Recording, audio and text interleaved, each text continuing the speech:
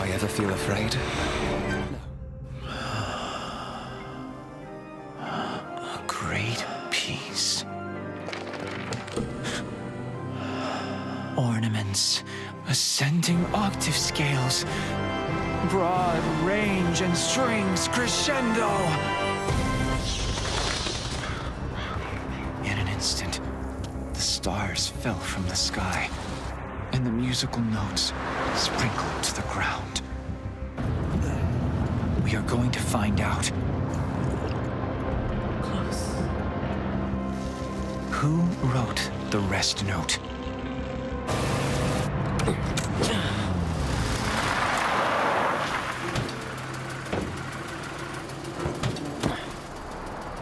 Here we are.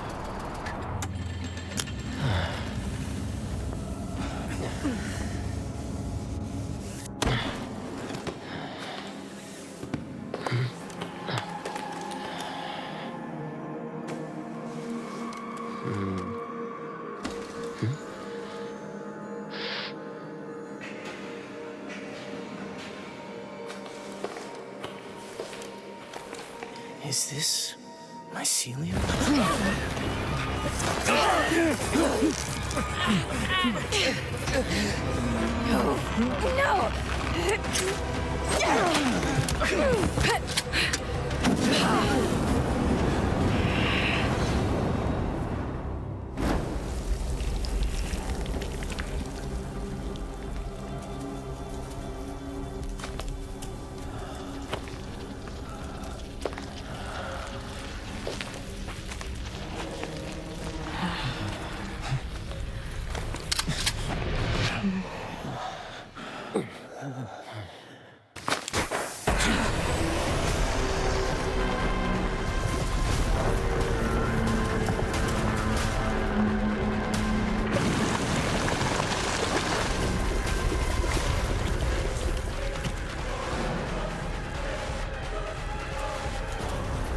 This is finally.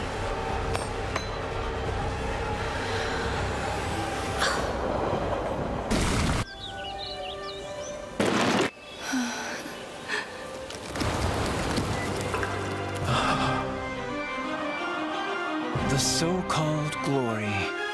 It's just fool's opinionatedness. In the quest for the unknown, we may have a glimpse of the brave new world. The rest note is announcing the advent of the greatest masterpiece.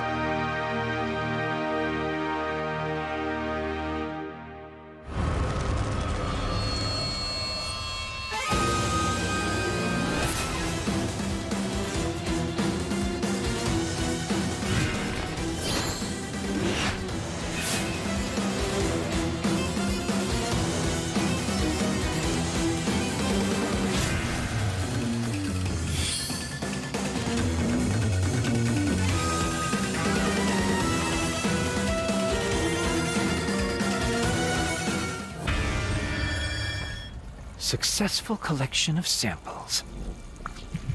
Begin extracting and separating the toxins. Left! A little more to the left! I can finally restart the experiment. The subjects are in position.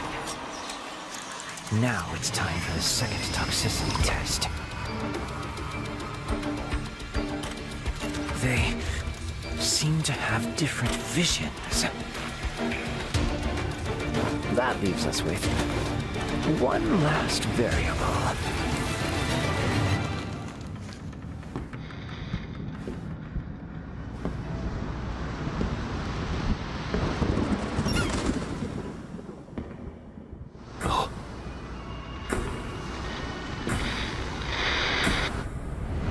It's an honor, Mr. Inference.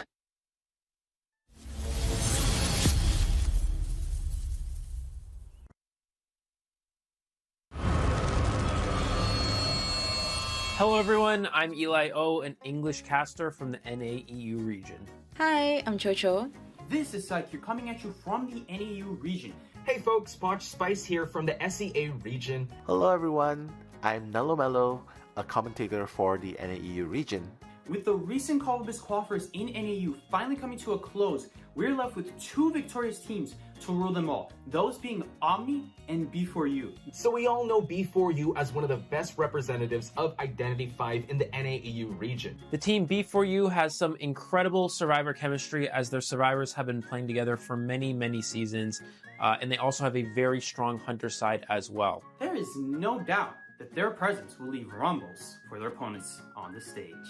I'm excited to see what they have to offer in the big stage. Along with them comes Omni. Their new appearance adds a wild card to the table. Since their performance in IVT 2023 to the qualifiers, they have grown a lot, and sky is definitely the limit for this team. So we should expect to see some good things from them in this upcoming global event. So for those of you guys that are watching that want to support Team B4U, that wants to support Team Omni, or even the whole NAEU region, make sure to come out and show support for your favorite NAU team as they come out to compete for the ultimate test of glory.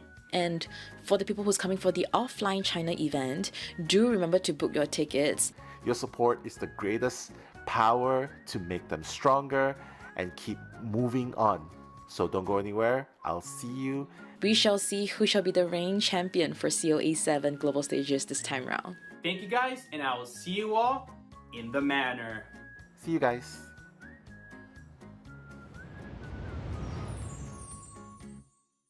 Hello สวัสดีครับโมบิดินะครับ สวัสดีค่ะจุ๊บโลว่านะคะ สวัสดีค่ะเลดี้โซลัน สวัสดีครับผมเจ2 s นะครับผมแคสเตอร์จากโซนเซาท์อีสเอเชียใน COAVII 7 ในครั้งนี้ครับ ปีนี้ต้องบอกเลยว่าการแข่งขันรอบคัดเลือก Call of Duty 7 ในโซน South East Asia สู่สีและก็ดุเดือดกันมากๆครับ และบอกเลยว่าทุกทีมนี่จัดเต็มกันสุดๆเลยค่ะ นะแต่ว่ามีเพียงแค่1ทีมเท่านั้นค่ะที่ได้เข้าสู่รอบของ Global Final นั่นก็คือทีม GH ค่ะ ตามทางหน้าของ FT Future ที่ก่อนหน้านี้ได้ตั๋วการันตีเข้ารอบไปจากการเป็นแชมป์ IVC นั่นเองครับ ก็บอกเลยนะว่าถึงแม้ปีนี้กูแล้วฟันของเรานะคะจะมีการเปลี่ยนไลน์อัพภายในทีมสมาชิกกันไปแต่พวกเขาเนี่ยก็สามารถเตรียมพร้อมเผชิญในศึกครั้งนี้อย่าง Call of Duty 7 ค่ะ ทำให้รูปแบบแผนต่างๆของการเล่นมีความหลากหลายมากขึ้นแล้วก็ส่งผลให้ทีมของเขามีความแข็งแกร่งมากขึ้นกว่าเดิมนั่นเองครับ รวมไปถึงค่ะทีม FT ด้วยนะคะที่เรียกได้ว่าปีนี้เนี่ยมาแรงเลยเพราะว่าเป็นถึงแชมป์ของ IVC 2023 เลยค่ะ ก็แน่นอนว่า SDA ของเราในปีนี้นี่ต้องบอกเลยว่าได้ลุ้นแน่นอนนะอยากให้ทุกคนเนี่ยเข้ามาดูไลฟ์ถ่ายทอดสดของเราไปด้วยกันนะคะเพราะว่าในปีนี้บอกเลยนะดูเด็ดเผ็ดมันกันจริงๆต้องฝากทุกคนนะครับผมช่วยเป็นกำลังใจให้ทั้ง2ทีมด้วยเนาะ GS กับ FT นะครับผมในการเข้าแข่งขัน COA ครั้งนี้นะครับเพราะทุกแรงใจแรงเชียร์จะมีค่ามหาศาลกับพวกเขาแน่นอนไปนะมาร่วมให้กำลังใจสนับสนุนกันเยอะๆค่ะเย้สู้ๆไปด้วยกันนะคะคว้าแชมป์ไปด้วยกันฮะ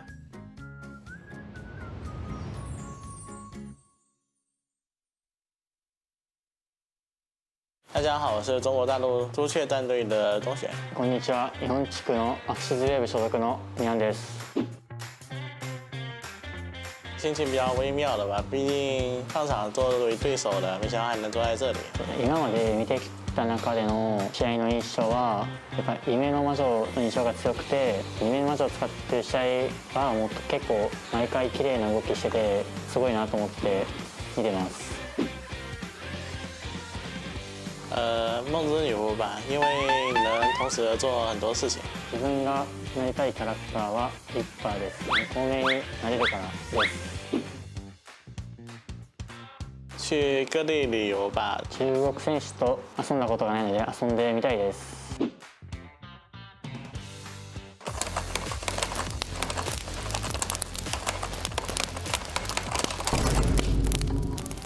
就是有没有想对他让他做的一个惩罚？希望他们比赛除了我们以外都能赢吧。这是你能第一次来到中国吧？这个的话是送给你的，是中国非遗文化的剪纸。おお、谢谢ロンシェン。不客气，欢迎来到中国玩。試合で緊張したりするときにどんな感じで落ち着かせたりしていますか？如果紧张的话就深呼吸吧，然后想一下平时是怎么打的就可以了。这次正好我们赛场再见。決勝トーナメントでまた会いましょう。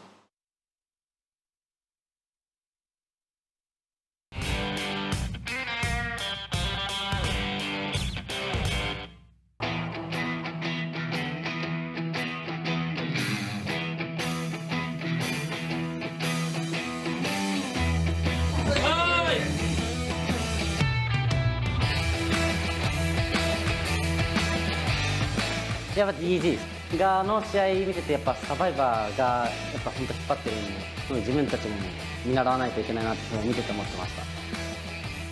I'm not sure. Oh! Elbow pad. 其实这张图也是我们比较练得多的一张图，我还是比较有信心三抓的。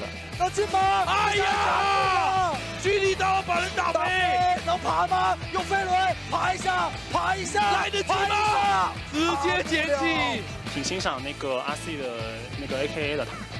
高速遇到的小鳥の使い方。ただ乗り越えは間に合いませんでした。他角色池很丰富，有小丑还有老头，很厉害。你也练个老头。次の試合も全力で頑張るので応援よろしくお願いします。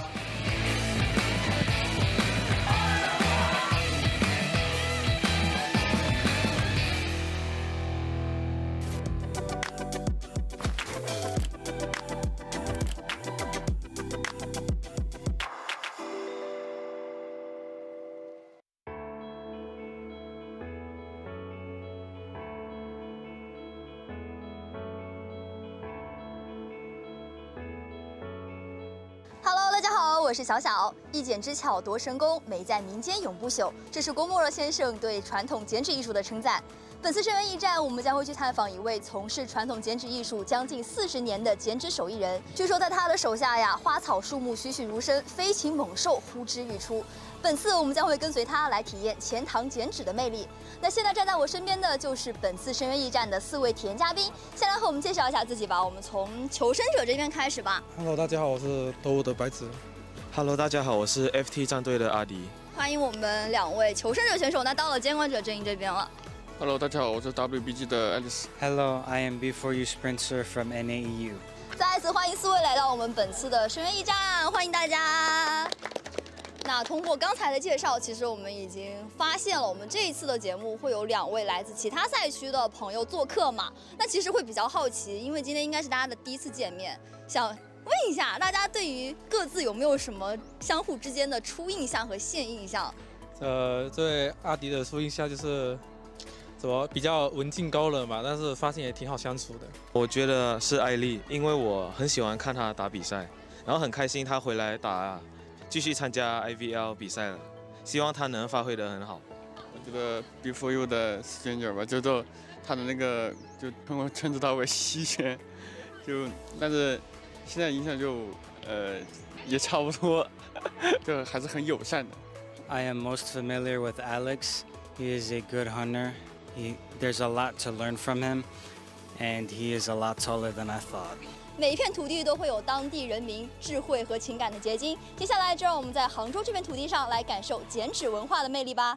现在我们已经来到了杭州工业美术博物馆剪纸工作室。现在站在我身边的就是我们今天的老师方建国先生。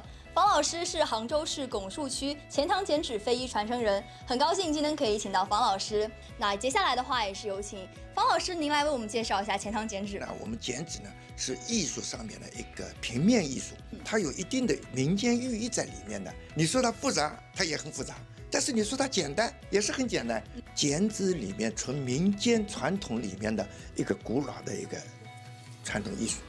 那在刚才听完方老师介绍了这么多之后，相信我们的选手对于剪纸有了一定的了解，也勾起了他们一定的兴趣。那同样，今天我们的选手也会分为2组，分别是我左手边的求生者方，还有我右手边的监管者方。2组选手在会完成他们的作品之后，相互进行一个评价。我们一起期待一下我们4位选手的表现吧。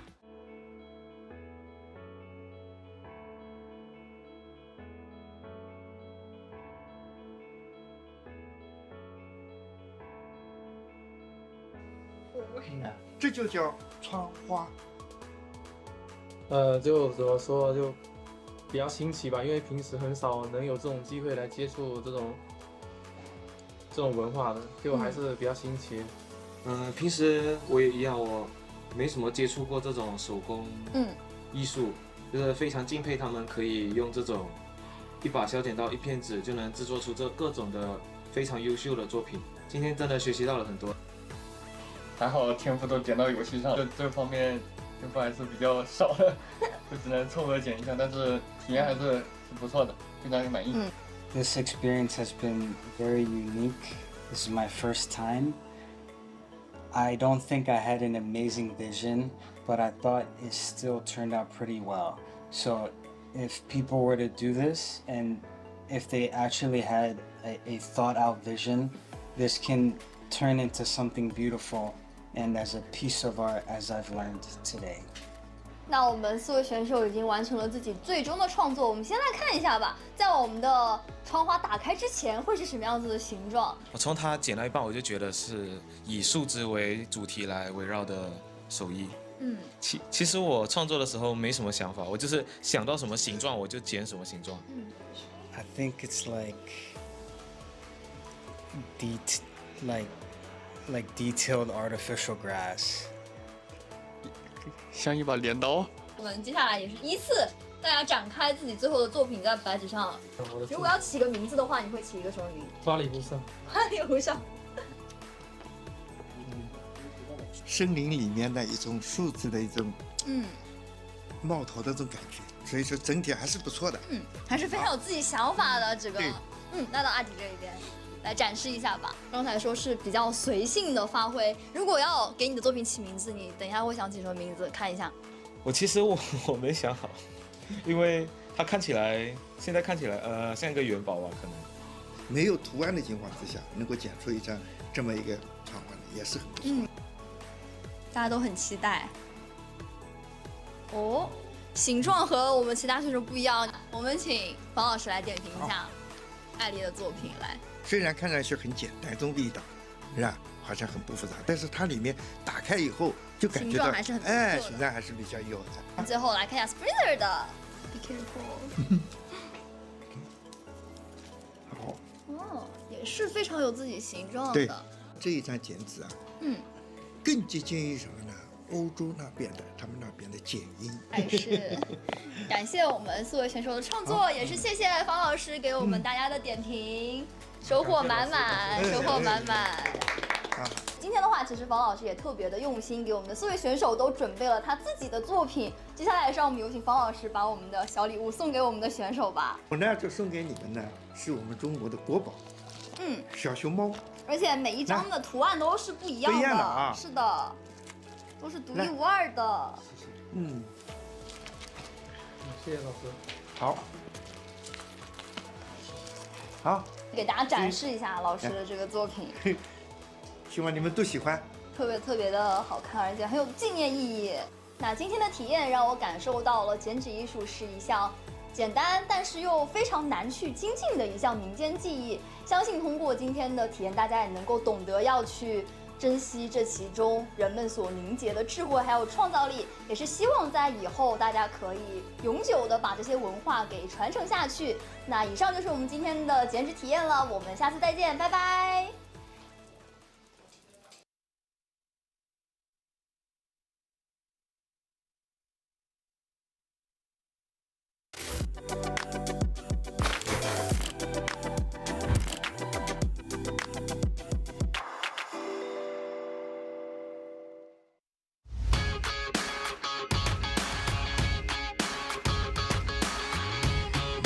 大家好，我是你们的老朋友初夏。本次深渊的驿站，我们来到了杭州扇子名起王星记，来体验非物质文化遗产杭扇的魅力。小伙伴先来给大家做个自我介绍吧。大家好，我是中国大陆赛区成都狼队的487。Hello, Skyfall from GH。こんにちは、データディビジョンのドリスです。よろしくお願いします。大家好，我是MRC的许源乐。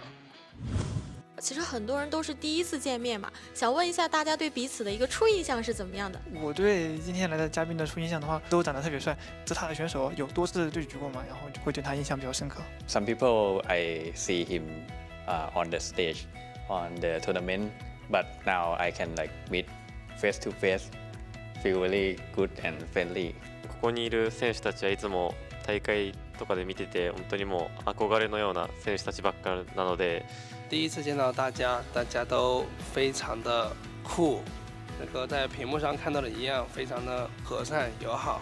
让我比较印象深刻的是斗地主的那把红教堂祭司，使用非常的精准，然后很厉害，非常期待这次的旅程。那接下来我们话不多说，一起来一场扇文化之旅吧。我们现在来到了王星记扇博物馆。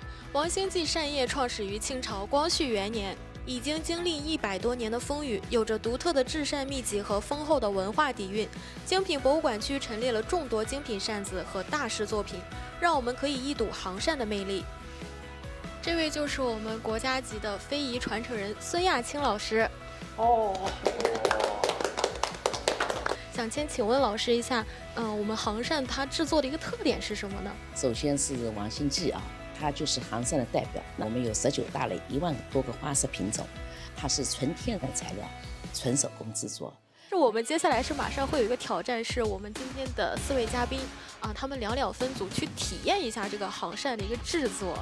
3、2、1，我们都会一样的。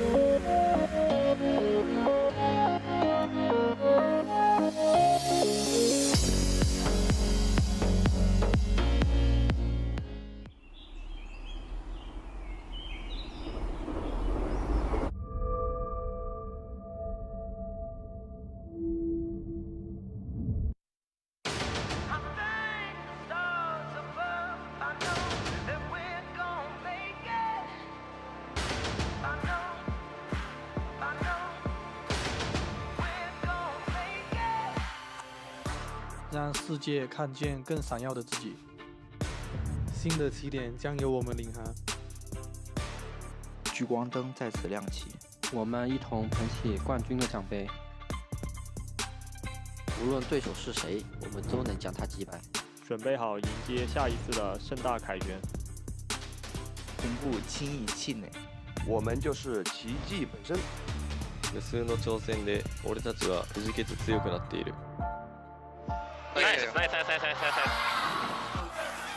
用绝对的实力击碎质疑和嘲笑。压力和争议下迸发的光芒，终将照亮属于我们的那片天空。世界は俺たちの登場を待っている。風暴只會令我哋越嚟越堅韌。And ceaseless battles will craft our brilliance。地下字幕，拉妹，不要死幕。 이 끝없는 전장에서 우리는 두려움 없는 안내자이다. Every attack marks the beginning of a legend. 運命の恩恵を待つより、自らの手で勝利を作り出す。我们回首过去，也创造未来。一不服输的一直战斗到最后一刻。在逐梦前行的舞台上，荣耀的传奇等待我们续写。人皇上板。 我来了，我来了。静かであるほど心の声を大事にしなければならない。不问前路，只为巅峰。迷雾的尽头是希望的曙光。Our streets towards victory will not cease。それは俺たちの腐敗の宣言。挚爱与众望终会殊途同归。跨越万难，冲破长夜。换上，走走走走走走走。 好大牌，好大牌，好大牌。OK， 好叫。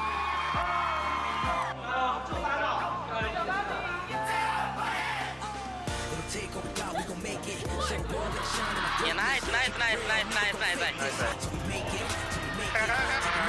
持10秒可以吗？10秒，我这台技能开。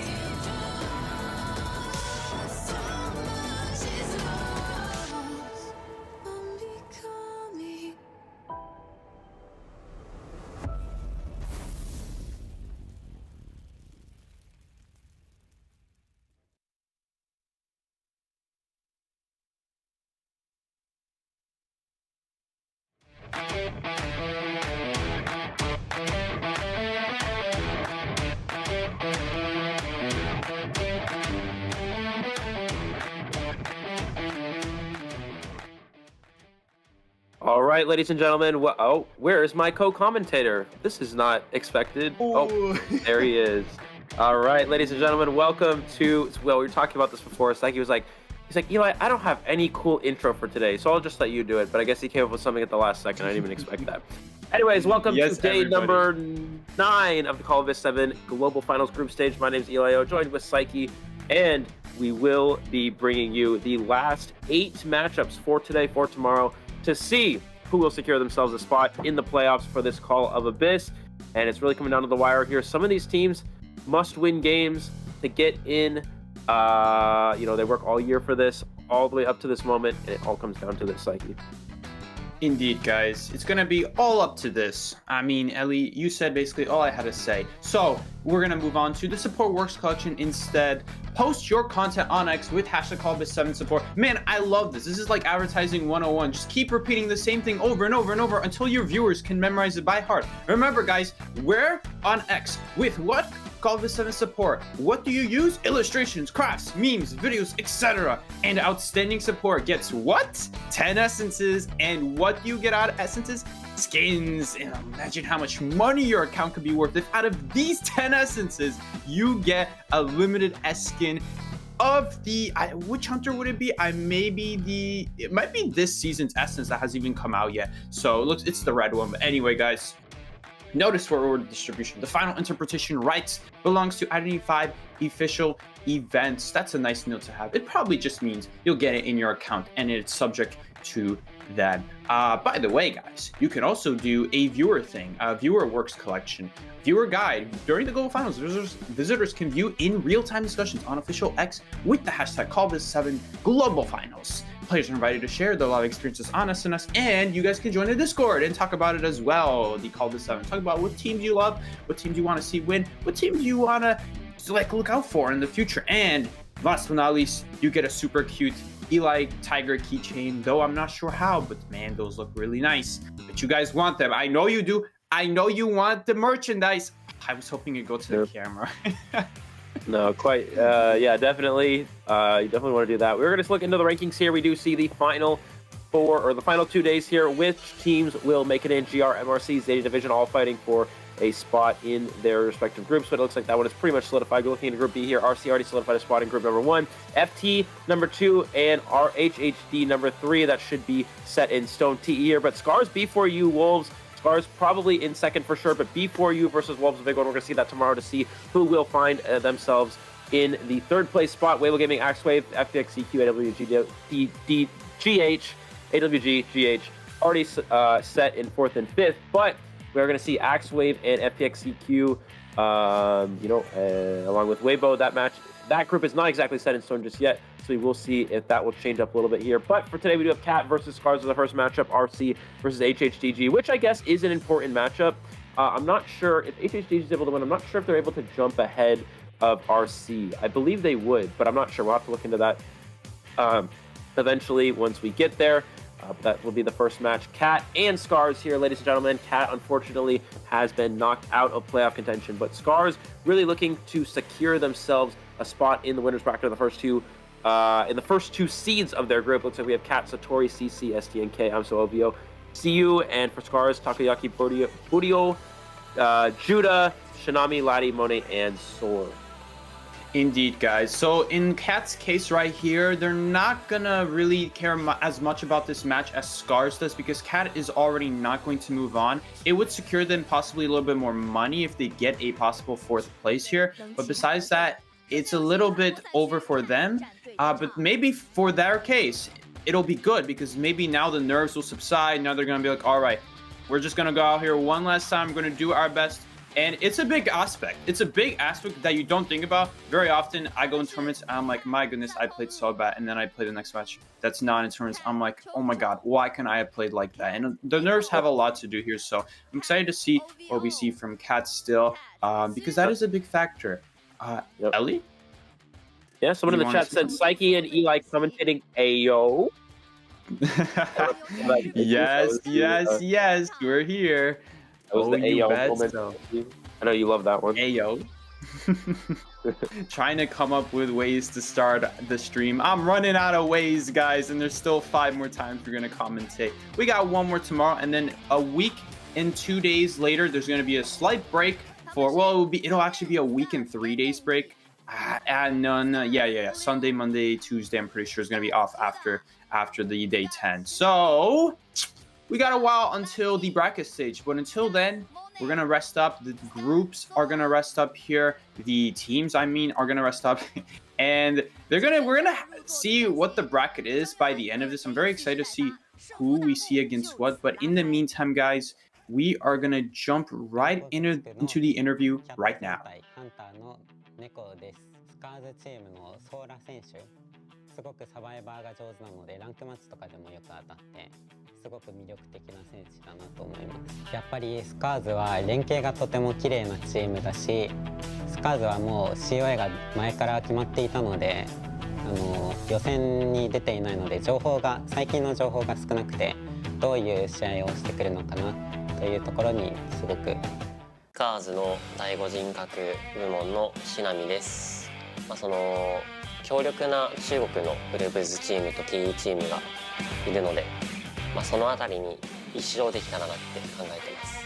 はい、キャッツとの試合で一番戦いたい相手は、ステネコ選手です。ステネコ選手、そのハンターとしての情報がすごく少ない選手なので、対策が予想できないっていうのがちょっと難しいんじゃないかなって思います。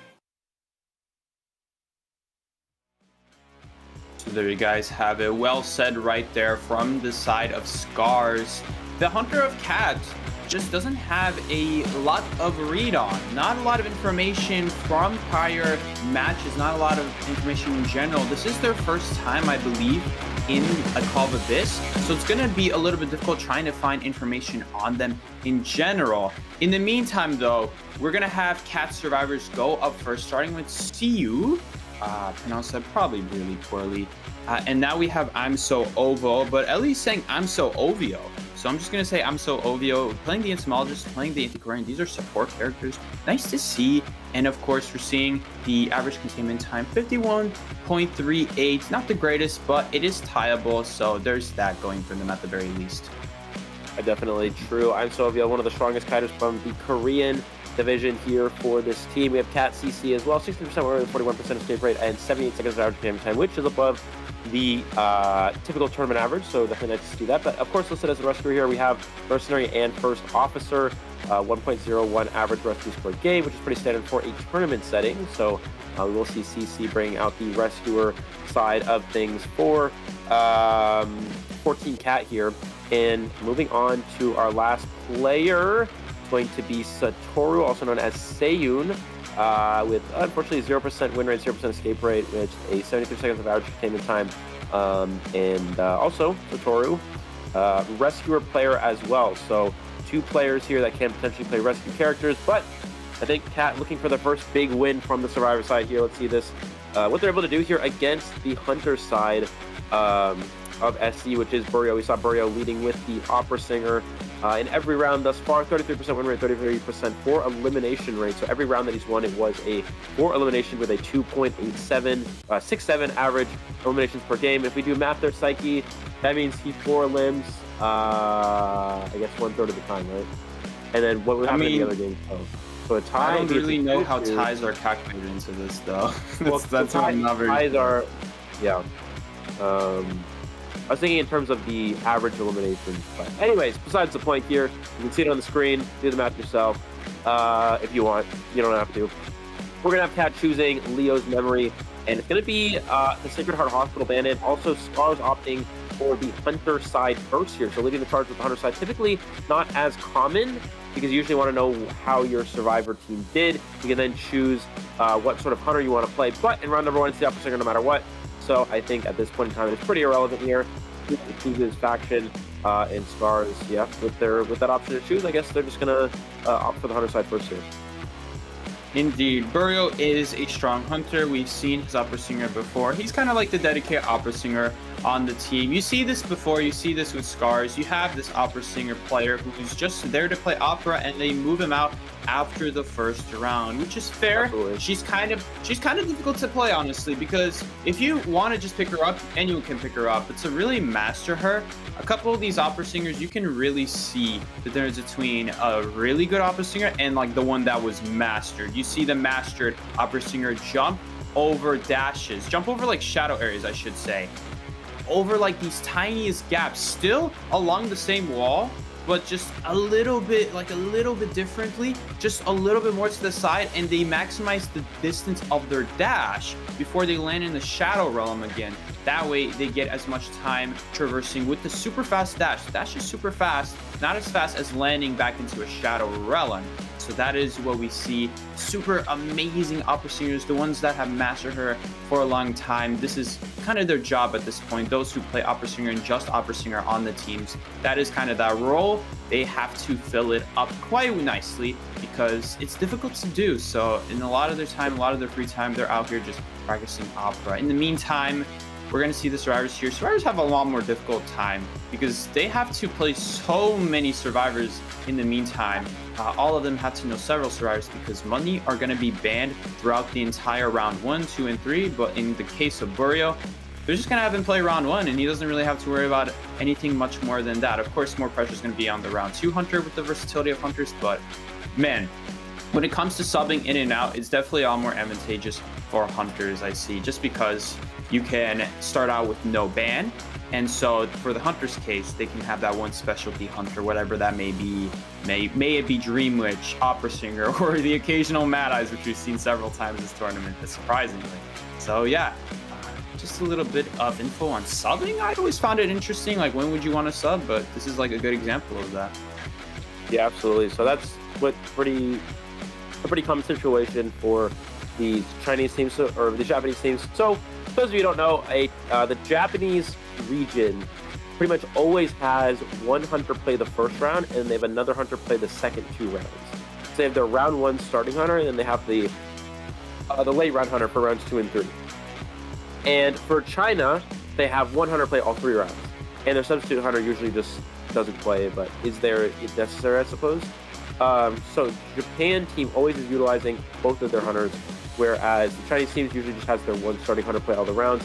Similar to the NAU region, similar to the Southeast Asia region, similar to most regions, but Japan does have a unique approach with that, having one hunter play the first round, and they have their second and third round hunter play the last 2 rounds.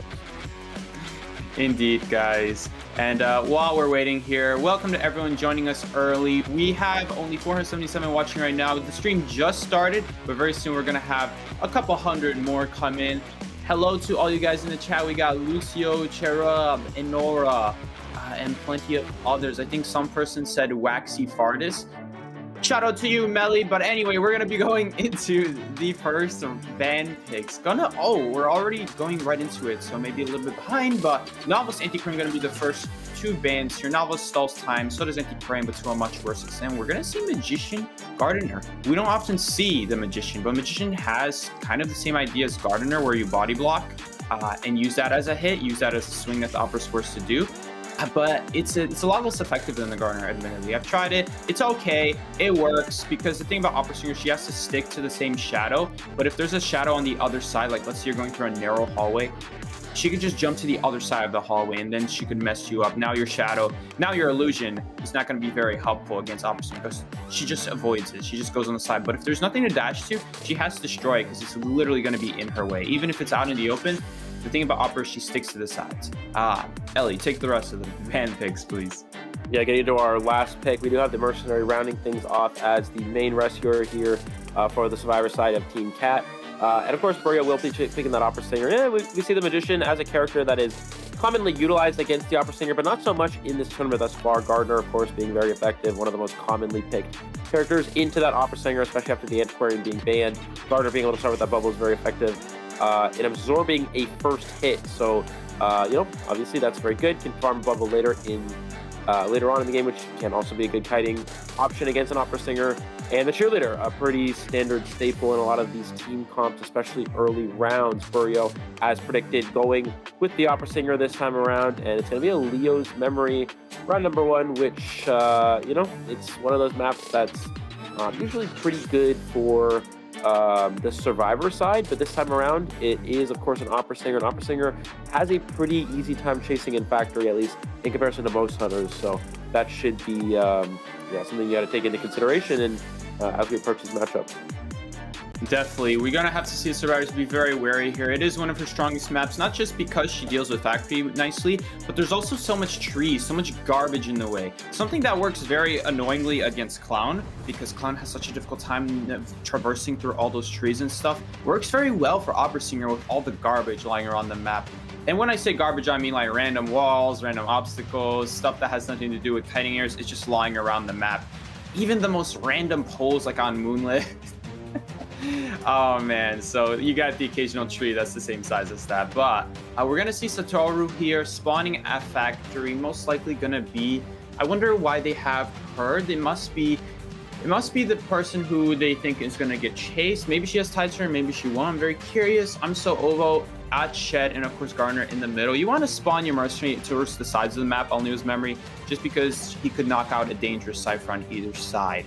We're going to see the builds here. So Cheerleader does in fact have the tide turner, thinking that the hunter might not chase her just because she isn't a strong kiting area. Though if she has kiting build, which she does as well, it also makes perfect sense because they're worried about it. They're not sure if the cheerleader's gonna get chased or not. So in either case, they gave her a good kiting build. The rest, ooh, Gardner has double kiting, and we only see one tide turner. Usually we see the Gardner with the tide turner. Interesting. But anyway, guys, I'm your commentator Psyche, along with Elio. Let's get right into the first round.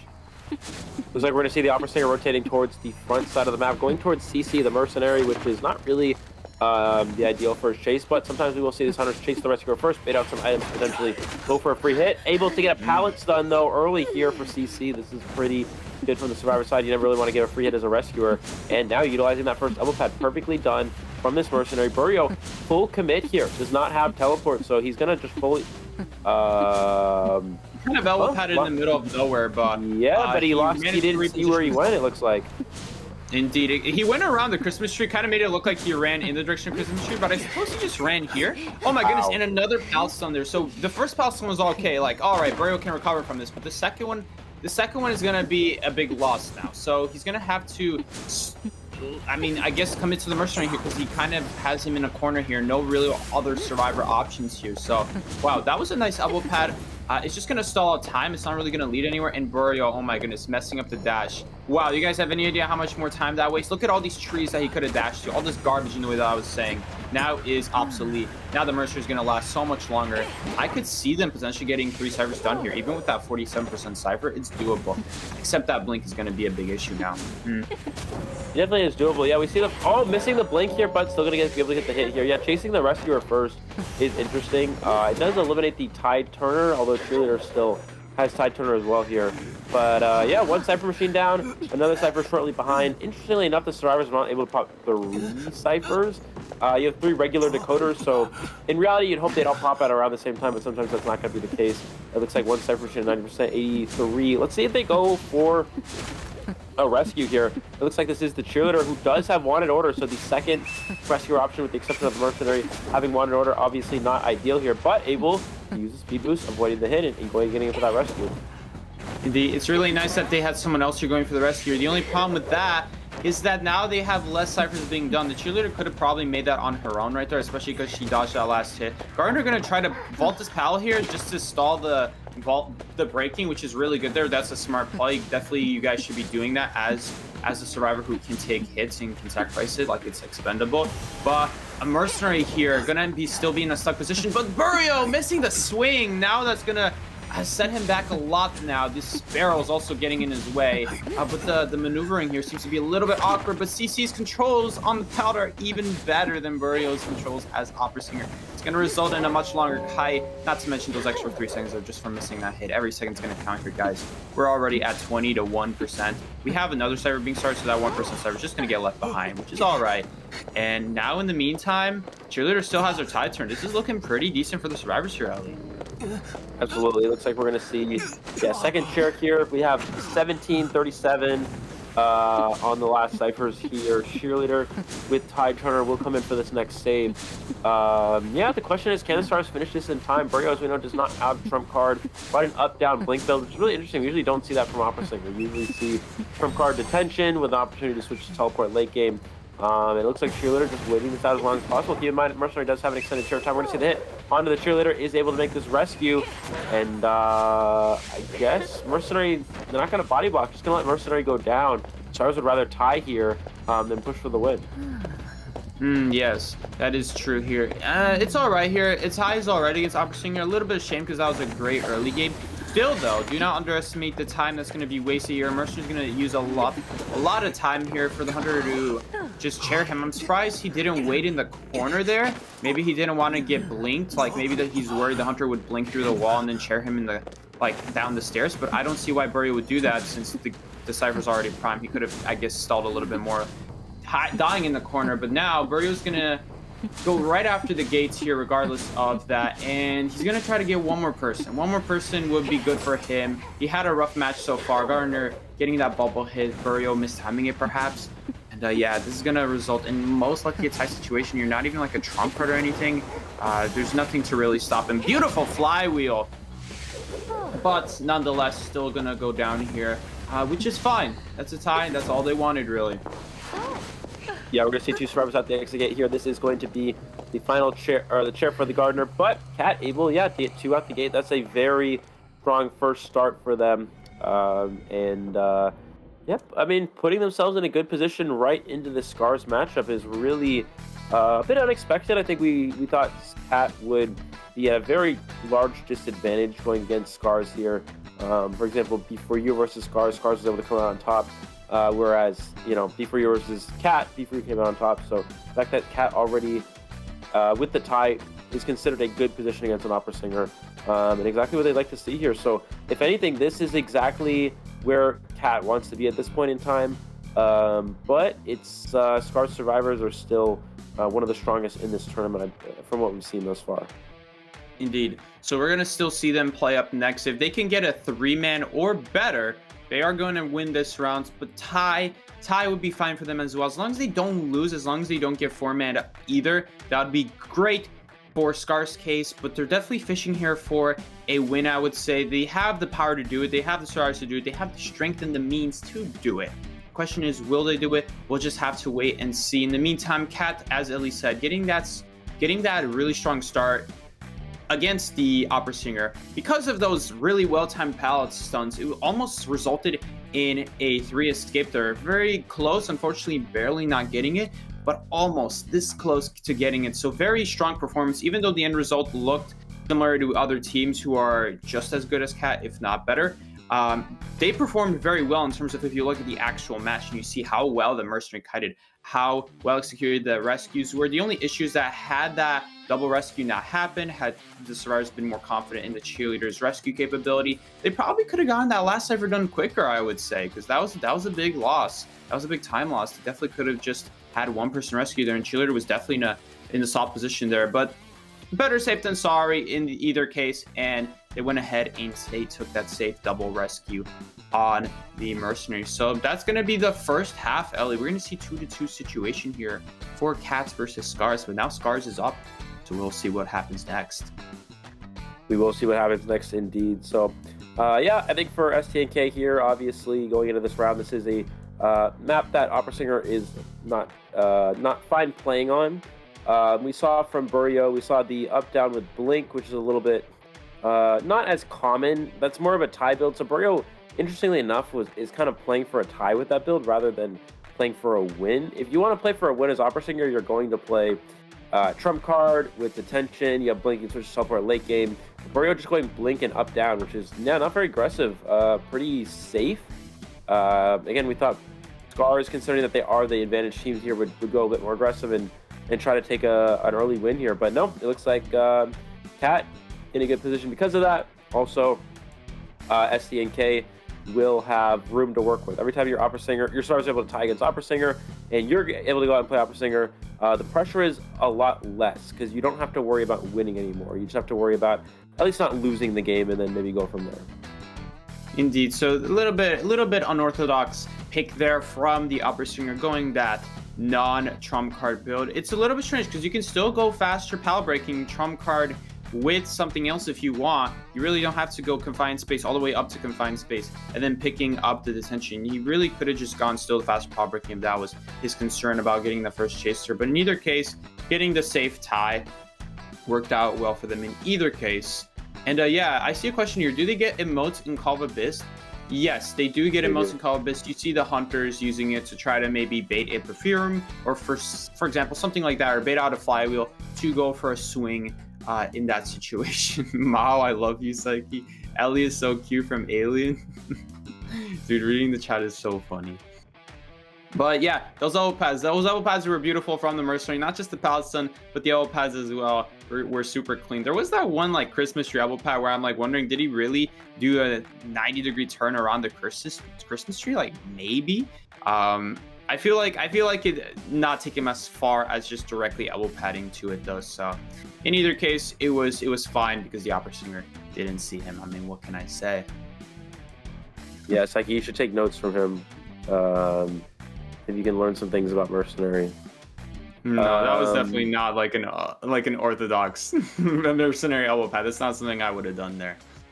I would not have taken notes from the second elbow pad, but the first and third were pretty good. All right. Hello? Anyways, we're gonna look into our. Huh? Oh. Sorry, you were quiet there. Nope, I was late reading the statistics. So getting into the next survivor here, we do have Shinami with a 22% win rate, 22% escape rate, 15 seconds average containment time. I'm gonna see how fast I can read these. Okay, the next one. Ready? I'm gonna see how fast I can read this. Okay, wait for Get ready, Ellie. Here we go. Wait for it. All right, we have Soar here. 20% win rate, 44% escape rate with 48 seconds average containment time, 108.69 average decoding progress with 0.44 rescues per game and an average of 6,234 deduction points. Pretty good for Soar, I would say. Psyche, what do you think? Yeah, I really retained a lot of information from that super fast read there. Soar, pretty good survivor. He's one of the more well-known members of Scars here. Although Scars in general is like a very memorable team. A lot of people know Scars, similar to Zeta, both Japanese teams here. Now we have money. Here comes the money. Here comes the money. Money. 22.2% win rate here, 33.3% escape rate. So on the lower end, unfortunately, but the average containment time is great. That's a pretty solid containment time. So as long as he can kite for his other teammates and they get out, I mean, that's still pretty good. That's a pretty good situation to be in. And last but not least, we're gonna have the last survivor player here, which is, I am going to say, well, definitely not waiting for the name, Judah. Judah is gonna be the rescuer player, getting that, how many rescues? 1.56 average rescues. So every once in a while getting 2 rescues, every once in a while only getting 1 rescue, which is above average. You really only see the rescuer do 1 rescue and then they have someone else do the rescue. But if they're rescuing again, it probably suggests that they were like in a winning position to make it worth doing that second rescue. So that says a lot. Either that or they were in a tie position and they had someone go knock down and they had to rescue him. In either case, we're gonna have STNK here. They've been playing for a while now. We've seen them play a good bit now, a good chunk. It's always like a not a throw up. It's always like a toss up with STNK because you never know. Are they going to play Wax first round? Or are they going to go Opera? I think we've gone double Opera first round and then a single Wax Artist round 1. So I'm very curious. Will they even it out and go for a second Wax Artist here? It's going to be interesting to see. I'm going to be very interested to see. In either case, I think it's going to be a fun matchup here, guys. STNK always brings something new to the table, something wild that you wouldn't expect here. So let's see it. I think Ellie might be reading the chat. No, I'm not. I don't read the chats like you. All right, I see how it is. You hear that, guys? Ellie doesn't care about you. Get him. I'm kidding. Of course I read the chat. What the heck? Anyways, Psyche, on the in-between time, I guess we have, what are we gonna talk about? What's our topic for today? Oh, the Psyche, return did you of Coordinator gun debate? No, we're not going back to that. We're gonna leave that. We're gonna agree to disagree on that one. He has some good points, admittedly, but for me, I just don't feel like they're as relevant now that it's gone. But admittedly, it was the best item. That's why they got rid of it. Psyche's not really right, but it's okay. Yeah, we'll move on to a new conversation. Psyche, what'd you eat for dinner today, Psyche? I had some nice Panda Express. Remember how last stream I was talking about that? Oh, I literally had that last night. I literally had that for dinner last night. You had Kung Pao chicken? No, but I had Panda Express. Oh yeah, okay. Gotta love the Panda Express. All right, Psyche. I know they're not authentic, but okay, I was literally gonna ask you if you thought it was authentic or not. Good answer. That's correct. Screw you. You know what's funny, Ellie? Just like yesterday, I was talking about how I hate potatoes, I don't like rice, and I don't like noodles. And then I go to Panda Express. You guys will be like looking like, Psyche, what are you talking about then? Why are you going to Panda Express? And that's all they serve. I'm like, no, No, they don't. They also serve vegetables, which it seems like no one seems to get. I mean, I don't know who goes to Panda Express for vegetables, but yeah, I'm not sure. I don't, like I said, don't like the rice, don't like the noodles. It doesn't matter. I don't want to try it. Vegetables are the way to go, guys. They're also healthy for you. Come on, eat up, and kids. Psyche doesn't eat rice. So there you go. I don't like rice. At least, like, I remember a long time ago, my mom used to serve her rice with like some like Asian sauce. I forgot what it was, and now she doesn't anymore. And now I'm really sad. Now I don't really like rice. Getting our match here, we are going to have the Ed Query, the Gardeners, the first two bands here for STNK, followed up with the Cheerleader. Looks like Mercenary is going to be still available for the survivors to be picked here. We have the Patient and the Airplanist as the first two. And let's see where they go, which direction they're going to opt for. Will they go for a potential rescue at this point or continue along with the Kiters? They do already have an Airplanist, which can be used to be a rescue character, but not exactly the safest rescue character as it is chaseable early on. Looks like it is going to be the Mercenary as we talked about. 4 scars here. And as for STNK, looking at the last band, some sort of kiting character, maybe Decoder, maybe Lawyer, maybe Explorer. We do know Explorer is a pretty strong character against the Opera Singer here in the Leo's memories. There's a significant amount of hiding spaces, but looks like it's actually going to be the Seer. A lot of options for scars here to go with. You have Magician, Perfumer, Explorer, Lawyer, what else? Acrobat. There we go. Mine.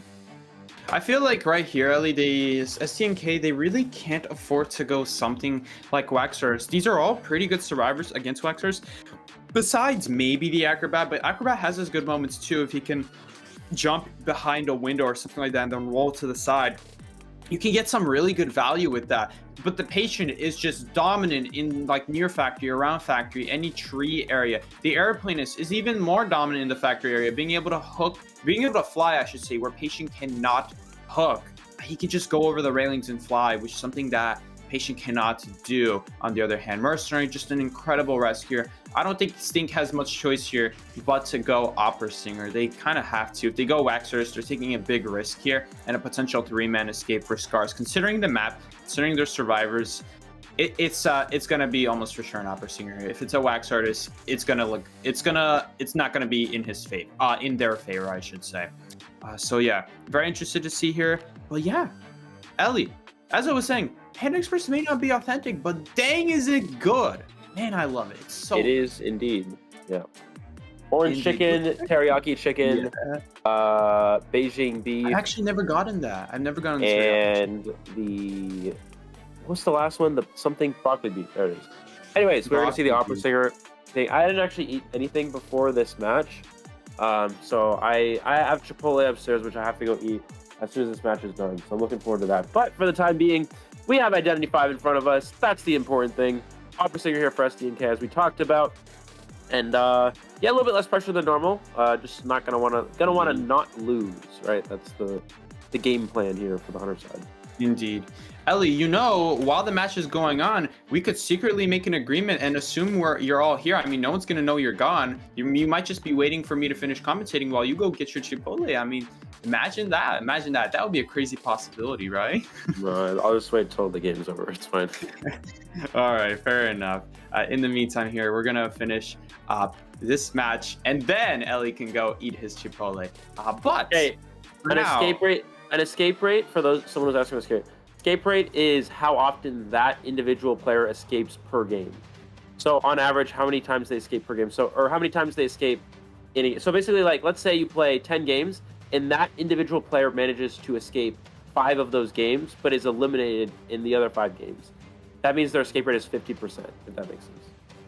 Ooh, yes, that is how math works. Thank you for the math lesson, Ellie. And now we're going to see the L spawn here. Interesting, we don't usually see the L spawn on a map like this, just because it's not that favorable on Leo's memory. It's not that easy to reach areas around the corner. You kind of have those 2 pallets in that window in that area, which is a good cutting area against Opera, but you really got to make it last, because besides that's going to be hard to escape. I suppose Mercenary can elbow pad out and then go to the front gate area near Christmas tree. That would be a pretty good idea. That'd be a pretty good strategy. So I'm very curious if we see that play. It all depends if Stink even decides to go after Mercenary. STNK. I just put the I in the middle. I'm like, okay, stink it is. Oh yeah, but technically it's STNK. So we're gonna go here with the Tide. Airplane is one of the weaker chase targets. So that's gonna be advantageous if STNK can find that airplanist, but in the meantime, we're not going to see him go after the Mercenary. We're going to see Mercenary immediately get on that Cypher, so it was advantageous for them, I would say, to get that Cypher early. Maybe if STNK spawned a bit differently to block the Mercenary, I suppose that could be another solution. But anyway, Mane here, being the first kite here, being the Acrobat here, he's going to have a pretty good area. Acrobat's pretty good in this area. A lot of areas to just block out with his ball. I'm very excited to see what he does here. No confine. Absolutely. Yeah, we're going to see the switch here into the hit. Potentially does get the hit onto Mone here. So early hit onto this Acrobat. Caught in a bit of a tough spot. Did miss a dash there, so that's going to waste a little bit of time. But yeah, just going to kite around this window as best as possible. Dungeon is in the area, so they do have to be careful. Basement, sorry. And just going to... Will they take the loop? Oh, you know what, Psyche, they could have done? We're going to see... Wow, quick down onto Mone. Say we could have seen the Shack loop play that we've seen before. I don't know if you recall that. Kind of like drop the firebomb at the entrance and then go back to that window. We'll just use the window over and over with like the bomb. Because he just didn't have any confined space there, so he could really take advantage of it. He was taking advantage of it earlier, but then decided to leave, and that was going to be his downfall right there. So yeah, I definitely agree with you, Ellie, there. It would have been a really nice play to see there from Mane. But in the meantime, STNK is going to get a tasty, juicy, I mean succulent, delicious basement here in the meantime. But Judah actually going to sneak through somehow, some way. Going to get a free rescue, essentially. He still has to escape without taking a hit. So we're just going to wait inside here and then forces Hunter to chase the survivor. If you guys are wondering why is Hunter not going after the Mercenary there, it's because you really can't afford to go after the Mercenary there. If you do, you really risk losing the Acrobat or whoever you rescued. That's going to be a big problem here. And especially because Mercenary will be able to help Pat out in the... Anyway, no matter what. So at most, you'll get one hit on him. So... Mane here going to go down in the corner here, maximizing the deco time, and the chair is always going to be far away from this corner here, so well done from Mane here. Just using up as much time as possible. I think we saw the airplanist pass the dungeon right there. Oh, no, I'm tripping. He must have just passed the tree or something, but yeah, we're going to see the rescue here. Yeah, we are going to see the rescuer come in for this save. And it looks like based off, just trying to mind game around the pallet. Oh, so able to avoid this. Excellent job from the airplanist. Able to make the save here on to the Acrobat. Acrobat, of course, save after half, so not much to work with here. Gonna see the slow bomb. Can he make it to the pound in time? No, the Opera Singer is just too fast. That is the power of the Opera Singer here. And, you know, we're seeing trump card detention. So there is an opportunity for a aggressive approach as this game progresses here for STNK. Oh my, that's an annoying white bomb, guys, here, because it's not going to let him escape, but it is going to slow down the Hunter a lot. Even though this chase is in the bag, every second is going to count here. I mean, it might be the difference between that Shed Cypher. Oh, no. Patient Cypher is not at Shed. But it might be the difference between Patient getting his Cypher done and not being teleported on. We also have the other two Cyphers pretty close as well. Not super close, but definitely doable. Mercenary gonna get ignored here, decides it's not worth chasing him, and instead goes after someone who already finished his Cypher. I'm not so sure about that. Decides now to go after the Mercenary. 81%, which is still a solid amount of deco to have as a Hunter. You don't want it to be like 97, because at that point it's not really worth camping. So it's so easy for starters to just activate it once you hit. But 81, you can definitely defend this, but you have to defend it more ferociously than normal, just because any second they get on the decode, that's going to be like 10% of what they need to just get the Cyber Prime. It's going to be a big deal. Just a second will get them a massive amount of progress here to get that primed. So, in the meantime, we're going to see Patient here being super safe here. Well done here. Letting the airplanist prime the Cyber. This is exactly what you want to do. So Scars here playing this as optimally as possible. Remember, guys, patience wins. Don't sit on the gate and try to do it as you're getting teleported on. That's a great example of patience. So this is a more tame version of that. So try to be patient. That's what Scars is doing here. And it goes to show patience is key. Absolutely. We're going to see the hit onto the Mercenary. We'll be going down here. Last Cypher Machine, 95. Not going to be able to pop yet. They're going to have to go for the rescue. But actually, the survivor that has the Cypher Machine, 1, 2, 3, 4. The survivor that has the Cypher Machine ready is not the one that can rescue, or is the one that has to come for the rescue here. So airplanes have to finish another one. So they actually finished 2 full extra ciphers here. We see the rescue hit onto the patient, rescue onto the mercenary here. Cypher machine is ready, but still trump card for SCNK. There's an opportunity for a potential win in the end game here. Let's see how they're able to play it. This has to be done perfectly. We're going to see the hit. We're going to see the cypher pop. And can he utilize his trait to potentially go for a 3 survivor elimination? Indeed, I mean, it's gonna be very difficult, but he does have the mercenary in a pretty favorable spot. Okay, just gonna take the tie here. That's fine as well. Although he's going for one. Oh no. Okay, I feel like he could have. He had some time there since mercenary is gonna take quite a bit to pick himself up there, but still not gonna go for it. Not gonna check for tinnitus. He's just gonna pick up the mercenary. Decides to go for the safe tie after all. Absolutely. It looks like we're gonna see. He does have. Did he get tinnitus from the survivor? No, he didn't. He did not get tinnitus. So. That's a miracle that he didn't get tinnitus. Wow. Yeah, that is literally right on the edge. That is right on the edge of the vicinity. But it looks like Sword does have the exit gate open, but patient maybe can go for the rescue here. Has to be careful. We're gonna see the airplanist is gonna hide away here, Psyche, and the trick is on cooldown. They make the rescue. So SCNK needs to go back. Now the play for SCNK is making sure he doesn't get 3 escape. We were talking about a potential 3 kill, but the survivors have positioned pretty well. I think they might try to wait out detention at this point. This is going to be a sketchy situation for Cat right here, Ellie. I'm not so sure anymore. If he can find 1 survivor, he'll be fine. If not, hold on, with those dash misses, it's going to be a big deal. I think 35 seconds on detention. Yeah, so Mercenary has half health. That's enough to survive a hit, just like the other survivors who are also at full health here. They're all going to be able to essentially take a hit and walk out whatever they need to get out of. And as long as that patient, I think that is, he has to play it safe here. He has to be careful here. He's hiding his tracks. Well done. Look at that. That's the power of hiding his tracks, guys. No way. He was behind the tank, which is fine. And he hit his tracks, which is even better. That's what you're supposed to here. Attention, 3 seconds to go. Teleport back online, but the survivors can make it out the gate here. He teleports to the wrong gate. He teleports to the wrong exit gate, and Scars somehow turns what looked like a losing position into a 3 survivor escape. The dungeons open. The patient's there. Unbelievable turnaround for this survivor team.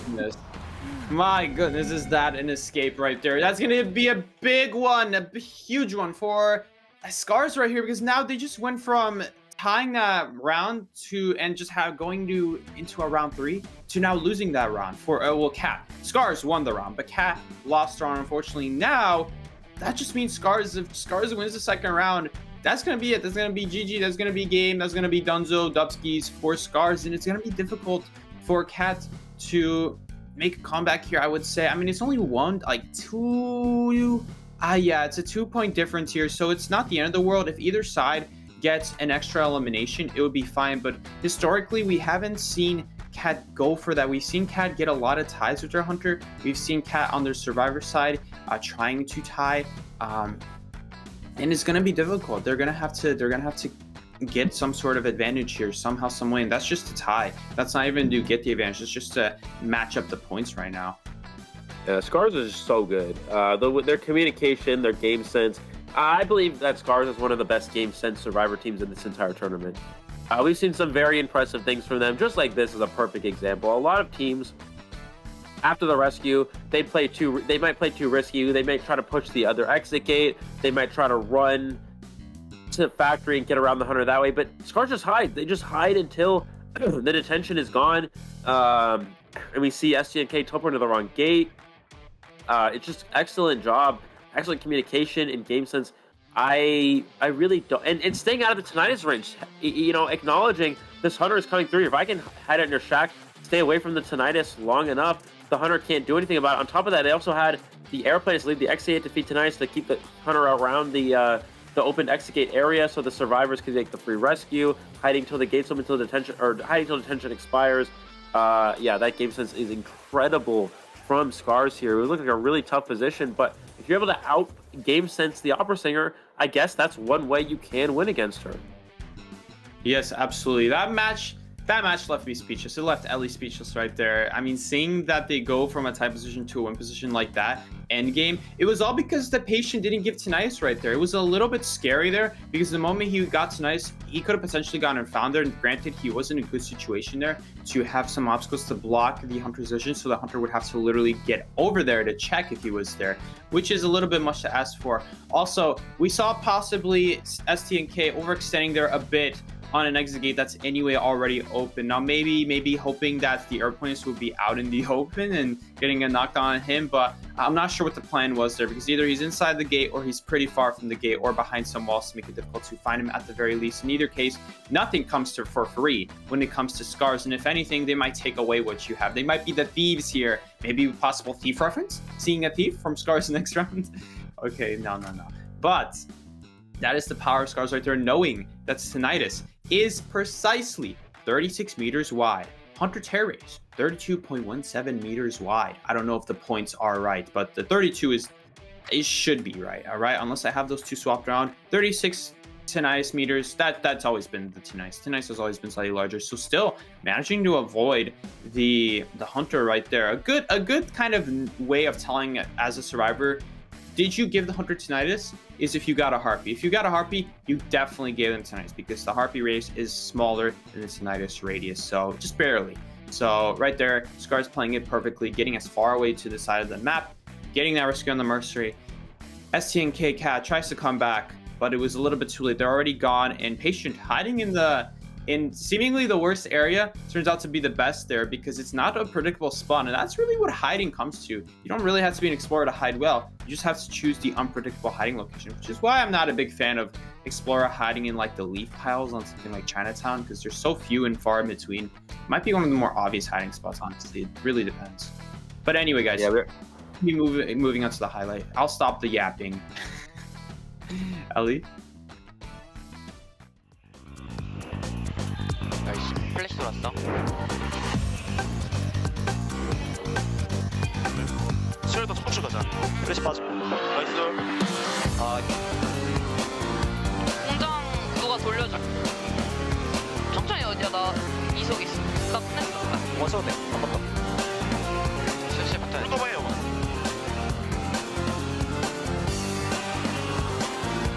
나 죽어 타임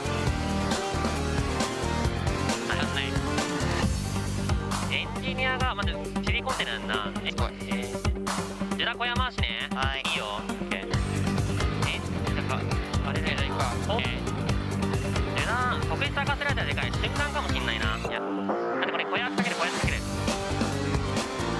ならあと2割ジェラ膝使ってもいいからあとやりたいの待っていくよあと1割タイミングお願い狙っていいよいいよこれあやっていってもいいかYo, guys, some of your comments here are hilarious. Sagi doesn't eat anything except for one chip and Panda Express. Don't recommend the one chip. Do recommend the Panda Express. That is honestly so true. But anyway, guys, we're going to be going into the COAVII 7 support wall. STNK, you are a piece of... Oh, man, I thought that said piece of something else. But piece of pretty tiramisu cake. Infinite love to STNK and Cat. Club Cat. Fighting STNK, that is the Hunter right there. Tiramisu, it's tiramisu. It's an Italian dessert. Tiramisu. All right. Well, Ellie's Italian. Of course, he's gonna correct me there. Tiramisu. Infinite love to STNK. And yeah, guys, very nice artwork. Looks pretty. And next up, we got Scars here. Do your best in the last two competition. Yep, this is going to be the last two matchups right here. Although, yeah, Scars plays one more after. They're playing back-to-back. I think they're going to play tomorrow as well, right? Against B4U? Right? Yeah. That is Wolves. Oopsies. Sorry, they already... they already played against Wolves. B4U. That was like in the day 5 or something like that. Do your best in the last two competition. SZ win, COAVII 7 support. I'm going to shut my trap now. And yeah, guys, if you'd like to go put your work on X, you could do so using hashtag COAVII 7 support. That way, you can get the attention of someone here in the NetEase area, and maybe you, yes, you, could get your artwork published on the stream. I mean, it's so exciting to see it happen. So, you never know, you gotta do it. Anyway, guys, I love your comments here. They're hilarious. Like, it probably likes applesauce. It's actually not as bad as people think. It's actually pretty good. No, though not the best. Ellie, what about you? What are you snacking on these days?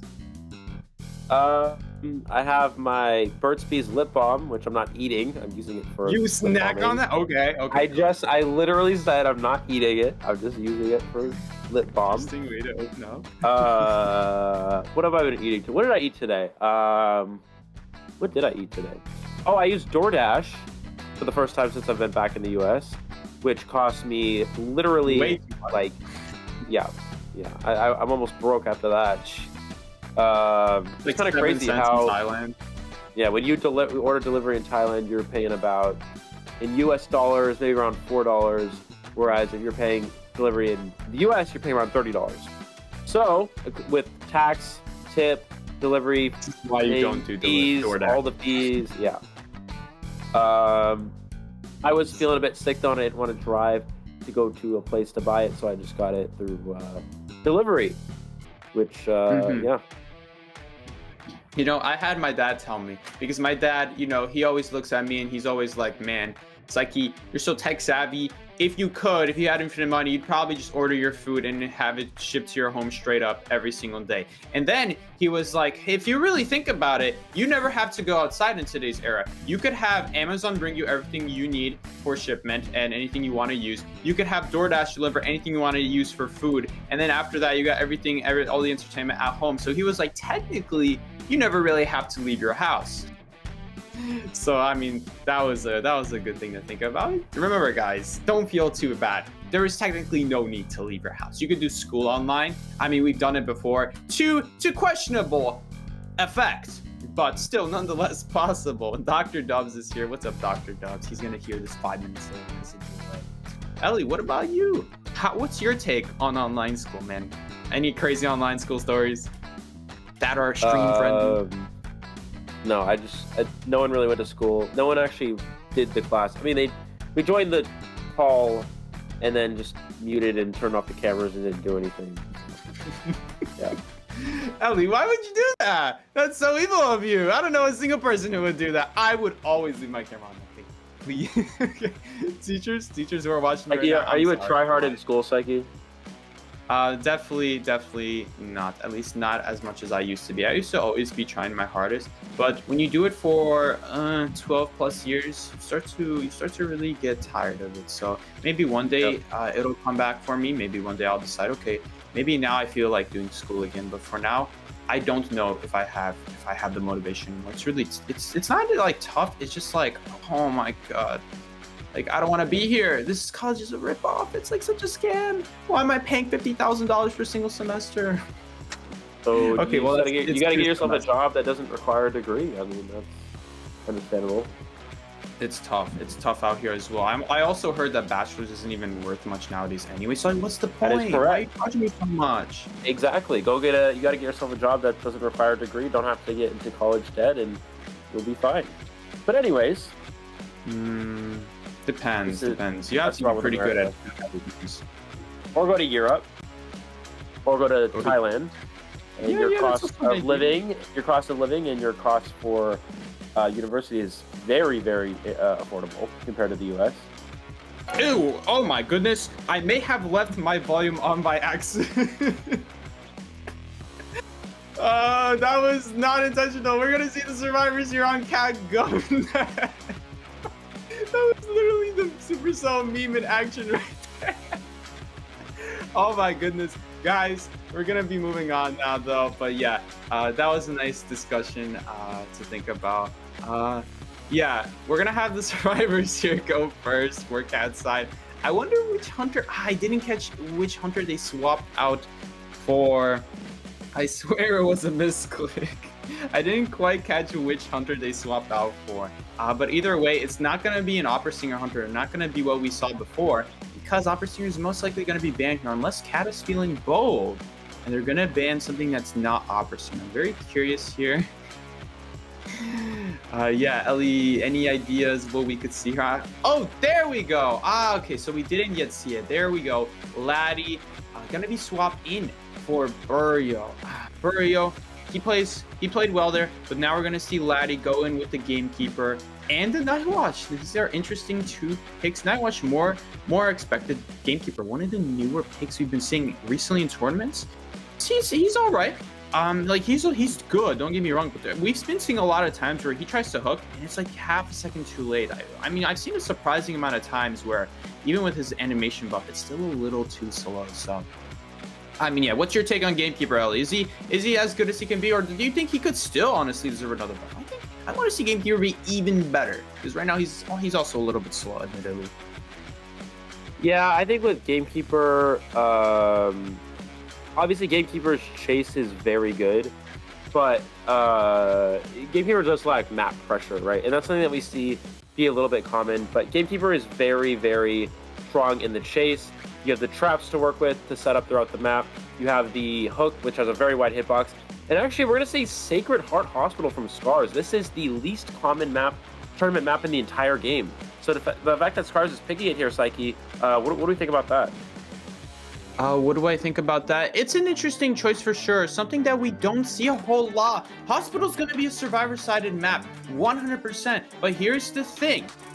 Perhaps the Hunter side for a Cat is ready for this. Maybe they've been also practicing the Hospital quite a bit and they're more prepared than the average Hunter is. Still, though, going against the average survivor who doesn't really practice a whole lot on Hospital, do you really need to? Because you could solo kite so well on Hospital. It's so difficult to get away with much. I'm waiting for the comments to come in. It's so difficult to get away with anything as Hunter on Hospital. Actually, Paradox, I closed the fridge with my leg or my foot. I don't use my hips for that. But anyways, it's like, how do you close the refrigerator? I take the handle and I push it. That's what I just like sometimes. So like, what if you're carrying things and you gotta close it with like your leg or like I just like. Oh yeah, I use my elbow. With my knee or no, I just do like the knee or like push with my foot or something. I don't know. But it's okay. I wash my feet all the time. Making sure the feet are clean. Always wash your feet. Topic. Back to the match. So I can't. Okay, well you got a different fridge than me. Yeah. Anyways, looks like we're gonna have the Seer as the final pick for Team Cat here, and yeah, I mean Sacred Heart Hospital. Never really picked because it's so weak for Hunter sides. Obviously, it benefits both team survivor sides, but it's so weak for Laddie as well here.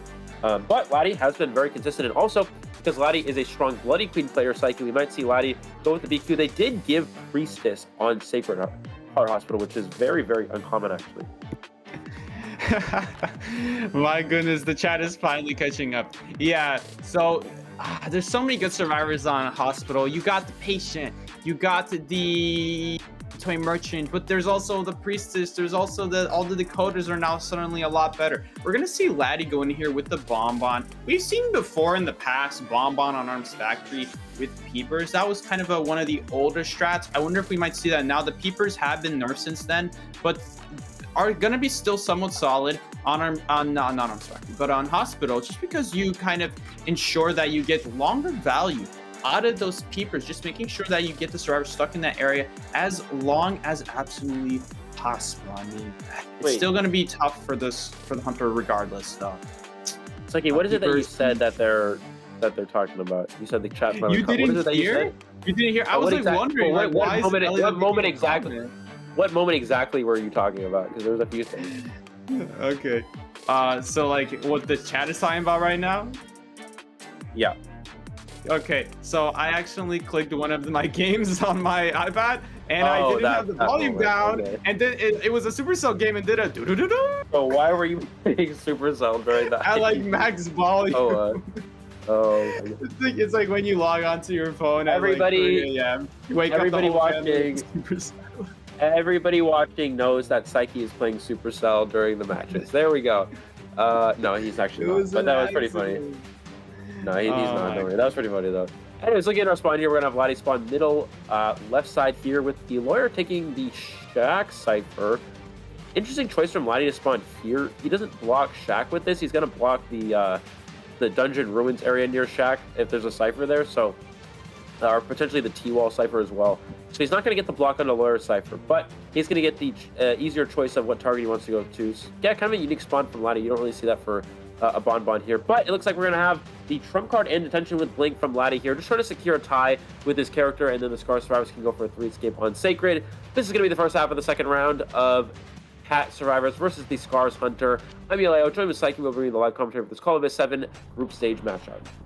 Indeed, guys. And we're going to see Laddie here, as I suspected here, going on the Seer. I wonder if he thought that maybe going after the Cypher wasn't really worth it at Shed. Maybe it's not worth as much as we thought, because he decided that going after the Seer here is going to be better. But Seer is already transitioning to Shed. This is why Hospital's so good. He just went straight after Shed, and there's not a whole lot as a Bonbon you can do here. Thankfully, though, mind giving the Seer and not heading towards the window, going out in the open air. I mean, I'd say this is just as easy to get hit by a bomb here. Not that much better, and I would have probably stayed out the window, but either way, Dio gonna get a beautiful bomb dash, followed by a beautiful ow. That's gonna keep him in this game compared to that really awkward situation he was in before. Now that's gonna keep him in. So thankfully, oh no, don't die!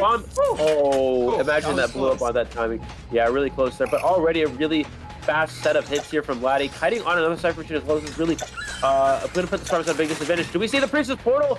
No, there was a portal, but he got clipped by the corner of the bomb there.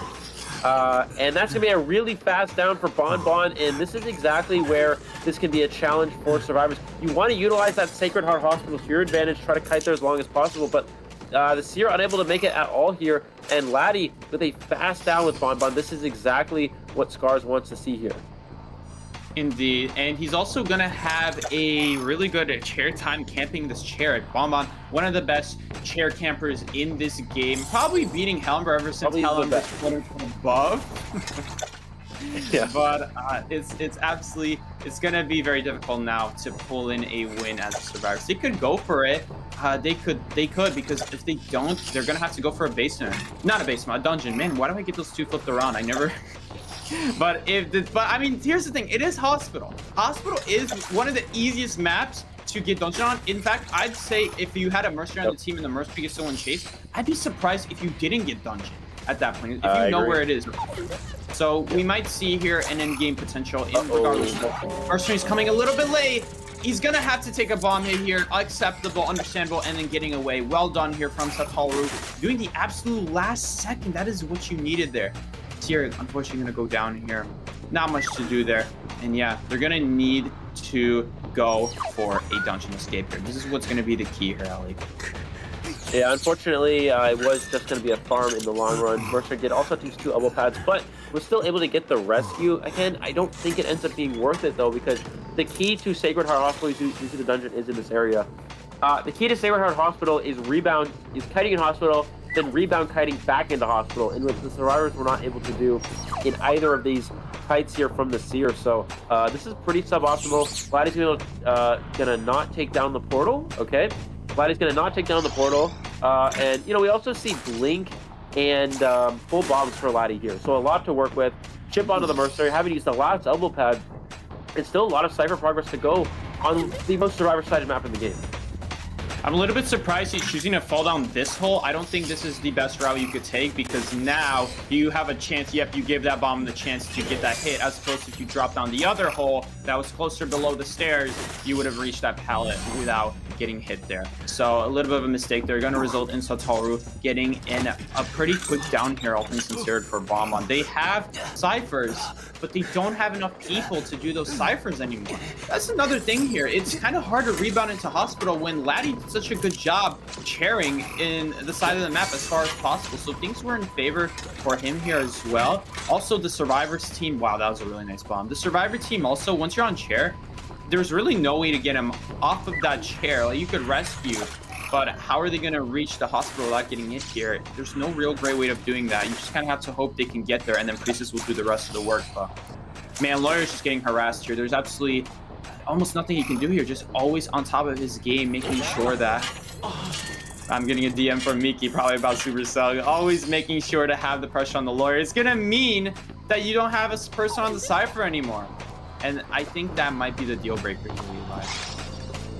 Yeah, absolutely. Looks like we're going to see the Priestess is going to...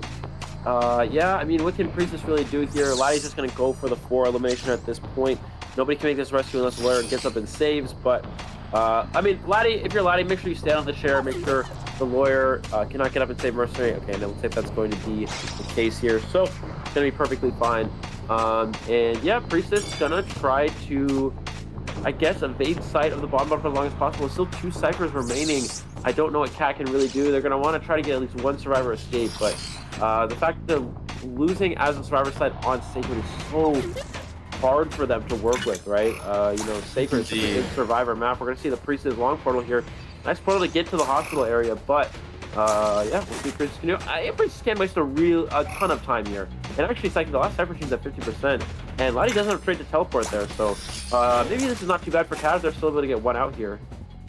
Ooh, that was a really nice portal because it was out of range of the bombs, so it guaranteed that Laddie could not get a bomb hit on the Priestess. Getting a, yep, there we go, getting that chip hit on the Priestess, not actually activating the bomb, but letting the 2-second bomb activated for him. Really nicely played there, just being a step ahead right here. Is that's Laddie for you. So Priestess is gonna bait the swing, all right, make it look like she has a portal. She does have a portal, but decided not to use it. Probably couldn't get the angle. That's what I'm thinking. Like, she probably tried her best to try to get it, and it just wasn't showing up because of how thin that wall is. It happens every once in a while.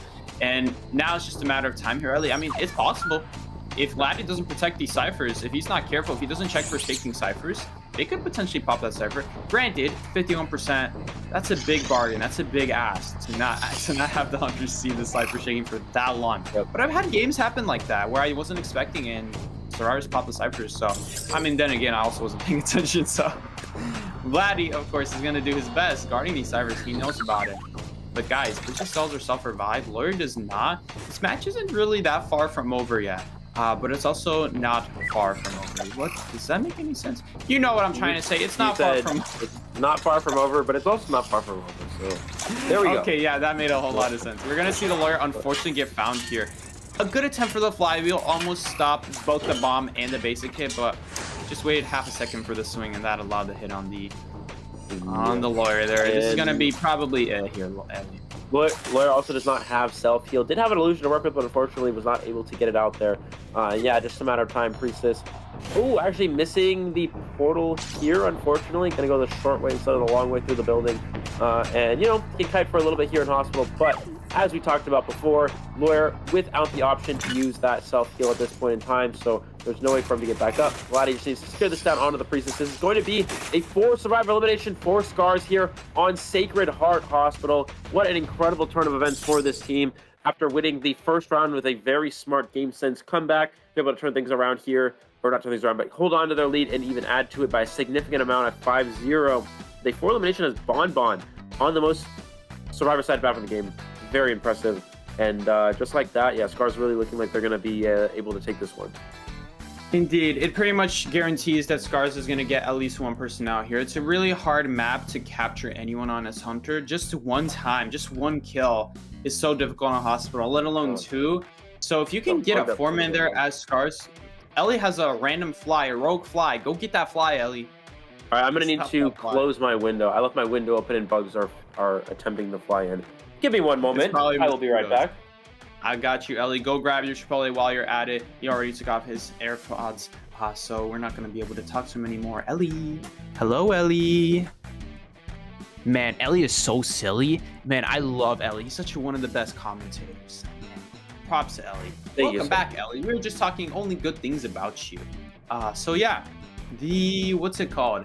Yeah, the Hunters. Back to the Hunter here now. The Hunter side for Cat, they have to get a 4-man on hospital as well, just to get to around 3 here and not to lose this match. If they do lose this match, that's it. That's donezo. They are going to be eliminated here. That is going to be 4 matches for them, 4 matchups they've had. This is the last one that Cat has. So unfortunately, now we're not going to see Satoru anymore, but it was cool seeing them here nonetheless. We're also going to have to see, does STNK decide to go Wax Artist here? This is not a great Wax Artist map either, honestly. All things considered, it was kind of a pick for the survivors, and the survivors had a tough time getting even one escape out. So it's all going to be up to this. Maybe they'll get the 4-man. It's always possible, but just in terms of experience, my experience, in terms of history on Call of Abyss, Hospital is one of the most difficult maps for Hunters to mount any sort of comeback on. And when you see Scars get a 4-man like that, when the map wasn't even in their favor, yeah, so that's gonna be a rough one. We're gonna have to see, think here, STNK, sorry, get a 4-man here. That's the only option. Yep, absolutely. And yeah, as you mentioned, Waxar is not a good hunter for this map as well, so it's really challenging to say the least for them. I guess Wax Artist also has Fool's Gold available, but as we know, Psyche Fool's Gold, not a very strong Hunter in general. So that's a bit challenging. I think Fool's Gold on Sacred is actually not bad. There are some areas where not as bad. It's not as bad, but it's still Fool's Gold. So yeah, that is the problem. It is still Fool's Gold. His animations are a little bit slow. Honestly, if they kind of did the Gamekeeper thing and do it to Fool's Gold, where they make it so that he just recovers faster after pointing himself to the pickaxe, it would make him a lot better. I'd also like to see no recovery when you throw the pickaxe on the ground. Why does there have to be a recovery for that? Seriously, why? Use it for mobility and then be able to have it back. I mean, we got hunters like Opera who have 0-second mobility. I mean, what's wrong with that? Absolutely nothing. So let's give Pickaxe Man his 0-second buff. I would love to see that. In the meantime, though, Eli, he's putting out his Burt's Bees, not eating them as a snack. Very important distinction to make there. Yeah, I don't need Don't worry, guys. He's slowly stuffing his lips right now like this. Really getting that Burt's honey flavor in his mouth. That's not what I'm doing at all. I'm just putting the lip balm on so my lips don't get chapped, Psyche. Why, do you eat your lip balm, Psyche? Is that what you're insinuating? No. Or No, absolutely not. No. Absolutely not. Never do that. Never do that, guys. I don't think that would be very healthy for you. But yeah, I would assume not. Yeah, definitely. We would leave a pretty bitter aftertaste. Okay, seriously, I don't need a lip balm. It was a joke. But yeah, we're going to have to see Cat pull some sort of comeback here. In the meantime here, wow, you guys going on. Ariel, Celestia, 80, DJ, SJ, Tuberos, Kisser. I don't often read the chat here because the first few days, I was so focused on just trying to commentate as well as possible. Now that I've chilled, now that I've laid back, now that I'm more used to the setting. Meanwhile, Ellie's done this for like the 20th time, probably not even including outside of NA commentating. So yeah. What's up, everybody? Welcome. I see more people here. Guys, don't forget to get on the game and claim your golden apples. If you're watching this on YouTube, as far as I know, thank you. Yeah, go ahead and do that. All right. I totally forgot. It's a new day, so you still had 23 hours and 47 minutes left.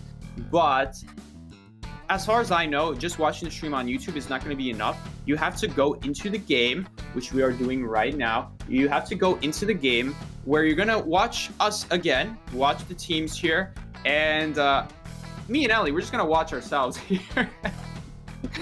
And you just got to sit there for 30 minutes. What I like to do, I've always done this in the past. Anytime there's an NAU tournament, a Southeast Asia tournament, not even have to be called this. Guys, this stuff happens anytime there's a big tournament in any of the regions. So you'll get a notification in your feed as long as you remember to click the red button at the bottom right on your notebook. Go ahead and do that. Click on Arena Directory, or however you pronounce it, Arena Directory. Esports. Click on events. Yep. You get 200 apples just for logging in, which is crazy. And then how you get those extra 200 apples, you get like 200 more for duration wash. Go ahead and click on the live section. Click on the first thing that shows up, the big picture. Today is Group 9, stage Group 9, and go ahead and watch there. That's how you get those golden apples. And so here we go. Now we're watching ourselves. Now, though, we're watching not ourselves. We're watching Scars go up against STNK here, this Hunter of Cats. It's going to be a big one. If they could get a 4-man kill here for Cat's side, it would allow them to go into a round 3, and it would be a pretty big change for them because they're not that far down in points. Think about it. They are down by 5 extra points here because of that 4-man, but they anyway have to 4-man just to not lose here in round 2. So they don't really have a choice there. So let's say they do get the 4-man, they're only down a single win, a single 3-man escape. So that's not too bad. It's always possible. You never know. It's just Hospital was one of the toughest maps to play on. In the meantime, guys, you guys are probably tuning back in now on the Identity 5 app. Hopefully you didn't have to download any update, because if you did, we're still waiting on you. But in the meantime, welcome back. You're still on YouTube technically, just now on the app, and now slowly but surely you're getting your 200 free apples. Yes, you do get 200 apples in total from watching for 30 minutes. So go ahead and do that. Get yourself some free apples. You're already here anyway. Maybe thing is, maybe you're on a different device watching, and maybe you just have a second device. You do what I do, and you just leave it on and then go eat dinner or something. Oh boy. But anyway, yeah, I'm interested to see what Scars does here. They have so many options here. Eli looks like he's super focused on something, probably logging into the game, right? Yeah, I'm just going over the making sure everything's subscribed, making sure the predictions are good. Let us know in the comments how your your predictions are going thus far. If you copied my Psyche and my predictions, I would say we're looking pretty good. Actually, let's look at how good we are. Right now, we got for Group A. For Group A, we're gonna most likely have 1 correct. For Group B, we're gonna have 1, 2, 3 correct. For Group C, we're gonna have 1, 2, 3 correct as well, I believe. And for Group D, we could potentially have also 3 correct there. So that's pretty good, I would say. Nice, nice. That's a good start. I mean, that's just the first group.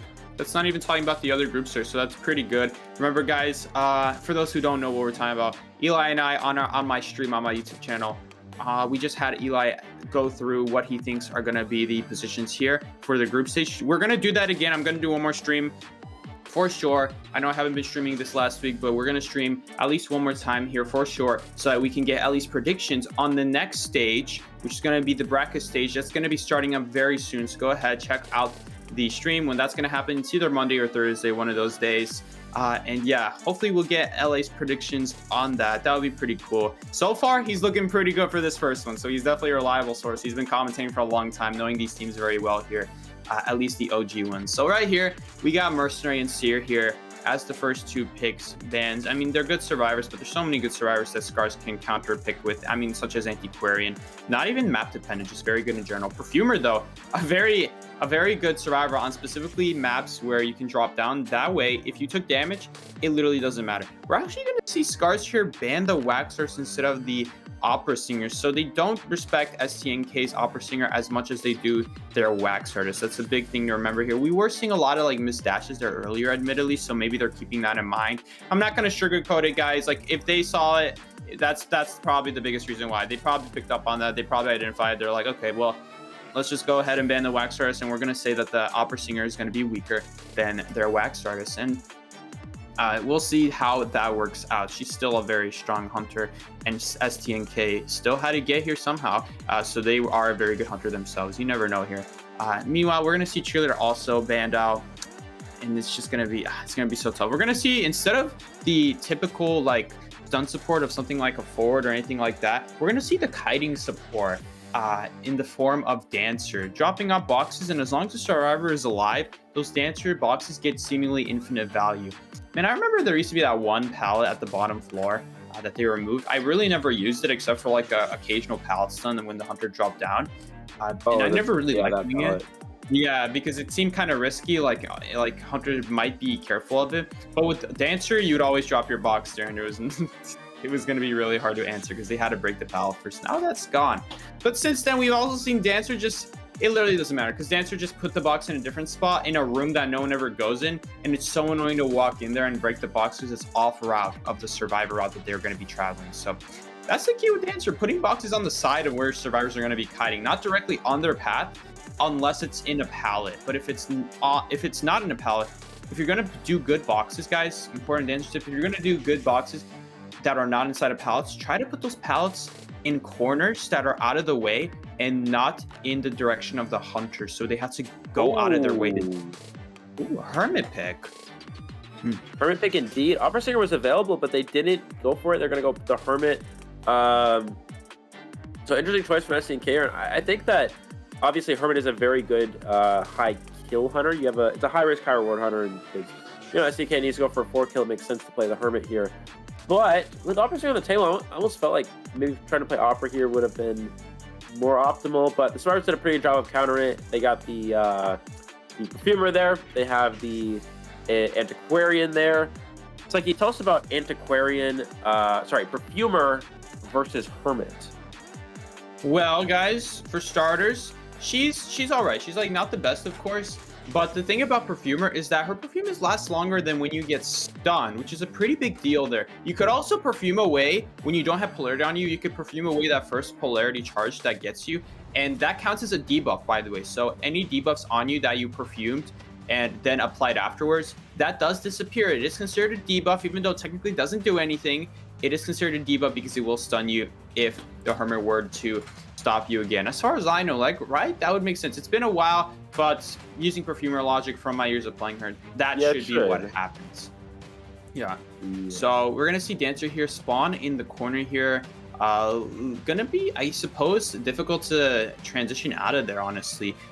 So we'll see here. Shinami probably just going to stick around there unless they get super fortunate and they spawn closer to the anti-Korean side, in which case they could just go ruins then. But if they spawn in the opposite corner, you kind of have to be stuck kiting at Shack. So we'll see here. Every single person is taking borrowed time, and we do see the double tide turner as well. Super confident in their kiting ability, but also super confident that Perfumer is just not going to get chased because she's in hospital. So there's another reason to take tide turner for you.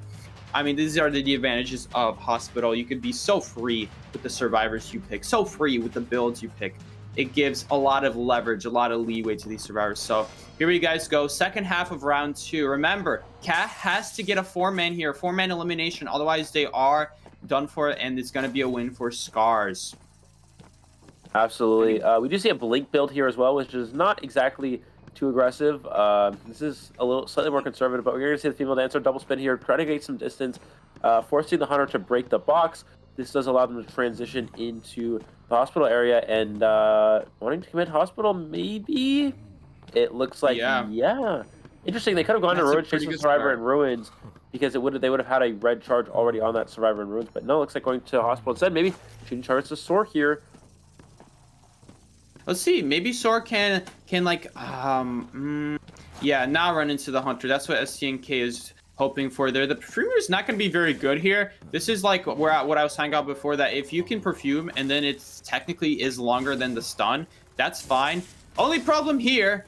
Oh, okay, going a little bit far, but that's actually gonna work out because there's a dancer right here. That's gonna be no recovery hit. Oh my goodness, that's a great start. So they gotta switch to blue here to keep her alive. Now, granted, that was the blink out, but oh my goodness, was that a great start for STNK. I feel like a little bit fortunate for STNK right there, just falling into the lap of the dancer. Oh, unfortunately, it misses a charge.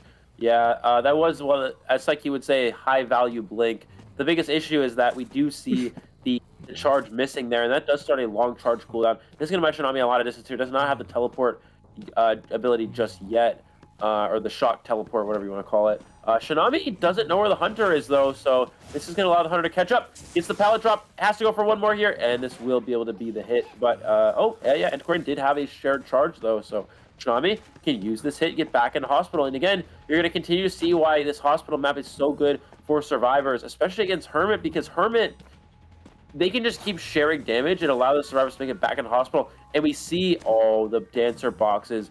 This is going to extend the kite along for a significant amount of time here. Indeed, it's going to be a big deal. Even with STNK's amazing start here, that was such a good start for the kite. Now it's not going to mean a whole lot, because what you do against Hermit is you just keep using tall walls and he'll never get a good polarity at you. He tried right there at the pallet, the Hermit, I mean, that's what I mean by he. He tried right there, but it was just too close. Just getting behind the wall in time.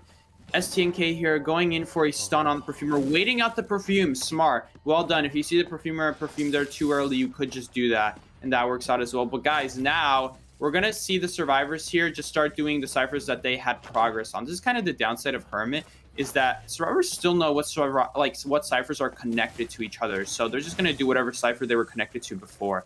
Gonna get a decent Perfume off here. But Sword doing the Perfume a little bit early. Still, though, that was really good. They're predicting that the Hermit would do it right at that moment. A little bit lucky, but worked out nonetheless. Ooh, but well done from STNK right there, right around the corner, getting that stun. Yeah, we do see another hit here, but the ciphers are starting to wind down here. So STNK running out of time to get, still has not got a survivor on share just yet. And keep in mind, okay, he's going to get the hit here, going to get the charge, and this will secure the down onto Sword. But keep in mind here, the nice thing about this for the survivors is a rebound kite into hospital is definitely a possibility, because they can share damage and help that Perfumer take a hit here. We see these ciphers, yeah, 56, 59, 40. So they may still take a long time to finish these ciphers, but First Officer has been healed up, and there's an opportunity for Perfumer to rebound kite. Keep in mind, survivors only need one out the exit gate to get the win here. So it's looking pretty good in favor of Scars here. I will say, guys, as bad as this looks for STNK right now, this is actually an above average start considering Hermit. This is like what the average Hermit match looks like against really good survivors. So this is actually a great start. Juke, wow. That was unfortunate, though, because he was able to get that hit earlier on the dancer there, so that he was able to propel himself a lot more forward. Still, though, even with that mistake, look at how long it takes to knock down one survivor. I'm not going to lie there. Those were a lot of misses there, admittedly. but still, we're going to see the switches here, and Perfume would still live no matter what, and just transition to the next kiting area right here. Nice Perfume, but no Palace to follow it up with, so it doesn't really mean much here to Perfume. Just waiting it out, and now going to get the hit. CNK is desperately running out of time. He doesn't have much time left. It's going to be all up to now Hermit's abilities. Like, maybe he can knock down the last Cypher. Maybe whoever's doing the last Cypher will get knocked down here. It really depends. And no, it's Antiquarian. Antiquarian survive. Yeah, Antiquarian will... Dancer will go down, but it's not going to matter here. It looks like they're going to heal up. We're going to see the blink in the down onto the Perfumer. And CNK could have actually used a red charge to injure the Antiquarian. Technically, I don't think it would have made much of a difference there, but it looks like we're going to see the Cypher Machine is now primed and ready. They're going to heal up first before going for this rescue. I was going to say Officer could go with a save with the Pocket Watch, but it looks like they're going to play the slow game. Going to go ahead and heal up here. SCNK is going to remove the connection. This makes it so they can't change the charge. The Antiquarian can't change the charge, so maybe if he's able to guess a red charge here, but I think Antiquarian would still be able to take a hit, yeah, so it wouldn't matter. Oh.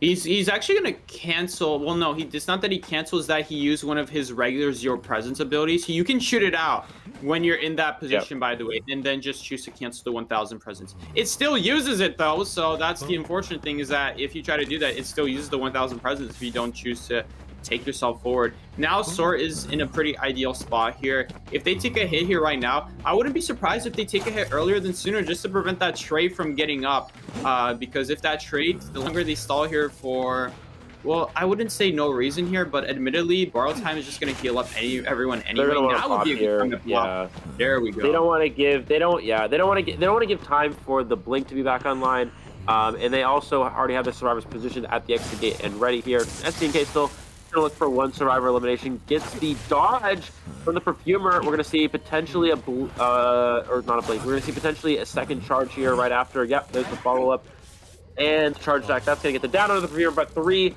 survivors out the gate here for Team Scars. That means they will be the victors of this match here, and they're now going to move on to 3 wins at this point in time. I believe 3 wins and 1 loss, if I'm not mistaken here. So that's going to be Scars securing themselves, I believe, a second place spot in their group. So it's going to be TE first, Scars second. I could be wrong, but I believe it's TE first, Scars second, and B4U and Wolves will fight it out for 3rd place tomorrow. But Scars with the victory, definitely what they're looking for. A fast victory too as well. 2-0 here over Team Cat.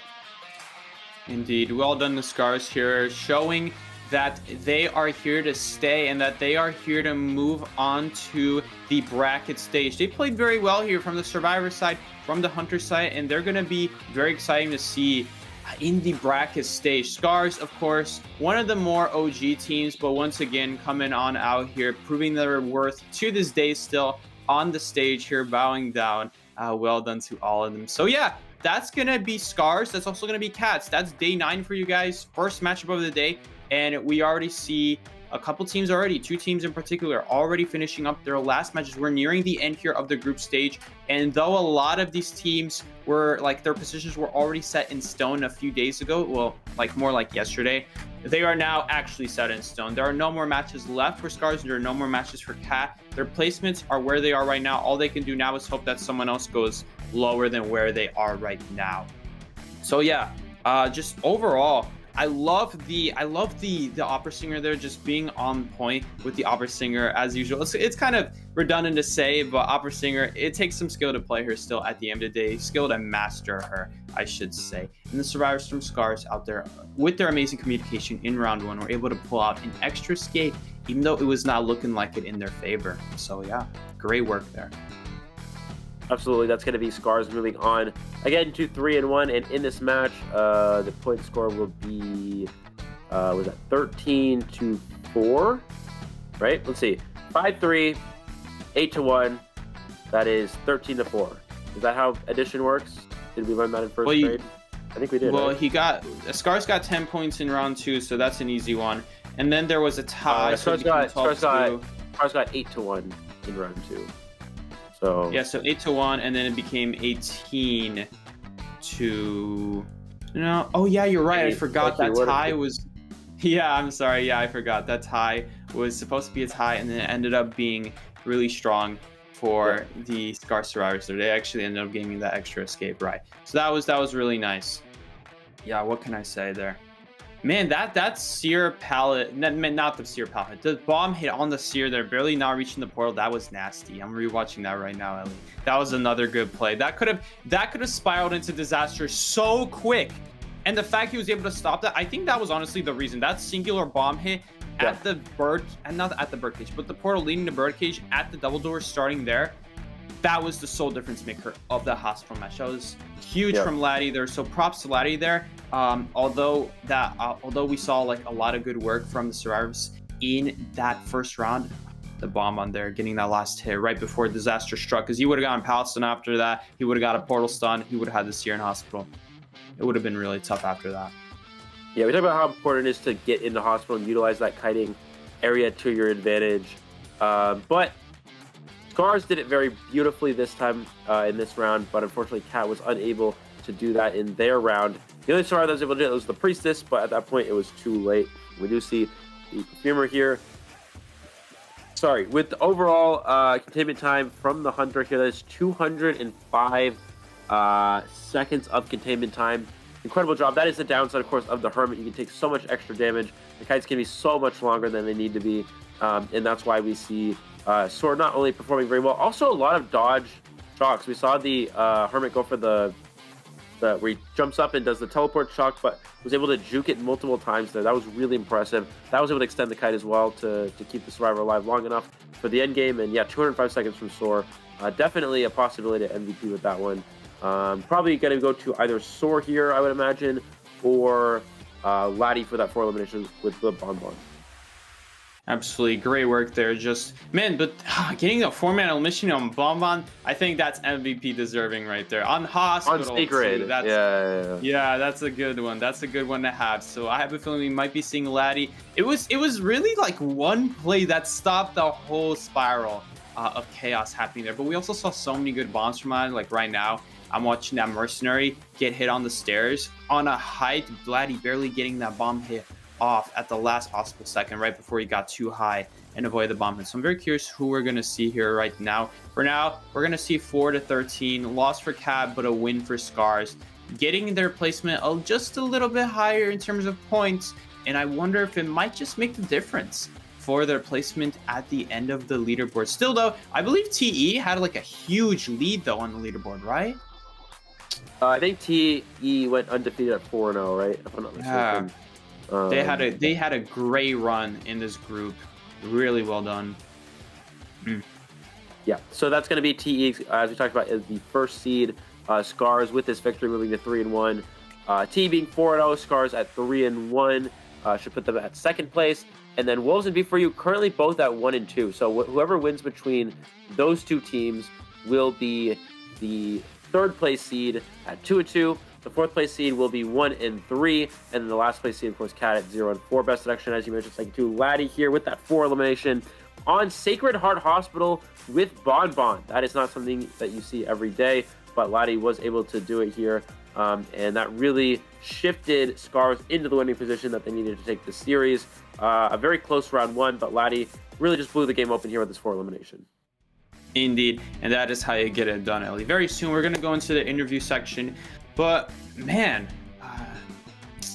yeah, that was a really good match. I'm trying to think of what to say now. Snack? Favorite snack? I don't think you ever responded to my favorite snack question. It's always been Takis. Takis, okay. Going in with the Takis. Yeah. So you like the sourness of Takis? Yeah.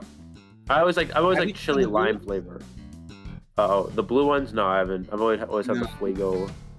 Yeah, the OG chili ones. Lime flavors. Chili lime flavor is really really good. Yeah, I love chili lime flavored things. Dude, I see a lot of people choose Takis in the stores and a lot of people at school, especially back in middle school when I was out there. You'd see a lot of Takis, and then when I finally got around to trying them, look, I feel like if I didn't see so many people with Takis, I wouldn't be as disappointed. But tasting Takis and then like, oh, if only it was like more heat. I really wish there were more heat. But understandable. The sourness is also good if you're craving the sourness. I like it a lot. I think it's Me personally, I enjoy Takis. if you ever had a spicy guy, if you ever had Mexican food and you eat Takis with your Mexican food, that's it, Psyche. That is a great experience. Not me. Psyche, let me ask you this: do you like Mexican food, Psyche? I don't think I've had a lot of Mexican food besides like tacos. That's about it. All right. Well, everyone go cancel Psyche on Twitter for not liking Mexican food. What? I didn't say I didn't like it. I just haven't had a chance to try For it. not having enough of it. For not having. Oh, Psyche, let me ask you an important question. Yeah. Never mind. I forgot. Anyways, yeah. So Psyche, what would you say is your favorite type of food, Psyche?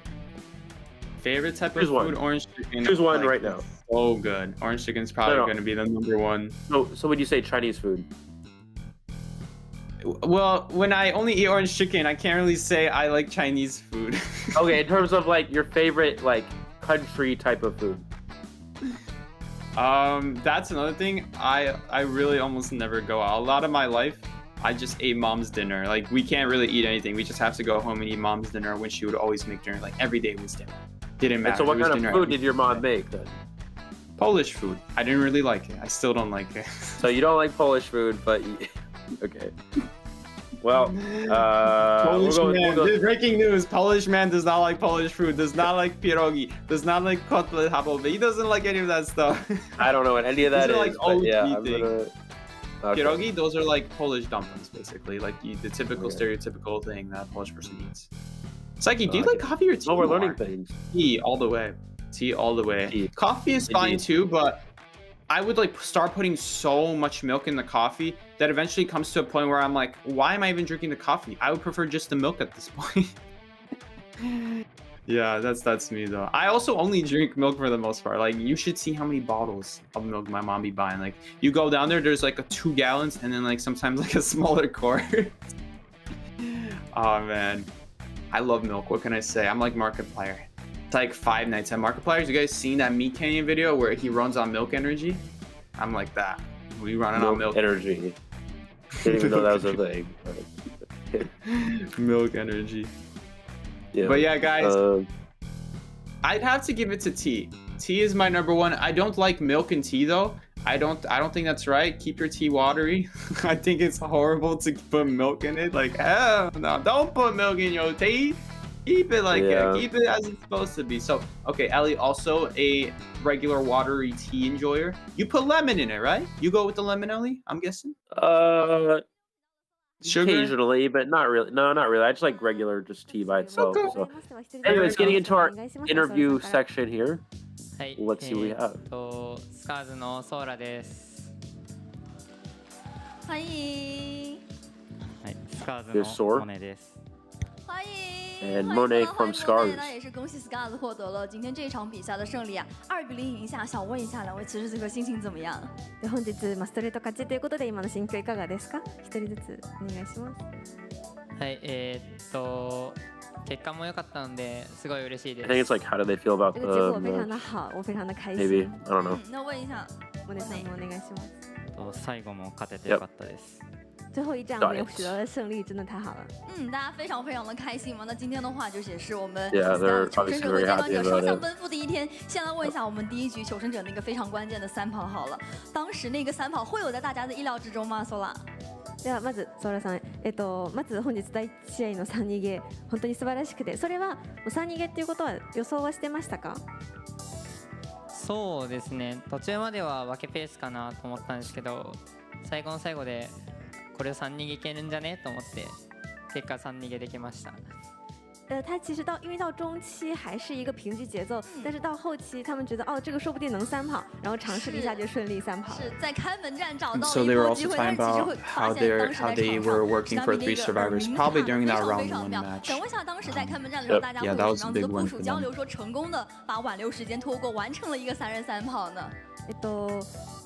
この3逃げのポイントだったのは石波さんの、中間待機ということで、その時に皆さんどういうふうに話して最後の立ち回りをやっていましたか？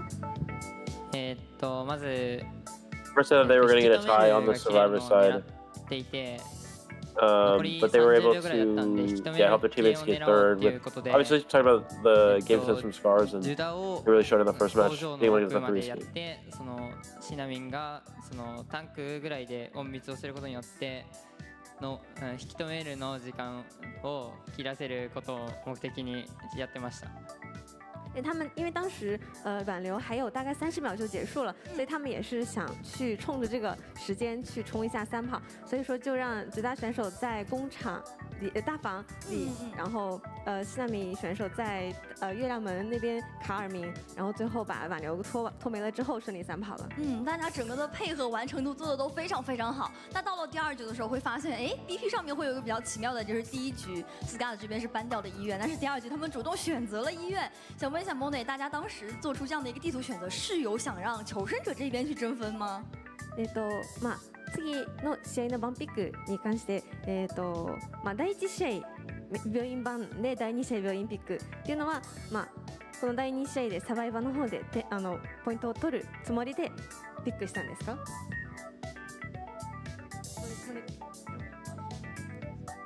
病院ピック。2戦目に浪人形版してサングリアと戦って。So they asked about the hospital match that they just played. That's what the host is asking about. Perhaps how they feel, maybe their game plan. だったので1戦目に病院版をしました。他们第二局是想要，就是本来就是打算搬那个蜡像师，然后打歌剧演员，所以选择了医院这个地图。就是已经做好了想要去面对到歌剧演员的准备了。那问到求生者这边有没有想过说今天会面对到影视，因为那样的一个没有回状态的这种打影视，可能还是会比较吃力一点。では本日第2試合のサバイバー戦は。まああえてインチャピックということで、サバイバーのSo their goal here is to からしては不利な状況だったと思いますが、インチャピックに関しては予想はしていました。So their goal here as the survivors is to control the hunter on a map like hospital. That way they're able to get the win that they need in a hospital. That's the key here. I mean, it's kind of general, but of course, more specifically, areas like hospital and ruin and shed, they do well. That's how you control the hunter. 小贝亚当时2位在备战间看到每一波精彩操作的时候，大家会是什么样子的一个反应呢？まあサバイバーの皆さんが楽屋でラスティさんのボンボン Yeah, they didn't expect that there was going to be a 4 elimination from the hunter side, so that was pretty impressive from Laddie. 素晴らしいプレーをしたときに、皆さん楽屋でどういう雰囲気でしたか？何か言ったりとかしてましたか？どういう気持ち、心境とかでも、どうぞ。やっぱりラスティボンボンだなって感じでした。果然还是 Lasty 的。It does seem like how they feel about 果然还是得这个绝活 when Laddie got 帮 the 帮非常 4 非常的厉 kill 害。 as Bonbon. 那今天的话也是 SCAZ 完成了他们在小组赛的最后一场比赛嘛，想让他们来总结一下这个小组赛大家会是一个什么样子的状态呢？では本日グループ戦最終戦ということで、この4試合をまとめるとしたらいかがですか？野村さん。最初1戦目で結構。And they just said right now that they're super proud of their hunter for getting that poor man. They're doing so well in hospital. 全部勝てたので良かったです。对，第一场打的其实还是有很多失误的，但是后面3场大家都发挥的比较好，也顺利赢了下来，感觉非常的不错。And now they're being asked how they feel and if there's anything they want to say. 那问一下索拉，我们最后对于之后的淘汰赛，他会有什么样子的一个期待呢？ではソーラさん、これからはもうトーナメント戦に入ってたくさん戦ったこともないチームもたくさんあると思いますが、ではこれトーナメント戦に向けて何か目標とか期待とかありますか？ First, they said they had some mistakes that they made, but they were able to communicate better and control the mistakes and figure that out in the long run. 既然打进了淘汰赛，那我们就会努力冲点冠军。继续向着我们最高的冠军奖杯发起冲击，也是非常非常期待 SCAZ 在后面淘汰赛的表现。那最后想要请我们的2位选手和我们现场的非常多的粉丝，有没有什么话想要对他们说一下？ They were just asked, what do they plan for the next match? Not sure. お願いします。Not sure whether the word was plan or like it sounded like S badge. Ellie, do you know? 谢谢大家。那问一下索拉呢？因为我们看到前面有一位粉丝正好举着我们 SCAZ 的这个小扇 And 子。 right there, they said I'm getting better. 前の方に SCAZ の This is an S tier COA. What do you think, Sagi? いまして。Really good. 谢谢。谢谢大家来到现场。常支持 Scars。 They are asking. They said thank you to everyone. 精彩的表现，再次恭喜你们获得了 They asked if the host asked if they want to say anything, and they said thank you for all the 马 support. 上回来。 Pretty much. And yeah, guys, thank you for joining us. We'll be back in 5 minutes with the next matchup. Stay tuned.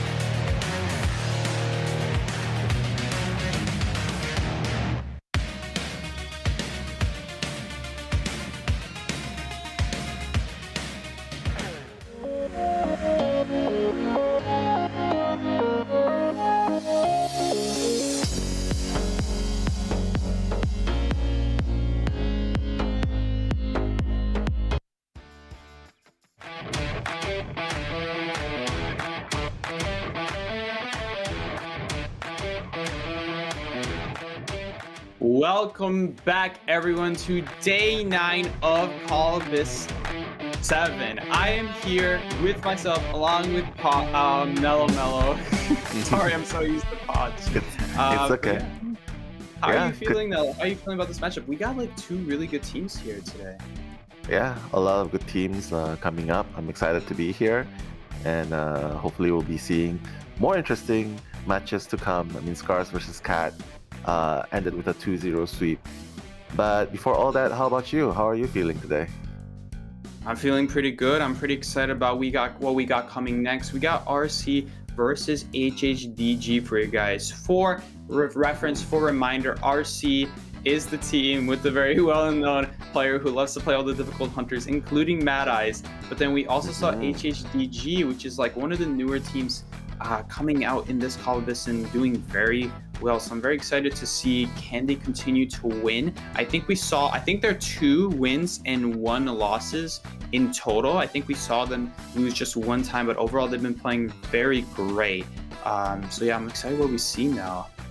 Yeah, I'm excited to see what they will be coming up with, but I'm also, well, I remember them fondly because of their unique names like D King and Egg, you know, on HHDG. Yeah, Egg, and we're like, real memorable name. Yeah, stop stomping on the eggs, man.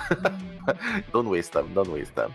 But hey, hope that you guys are doing well. We will be bringing the commentary actions today, Psyche and I. So how are you guys doing in chat? I see a few familiar faces. Melly, love to see you again. Hepan, TH as well. Balaam, Doi, Celestial Pierrot. Hopefully I got that right. Rubber Ducky. How are you guys doing? Hope you're doing amazing and fun stuff. I'm back on Twitter. Are you on Twitter, Psyche? I actually do have a Twitter account. I never really announced it. I kind of got scared of Twitter after I realized how bad of a platform it is. Oh, like there's a lot of mudslinging going on. I mean, at least people get to speak their things, but I'm a little bit scared. I'm a little bit scared to go on Twitter. I'm like afraid I'm gonna get a message and like, Psyche, why are you saying this? You can't ever say this to me again. It's like, man, I think I might stay away from Twitter. I don't know if I like the openness, but Twitter is definitely a great place to be if you are like a commentator here, like Nell, who's been doing this for a long time.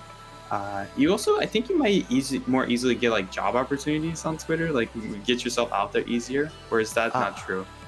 I'm not sure, but one thing's for sure, everyone, a lot of people do make clips, and I happened to chance upon your clip as well with the I saw someone tagging you and making a clip of you with Eli doing the shooting and the sound effects. So, you mean the impressions? The shooting? Yeah, the impression. The something like that. Yeah, that's definitely a place to go. There's more than one then. Good to know. For real. They're all over the place. All right, but anyway, here, guys, we have RC coming out here. This is RC, the Japanese team. One by one, they're gonna greet. We have the coach on the left, as always. And yo, I recognize that person. They're the one who loves to do that dancer emote. I forgot their name, but do you remember now? I'm not sure what their name is off the top of my head. Yeah, I would probably know. Huh, but you gotta we'll remember for sure later. They're like always iconic. Every time they go on camera, they're always winding up that music box with their hand. It's always so cool to see. Yeah. Well, they're bringing out the team roster. They're introducing the team as a whole now. We'll probably see them when they get introduced individually again later on. But yeah, they okay, a little bit of a love sign going on. Well, yeah, the Chinese teams, HHDG, definitely looking forward to seeing how they will perform against Team RC. So, can't wait to do that. And there you go. That's one face I won't forget, D King. Yeah. But, Psyche, any favorites coming into this team? I'm RC チームそばです。よろしくお願いします。とりあえず楽しんで世界を楽しんでいってもらえるといいと思います。もう楽しむように言います。新派昔 MRC にいた選手なんですけど、自分が昔ランク戦とか潜ってた時に中国の方でランク戦潜ってたんですけど、その時によくマッチしたりとかお話ししたりしてたんで、彼とは、いい戦いしたいです。Hello， 大家好，我是中国大厦区赫恩帝国战队的监管者兔子英语。我们队里也都是很强劲的求生者，包括前职业的教练，还有前职业的求生。他们的监管者阿卡吧，他的一手老头都是在赛场里有不错的表现的。阿卡角色池还是很多变嘛，对于咱们来说比较需要在 PP 下去下功夫，不会松懈吧，还要准备打好下一场比赛。All right, the interviews. I'm very excited to see TZYM as well. But hey, we're gonna go to the Japanese division teams first. Starting things off, RC City. Rescuer main of the team. Very respectable average rescues. Definitely more than one, less than two. You know the number. Rescuer main's the Absolutely. job. Yeah. You're a rescuer main too, right? Or are you a hunter main? Well, more recently I've been trying to do kiters because I'm so sick and tired of playing mercenary every single match. I've done that for like 3 years in a row. I'm like, there's a certain point where I'm kind of tired of the game, but that's why you gotta switch it up. Yeah. Anyway, guys, unfortunately RC City not able to come to the grand event out here in China, but we have the rest of the team still here. We have RC Ivory, Sporting the Patient, as well as the Lawyer. Just in general, kind of like the kiter, kind of like the decoder. His job is to mostly hide, I suppose. As the Lawyer, you don't really want to get chased. And then we got Rowley here. To this day, I'm still not sure if I'm mispronouncing this. Is this Rowley? Is this Rowley? Ellie first told me it was Rowley. Now I'm thinking it might be Rowley. I'm not exactly sure. Former is correct. But yeah. Yeah. Rowley or Rowley? Which one? The former. Rowley. Yeah. You got it right. Rowley. You got it the first time. Okay. Yeah. So then Rowley is the right way. I've called him Rowley for like the whole day straight, unfortunately, because I wasn't sure if the first way was right. Here we go. Soba, this is the dancer player I was talking about now. Very soon he's gonna do his wind-up animation with his music box. He must be like a dancer main, which is why I'm so confused. He doesn't have dancer as one of his 2 survivors. He's got Lucky Guy and Prospector, but no dancer. But he is a dancer player as far as we've seen. We've also seen Soba play dancer, especially like I think it was 1 day ago or 2 days ago, and he played very, very well. Is he gonna do it? Oh no! I swear he did it. Yeah, I think he's sad. His dancer wasn't featured. Maybe maybe he wants to change a little bit. Like what you're doing, playing rescuer for 3 years and then now moving on to kiter. Maybe that's what he's feeling right now. But coming to HHDG, Hunter TZYM, absolutely love him on HHDG. Saiki, you've watched his games, right? Any highlight games, highlight performances from TZYM that you remember? I believe, I can't remember off the top of my head, but he's very good with opera. Like, he very rarely misses dashes. And I think he's one of those opera singers that I've been mentioning how they're so good with opera that they actually like kind of skip on purpose the shadow so that they maximize their dash, and at the end of it they still land in shadow. So all the purpose of that was just to go longer with the dash, since it is technically faster to dash than to land in the shadow as early as possible. You kind of want to delay how early you jump in the shadow. That way you get the maximum speed bonus possible from both the dash and the speed bonus from going to the shadow at the same time here. Right here, guys, we're going to see RC pick the map Lakeside. This is going to be an interesting map pick for sure. One of the more annoying maps for opera singer, that is, just because there's not that much stuff to dash to, especially if you're like going towards like the shed or something like that. Kind of open. It makes it difficult for opera singer to really catch up to you quickly and easily. Yeah, I mean, there's a lot of other lineups, right? But if it was you, would you focus on banning mobility, or would you ban the normal culprits like coordinator, gardener, cheerleader, perfumer, those kind, antiquarian? Or would you ban toy merchant in the big map? That's a tough one. I mean, toy merchant is a good one to ban on Lakeside. You're right here, because toy merchant is one of those survivors on Lakeside where she's so obnoxiously good because she could just go in the docks. I have a feeling that we're going to opt for the toy merchant here. I mean, that's a good pick, but then we're also just going to see the patient here, and there's just not enough bans to counter everything. But that's a good question. I actually don't know that. Now, is it better to pick the mobility, or is it better to pick the general survivors who take more hits? I suppose the survivors who take more hits will always be good, but the mobility ones still require you to be in an open area that doesn't have anywhere to dash. So I suppose the regular opera singer band, like picks are going to be better here than the mobility. But we've seen Patient before now go into the top of small bow, and it is so detrimental, even with opera singer leaving those shadows behind him. It's just so good, really hard to deal with. Yeah, for reals. We already seen Soba just now, moments ago. I think we've seen a slight shift in mood. He's finally engaging with the camera. Okay, good to see that he's back to his usual self. Yeah, for reals. But I like where you're going with it. Yeah, a lot of options going on, and that's the beauty of BO1, right? You can't ban the opera singer, but at the same time, you have so many survivors that you can utilize. And maybe we'll just have to see, does he hate mobility? Does he hate harass? It's all up to TZYM to make the decision. If he hates those guns, if he hates those sticks, yeah, he'll probably ban Coordinator and Antiquarian. But personally, if you play Hunter, if you play, do you hate mobility more, or do you hate harassments more? Mobility might be more hated for me just because it's typically those more high mobility survivors tend to be a lot easier to play than the survivors who take multiple hits, and there's also more ways to take advantage of it, and it's because of that it's hard to find a player who really knows how to use multiple hits very well. But the high mobility, I mean, you've seen the Schmitty memes where like Schmitty football away, using the whole football to run away. As much as people meme on that, that's a good play if you just want to go for a tie or just don't want to risk anything, because it doesn't take much skill. It's hard to mess up, and you guarantee get value out of it, and the Hunter can't really do anything about it. So I'd have to say I really hate the high mobility. That's now bringing out the good questions today, like stuff I never really thought about. I mean, what about you? Yeah, I mean, for me, I would hate harassment more, simply because, you know, a four-man team with on VC, communications on par, and they're like, okay, I'm done here, my Enchantress stacks already, okay, I'm going through this area, please shoot him for me. It's gonna be so hard to catch up, and you're gonna get frustrated, you're gonna start swinging wildly. So yeah, maybe I would dislike harassments more as compared to mobility, right? Absolutely. I see what you're saying there. It's hard to keep your eyes on as a Hunter too, as both on those survivors, like hard to watch them both.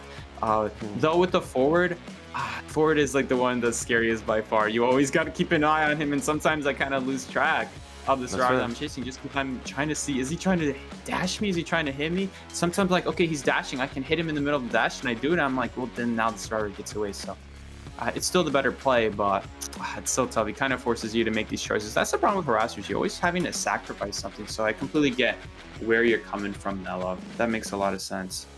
Yeah.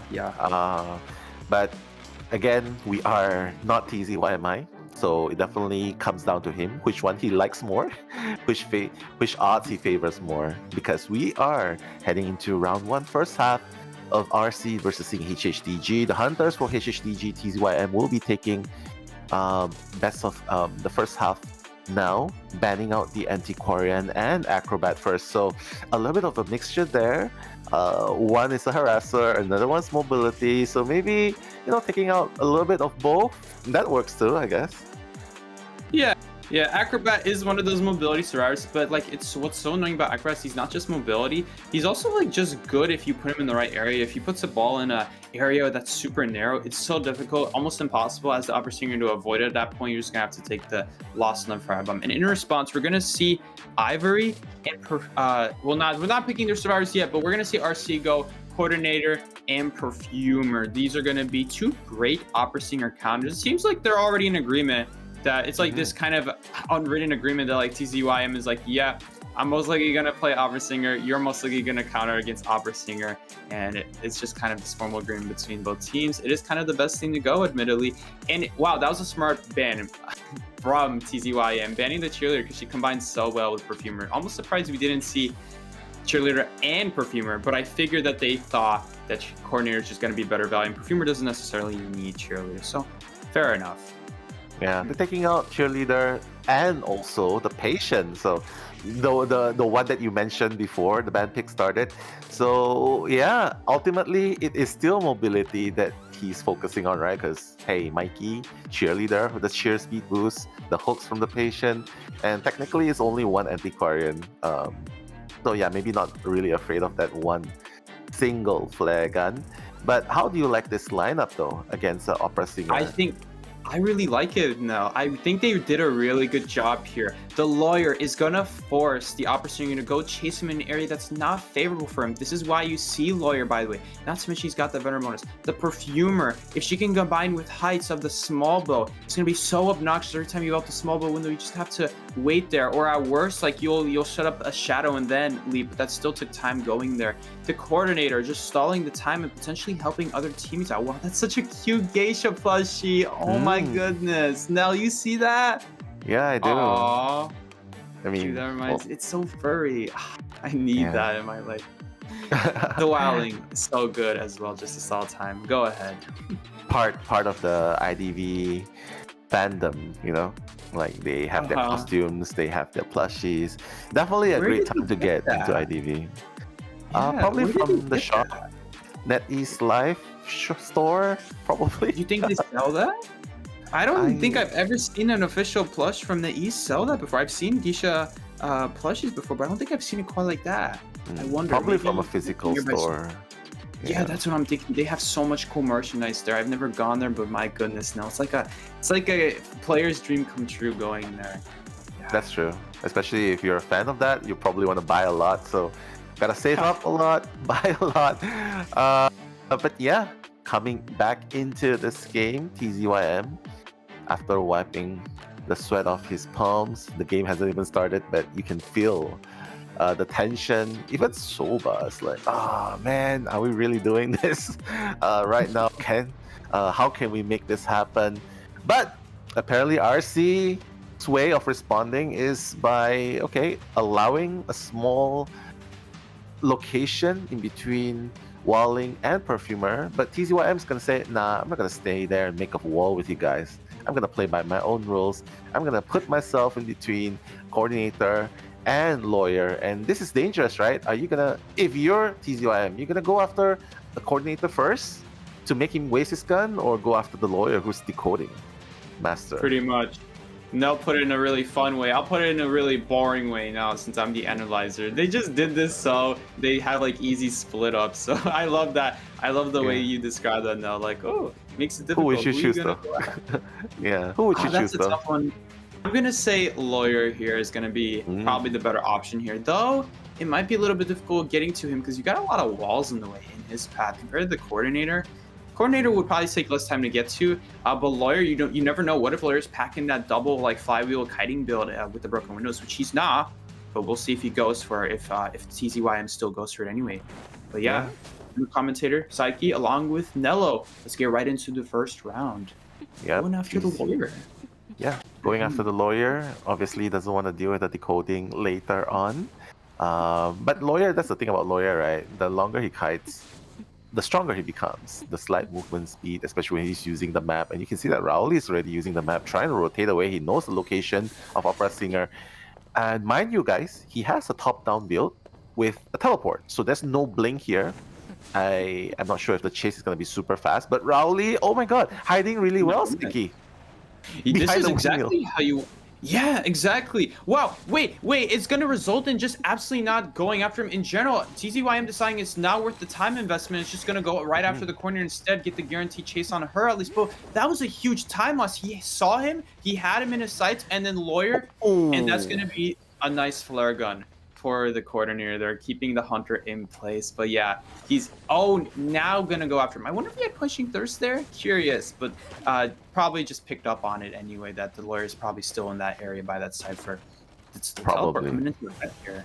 Yeah, but now that they know he has teleport, I guess they will be more confident kiting, because technically you're an opera singer who has just used up teleport and you do not have any presence, right? So you're so dependent on hitting that shadow teleport here. But lawyer has pretty much farmed the opera singer a little bit. Can see that he's successfully keeping distance a lot. So one cipher has been completed. TZYM has still yet to get that first hit, Psyche. Oh my goodness. And is it a hard first hit to get? He's still trying. Rowley is doing such a great job stalling it out. Finally getting a hit. Kind of surprising that counted as a hit. But as you were saying, Nello, Lawyer's just getting stronger by the moment. TZYM trying to nip him in the bud before he becomes too strong later in the match. But wow, the Lawyer still, even at his weakest form, is still so good at kiting, especially in the right area. Wow, now the Wildling is going to take chase here, but even if you hit him once, what about afterward? How are you going to get the second hit afterward? So he got it, but look at this now. There's nowhere to dash to. Oh, okay, all right. Fell down there, so Wildling is anyway going to get a lot of distance here, and decided not go after him anyway, so it turns out that maybe chasing the pig was not like super efficient there. Yeah, probably just wants that presence, right? And he got what he wanted. But unfortunately, Wildling is uninjured, so he can still come for the rescue later on. But the teleport, we love to see this when it happens. TZYM, super aggressive, teleporting, not tunnel vision on one survivor, and finally gonna get that pesky Lawyer down. So the teleport, constant pressuring, constant shifting is working mid-game here, I think. Indeed. Yeah, this is a very unorthodox kind of game we got going here, guys, because usually, wow, beautiful perfume by Soba right there. It's a very unorthodox game because usually you got Opera Singer who just chases 1% at a time. We saw several times Lawyer getting found, hiding. Getting found with the teleport, hiding. By the way, again, beautiful perfume there. Once again from Soba. Getting the hit on her, but now that's going to sacrifice the Lawyer getting away. Wow. So they're in a huge advantage here already. Oh, wow. Yeah, this is super good. Wow. Soba making full use of the 3 perfumes, and this is exactly what you want to see from a perfumer. Soba still avoiding, finally gonna go down, but look at the Cypher progress, Psyche. It's almost done.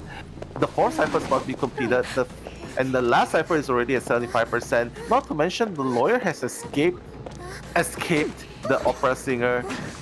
This is gonna be pretty hard for TZYM here.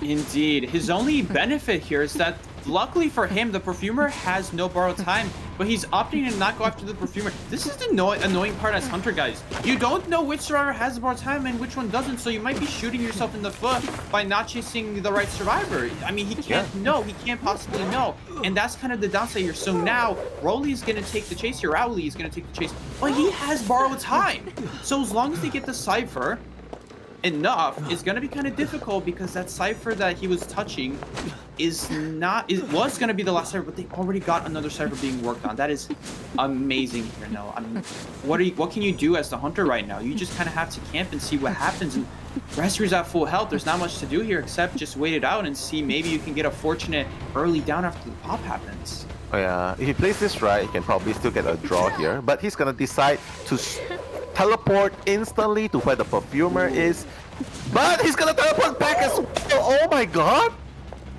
That was an amazing play there. I was a little bit worried he'd pick her up, but no. TZYM being ahead of the game, just wanted to stop the decoding. That's exactly what you do there. Now Soba has to get in position to help out the decode, get off the gate or whatever he was doing, and wow. He's gonna go for the Wildling pick. He's probably gonna pick him up and seeing that the Cypher's shaking.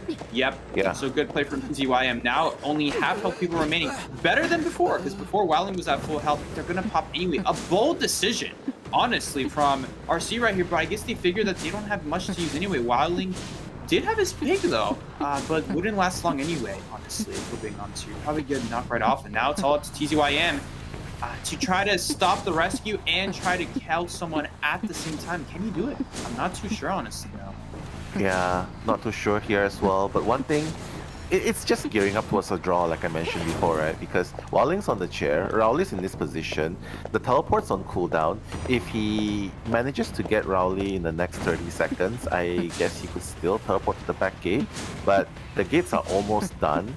Oh wait, yeah, the dungeon's not gonna matter. Wildling is still, you know what I mean? Wildling is still on the chair, he's not expired yet, and look at Rowley's beautiful kite, left and right, juking TZYM.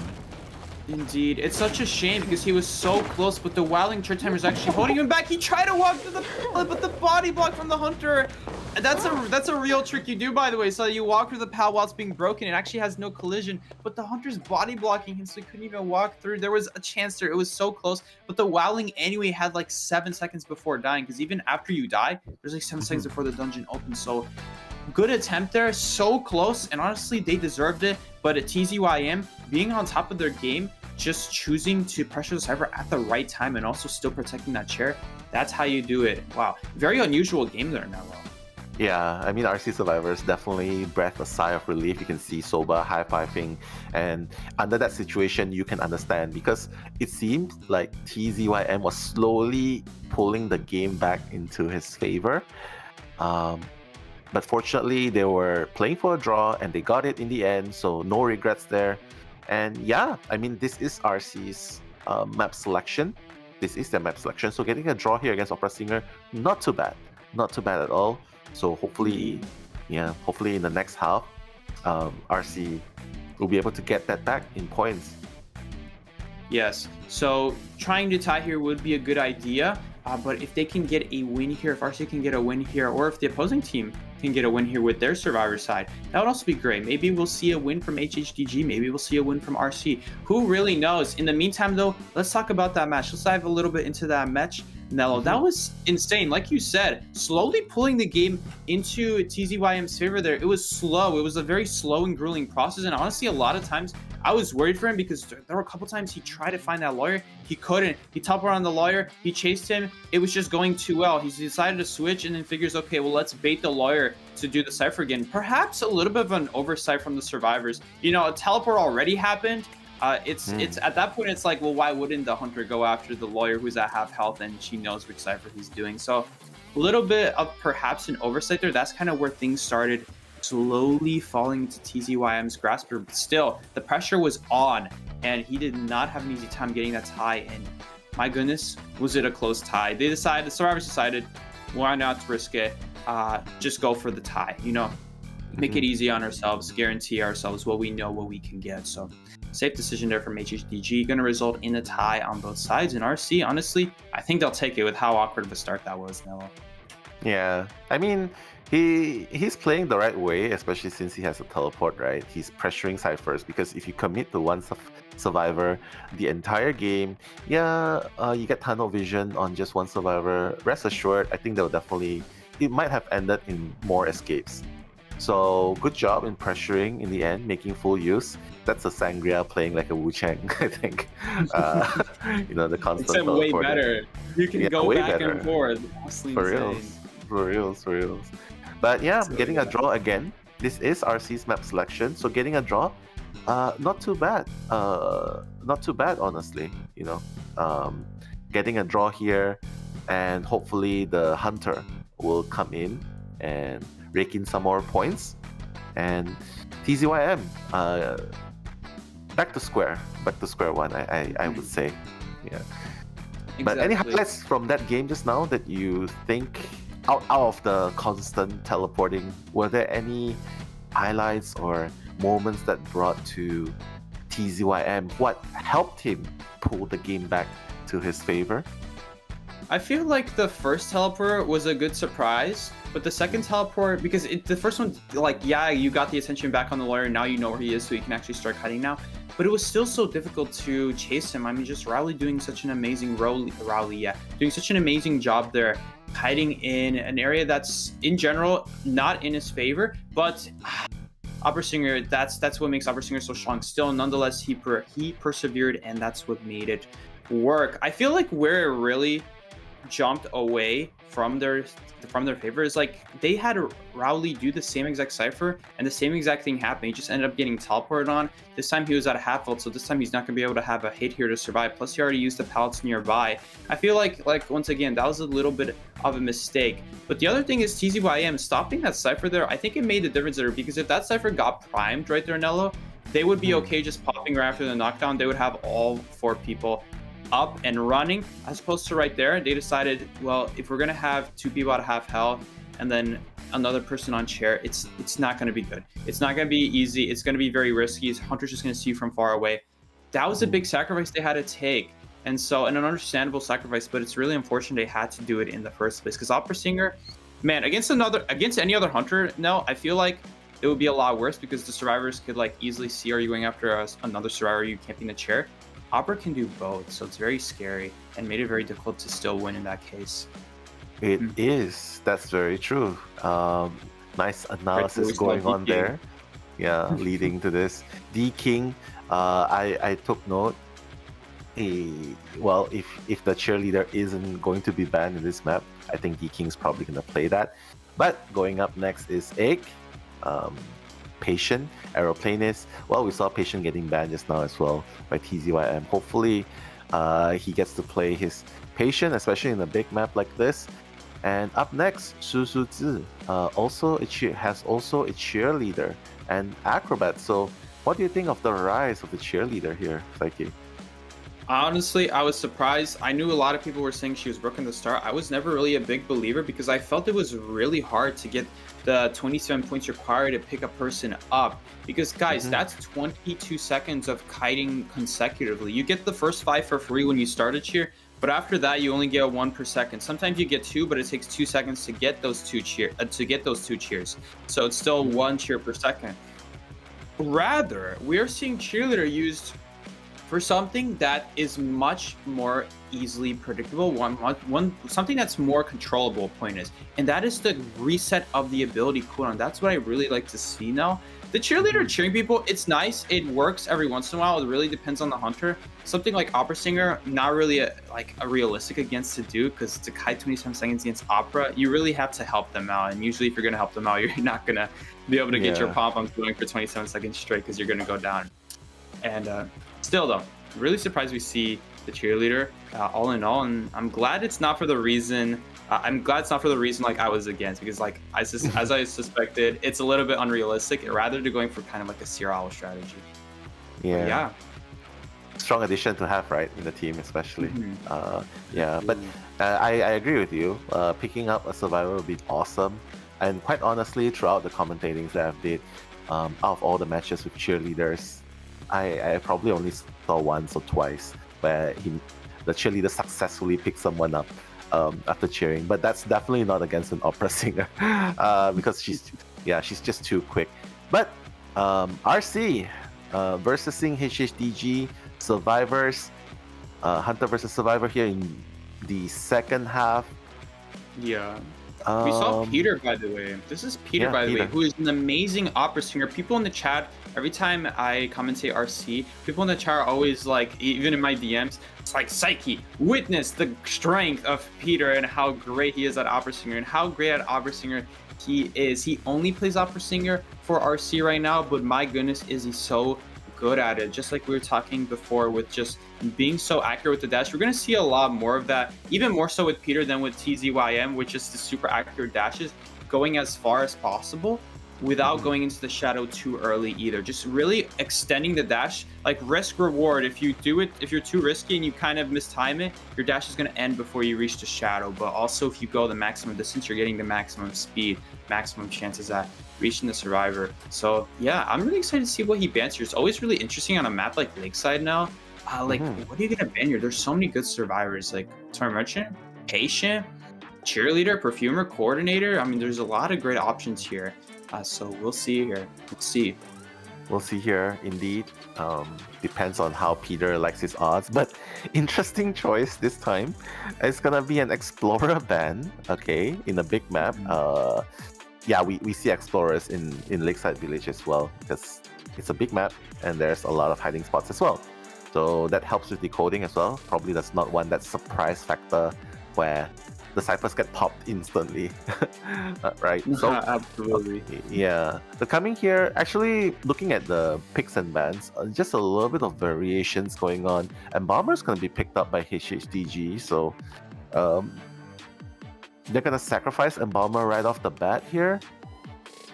Because mind you, the first 2 picks, well, they're not going to be able to be picked anymore in the later rounds because they go to global bans. True. Yeah, they probably do not need Embalmer in the later rounds, though I'm not so sure about that. Priestess is even open, right? You know what I mean? So it's not even getting banned. It's not even getting picked. So what's the logic, behind getting an embalmer first here, and and sacrificing him. What do you think? Like perhaps the idea is that with Opera Singer, what's gonna happen is that she's just gonna speed past the survivor and destroy the portal. I could see that happening a lot. In fact, we see this with other Opera Singers. They just go past the survivor and they destroy the portal before they can pass through it. And because the Opera Singer's extreme speed of being able to do that, I mean, if the survivor's at half health, you could also just knock them down. A lot of these other hunters, you have that time to set up and you have that time to just walk in a straight line, and the hunter just has to follow you. And some hunters like Nightwatch could potentially slow you down. But if they don't have the ability up and you time it well, then they also can't do anything besides like maybe a 27% speed bonus that gradually diminishes. Definitely didn't memorize that. But it's tough. It's tough. But with Opera Singer, you always have that speed up as long as you don't mess up, which again, someone like Peter, we're going to rarely see. I'd be shocked if we see, honestly, more than 3 would be a surprise. 2 would be all right, but 1 would be, or 0 would be like, that's nearly perfect or literally perfect in terms of just dashing. So very excited to see what we get here. Yeah, I'm actually looking forward to seeing what trait Peter will be bringing as well, because previously TZYM brought top-down build with a teleport. So here, I'm curious to find out if he will follow with the same footsteps, because I don't know. What do you think? You think a Blink's better here? Blink trump card? I would say Blink. Oh, yeah. Blink trump card. Peter thinks the same way. Yeah, Peter thinks the same way. It's just a guaranteed down within the first 60 seconds, as long as the survivor doesn't speed away. And in this case, we do not see any speed of survivors. We only see survivors who take multiple hits. I mean, Acrobat's kind of there, but Acrobat really relies more on his debuffs rather than that jump that he gets with it. So we're going to see Peter different spawn, by the way. I'm very curious how this goes. The survivors did the exact same spawn as we saw from RC. Difference is we saw a different spawn for the Hunter. Hunter choosing to spawn in between Big Bow gives me the feeling that he might chase Big Bow. Indeed, he does. So sacrificing, blocking it, but instead, well, honestly, you don't even block Big Bow if you spawn in the cornfield. But anyway, guys, I'll be commentating along with Poch. We're going to hop right into the first match. Peter already be doing a beautiful job setting up these shadows. Well done. Yeah. D-King, excellent use of the first perfume. It's gonna put it in cooldown though. Gonna have to buy a little bit more time before Peter catches up. But hey, second perfume's gonna be done in time. There's no cheerleader to refresh the cooldown of the perfume, so he definitely can. D-King cannot mess up the perfume timings here. Oh, baiting the perfume out. D-King's perfume's about to expire. He's just gonna leap back with the help of the pallet. Speed boost, gonna circle around again, and while Peter breaks the pallet, he's gonna rotate far away, and the perfume, the last perfume, is back now, back online. So yeah, pretty good so far. Good run. That's a good start as well, but Peter is already so far missed 2 dashes. He missed one when he hit the perfumer on that dash earlier when she perfumed on the second perfume. He also missed another one right there on his way to the perfumer to shore, so it really slowed him down here, really making these perfumes last way longer than they should be. Oh my goodness. That wasn't a hit, but it was a pallet stun. So Peter just swinging a little bit too early, and then D-King seeing that he walked into the pallet, now getting the hit here. But wow, when you have 2 pallets like this, honestly, I feel like he could have stayed here a little bit longer, but D-King instead going to decide, I want the window boost more, and look at the windows coming. Oh my moment, I thought I was gonna miss. If Perfumer actually had Flywheel instead of Borrow Time, I mean, we commonly see this, right? Because Perfumer sometimes is the first chase. The Flywheel will probably help him rotate a little bit more.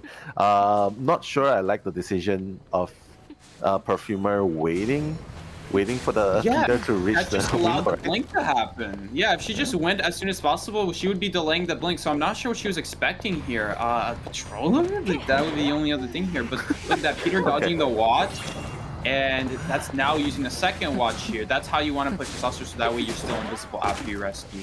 D-King unfortunately getting spotted out here and hit. He's on his way to shed. They did have decent cypher progress on that first kite.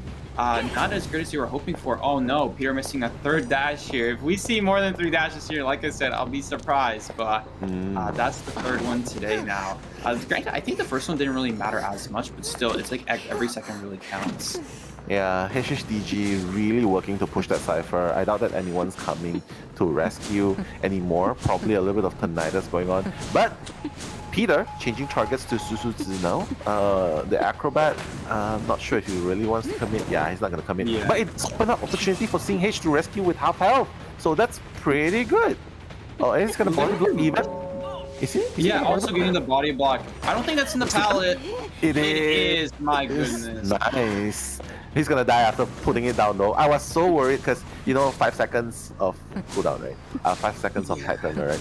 Yeah, imagine if he wasn't in time. But DK! Oh, it's, yeah, he's trapped in this corner.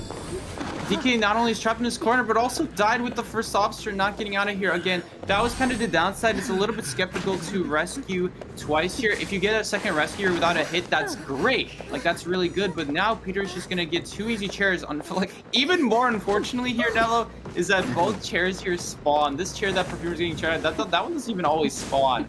So RC Peter getting super fortunate. He didn't even have to walk far. Now you can immediately start pushing the rescuer. Yeah, I see the appeal there. I see the appeal there. Nice flywheel. I see the appeal there because they were close to ciphers, so it makes sense. But I feel like maybe Perfumer shouldn't have gone back, since now they're kind of in an awkward spot, having to take damage and necessarily unnecessary chairs. It's gonna be tough now. Even the cipher is getting protected by Peter.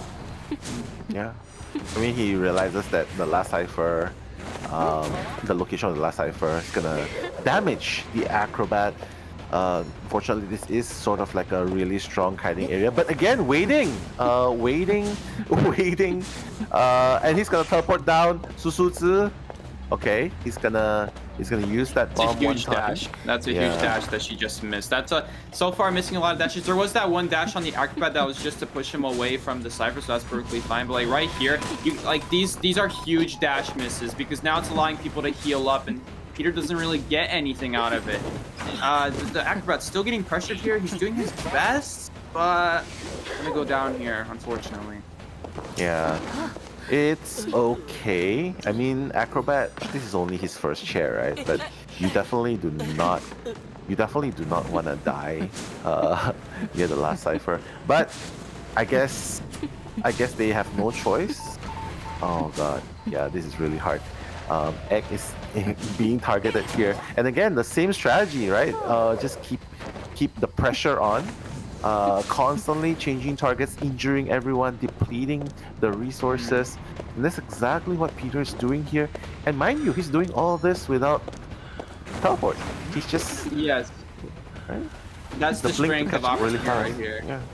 Yeah, that's exactly it. Being able to catch up and being able to do so well at both roles here, the pressuring of the cipher and the chase of the survivors, making sure to stick to one survivor as much as possible. Once you knock down one person, you kind of have more freedom with Opera Singer with who you choose here. That was a beautiful swing right there.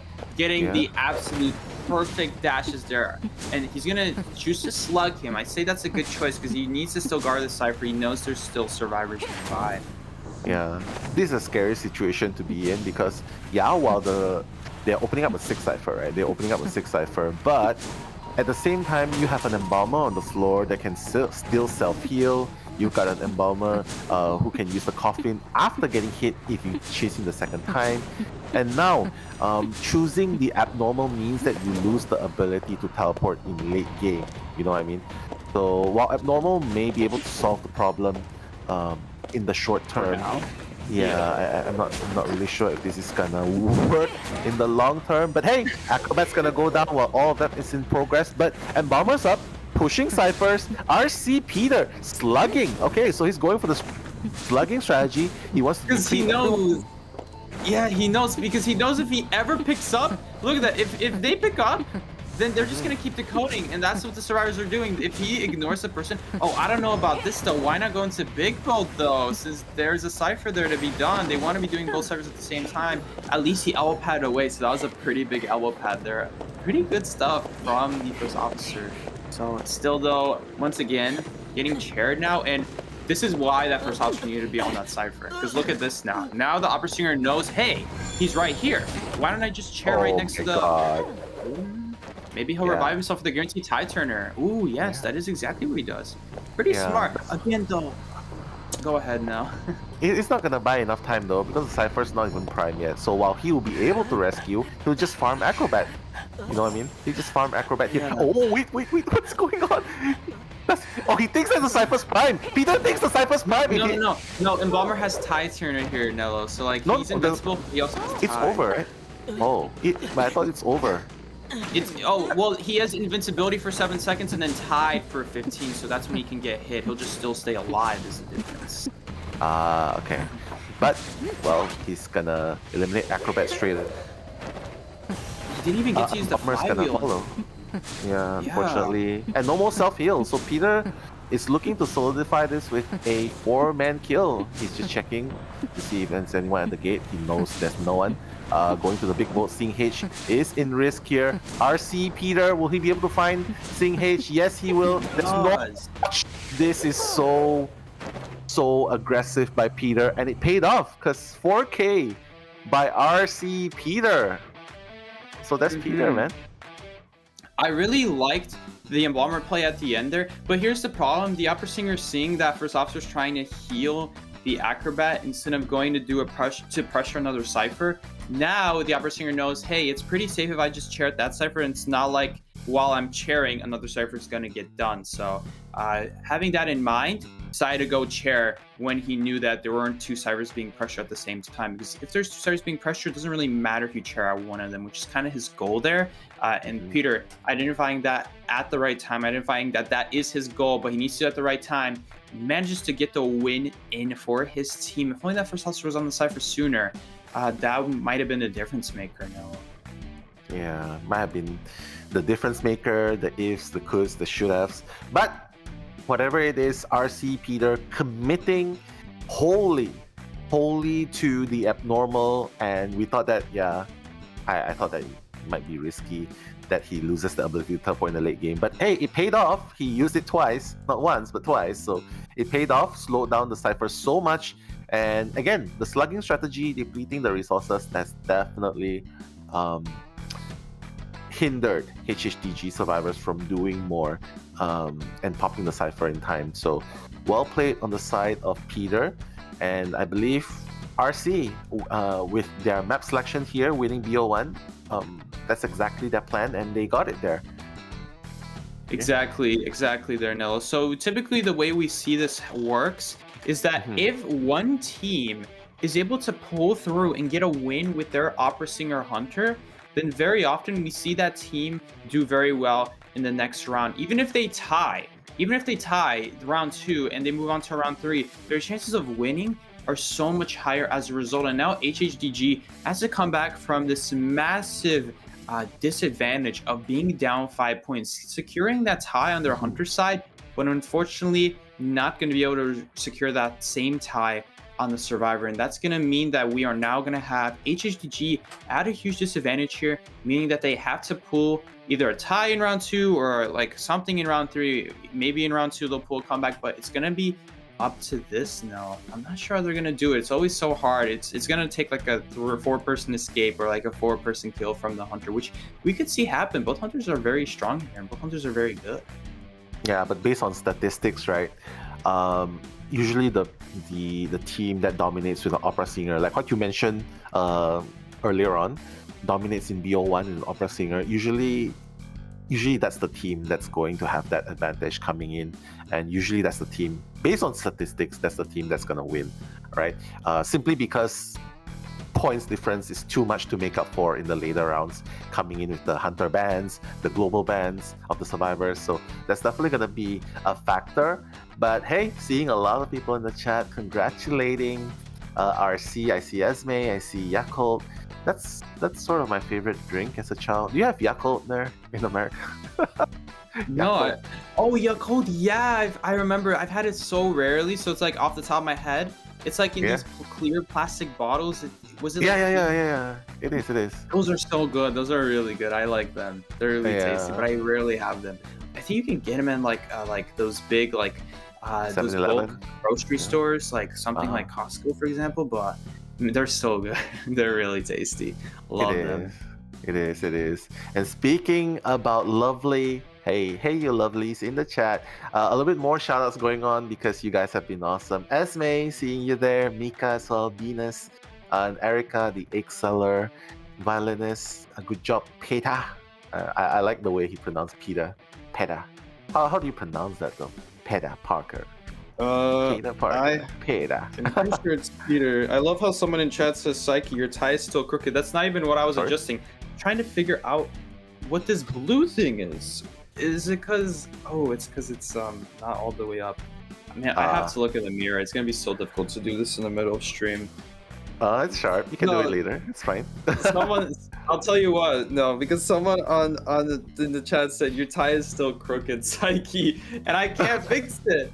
I can't fix it. It's so hard because whatever I do, it does the opposite on the camera. So it's so difficult. Yeah. Maybe just push it to the opposite of what you see on the camera. Yeah. Oh, okay, that's working. Yeah. Okay. It feels really weird in person. It's just I have to fix it. But I'm not gonna fix it right now. Yeah, we're gonna have a short break later, so it's fine. You can do it later. Right. But hey, guys, we are not over yet. This is not over yet because we still have BO2 coming in. HHDG still has a fighting chance in best of 2. Again, yeah, I mean, I just have to read all these comments, man. A lot of comments for Psyche. Esme saying Psyche looks like Lawyer's light skin. That's a nice skin, right, for Lawyer? The Death Note skin. That's with the saxophone. Gray skin.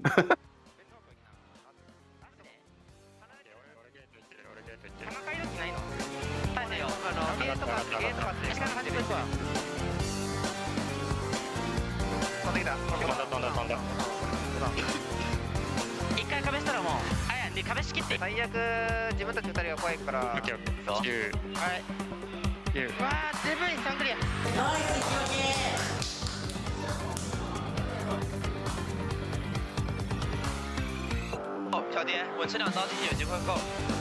行，好就好。咱先准备救人了，是吧？待会儿要帮你画吗？星河？该了，差不多。大概25了。那个蛋蛋，你可以大胆修，你有。我知道，我有，你救了。我救了。海边有板子的海边。我死了，大伤有多少？大伤1半，还是得救下来，再那个。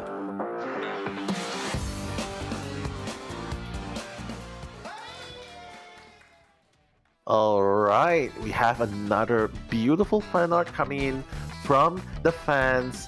Hashtag COAVII support, hashtag RC win.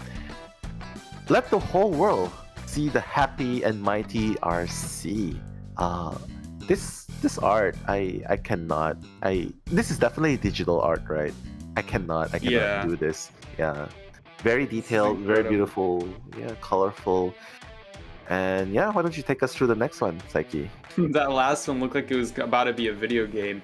HHDG, go TZYM fighting. Get the first place in group stage. Want to see your Wu-Ching in the battlefield. I think we did see TZYM already go Wu-Ching once, right? They went Wu-Ching and they four-manned on Moonlit. Or was that a different number? Maybe it wasn't. But oh no! I think it was, right? Because HHDG ended up losing that, unfortunately. They got the 4-man as Wu-Ching, but not enough, unfortunately. But yeah, still though, maybe we'll see the Wu-Ching in round 3. Who knows? Who knows? I mean, he definitely slayed with the Wu-Chang, and we definitely love to see ourselves some Wu-Chang action as well. But him making it work is definitely super good. But I see a few more people turning up in the stream. Chi, bestie, nice to see you again. Shoutouts to Idia Shroud and Melly and the Ita Cult family. Nice to have you all here again. Hopefully you enjoy the stream without making egg jokes. But I see Mike as well giving you a shout out. Better Call Psyche. You watch that show? Better Call Saul. Oh yeah, Better Call Saul. Better Call Psyche. The theme song again? It's like I can't remember. That's a good one. Dude, yeah. I cannot fix this tie. I can't do it. I managed to remember. I remember that the flap. Okay, it's better now, but I remember that the flap needed to go under the thing, but still though. Lev with a suggestion, you could switch to a bow tie. But then it would look like he's James Bond. I always preferred ties personally. This one on camera, it looks a lot more red, but if you look at it in person, it's got blue on this side And for some reason, the color makes it like turn purple. It's like an optical illusion. If you got to see it in real life, it's so hard to tell if it's red. Like it's more red than blue, but the blue makes it look purple almost. So it's such a weird combination. Like, doesn't it look purple right now? Don't you think so? Like kind of purplish? Like not kinda, like a clear red. Yeah, but it's special. It looks unique. Yeah. It looks That's why unique. I picked it. I'm like, yeah, it's like red with the blue, but also like when you look at it, you're like, wait, what? And then you end up looking at the tile. I'm like, hey, it's a good conversation. For reals. Yeah, for reals. Speaking of which, you just remind me of this TV series called Suits. Do you watch Suits? Yeah. No, I haven't heard of it. Harvey Specter, the Suits. It's like it's basically about lawyers in a law firm, and they're all from Harvard, and it's really interesting to watch, and they all dress up really nice as well. So I can see you there in the cast as well as a lawyer. It's impressive. It's impressive because the lawyer's like, it's impressive because as when I go to school or when I sit at home, I'm always in my pajamas at home. As soon as I get home, I just automatically just switch to pajamas. I'm like, I'm not doing anything. I'm just gonna get into what's comfy for me. And then at school, guys, I kid you not, I swear I wear the same sweatpants some days, 5 days in a row, the whole school week. Just because like, well, I didn't get them dirty, so I'm just gonna take them again. Like I would anywhere wearing sweatpants. Anyway, I'm wearing sweatpants almost every single day to school, and I have such bad fashion sense. Like I know nothing about fashion. Like my things about fashion, what I know about fashion is like casual is sweatpants, professional is suits, and the thing I struggle the most now, I don't know the in between. I don't know like what if I'm not going to like a wedding, or what if I'm not going to like just to the park. What do I wear then? I don't know what to wear because I can't wear a suit. Yeah, it's not realistic. You could try something. You could try something like you wear a suit, a smart casual with a suit, and then you wear short pants.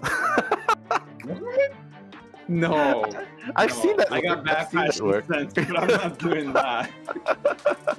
Yeah, but enough about though. Yeah, we've seen that before, like in certain countries where it's trending. Yeah, in China, I've seen it in China. I've seen it in Taiwan, I've seen it in Hong Kong. Like it's really fancy as well. It's not like those slip pants or something. But hey, yeah. Who knows? Maybe you rock it for sure. Yeah. But speaking about rocking, I do love sports. Go ahead. Sorry. Yeah. No, it's okay.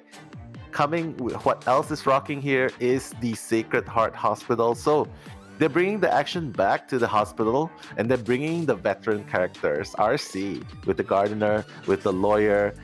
Well, it's the hospital. Might as well bring in the doctor. Hashtag joking. Just joking. Oh my goodness. Get in the gardener, get in the lawyer, get in the doctor, get in the thief. Yeah. Just the OG four stars. I'm like, that's a good one. Yeah. Even Merc is OG, right? Oh, let's go. But TCYM did ban out the priestess here, antiquarian, entomologist, and seer. So there's not going to be a lot of support. And it seems like RC is going for the double rescuer strat. So how much do you like this strategy? Double one support, double rescuer strat. We never see it anymore, but I have nothing against it. I like the double rescuer strat because it means if you guys are going for a win, which I can't remember off the top of my head. Okay, technically they don't need to, but here's the thing. They're both really annoying to chase. I love how Gravekeeper and Mercenary are like both basically doing the same exact pose here. I just realized. Yeah, for real. But yeah, I would say, like, I like it. I'm a big fan of it. But we've kind of gone away from it because nowadays the problem is that you kind of want the faster decode for like the super chase hunters like Nightwatch and Clerk and stuff like that. The other thing is that usually you just take a tie turner on like a Survivor who can kite. But ever since they took away Palaboost and tie turner being used together, it's really hard to have tie turner on a kiting character like Perfumer. You just take Palaboost and like you'd be fine. Like, yeah, it hurt that you don't have window boost, but still it was fine. Wow, we're gonna see a gamekeeper here, by the way. No, that's really interesting. I mean, what other option does he have? Did he have a lot of options? Maybe a Nightwatch, but it's not really that great. A lot of the hunters here kind of dookie cheeks, you know what I'm saying? Yeah, I definitely know what you're saying, and I'm vibing with it because Gamekeeper is super strong. But in this place where there's just a lot of kiting areas, well, let's just say that the Gamekeeper has the traps to stop the survivors from fully utilizing the kiting routes that they usually go through. And that's one thing that's very scary here, right? But coming into the spawn location, TZYM will take his place on the left side of the hospital. RC is gonna put Lawyer in the middle, so guess what? I think he's probably gonna be the first chase, if not the Gardener, although that would be a really hard spot to chase the Gardener. But yeah, what do you think though? Going straight, which one's harder? 2 floors? Runes kite? I'm gonna say that it's gonna be a lot harder to chase someone in a hospital. I mean, hospital is known for like 3-server kiting. If you don't 3-server kite in a hospital, it's like, man, like if only, like it must have been like a mistake on the survivor side almost always in that case. We do see the peeper here, so kind of trying to limit hospital being used, but I'm gonna be honest with you, no, I've had plenty of kites where I just go into hospital knowing there's a peeper there, because the peeper effect is just not strong enough. It doesn't slow down enough in my opinion, and so honestly you can ignore the keeper and utilize the broken pallets and windows and just still stay ahead somehow. But yeah, we're gonna see TZYM set up some key traps here. He always does this. This is gonna be like an important thing, just 2 important traps. He's gonna do 1 more. I assume that peeper only lasts 60 seconds, so I'm not sure how effective that's going to be. He figures, I guess, may as well drop there, right? Yeah. But yeah, just setting up. Still looking for his first target, though. Not really sure where he wants to go. I think even the Lawyer that's spying on him through the map is like, okay, where's he going exactly? But he's just setting up, and now going to the runes where Soba is on the Gardener. So he's gonna forget about it. He's gonna forget about the Gardener, making a beeline. Oh, okay, missing that first hook. Nice hitbox moment. Missing the second as well. Oh my god. He thought the bench would grab on. It did not. It went right over, and it tried to latch onto the wall instead, and it didn't count. But look at this, he grabbed sight of Ivory here. He grabbed sight of the Lawyer kind of running right into the hook there. That's like the thing about Gamekeeper, you might predict, but what if he predicts in the right direction? Yo, did we ever see this trap get destroyed here? No, we didn't, so he can't even utilize this area. He probably doesn't know if Birdcage has a pellet on it either, although he did see the map, so he might actually know. Oh my god! What? He hooked through when he already vaulted through the pallet. Oh! Okay, I'm bamboozled by that. Yeah, is that that was a nasty hook. Yeah, that's the aim assist happening there. So if you're close enough to the hook, it just goes right through. It doesn't think about if there's like a wall on the side. It will just attach to you if you're close enough to the hook. And TZYM, knowing this, went for it, and oh my goodness, did it pay off big time. That is really unfortunate for Ivory. I bet you he wishes he vaulted that sooner when the logs were protecting him on the other side now. Yeah, that's just so many people though, you know what I mean? Like, if the Lawyer had something besides tight, that might have worked. But he's gonna injure the Gravekeeper.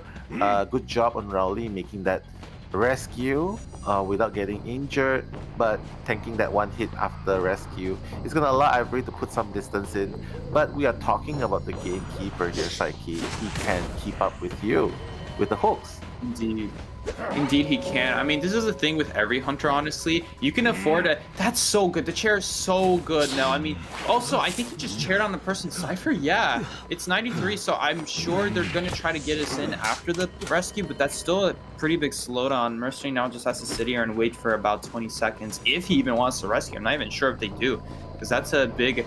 Oh my goodness, nice! Finding the Mercenary! That's a big deal. Not sure if he should have hide there. He's probably gonna just get, yeah. He has to avoid that hook by all costs. The hook's cooldown is gonna be ready. Unfortunately, Lawyer is gonna go down pretty soon here, I think. He's not hitting quite yet. Okay, he's finally gonna hit. Probably thinks that the Lawyer has flywheel or something, but nope, he actually has Tide Turner. So Ivory, with the help of the last effort, is gonna try and run away as far as possible. Mercenary has finally completed his cipher. The last 2 ciphers are almost done.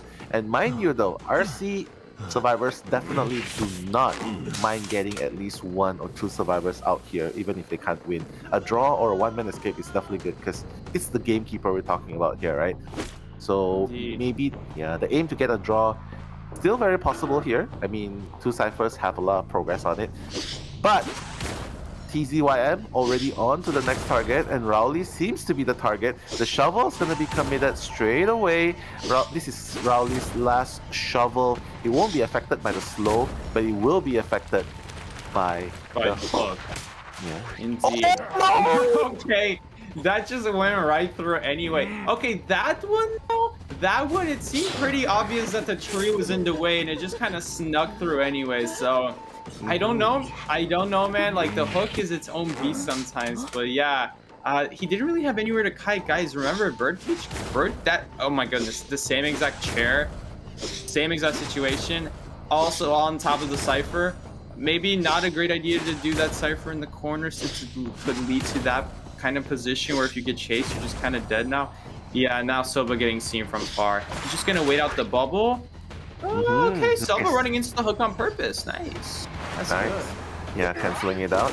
Oh, but it doesn't really matter though, because yeah, the infinite hook's gonna come pretty soon. I don't think Soba's gonna commit anymore. Now it's his turn to actually try, and oh wow, the instant swap into Bling, super smooth. Dude. Yeah, like we didn't even get to hear the sound before he's already blinking. That was actually really impressive. And now, guys, it's looking pretty much in favor for HHDG. Oh wait, but he did chair early. He did chair, yeah. Technically gives Mercenary an advantage here if he can just, as long as he can just hide and just keep away from Tinnitus. Oh no, he got Tinnitus right here. Yeah. Oh, but the gatekeeper didn't see a shadow. He didn't see a shadow across the map. Nice. He does, yeah. He does have 2 elbow pads though. Probably trying to find out where the dungeon is. It's at the back gate, right? Because he knows that it's not at the T spawn. It's not at the statue. He still didn't see him. He did not. Oh my goodness. He still didn't see him. He was like right there. You could probably see the mercenary through the wall if you look hard enough. But TZYM not searching for that, not expecting it. Yeah, he might be able to make it until... Yeah, he shouldn't rescue Soba, I think. He definitely should not rescue Soba here and commit to keeping his 2 pads to go to the dungeon instead. You can see City is like, okay, yeah, I'm sorry, bro. I'm just leaving you on the chair. I want the dungeon. TZYM has to be really careful here because you can see why, right? Like, this is so risky. Oh, wait, never mind. No. If he puts 3 traps there, it's gonna be... That's gonna impossible close it out. for him to escape. Yeah. There's no way to escape now. And the gamekeeper knowing that, he knows there's nothing he can do. The mercenary knows that there's nothing Oh my god, he can do. he just okay, 1 more hook. Oh, he's gonna get him! And that's gonna be a 4K by TZYM.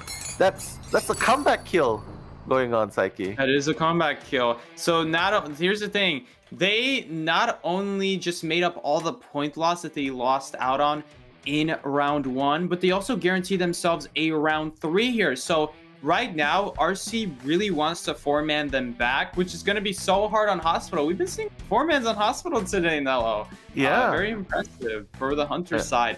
So now...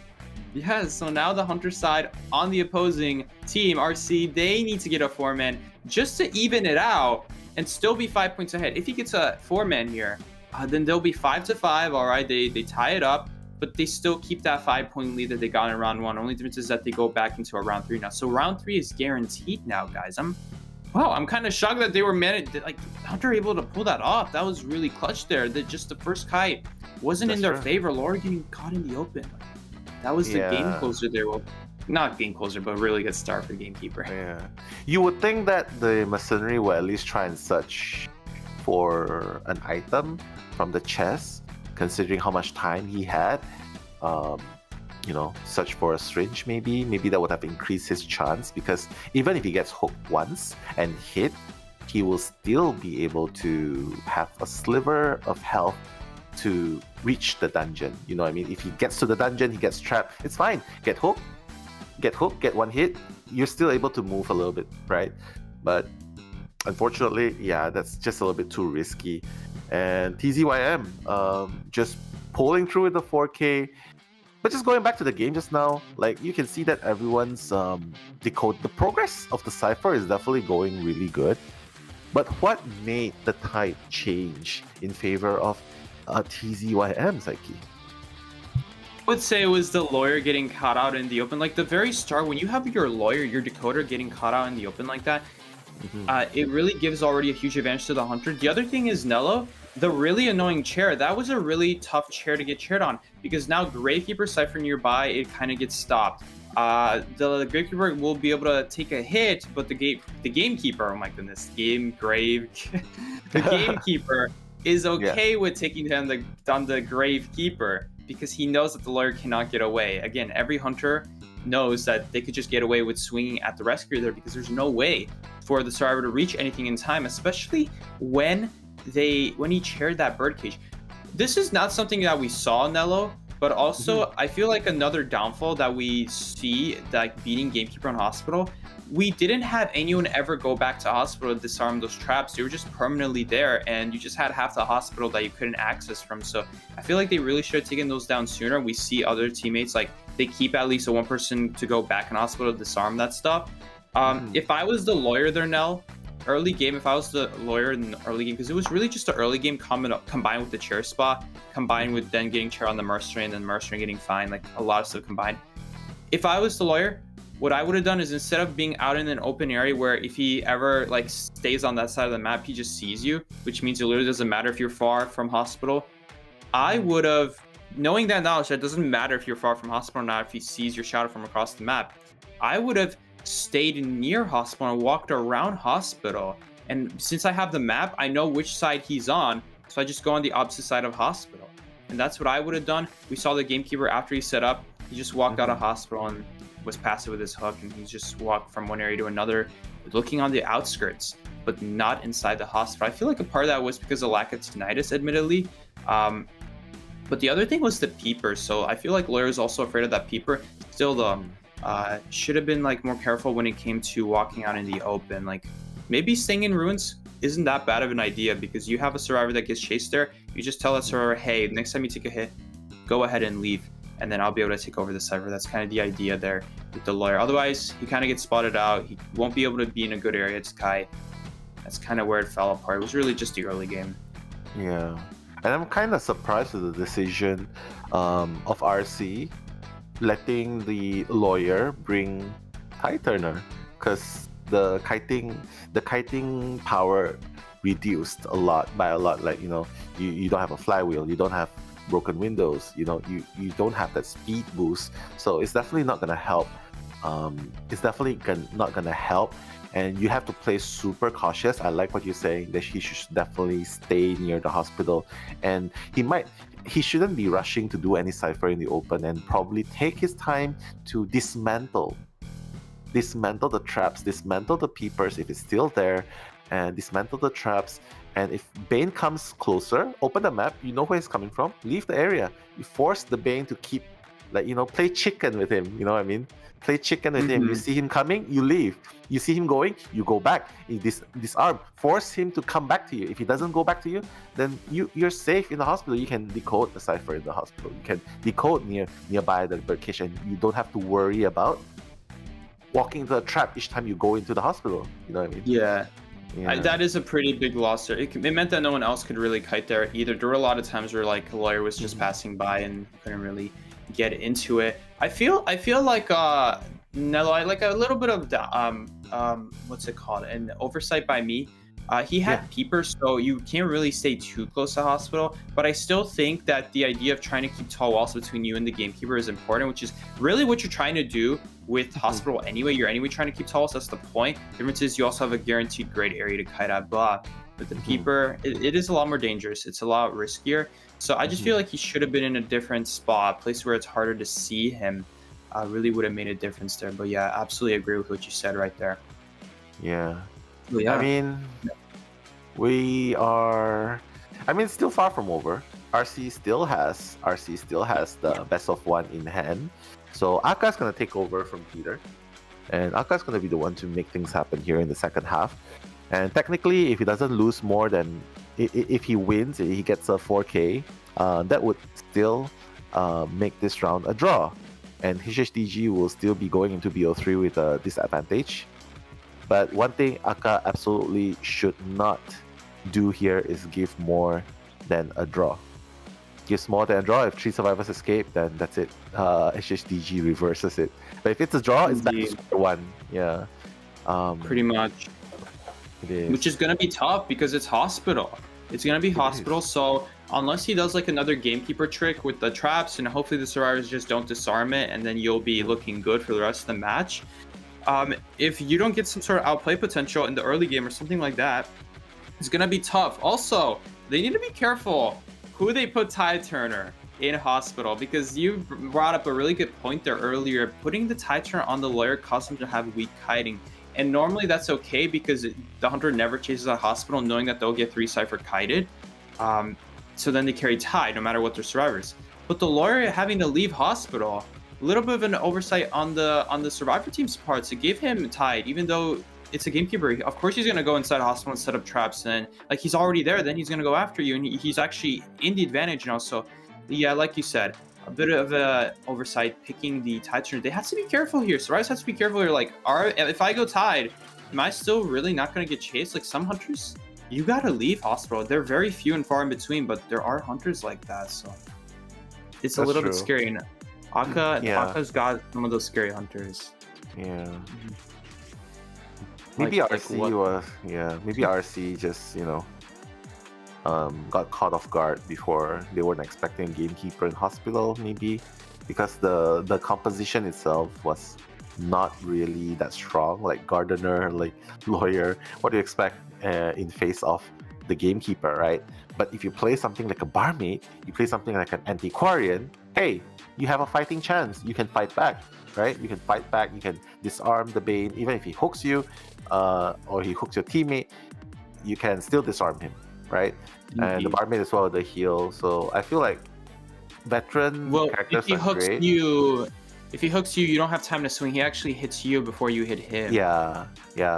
But you still have a fighting chance, you know what I mean? If you absolutely. in the runes area, you can beat him left to right, left to right, right to left, And that's a lot of narrow openings that allows the Antiquarian to do so. And even picking up an aeroplane is here as well. So one hook, he zooms away. So that works as well. That he banned Forward here. Forward, a support character. Forward getting that stun in case you leave the chair. I don't know, man. Smells kind of like a Dream Witch. Banning the Acrobat. Acrobat's a good survivor in general, but Forward is pretty particular nowadays. He's not like a common ban like he once was. He is now one of the more hunter-specific bans, and that hunter that you guys are questioning, which one is that, Zeki? That would be Dream Witch, because if you have a Forward on the team and they go and you leave your leech at the chair and you try to use the other one to pressure Cypher, Forward just stuns it for like 10 seconds and then you literally can't do anything with that leech. The survivor rebounds for free. And my goodness, we're gonna see another back-to-back Gamekeeper, because Gamekeeper can trap Hospital pretty well. Let's see if they do what I was suggesting before, Nello, where they're gonna try to walk in and try to disarm those traps. It's like to open up Hospital.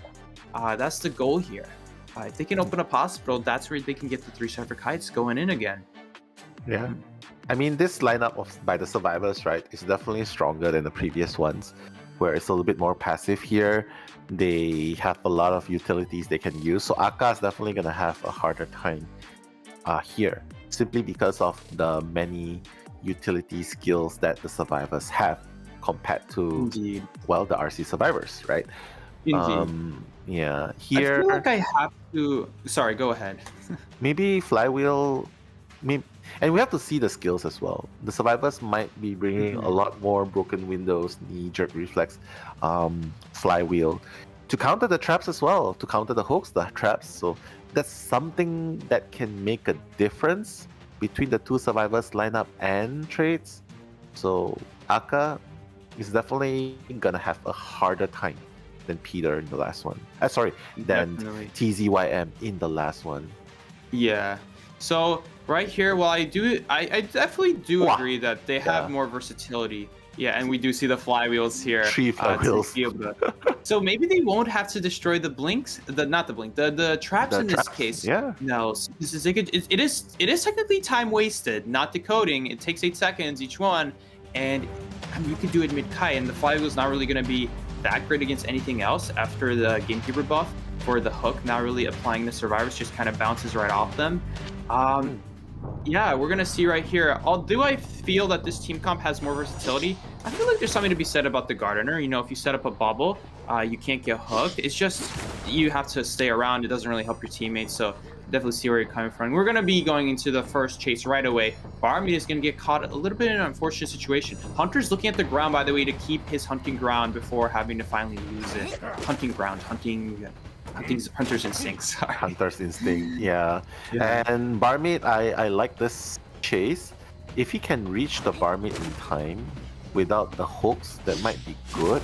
Oh, okay, nice. Is he gonna hook? I think he can. Okay, he can here. Gonna hook. But after taking that hit, he's just gonna heal up and go into the hospital. There's no trap so far in the hospital, and that's D King with the anti-quarant here as well. So that's a lot of support that can happen here. So yeah, you can see the difference in between the two gamekeepers here. D King! Oh my god, the flywheel missing! Sticky. If he flywheeled that successfully, then he would have been able to disarm abilities for quite a bit, assuming the survivor's not too close, that is. And then he would have been looking pretty, but now he's going to get his hook back. In fact, he has a blink too. Oh, risky. Does he want to walk through? He does walk through. Oh my goodness, the first two were good. The last one was missed, but now disarmed for 11 seconds. You guys saw that. That's the maximum you can disarm for if you hit twice. Oh, he can't ball, or else he gets terror shocked. He can jump though. Oh, okay. Nice. I love that. Yeah, I love that. I love that going in. Yeah, it's fine. He needs to catch up with time because ciphers are moving pretty fast, and without the help of the traps to slow things down in the hospital itself, well, Aka just gonna place a little bit of traps. Doesn't want that rebound kite to haunt him back later on. Sing H already in position, but a little bit too early, I guess. But it's okay. Earlier rescue, guaranteed rescue, better than a failed one. But D King failing to disarm that time. Okay, Aka has no blink. He knows that. He knows that perfectly. But D King has to be really careful. Oh no, unfortunately, last effort will be popped. D King's gonna fall pretty soon. Probably wants to step on that trap first to disarm it. Yeah, he's gonna do that.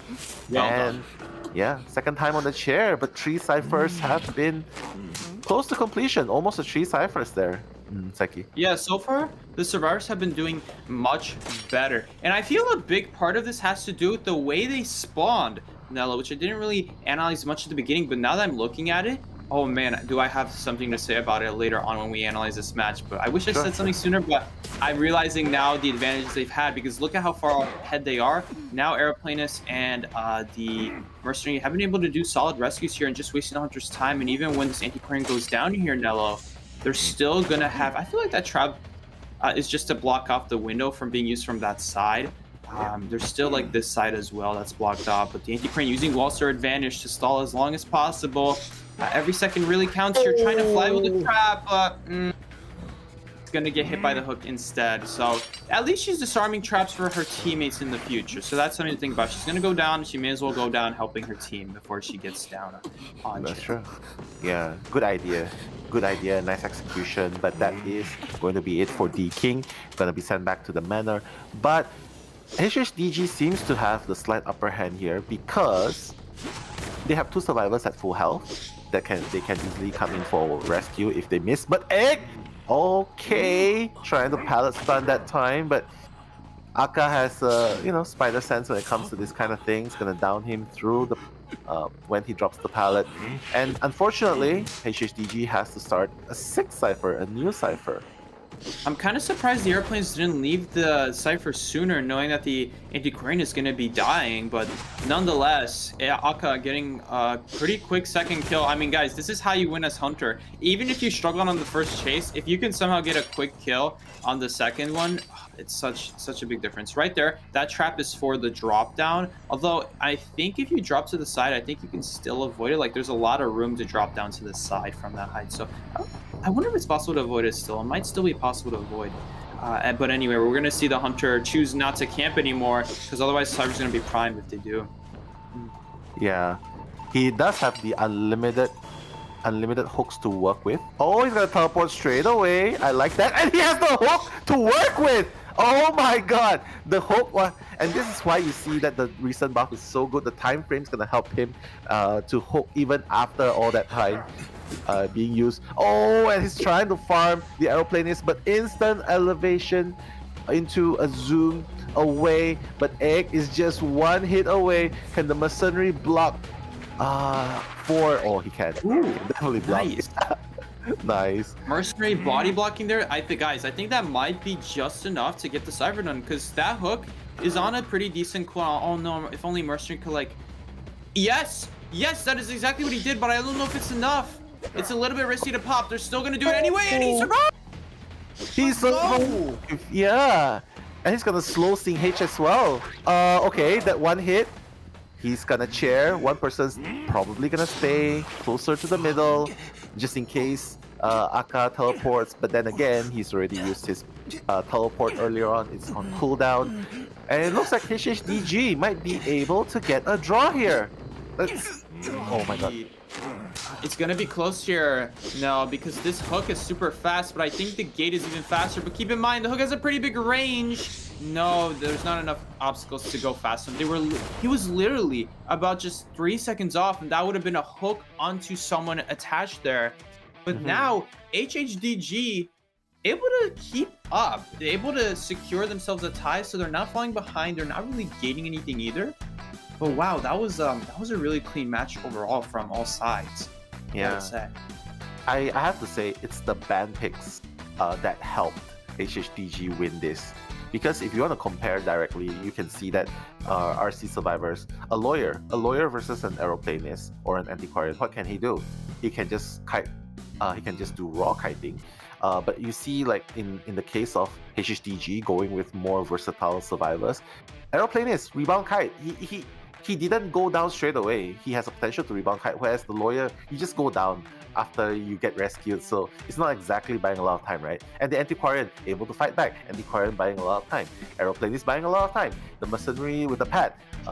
So that's just so many things that help HHDG survivors to win, get a draw in this round as compared. So I think it wasn't exactly skills per se. It's more of just the better band picks.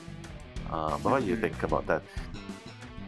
I would say that the biggest difference maker was the spawn chosen by the survivors and the spawn chosen, more importantly, by the gamekeeper. I feel like there was a little bit of a mistake there now with the spawn from the gamekeeper. So I was thinking about this, and I was thinking about what were the spawns. We saw a different spawn here. When we saw HHDG's hunter spawn, we saw the survivors spawn in like the T shape on the all of them spawn on the right side of the map, right? And then he spawned on the left side, not really blocking any server in particular. You want to know why he does that? Because that way we saw him do this before. At least I saw a different gatekeeper do this before. If it wasn't him, he has instant access to hospital, and he blocks out key routes with traps almost immediately into the game.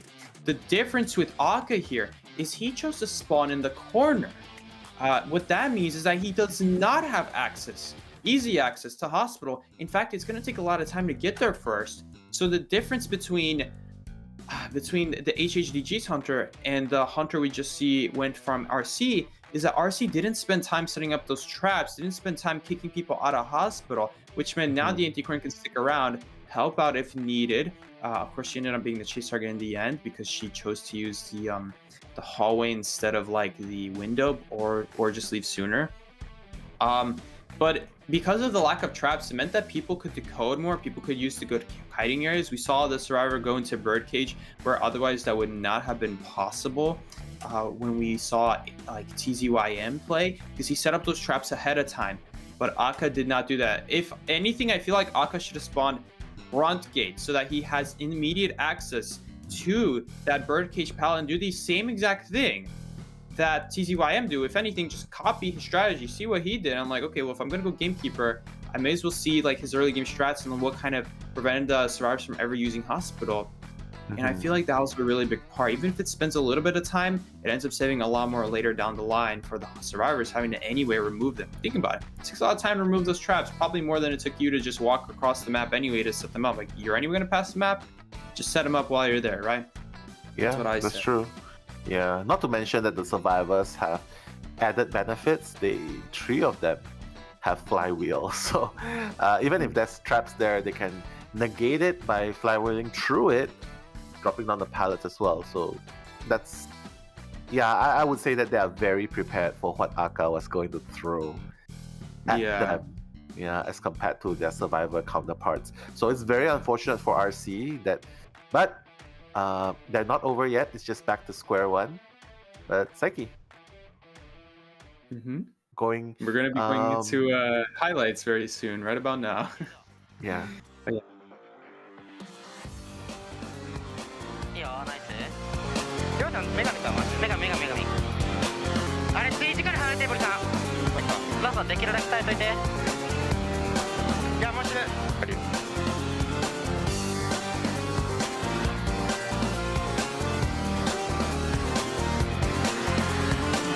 いや、届かない。安い。可以，看好了，打我了。OK， 到上板了，直接来好大一点。子旭在哪？我在废墟，木有人吗？是在木屋。交下了。OK， 不行，机会拖。行，那我开心机，子旭收完，收人王。别卡太死。OK。摸到了。是了，不用拉走，蛋蛋，我们先收了，你不用拉走。交喷去捡小门了。Hey, coming back, Psyche. Go ahead. I'm not sure who's starting. And we are back, guys. We are going right into the Support Works collection. As always, in between rounds, we like to talk about the Support Works collection. #COAVII7 support, showing support for RC Win. Hope City would visit Hangzhou soon. RC yeah. Hangzhou soon. So sometimes the Z is like a S, and then other times it's a J. It seems maybe with the H and Z combined.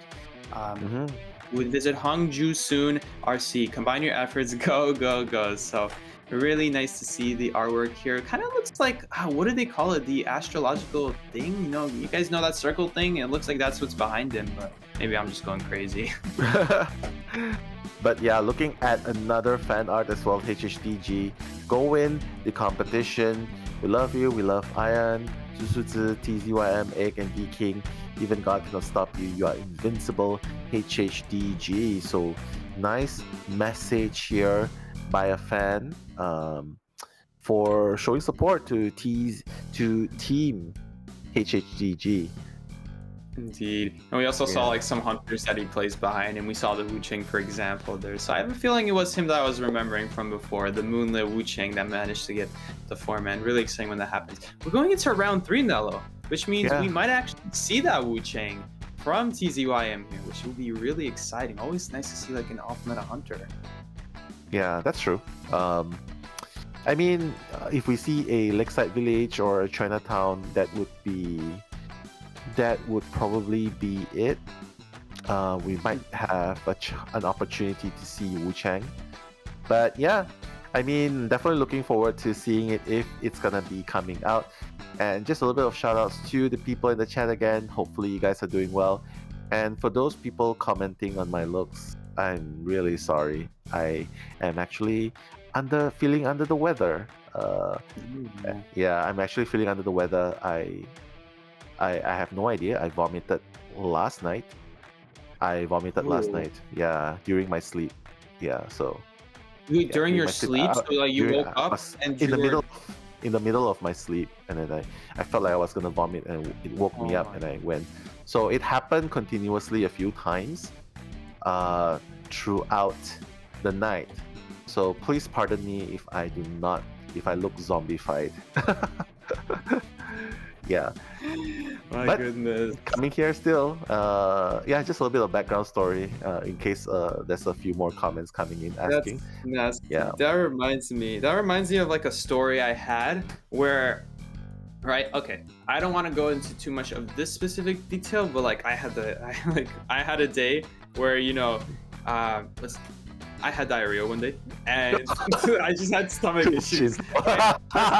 I feel like I had to say, all right, but to get the story set up, right? So I had basically stomach issues, and I wasn't feeling too well, so I couldn't, like, when you have that kind of issues that day with your stomach, you can't really be eating too much dairy. Now, I didn't realize that, but I love cereal, and I love adding nothing but tons and tons of milk into my cereal bowl.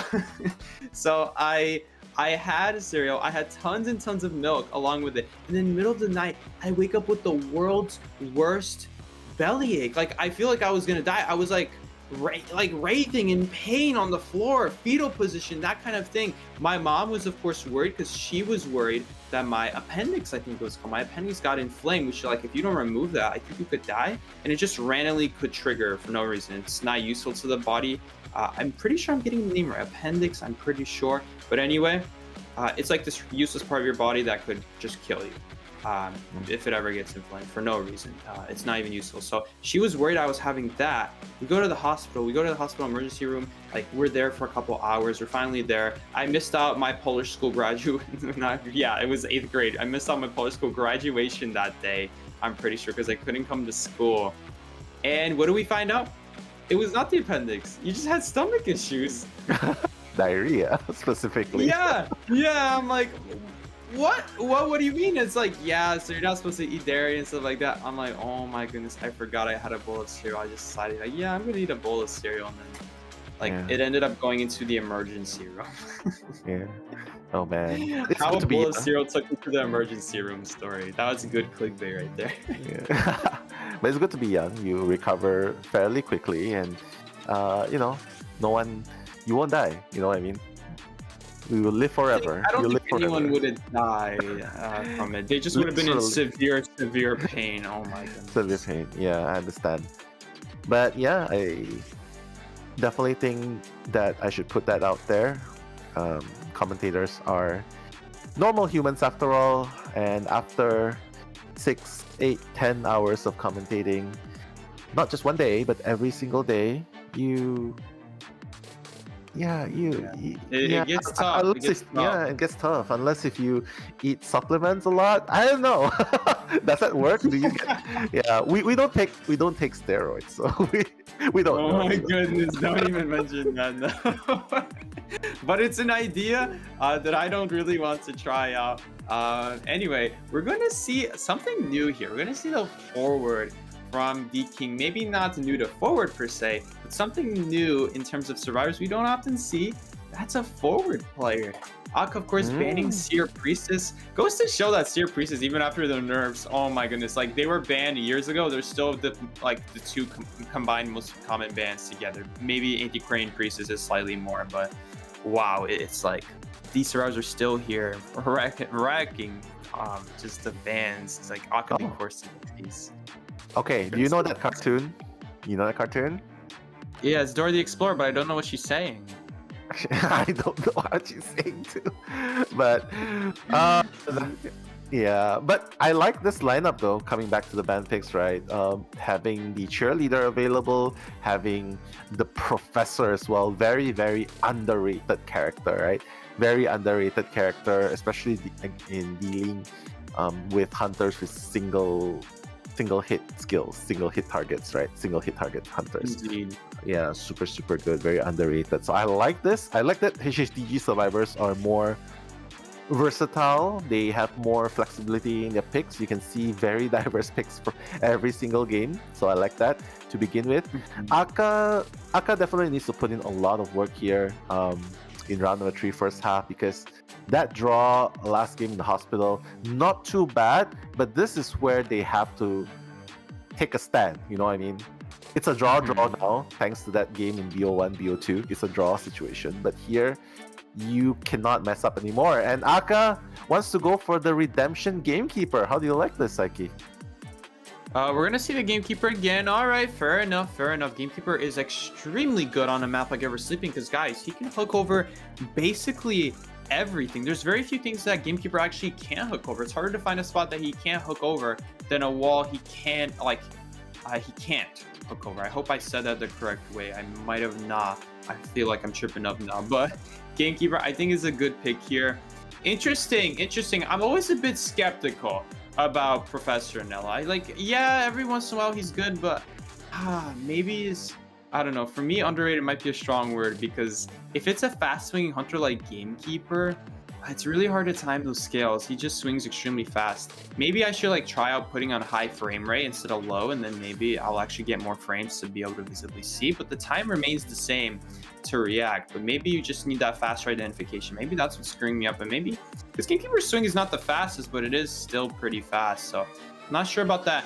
The problem with Professor here is Professor on paper, he seems pretty good against Gamekeeper, except that Gamekeeper is actually better with no presence against Professor than with presence, because his hook doesn't do damage. So if his hook doesn't do damage, then the scales don't protect it. I should, like, the quarter damage scales don't protect it. But if he does have presence, well, then the hook will grab onto him. It'll attach, and it'll put it on cooldown, but it won't pull the Professor with it because it's considered as damage. So I mean, it really depends. I have a feeling Aka's going to want to go after him now, sooner than later. I feel like that's going to be the most important thing. We're going to see the forward here, Cheerleader being the support admiral. Cheerleader probably being one of the weaker ones to have to fight against the Gamekeeper, since her speed bonus could probably be matched with a hook. But Great Gardener, on the other hand, will have the bubble to save herself from a bubble. I went from Gardener to Gravekeeper. What did I even say? I think I even said Gardener. My goodness. Wow, Gardener is not running any borrowed time, so this is very unique already. Going to Tide plus Kiter build. See, it's kind of the issue. If you go Tide, you don't really have any form of kiting, and you know, Gardener has a good chance of getting chased here, so they figure, okay, well, we're just going to put a kiting build on her, because if you don't, then my goodness, does it put your team far back behind. This might be the new meta here in Elo, ever since they took away Pallet Boost. But anyway, sorry, Pallet Boost on Tide turner builds. But anyway, guys, I'll be your commentator Seki going into the third round along with Nello. And yeah, let's go right into it. Chasing the forward first. Yeah, forward is definitely loving the action, because, you know, he doesn't exactly decode the most. So I like that he is the first chase. He can, for all I know, he can just use up all of the footballs here, and he's gonna use that right now. He's gonna use half of it, try to get away from Aka. I love it, and he's gonna have Flywheel very, very soon to work with as well. So that's definitely an added bonus. Sing H seems to be in the vicinity. Try to kite in the vicinity, right? He still has. Oh, that's a hit. Oh, nice. Oh my goodness. Okay, so he used the football, so he knew it was a hit. Wow. What? Okay, that just went right over. I'm telling you guys, it's harder to find spots where the hook will attach to than to find spots where it won't. That's the thing with ever. Yeah, he's gonna get caught by the hook that time, and Aka's blink is ready. Sing H probably knows that as well. Teammates probably prompted him already. He just needs to find a perfect opportunity to flywheel, or okay. Activate the shield, maybe. Oh no, it didn't work and it missed. But he still has flywheel for the rebound kite, so it's okay, I guess. Yeah. Did it a little bit too early, unfortunately. That's the thing with Gamekeeper, one of the fastest swing hunters in the game. Makes it hard to just see when he's swinging. Like if this was if this was a slow swinging hunter, like let's say Wax Artist, oh my goodness, then it would be a lot better. Also a lot worse because he just waxed you off. But you get what I'm saying. Like the slow swinging hunters is the point here. But with Gamekeeper, that's not really a thing. The good news here, Nello, is that Professor now, like his scales do well against his hook, because the hook will do damage, so he won't get pulled by it for one time. Pretty big deal. Yeah, pretty big deal indeed. But well, this is one instance where it's actually working. The Gardener bringing Tide Turner is paying off. Sing H needs to find the opening here. Okay, dodging the first time. Not at full presence yet. Aka has no more hook, but the blink into a hit is going to put the forward down. Hiya! And the flywheel is still available for the forward. Well done. So he could still potentially rebound here. It's just unfortunate because the flywheel doesn't really do much against the hook anymore. You kind of have to flywheel after the hook happens and then swing. Once again, not going through to connect on the survivor, just barely missing, unfortunately. And now, wow, this might be a moment here, Nella, where we see the cheerleader actually get the 27 stacks here that she needs. I can see it happening. Yeah, I like it. I like it happening. Susutsu is gonna go away, leave this area.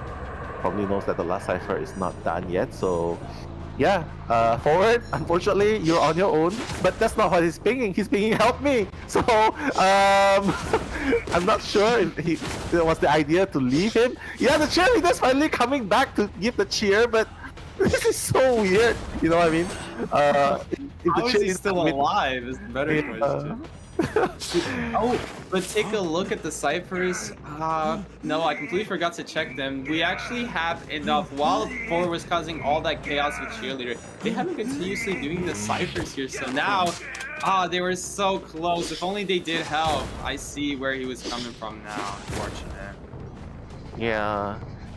But yeah, it's not over yet. The gate's still not open. No one's touched the gate yet. Yeah, Aka will have the trade swap will have the skill swap very soon. DK's gonna go down. What an accurate hook there.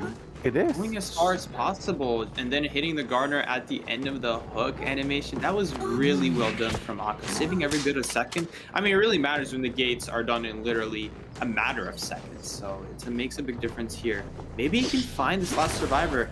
Downshot is not going to be in play yet. Gardner's going to be on chair for quite a bit, so ZZ's the only way of getting out is going to be through that gate, and Aka is going to get afraid. Gonna go back to chair now. Oh my god, these hooks are a little bit off, unfortunately. Yeah, and I like how the professor's going out just to give a little bit more Tinnitus to make Aka think that someone's going to backdoor rescue the king.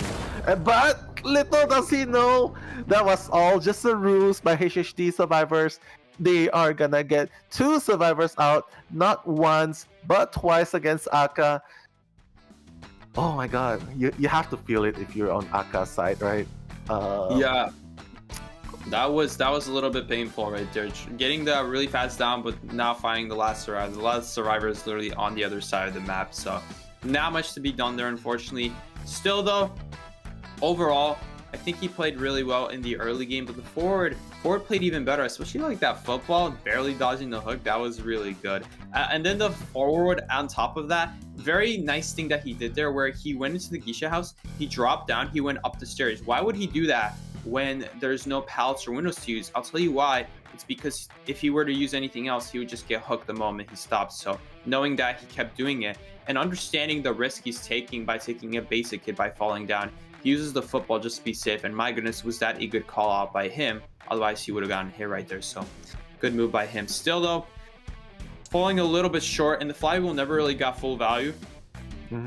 But in the end, it seemed that having that extra tie turn was a really big deal there. If only we got a little bit more support at the end, maybe a little bit more body block, even just soaking up the hook. That's fine, because he can kite for 14 seconds on his own. That's true. I think the cheerleader could have made use, right? We thought that we would finally be able to see some cheerleader on forward action. But yeah, I feel like even though cheerleader on forward action? Yeah, like the cheering's going on, right? The cheering's going on. Oh yeah, for sure. Yeah, that 27 like points. Yeah, I completely get you there. Being careful. What was getting that like? Yeah. I was definitely thinking that. What you talking about? You know what I mean. You know what I mean. Yeah. But despite the flywheel not getting full value, right? I can. You gotta say that Aka's definitely feeling pressured there, right? Because he did not just miss 1 or 2 hooks. He actually missed quite a number, right? And messing up the unlimited hooks as well. So that's very uncharacteristic of him. And it's not like this is... Yeah, there were a lot of hooks there. There was that one in middle. There was the one on the rescue. There was the last one after the gate opened where he's like, okay, I'm going to hook to the barrel. And I'm pretty sure he did not mean the barrel. I think he meant to the wall, but it didn't really matter. I suppose it would have mattered if someone was trying to rescue there. That would have been really scary. But no one really went for it, thankfully. So at least he got the tie there. But still, I feel like he would have had a really good shot had he nailed that forward at middle. But instead, manages to hit nothing going after the air, I guess? So anyway, we have the win condition here. HHDG, who hunted first here? Aka. So that means RC. So RC hunted first. That means we're going to see RC survivors. If RC survivors get a 3 escape, they win, or better. If the hunter from HHDG kills 3 or more, they win. So it's always like a toss-up here now, like trying to see like the situation that we're in. And like either side could really win this, and if it's a tie, we could see a round 4 overtime here. That would be, wow, there would be a lot of bans then. So excited to see what will happen then. Right now, we got round 3 to focus on. Yeah, but seeing how TZYM performed on his gamekeeper in BO2, I feel like I would say that it might not even be a draw. I'm definitely thinking that he's gonna aim for a win right off the bat here. I don't see much mistakes going on, but coming into, I think it's just a very clear-cut situation, right? You've put it very well. A draw, be extra time. And because of the draws in BO1 and BO2, the total point scores is a draw now. Honestly, second half, please be anything. It can be anything apart from the draw. Like, you know what I mean. 3Ks and HHDG will win. Reverse win, and you don't normally see this, right? Because usually it's the ones dominating in BO1, but because of their performance in BO2 and Aka failing to get that kill in BO2, ending up with a draw, and of course TZYM with a 4K. Well, let's just say HHDG has the opportunity to reverse comeback and win this against AXIZ. Yeah. Indeed. After that awkward start, if they manage to pull through, like it is basically anyone's game. They're essentially even on points now, and to see HHDG still come back, I think we saw this before actually. Now, like literally that Moonlight match with the Wuching, they were in a come from behind position, and when that Wuching got that 4-man, it was literally a matter of if the Hunter ties here, they move on to round 4, and if the Survivors like get an extra escape over the Hunter, 3 out, 1 killed, they win. So we saw this very same situation before. HHDG not only keeping up with good starts, but even if they start bad, they're still able to finish strong even if they don't win in the end. So even if they don't win right here, we saw some amazing performance from them. But regardless, it would be very interesting if they did end up winning here. It goes to show the comeback potential of HHDG. So I'm very excited to see what we're gonna have going on here. Yeah. I'm seeing Celestial Pierrot there saying, "Chat, can we get a Wu Chang 4K from TZYM?" We would love to see a Wu Chang here as well, but I'm not sure if he wants to risk it with a Wu Chang, especially when it's deciding who's gonna win this, right? But what do you think? Do you think that Wu Chang here is not so much of a risk, but it's actually a very possible 4K in the hands of TZYM? Or would you prefer to see a repeat of the gamekeeper that we saw by TZYM in BO3? That's a hard one. I think it's more fun seeing the game here because it's so much fun seeing like hooks, like how did that connect? I would love to see stuff like that. Wuching is cool though, because every once in a while you can see some really cool plays with Wuching. The thing about Wuching is why I'm not really a big fan of seeing Wuching is because when you pick Wuching, it really you give way more parts to the Survivor. So if I ever see like Wuching winning 9 out of 10 times, it's because like a Survivor made a mistake, and then I'm like, ooh, and then that Survivor's gonna walk away feeling like, oh, if I didn't make that mistake. So Wuching is like a hunter who relies on mistakes, but I like Gamekeeper more because he could craft his own path rather than hoping that like hopefully the Survivor like makes an early mistake, takes himself to a bad route. Don't get me wrong, it is difficult with how fast of a Pal Shredder Wuching is and how he can throw his umbrella out. But remember, if he throws his umbrella out, he doesn't have a form of attacking, and so he's always trading something to gain something. That's kind of the issue with Wuching as opposed to something like Gamekeeper. I mean, that sums it up so well. You become white farm, you trade up the pallet speed. You become black farm, you trade away the movement. You're always losing out on something is the problem with Wuching. And that's true.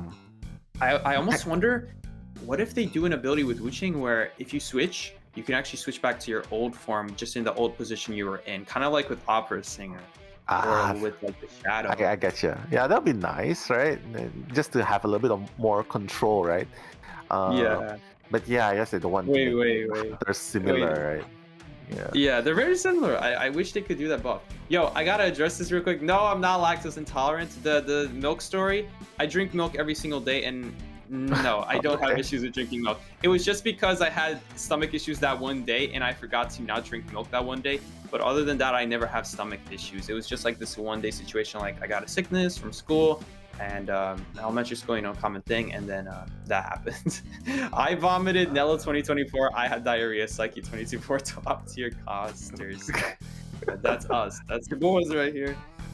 For real. Nello's a lot more chill. You see, Nello, you're chill, but then Ellie, it's kind of hard to get anything out of Ellie because Ellie's always talking about the game, but Nello, we can kind of get down with. Nello's got some life. We gotta chill, man. We gotta being chilling sometimes, you know. Gotta have some ice cream, being chilling. Yeah. Big chilling. Chill. Yeah. You cannot. Chilling. Yeah. You can see this in two ways. You can see everything as you can be skeptical, you can be super serious about everything, but at the same time you gotta have a little bit of balance. You gotta know when to let off some steam, you gotta know when to chill, because all work and no play makes Psyche sad boy, you know what I mean, makes Jack a dull boy, if you know the saying, right? Indeed. Balance, yeah, just balance, you know. And you're a student as well, right? So hey, I would imagine that playing IDV is your letting off some steam, right? Helping you let off some steam. It's been like that for almost 6 years now.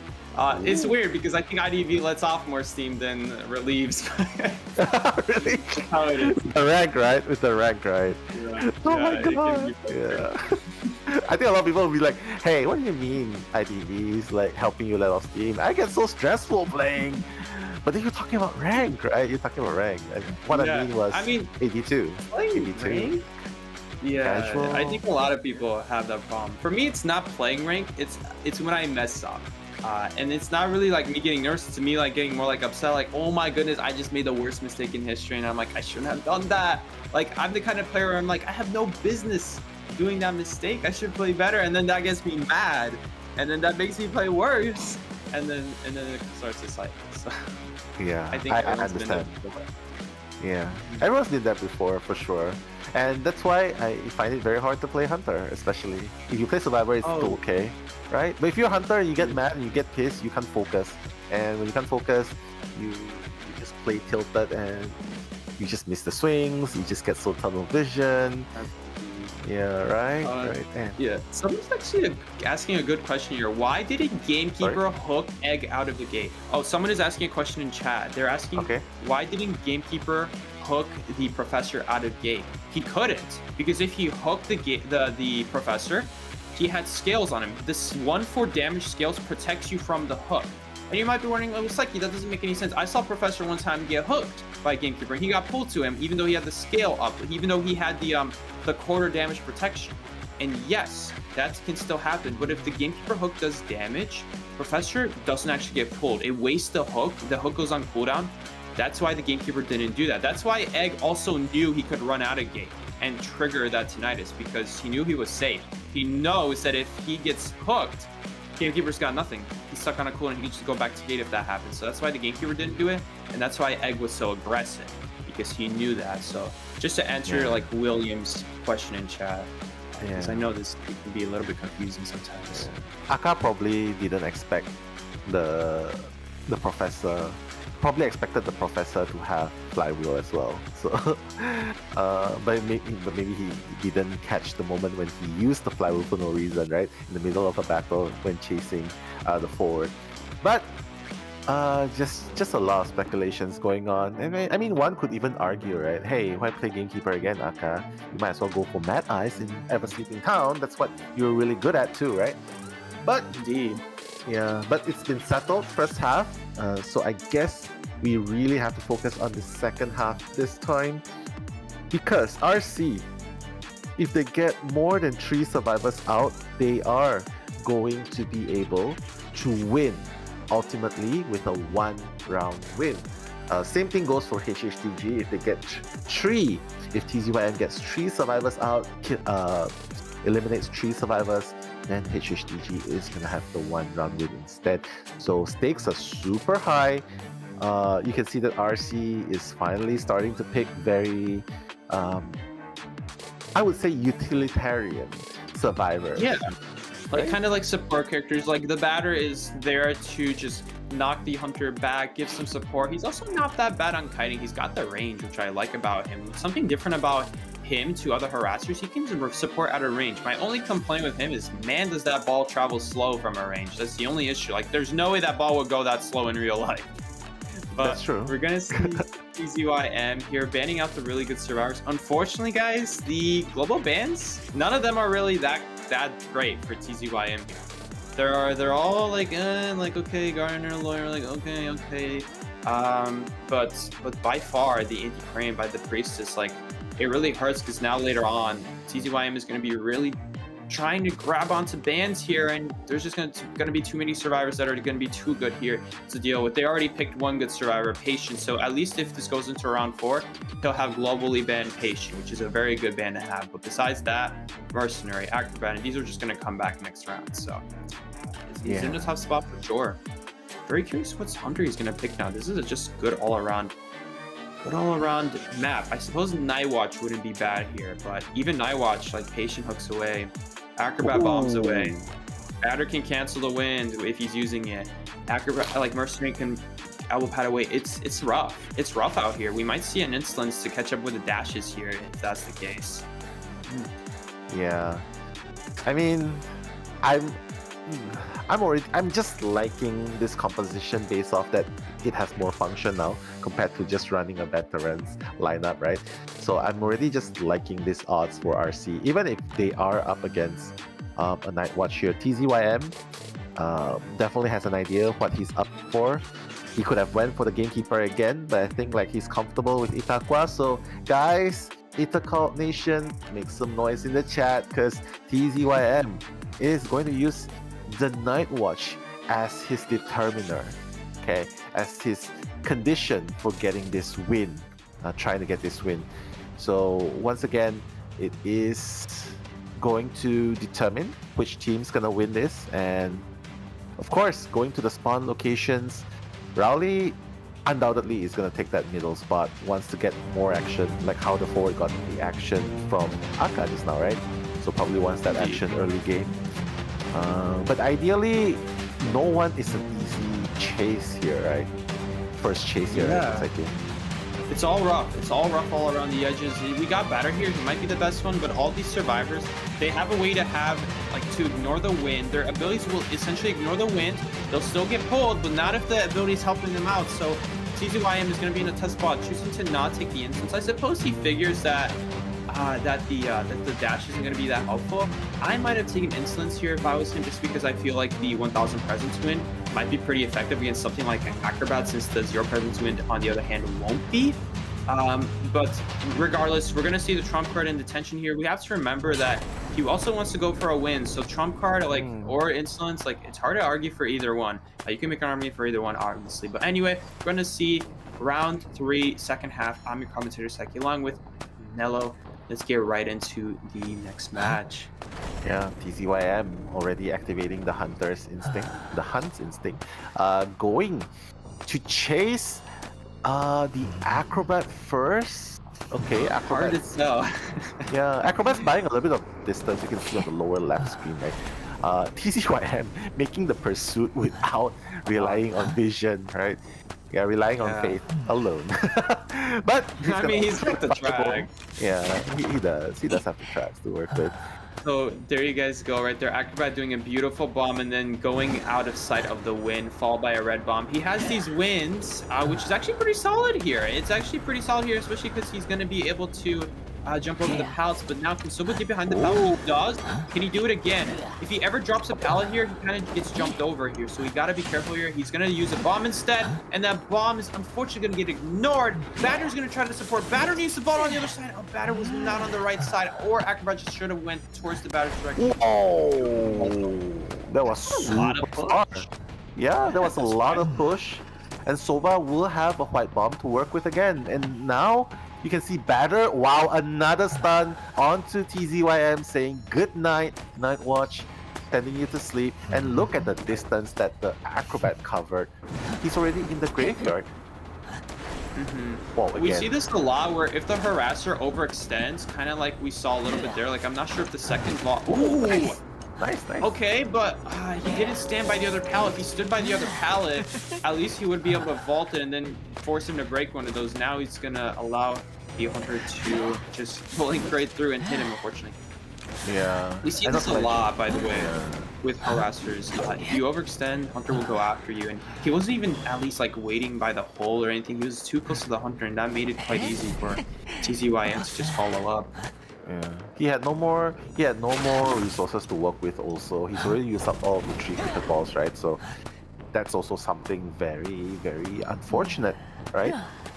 And Celestial Parrot, oh, thank you for mentioning it. As I mentioned, my brain is not draining. He can't go gamekeeper because he got banned. Thank you for mentioning it to me. But Rowley's gonna make his rotations away, gonna proc the last effort. Doesn't really matter. The most important thing is he buys the time to get away from his teammates as far as possible from his teammates to help them. Okay, to help them finish the ciphers nearby. So, exactly. Also, not dying on your own cipher, that's a pretty big deal as well.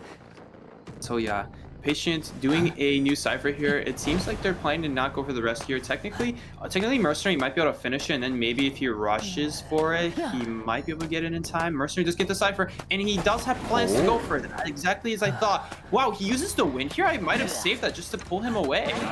That's that true, would have been a right? good idea. Yeah, but he's gonna get that rescue, but they're not out of danger yet because the last cipher is not primed yet. So CD, is he gonna block? I thought he would have blocked there. Oh my god. Honestly. Okay, now That he's was gonna a really block. good block. It's too late. Yeah, it's a little bit too late here. But without Blink, he's not gonna be able to catch up that soon. Rowley has a cricket ball to work with, and maybe a pallet. Wow, that's good. That's a game changer right there. All of a sudden, TZYM finding himself in a tough spot. Cypher's gonna be prime. They're going for the end game, and oh my goodness, it seems like if Rowley doesn't go down here, oh my god, TZ went the other direction as well. Mispredicted, unfortunately. Rowley read him like a bug there. Wow! Oh my god! Wasting Hunter's time. Guys, he's gonna teleport. Okay, TZYM. Pick up. I mean, we'll see here. I think Patient's in a good spot. Just vault. Okay, he got over in time. Nice. But he's gonna have to last a bit because they gotta run to the gate, and Rowley's gotta pick himself up. And I mean, time is ticking for the Patient. His items are running out. In fact, he has one more hook only. He has to use it right here, but he might get sucked in. That's the problem. 1,000. Oh. Beautiful stuff going on, but I think they have enough time. The gate's about to be open. Rowley is already making a beeline for the exit gate, and it looks like RC is going to get 3 survivors out and winning this. Reverse winning again, reversing the comeback by HHDG. What a performance right there by RC. Wow, Indeed, and that is gonna mean RC wins. Yeah, no, that was an insane match. In catch, I don't know how many people caught there. Batter didn't have borrowed time, so the fact he got that pallet stun, it's not even like, oh, imagine if the Cybers were like a little prime, then he wouldn't need the pallet stun. No, he would have died. So the Hunter going into the pallet, that was exactly what he needed. Otherwise, he would have been dead. He would have been screwed, and that would have most likely been a tie. But instead, the pallet stun means that now, there you go. That was essentially your like knockdown recovery. In like attack recovery, and then boom, you just get it and you get that stun, and now they can pop safely. He was in a really good area as well. Also, the prediction from Rowley, oh my goodness, that was amazing. It was a little bit lucky there, sitting at the edge of the corner house and hoping Hunter goes the other direction, and they did, and we as viewers could see that, and that was really nasty from that prediction. That was so good. Beautifully done. Yeah, for real. And this is like the power of RC Survivors, right? When they finally play Survivors, the team of Survivors with a lot of utilities to expand, that they can do it. They can put up a fight against the Hunter. You see, like, oh my god, 3-man escape, and that's exactly what they should have done in BO2, right? That's exactly what they should have done in BO2. But yeah, I don't hate it. We get more actions, right? We get more actions going on. And I'm looking at the instant replay here as well. City's like, okay, I blocked once. I shouldn't block anymore. Oh wait, I should probably block, and he went back again.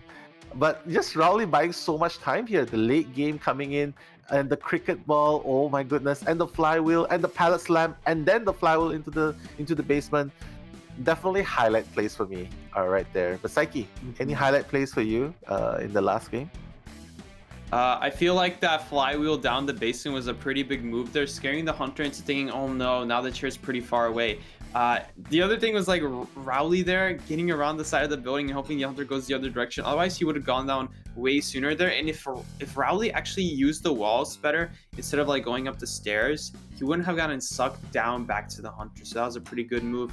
The patient getting sucked there was also a pretty big deal, but a little bit too slow. Besides that, I feel like once the batter came into effect there, once the batter supported there, Nello, that's when things started kind of falling apart for TZYM. After that, it was kind of a blur. I'm just trying now to remember, like, how did this happen? How did we come to the situation where now batter is just barely alive? And I feel like it was the body block from the Mercenary was another thing. The body block at the beginning, the importance of body blocking narrow areas so that your team is able to keep surviving, and then followed up by like wasting a dash for the Hunter, because otherwise he would have dashed twice. Well, I guess he would have anyway used 2 dashes. It's just forced him to walk more, but then Rowley may not have made it to the pallets that way. So that was a pretty big play as well. Just, I feel like a lot of unspoken like stuff goes to the Mercenary. A lot of unspoken, what's the word I'm searching for? Appreciation goes to the Mercenary. Yeah. Such an underrated job, a job that's very hard to do because of the fact that you don't really know. Sorry, what am I talking about? I'm just kind of going off the rail. Some Mercenaries may not really know when to body block or when to rescue, but he knew perfectly what he had time for. He knew he could finish the Cypher, he knew he could make the rescue, and he knew he had a body block. All of Game 6 decisions that he kind of has to make on the spot. So, well done there. Very nice job from the Mercenary. I feel like the Mercenary gets a very nicely played role, but the support of the batter, like you said, Noah, really strong as well. Absolutely agree with you there. Yeah, super stuff going on, super gameplay, and that works because they pick the proper picks. That's one, and then the communication as well. It doesn't really matter if Batter's the one taking over. He did a good job. He actually carried all the way until the end game. So, good job to RC. Congratulations. We are gonna be waiting for the MVP screen, the match data, the MVP screen, but. Just a little bit of shout outs I just want to give to these 2 people and to the people who have been wishing me well and Psyche well for his diarrhea as well, if it ever happens. Thank you so much. We're definitely holding on here. I'm definitely holding on. It's been a nightmare last night, but being here, giving my best, and believe it or not, okay, no joke, no cap, I'm actually stretching my eyes as big as possible, but because I'm feverish. You're stretching what? I'm stretching my eyes as big as I can. Oh. Because I'm feverish as well, so it seems like my eyes are like slightly closed. But I'm actually stretching it the fullest extent, but feverish, right? You kind of explains it. Yeah. Well, but guys, sorry. But shout out to Eros, Ken, and Knight for the wonderful support message in Twitter as well. I appreciate it. And yeah, gonna see the match data here, Psyche. Let's hope Nello gets better soon. He's still got, I think, one more day, and I think a matchup left today. Do you? Or not? Or I think this might be your only one. Sorry? Is this your only matchup today, Nello? No, I still have 2 more.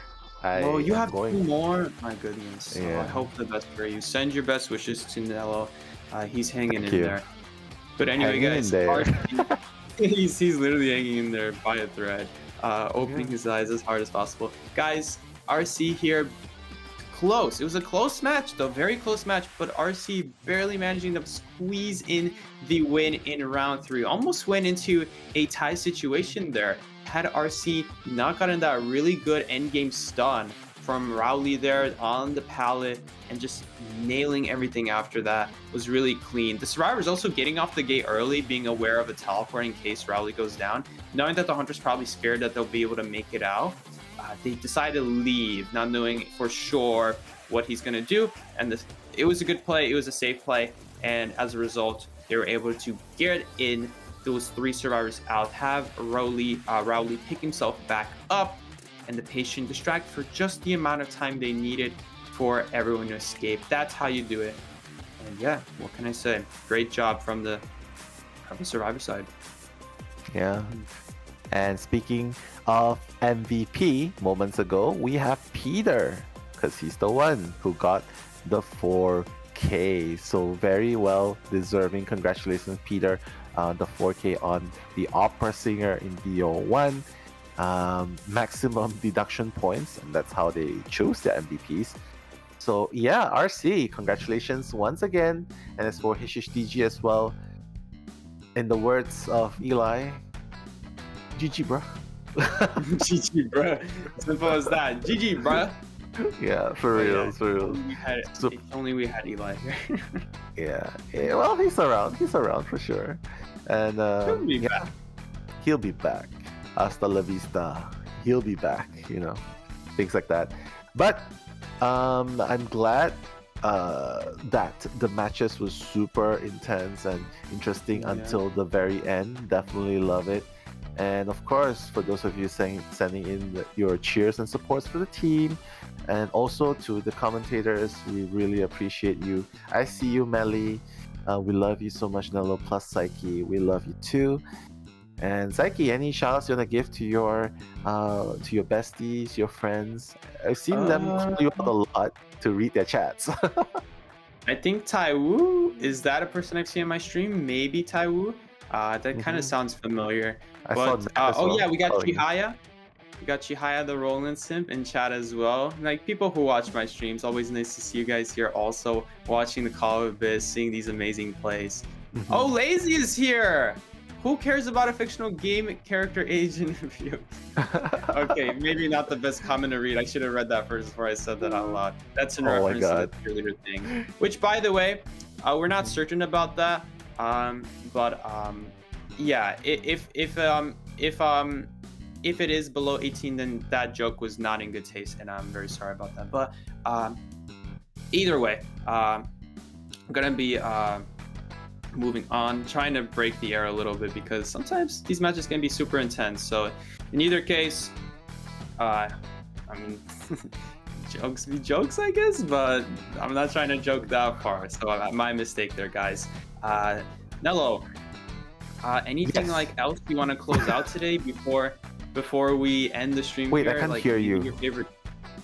Oh, sorry. Can you repeat me again? Can you repeat one more time? Okay, I can hear you now. I've been asking just everyone what their favorite snack is. What's your favorite snack? My favorite snack is... I don't actually snack, but Mr. Potato, if you're talking about chips. Yeah, Mr. Potato. Yeah, I don't think you have it there. No, we don't. I've never heard of that. Yeah, I think it's a local thing. But, before we head into the highlights, you want to try and stretch your eyes as wide as possible on the count of 3. 1, okay. 2, 3. Yeah, we're staring into your souls right there, guys. we're doing what? We're doing what GH was doing. Staring, by the way. Yeah, staring into your souls, guys. Don't be cheeky. Oh my god, my eyes are getting watery. I'm not. I can't. It's getting teary, unfortunately. Yeah. But how about you? What's your favorite chips brand? I would say probably. It's so hard to say. There's so many good ones.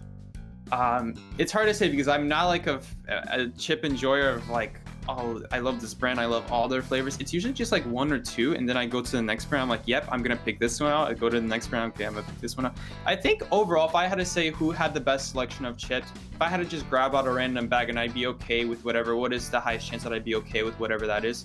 I'd say probably Doritos, probably. They got some really nice crunchy stuff. But all right. I got yeah, they also have like a huge selection. I really like that as well.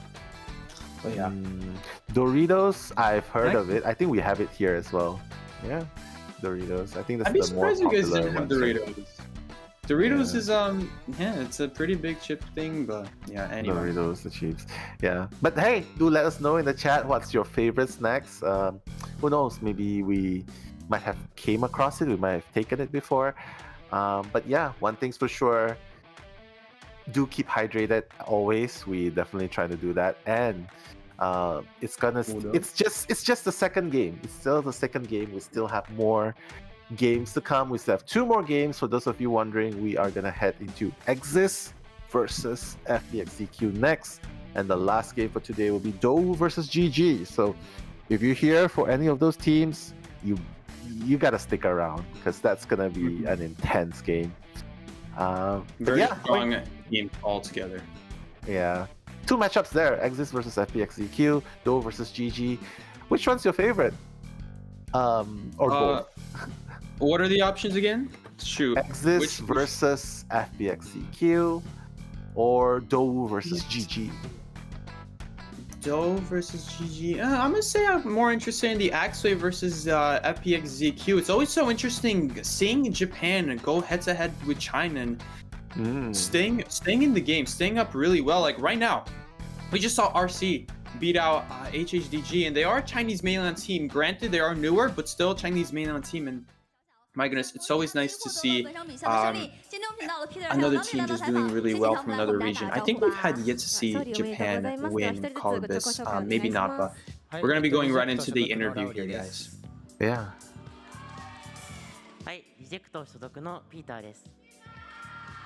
Hello, I'm Peter. Peter Parker. Peter Parker. 那今天想问一下，因为比赛打得太焦灼了，我们是先从优势到被扳平，然后最后以求生者的3炮结束了比赛。问一下我们的选手们，今天大家打下来，整个的心情变化会是什么样子的？はい、ではまず本日の試合第1セットが取られてしまったという自分たちが取って、 How do you 第2セッ feel トが取られ in てしまっ today's た第 match? 3セットで勝ち切 Please った share with と us いう your 流 feelings. れだったと思うんですけども、実際この試合を経て今の心境いかがですか？はい、シンプルに勝って嬉しいのはもちろんなんですけど、そのトゥージエ、相手のハンターのトゥージエ選手が、これまでの試合を見てても、かなりそのシカとかサングリアとかの連動が非常に高くて、本当にこの中華のプロハンターにもこの負けてないぐらいの無実力だったと思ってるので、 How does she その remember 相手に to translate 2 all 戦 of 目は that? 負けてしまったんですけど、3セット目と Just give us like the general idea. It's tough because it's like English, Chinese. Yeah. それでその1セ Wow, ット目 Rowley's going at it. 3セット目で勝ち切れて He's really talking. That's gonna be a long thing to 对他 translate. 今天觉得，因为对方的监管选手兔子选手其实是非常强劲的一个对手，所以他们今天赢了，其实非常的 he 开心， feels that 而且 the opponent's 他认 hunter 为兔 is 子选 very 手 strong, 的这个实力 so 并不输给 that they are able 真正的职业 to 选手的 win, 实力，所以对于他们来讲， they 之前第 feel very 一局 happy. 并没有被四抓顺利的保一个平，其实他们觉得已经很不错了， So 然后 for 顺利 them, 到第3 even 局 in 以一 BO1 个 where 3 they 好的 got a 成 draw 绩打下 and 这 not 个 get 比赛，他们 4K 觉 by 得 the 非常的 hunter, 不错。 that's 非 already 常的开心，因为 very 也是战胜了 satisfactory for 强 them. 敌，拿下了我们小组第2的一个位置。那问一下 Peter 呢？他今天感觉看上去在赛后采访比较淡定哎。那ピーターさんいかがですか？サバイバーの皆さんのことを、サバイバーやハンターの皆さんのことをやっぱ応援してたんですけど、いや、ツージェイ選手もそれに負けず強かったんで怖いなーって時もあったんですけど、やっぱりビジェクトのメンバーが何とかしてくれました。他在其实备战间也给自己的队员一直在加油，包括他也觉得兔子选手是一位非常强劲的监管选手，但是我们阿谁的求生顺利的拿下了这个比赛，他觉得非常的开心。今天战胜了对面， Yeah. 特别特别的 He's just saying again, repeating that the fact that both survivors and hunters are super strong and that they are able to come out with a victory here, they are super ecstatic about 没 it. 有被找到视野，想问一下他今天是有带到云中漫步这个天赋吗？まずラウリ選手、最初の、第1試合で、弁護士の脇がスポーン位置が、ハンターの隣だったと思うので、それがでも最初に見つからなかったので、そのハンターにでその試合に、雲中を振ってましたか？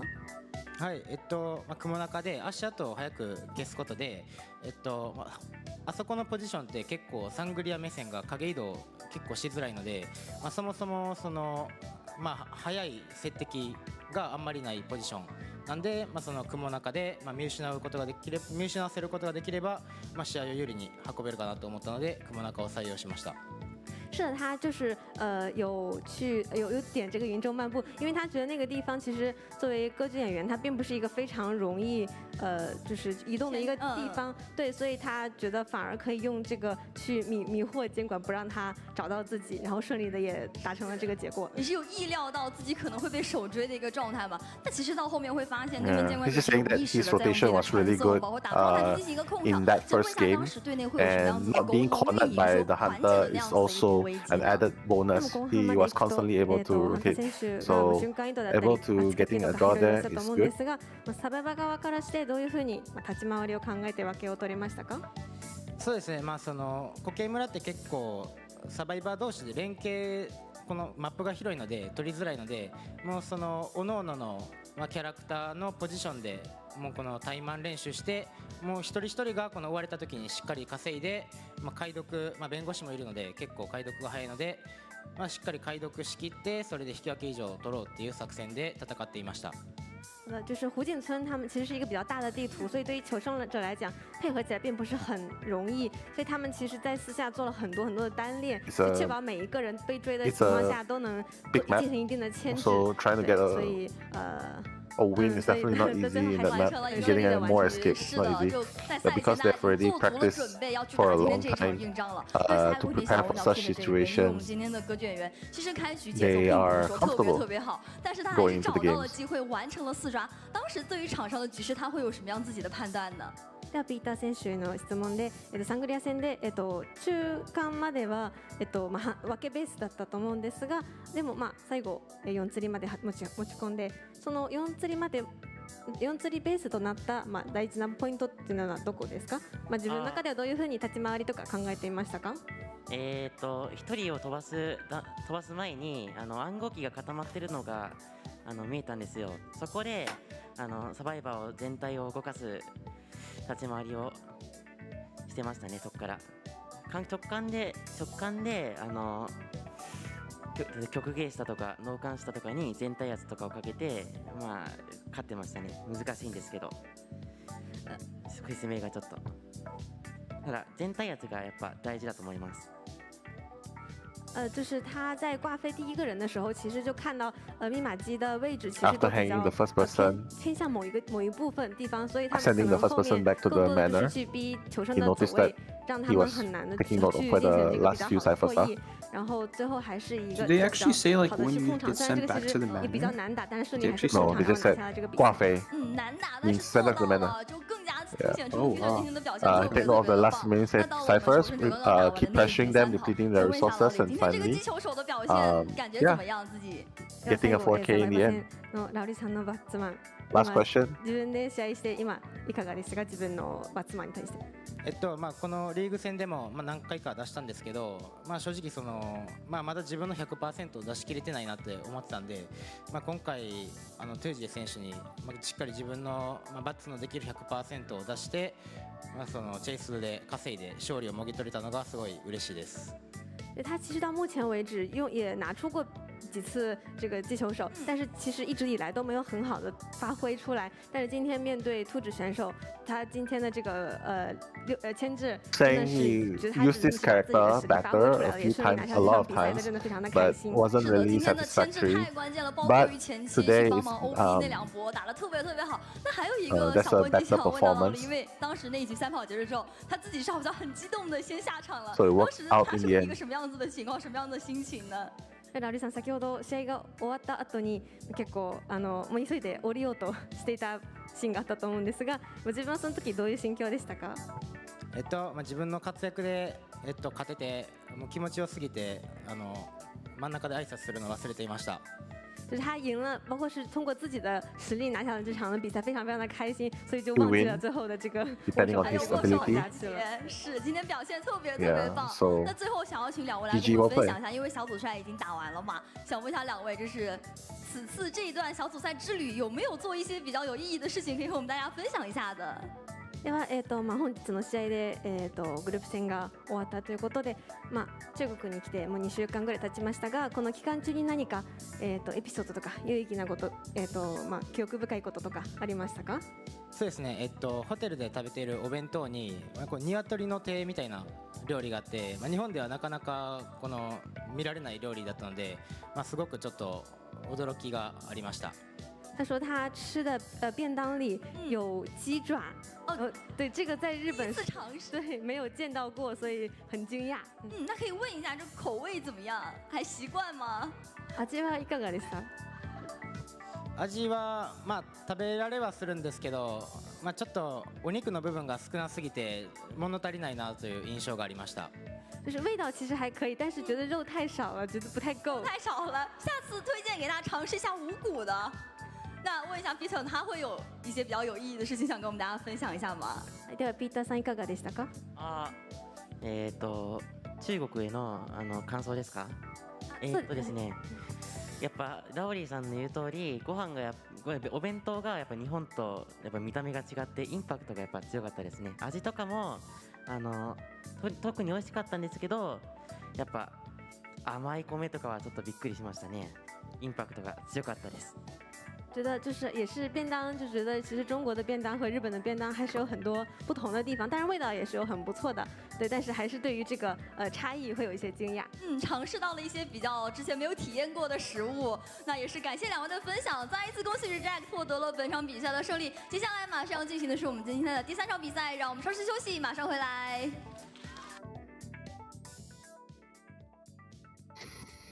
All right, there you have it. We're going to go to a break so far, Seki. See you guys in a bit.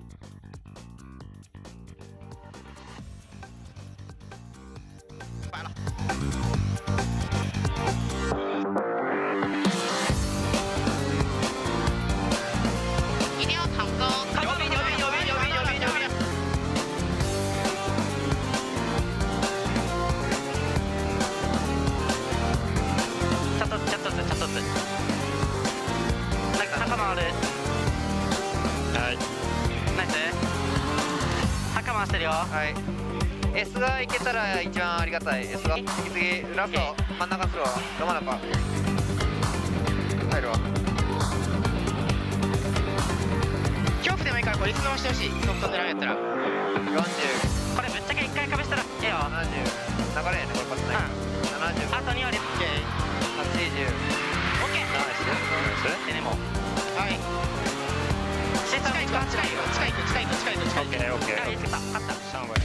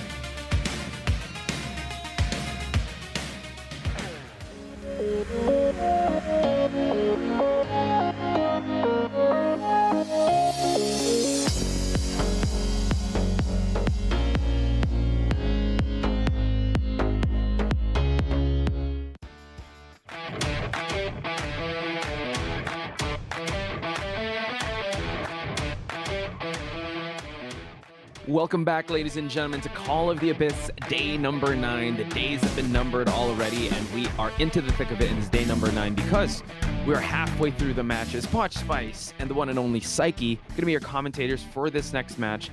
It is going to be a battle of FPX.ZQ versus AXIZ. Psyche, how you feeling? Because you've been here since the start of the day. How you feeling, my guy? Feeling a little bit worn out. We're getting there. We're getting actually closer to the 4 a.m. mark rather than the 3 a.m. mark now. So a little bit over time now. We spent a lot of time on that previous matchup, RC versus HHDG, but man, was it worth it, because we saw this back and forth action of RC doing really well, and then HHDG slowly making a comeback, and then RC securing it really closely at the end. It was like even then it was so well played from both sides. HHDG, that's the second time we see HHDG lose, I believe, but neither time when they lost were they far off from winning. They were literally just like one survivor escape out from winning, difference like that. HHDG matches are just so neck and neck, right? I think the next match that comes to mind was their match against FT, but this one, they really tried fighting tooth and nail. But guys, give some love to Psyche, staying up till 4 a.m. And he's just gonna take the first shift, I believe, because Nell's just catching his breath. So Psyche, please help me out with the energy on this one, because FPX.ZQ versus AXIZ Wave have received a, they fell a loss. They actually lost to Weibo Gaming in this one, so it's really neck and neck between these two. It's the battle of the second and third place spot in this group stage, so it's going to be an intense one right off the bat here. Indeed. All right. Well, I see how it is then. Both teams really need this win in that case. AXIZ, I feel so great for AXIZ because I've seen them perform before, and I'm kind of more biased to AXIZ now. But then FPX.ZQ, I haven't seen them play as much. But then, like, man, when you look at Dong Shui and how well he plays, man, I really wish they could both move on, honestly. But someone, unfortunately, is going to have to lose. Although I suppose they could still move on depending on where they are in their point system of their group. So it depends though. I'm not sure about who is right now. I wish we could like take a look at it like a live counter. Oh my gosh, do you have it? I believe it is AXIZ Wave that is at second place, and third place is FPX.ZQ, and they're not off by much. I think it's just by a margin of points. So whoever will win this is going to be on the upper bracket side of things. So it's super important for these two teams to show up and show out in this matchup. I believe this is actually their last match of the group series. So yeah, you definitely want to end on a high note and end on a bang. We are going to start out with FPX.ZQ being introduced in the stage first. And like you said, the star here, or the big signing of FPX.ZQ was Dong Shui. But you know what, you have other survivors like Legacy. Not sure if Eli's gonna be a fan of him because he's been really honing the Painter in their lineups, and you know how Eli feels about Painter. I feel he's a little bit harsh on Painter, and I was watching those Painter matches, and I realized Painter actually did get his buff.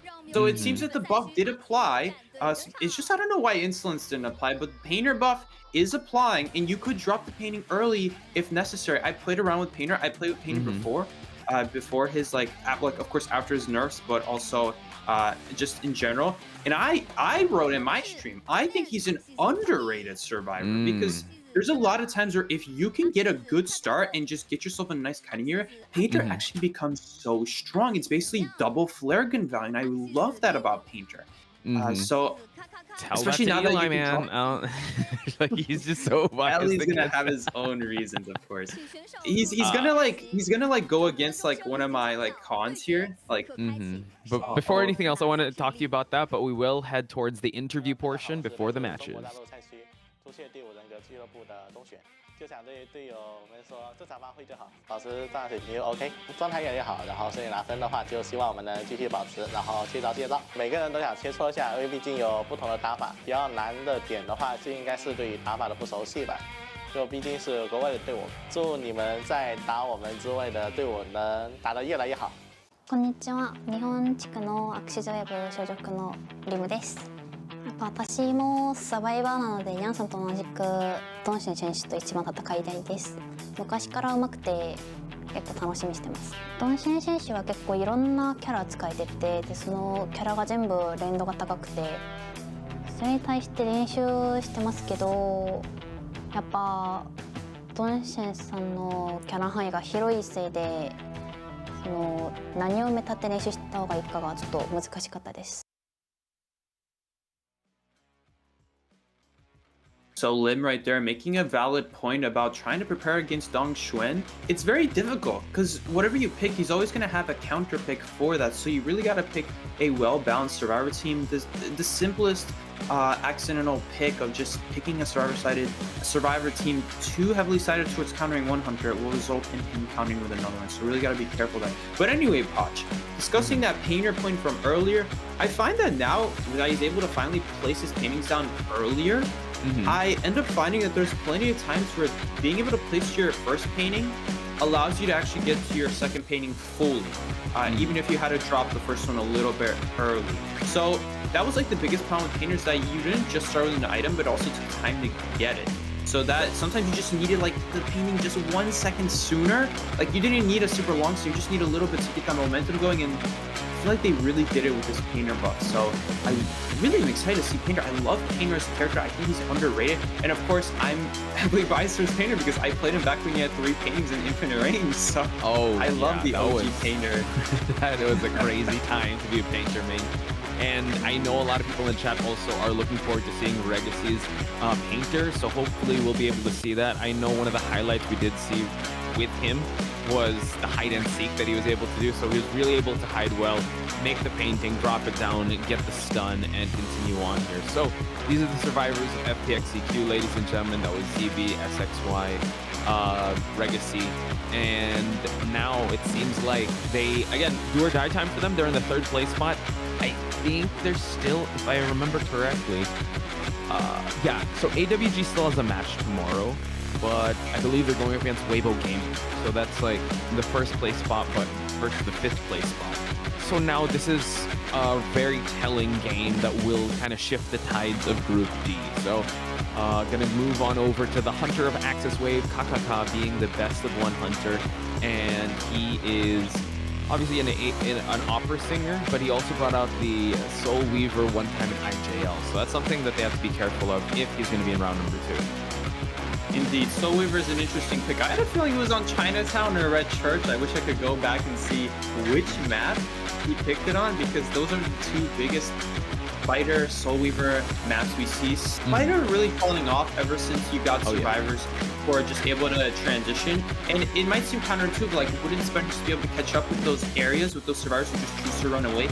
Well, yes, in theory, but the problem is they kind of transition to house that you have to break, and that's when you lose all your momentum. So we're gonna see the Hospital pick. Okay, you know what? We've been saying how Hospital has been like survivor sided, but the match that you just commentated, we saw like a 4-man kill elimination and the on match Hospital. Before that that too. Jesus. Okay.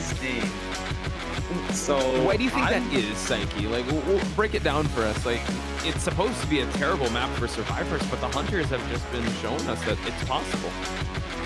Well, the Gamekeeper match, I would say that's just a mistake from the lawyer being at the wrong place at the wrong time. Of course, as survivor, you can't possibly know where the hunter's gonna be, but there's ways to limit getting seen from far so that your shadow is not immediately visible. So then you're like, yep, I see someone holding their hand out. That's him holding out the map probably, and they just chase you down and pin you down very early. He did not have a good start against Gatekeeper at Statue. On the other hand, we saw the Bomb match. Bomb had a really clutch bomb there that prevented the Hospital loop from happening. So really the Gamekeeper kind of preventing the Hospital loop by having those traps set up early, but also getting a bit lucky there finding the lawyer. The other thing is that the Bomb, I can't remember fully quite anymore what happened, but I feel like, oh yeah, I remember they left Shed a bit too early, and then that resulted in a ton of chip hits rather than staying in Hospital. Sorry, not Hospital, Shed, because Shed is your key getting into Hospital. Instead, getting there much later, using Novel, still not reaching it. Almost got there, literally died a couple meters from it and just didn't make it. I feel it has a lot, it's a lot of survivor power. If the survivors just play optimally as possible, usually it's fun. And we saw that for the other survivor team after the Hunter got 4 kills inside. The survivor team then followed up with a great game. So we're gonna see Kaka here with the lawyer, Dancer. Lawyer, which is so good at Hospital. Dancer, so good at supporting as well. So what can I say? Yeah, having the lawyer buff of just being able to see through walls, and also having the hospital area just to kite out the hunter is gonna be really tough. So that's why they usually bring peepers. So nice ban on Kakaka's side. Also, doubling down on that, banning out the priestess. A good job on his side, but it did allow the seer and the perfumer. Cheerleaders also up for grabs. They also have really good rescuers, but they're gonna go with another stunner. Well, the first stunner in the antiquarian in this lineup. That's gonna be a big pick right there. Choosing Antiquarian versus Priestess, that's a tough choice right there. Either way though, if he's gonna go Opera Singer here, I feel like the Antiquarian would be worse here. Still though, Priestess, if you get portaled at double doors into the pallet and then Priestess stuns you, good luck catching that Survivor now. Still, I'm very curious what we're gonna see from Kaka here. Are we still gonna see an Opera Singer? Most likely, I mean, I presume, but letting the Anti-Crane go through over the Priestess, I would have chosen the other way around. Just because if that were to happen with the stun, you could still at least catch up quickly. So I'm very curious. You're choosing to ban the first officer. Yeah, it does look like an Opera Singer at this point. Yeah. Even though we did see a Soul Weaver, even though like Hushin, he's a Hermit main, and he's also used Gamekeeper. If you allow the Opera Singer to come out in this meta, it's just safe to assume that all hunters are just gonna play Opera Singer round 1. You don't ban it in round 2, they're still gonna be able to bring it out because of how Opera Singer has kind of changed the game and changed the meta with how she's able to down early. Map pressure is insane. Detention Opera Singer full presence is really crazy if you don't account for the end game soon enough. So hang on, hold the phone. I think there's a revision in our script here, Psyche. What's going on? We got a Hermit.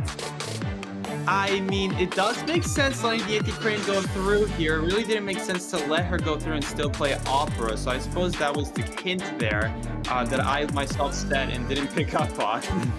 I mean, Hermit? both of us, we got juked right there. Yeah, we both got juked. Hermit, that's a tough one. Because the survivors, even if the survivors are in your favor here, the map is not.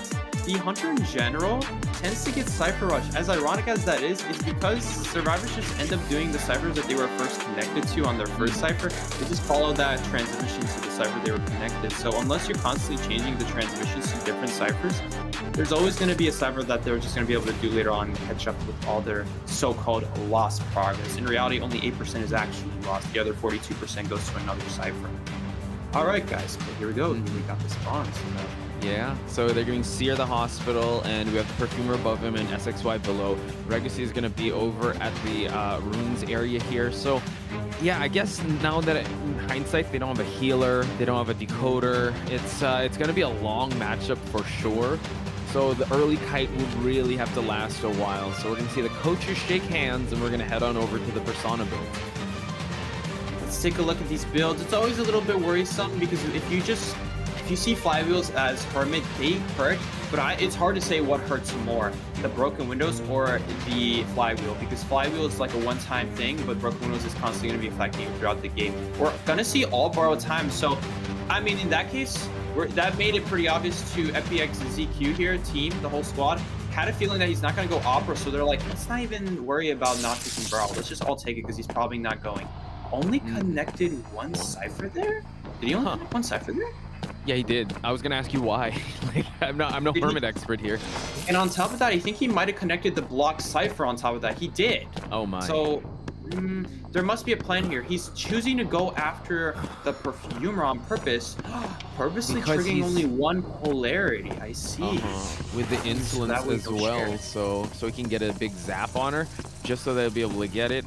So interesting that he's gonna go with that. This is the first time I'm seeing this type of Hermit matchup. So he's gonna be on a timer here for this red polarity. So Sans is gonna get hit right away, but he does have a perfume. He's not getting a step. Yeah. Beautiful perfume. I mean, that's how you perfume against Hermit. Perfume lasts longer than the time it takes to stun. So what can I say? Really well done. Although I would have left one of these pallets up, because now when you perfume, you don't have another pallet up like you need. Like right now, there we go. So gonna take the full. Wow. The Owl coming in clutch, but he's just gonna use the polarity just to get the hit, and that's gonna hurt a ton because there's no connections on this Perfumer, and Kakaka still zoning in on this Perfumer. No connections, by the way, so he's going to zap him once and zap him again. Indeed. I mean, this is great here because he still has his blink up if he really needs it. Choosing to die in the corner, not expecting this kite to last any longer. Interesting. I feel like I would have tried to kite there a little longer. I wonder what's the idea there. Maybe doesn't want to get shared at shed, so then the Cypher can still be kept decoding. But guys, this is kind of the issue with Hermit. Whenever, it's kind of like Wu Cheng. When you trade the ability to not have people share damage, you also trade some much slower decode, and now they're pretty close to finishing a second Cypher, granted a little bit behind on the third, so he's honestly still looking pretty decent here. Yeah, considering that was the first kite for a Hermit, that was really fast. He was able to down the Perfumer in the first minute without any connections. Able to get a hit onto the Mercenary, shares the damage with that Antiquarian, and now Sans has to avoid. He's got to break some ankles here. Able to get the Perfumer, gets the hit, able to share it though. So now Perfumer, one more hit, the Perfumer shall be fallen down. Indeed. And that was really clean there. Before he landed with the 1000 presence, he first shot the 0 presence so that he starts to cooldown on it as soon as possible without having to wait. And check this out, guys. He already has full presence here, so that's a big deal. Hermit becomes a lot stronger with full presence. Right there, hitting it through the wall. Well done, Kaka. KKK preserving his blink for when he needed it. I like how the survivors are healing up just in case, because they'll be sharing the damage here. He's going to check the connections, and he's going to keep the current connection that he has going on. So this is going to be a little tough. I mean, the first survivor about to expire on the 3-minute mark on the game with a Hermit matchup where everything's supposed to technically be slowed down. This is the best start for KKK. Let's see if they're going to go. I think they might actually go for a sacrifice play here, since we do see SXY just hiding in the distance. Indeed. And if I'm remembering correctly, it was ZQ here originally who chose Hospital. Yes. So actually not prepared for this, but still having a really great start on Hospital. I think he realizes that he's got to pick a hunter who's just not one who depends on like amazing areas. He's just one who's always going to be able to get hits in, like no matter your area.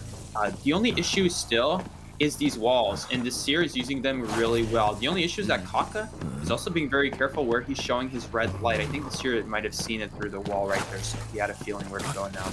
Yeah, excellent prediction there in the mind games. Able to actually get the polarities there just to hit the Seer, and also Antiquarian picking up some damage.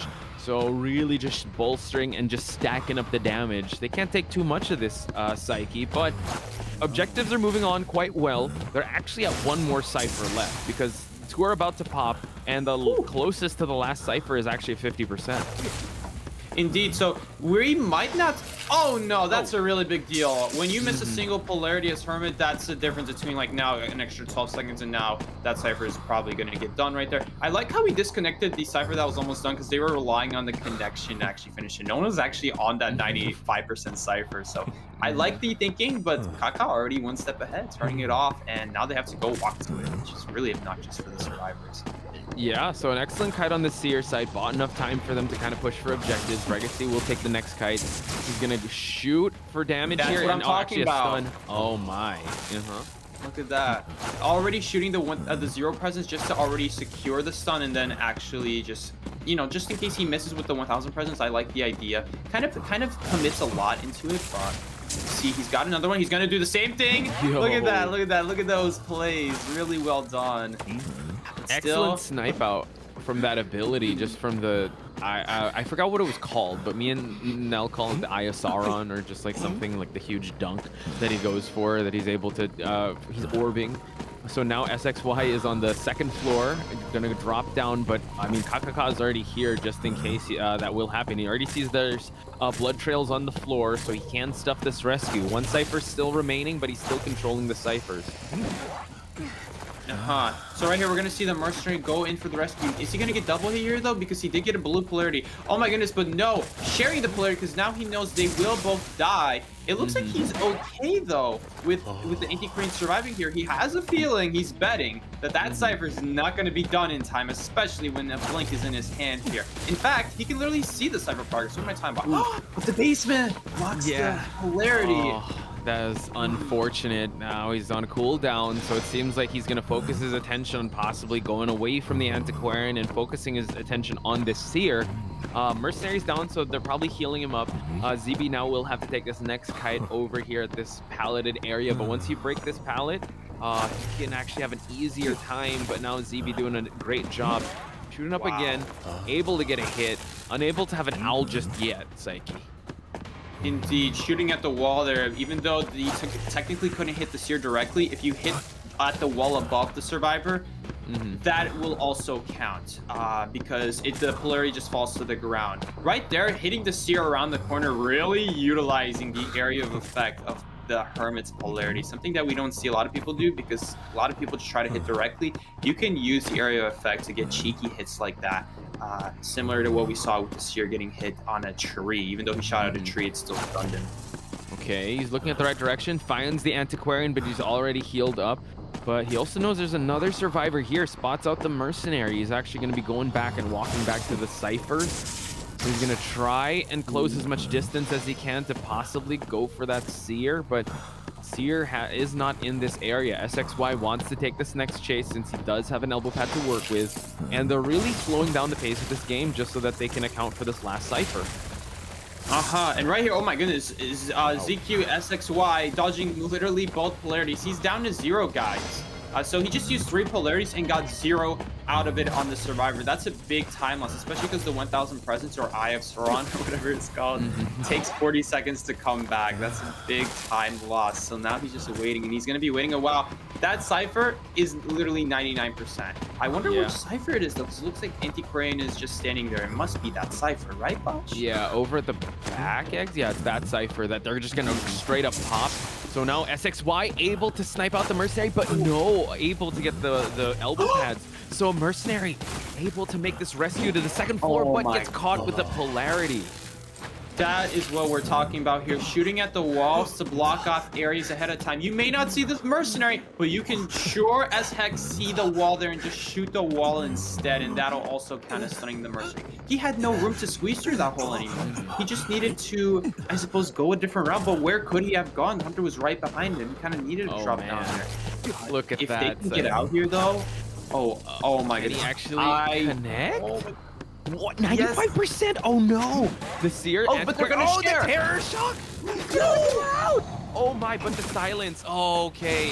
He's gonna get another shock. He's gonna just stall for time. Wait, that's a 4-man! Oh, no, they need to crawl.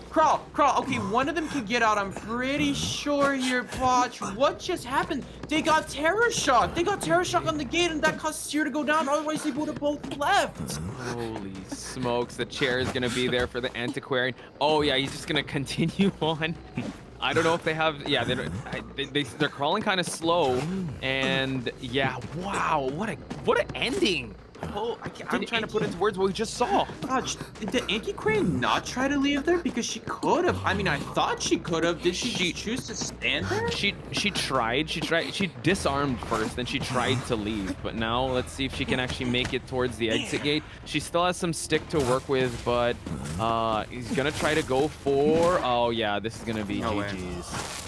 She would have needed a flywheel, and she doesn't have flywheel. She has broken windows, which is another uncommon thing. Not working out in her favor there, unfortunately. But oh my goodness, Potch, what a comeback. Had that Seer not gotten terror shocked, then the Antiquarian could have just pushed back a couple times, and while the gate's being open, then they walk out. Because notice, they both had red polarity, they both would have lived, but instead, they took a basic, 1.2, they took the detention hit, that's 2.2 damage. They took a terror shock, that's 3.2. Divided amongst each other, over 75% of their health got cut off. And as you guys saw right there, Seer had a little bit more than 75% or a little bit less than 75% health remaining. That was enough to kill him. While Antiquarian survives with like a sliver of health because she had almost all her health there. So a little bit of math for you guys. Quick maths by Psyche. Thank you so much. I was actually like, okay, I had the numbers flying on my brain side. I was like, whoa, what's going on? But I'll trust in your math, Psyche. Let's try to There's another way to do it. Okay, go. There's another way to do the math, but I don't know if you guys want to hear it. There's the 0.6, because instead of doing 1.2, he could do 0.6. If you don't like calling the damage by ones, like I like to call by like 2 hits, so that's Like what I go by, 2 health. fractions. Yeah, but people instead go by 1, so then there's extra fractions involved, which is why I don't like that. So let's say you go by like out of 1, so then there's the 0.6 of his basic, but then that gets increased by 0.5 by the detention and an additional 0.5 by the terror shock. So instead he was doing 0.6 to 1.1 to 1.6. Divide that by 2. That is 0.8 damage. 80% of their health. 80% of their health. That's how much got taken off.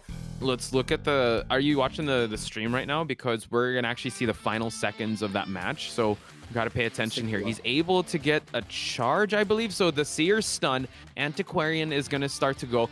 Gets another stun. So both of them are kind of timed out. He blinks, Terror Shocks. And then Antiquarian able to get the stun. She gets zapped. Stops, and she couldn't go. And then zapped again. Yeah. And then zapped again. Okay. Oh, wow. That was a really nasty play from Kaka. They're really pulling in. And I thought for sure maybe one of them would crawl out. But no, Antiquarian didn't even have sticker. That's why I thought she would crawl out. Because I didn't notice she didn't have flywheel. If she had flywheel, she would have crawled out. That's why I was like, oh, she's definitely crawling out, right? That's the sticker distance you can crawl out. No, because she didn't have sticker. Wow. Yeah, that's a bit of a... I'll be honest, that's a bit of a heartbreaker because they played that so well. The Seer's Kite in Shack area just to prolong the mid game, and the way they played that all the way to the late game was incredible. But, you know, when the chips fell, KKK was able to just pick everything up. I mean, business definitely picked up for KKK, especially in that final instance, and he had all the shocks to work with. And that is the game, Psyche. This is the first time I'm seeing a Hermit match clutch it out to a 4-man kill at the end, at the last 5 seconds. That was insane. It's when it comes down to Hermit 4-man, so often either if they get 4-man, it's either two things. Either you were able to stop everyone from decoding and they just keep getting knocked down, so they can't keep decoding, or they did get the gates open or at least activated, but you keep getting stunned from such a far distance. There was nothing they could have done. Someone had to eat the stuns. I feel like a better choice would have had one person eat the stun, then while that person's stunned, go ahead and start doing the gates for them. But then that's when they both get stunned after that, because now they're both stuck in the same spot. So maybe they did that, and maybe it still wasn't enough. Either way, that terror shock is what caused that downfall there. Otherwise, they would have still kept doing that gate. Otherwise, I'm sure someone would have taken over immediately after Seer gets hit. Like, I'm sure Antiquarian. Honestly, Antiquarian should have been spamming the gate button, assuming like Seer's gonna get hit there, like kind of like what you should be doing, like this. That gate would have been open sooner. Instead, Antiquarian kind of like ran around for like 1 second before getting back on the gate, and that made a big difference maker. That made a huge difference. It's the tiny details, right, that hinge this entire match. But it's a little heartbreaking because if that change did happen, or if the Antiquarian did play out just a little, wasn't in that range of being stunned, it could have been a different scenario. Heck, even maybe a 1-person escape, because now Dongshun is facing down the barrel of a 5-point game just to tie it out. So KKK doing an amazing job, and a lot of people loving the Hermit match. And yeah, I was surprised that we didn't see the Opera Singer match, but I'm not mad that we definitely saw the Hermit match in this one. Yeah, I'm getting goosebumps because we had first matchup 4-man on Hospital, second matchup 4-man on Hospital, third matchup 4-man on Hospital. What is the 4-man curse on Hospital today? That one, I will say, like, the Hermit plays were really clutch. I really liked the Hermit play, and it was just generally kind of like an unexpected thing, like, oh shoot, hopefully we were ready for this, hopefully our communication is on par, and hopefully we've been playing like enough rank to know how to go against these Hermits and their tricks. Because the thing about Hermit is that as long as you know how to do math and no one is really making like big mistakes, no one's giving free hits, always forcing abilities from him, it means that you're almost always able to take advantage of Hermit. But right there, Poch, who was the early game chase? I'm like trying to remember how this first started. How did this problem all start? By the polarity, the single polarity connection made it so that no one could share for her, making the rest of her perfumes useless because he never connected the machines again, so that she would always die. That was a pretty good play, and honestly, I'm kind of surprised she touched the Cypher right away, even though she knew it was a Hermit. Like, why not at least wait and see if he like connects the Cypher, and then no one decodes at first just to see who he chases and kind of start off like that, which that's a whole nother strategy. That's like a more tournament strategy that I was thinking of. Like, let's say if I knew it was Hermit, let's say we're all in voice chat, like why not do that? And unfortunately, Perfume just immediately touched the Cypher, which is unfortunate for her. Yeah. So now that the dust is settled in the first half of round number 1, we're going to shift things over to the survivors of AXIZ Wave. First, you saw Tuna. This is Takako, the main rescuer of this team. AXIZ Wave, if you guys haven't followed their journey here thus far, they only lost one match against Weibo Gaming, but in the qualifiers, in the Japan division qualifiers, they went undefeated coming into this one. So it's incredible. They had an incredible journey so far. They're in the second place spot since Weibo Gaming did beat them, and they're hoping to still hold on to their momentum heading towards the bracket stage. Indeed, they have to hold on to this lead. I mean, they were gifted a huge lead by Kaka, by Herman, no less, on Hospital, no less, against like Antiquarian, no less. I mean, granted, it was in his favor as Herman, but still difficult because you guys saw right there, it almost ended up badly. The Antiquarian almost still ended up escaping anyway. The power of Antiquarian, but man, we hope to see X-Wave, of course, keep this lead. But in the case of Dong Shui, we know how strong he is. We know how formidable of a hunter he is. Hunter is Hunter is it's a demanding role, and Hospital's an even more demanding map as Hunter. But every once in a while, you can slip through the cracks. You can see the light at the end of the tunnel. Hermit saw it right there. Alright, I should say Kakaka saw it right there. And those past few matchups, there are those moments in the light. Yeah. They gotta search for it. Dongshan needs to be able to produce the same type of magic that Kakaka was able to bring to the table. People in the chat label him Mr. President because he likes shaking hands and he likes I would love to see him in a suit. I'll tell you that much, Chad. But yeah, he's such a charismatic person. But now it's all business for Mr. President here because the weight of his team is on his shoulders because he needs to at least play a perfect game. That is a hard ask. And in Hospital, nonetheless, but I think it's the day of the Hospital for the Hunters. Like, we've been seeing like crazy good performances from Hunters in the Hospital. Hopefully Dongshuan will be able to have one as well. So we're going to head towards the picks and bans as Dongshuan will pick his first 2 survivors to not make it to the Sacred Heart Hospital. Indeed. Now, Dong Xuan, he is a very strong hunter, but at the end of the day, when it comes to Hospital, this is like a common trend. You need to hope the survivors make at least one mistake. In the case of the Bonbon match, it was a mistake leaving Shed too early against Bonbon. In the case of the Gamekeeper match, it was a mistake by the lawyer getting seen out in the open. In the case of this recent match, the Perfumer unfortunately got the polarity at the stars touching the Cypher, and then the red light trick also kind of cut her off when he was at the window of pushing the Ruin Zone. That was a pretty good moment too, because that allowed that hit to happen. It happened a lot sooner, and then that kind of tumbles the very beginning, because now you kind of get to keep her close. And also dropping the palace too early was another one, since now your Perfume doesn't get good value. Man, it's gonna be all about trying to search for where the survivor makes a mistake and really building on that, because a map like Hospital, one mistake might not be enough, because they might make a mistake. Like, let's say worst case scenario, veteran bonus helps out a survivor get to Hospital, even though they technically made a mistake, they actually benefit off of it. It's stuff like this, man. It's stuff like this that you got to be really wary about as a hunter. Yo, they definitely add up. And Psyche, thank you also so much for breaking down the math of that. I saw people who were like, Psyche, my brain is hurting from all the addition that you were doing. And honestly, that was quick math, but you know, I couldn't expect anything less from a competitive player like you, with how well you're able to break stuff down like that, especially the damage of the Hermit. So thank you for that. Hopefully we won't be adding and subtracting fractions and decimal points with whatever Hunter Dongshuan brings out.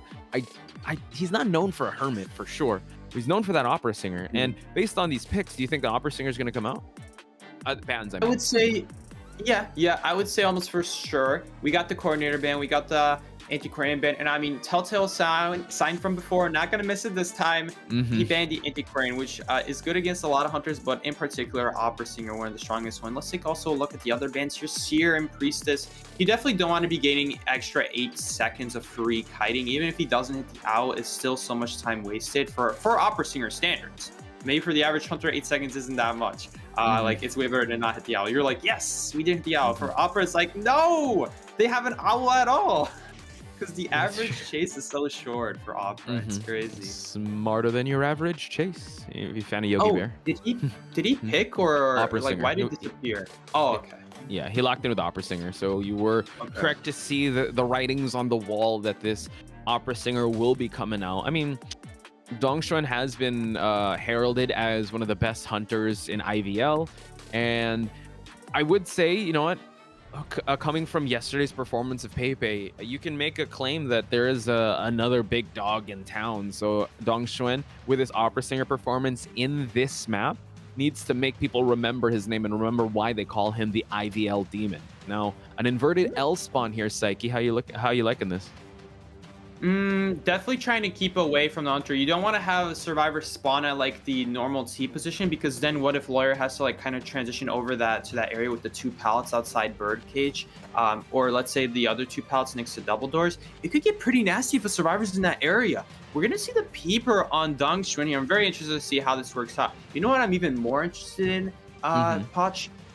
This is a rarely picked on map. Will Dongxuan still know the Opera Singer spots? Because with Opera Singer, there's a couple places where it's like there's no way you could have known, like let's say 2 shadows overlap and you needed to dash twice in a row there to not get stuck. There's a lot of moments like that with Opera where you need to just memorize where are there like multiple shadows overlapping where it's not just one big wall. So will he still know the spots? That's going to be the big thing here. I'm very curious. I'll be commentator Psyche along with Poch. Let's get right into the second half. Exciting one too. Yeah, less than 20 seconds in already. He's already spotted possibly his first target. It's Takako, the mercenary. So maybe he's going to force him to use an elbow pad. Able to use it right before the swipe happens. So now there's going to be a pallet. He's going to chase mercenary over here at the hospital area. Let's see. Yeah, he needs. Is he going to change? Definitely knows the spots here, Poch. He just dashed from the tree to that random table on the side. He definitely knows the spots. So Nice. Dongxuan, even though you may not go against hospital much, they still prepared him. His team prepared him good. Whoever his coaches, the survivors, making sure that he's ready on every map. This is just the prowess of Dongxuan. I'm very interested to see how the peepers do, though. This is what's got me most curious here, Poch. Okay, so now Gardener has already lost her bubble. Going to try to transition towards this pallet, but the first hit will register, allowing the Gardener Tuna moving on over to the Shack pallet. Going to buy a little more time to see what Dongxuan's going to do. Just walking towards the shadow. He's going to drop another peeper here just so that this area would be hard for the Gardener to chase, making her transition to another area where there will be pallets, and we have the Gardener bubble back online. Indeed, that was a good bubble. That's going to be just enough to get her to the pallet. But look at that. Dongxuan already getting on the other side of the pallet she wants to get to the side of, which is a pretty big deal, because if you drop this pallet early, you make this window better early. Now you see it being good, but unfortunately, Gardener just played it really well. So Dongxuan still having to take down that pallet, not getting the hit he wanted there. Like, it's a little thing. But man, this Opera Singer gameplay is so fast. We can't even think about the little things. You already got to be going. Dude, two vaulted pallets and Dongxuan missing. So Tuna doing an amazing job. Can he make it towards this pallet? Unable to. Gets the terror shock, but that was eventually going to be the down. However, 3 ciphers still remaining. So with that being said, it seems like, oh my god, a basement play. So Mercenary still has 2 elbow pads, so it's totally fine. Now the peepers are going to be solid here. I was a little bit skeptical of the peepers, not going to lie. Still kind of relying on luck there. I'm sure he wasn't expecting a basement. But now that he has the basement, the peepers become way better. I wonder what his purpose was for the peepers here. Like, is it just to slow down hospital? Is it really enough? It might be enough, at least according to his testing. I'm not the professional here when it comes to Opera Singer with peepers. But Dongxuan is going to be patrolling like a boss here. He's doing his work and just trying to make sure that no one gets a sneaky rescue off, but Mercenary might get found here. Oh, yes, with the nerves peeper, of he will steel, get man. found. Okay, he's definitely popped up already. Might go for a sacrifice. Takako's way too far to make this rescue happen. He has an elbow pad to work with. Is he actually going to use it to... Oh, he is going to transition towards the shack area. So this could be very risky. Dongxuan already on his way down. I think he will make it. It's only going to take a double hit, which is quite expensive, but take a look at the ciphers, Posh. I mean, technically, Well, if she also gets hit, I am not sure anymore because now Mercenary has to split up. Dongxuan could just choose to not go after the Mercenary because he's probably going to realize, hey, the ciphers are going to be a bigger deal. We can probably stop those. So going to probably let the Mercenary go down here, but he still needs to cheer this Gardener. Is ticking away precious seconds. I mean, come on, that cipher went from 15 to 50 now. I mean, really? Fast. Really? Look at that. Accelerated. 2% every second right there. That is insane progress there. 20 seconds is 40% decode. That's insane. So now they're opening up the Shack cipher because they know the 63% cipher will be hunted down by Dongxuan. He's already dropping a peeper at the first floor of the hospital area. Nian has to be very careful. He is actually the next target for Dongxuan. There's no more pallet in this area, but he's still able to make a vault happen. He's still got his bombs to work with. And it seems like it's a back and forth at this point with Birdcage and Shack cipher. Lawyer's decoding that cipher so fast, man. But every survivor's decoding so fast now with Accelerator Decode. Like, you make a good point. But look at that. Lawyer already leaving ahead of schedule because he got a call from his team. I'm not sure if you guys saw there right there, but he already vaulted the window before he even got a heartbeat. Wow, what a beautiful pallet stun. Nice. Yeah, and also on the unsafe side, like Dongxuan, if he swiped early there, Ado could have eaten that hit. But now this Lawyer doing a great job kiting. He can't afford one hit. They are focusing on decoding, and it's not close to the 50% mark just yet, but Dongxuan can't afford any more precious seconds being wasted trying to hunt down this Lawyer. And think about this, guys. The trump card doesn't even really do anything because he kept dropping those peepers. He doesn't even have the trump card teleport anymore. I almost feel like he should have saved those peepers because now I'm not sure. I feel like a teleport here would be so good here. It would give him so much flexibility now to work with both pressuring a chair and the cipher at the same time. He could probably do it too. It's just then again they vault the shed window and they might get a boost out. Honestly, it's hard to say. That's just hospital for you though. Yeah. So now continuing on to prime the ciphers, Mercenary. He's gonna try and make this rescue happen while Dongxuan is gonna try to defend as much as he can. But yeah, the ciphers are gonna be primed by the time Takako is able to get the rescue going. Oh, he's waiting, getting the stun as well just to buy more precious seconds. That one's gonna hurt because he really wants to force this rescue. I mean, it doesn't really matter because it's already primed anyway, to be fair. So oh, they're gonna pop regardless though. I wonder if someone didn't have borrowed time. No, they all have borrowed time. They just side pop early before. Oh no, Mercenary was bleeding out. They had to. Never mind. My bad. Yeah. Yo, Takako doing an amazing job with all these pallet vaults here. But oh my god, even forcing out a hit. But now Mercenary will be falling down. And like you said, trump card, is it going to be ready? No, it's, oh my god, Dongxuan actually having to settle for a tie. On hospital. I mean, it is hospital, but maybe if he had held on to those... Not yet. Sorry, my bad. Called it a little too soon here, but the Lawyer is actually on his way out. So depending on how Nian plays this, he just goes for a regular hit, but they are going to secure at least one person to escape. Oh man, I feel like they could have had that. I mean, they can't possibly know that he's been dropping too many peepers, so the timer was actually like doing fine there. Maybe, I mean, it was an Acrobat, so maybe he wouldn't have made it regardless. But in the end, gonna get one person out still. I mean, that's a pretty good result on hospital. Getting 3 people killed, it's just kind of hard to beat 4 people on hospital. It's 3 minutes was already impressive. So not to take away from Dongxuan, that was amazing. But the Herman match on hospital, every once in a while you get those Herman matches, and so he's kind of like a do or die hunter. Psyche, you've watched since the start of the day. What was your favorite hospital match for Hunter? Oh man, I feel like the Bonbon was. I feel like the Bonbon match was just. No. I think it was probably the least. Oh, the least. Oh my god. Okay.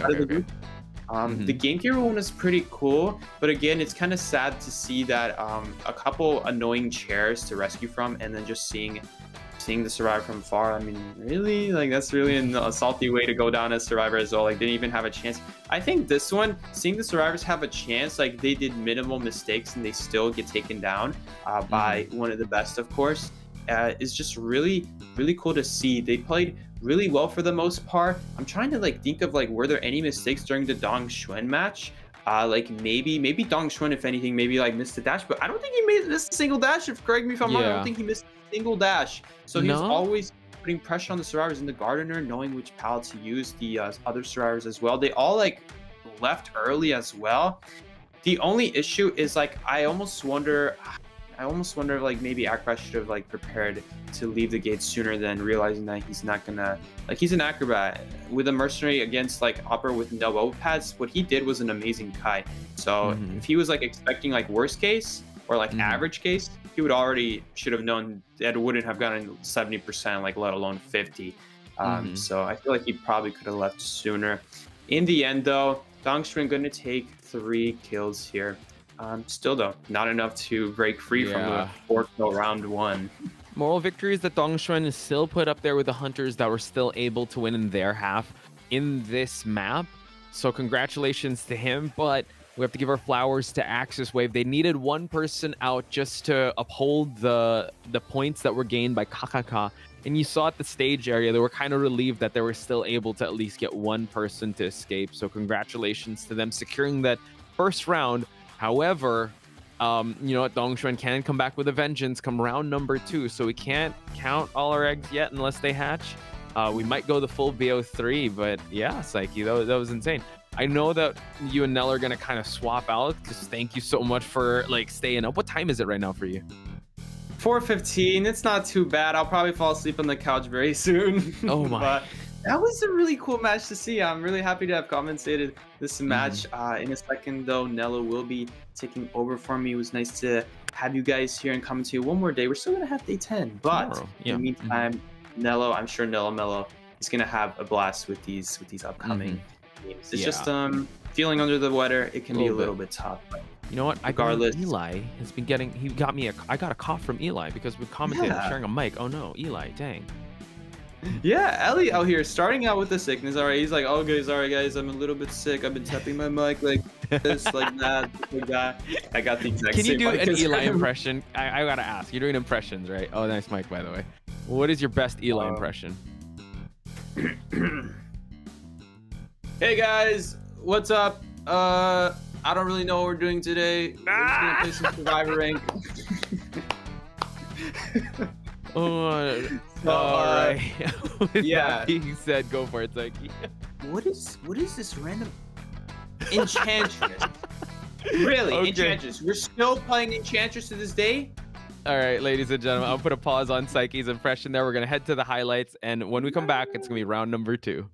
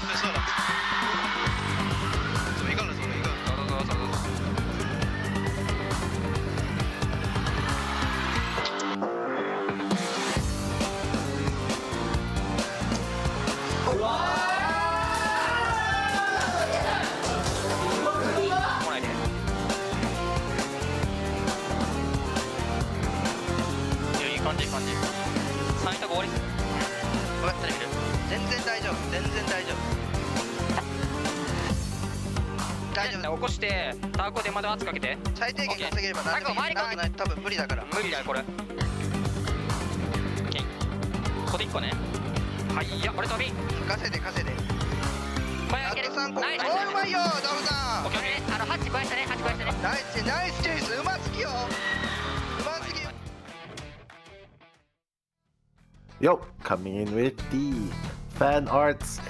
Hashtag COAVII support. Hashtag FPX.ZQ. Go in the game. Not just go in the game, but win it. For sure. And look at that cute little art going on. But hey, Posh, how you doing? I could ask you the same question, Nell. Let's go. Nello, Mello, and Pot Spice for this one. But big shout outs to Psyche for, commentating the first match with me. I know Nell is going to have like a 3-block shift today, so he just needed some time, just catch his breath. He's definitely styling and profiling, so when we get back to us, you'll see why. But yeah, I'm feeling all right. How are you feeling? Feeling great as well. I was doing a Psyche impression. I guess it didn't really work. That was a Psyche impression? Yeah. How you doing? It's your boy.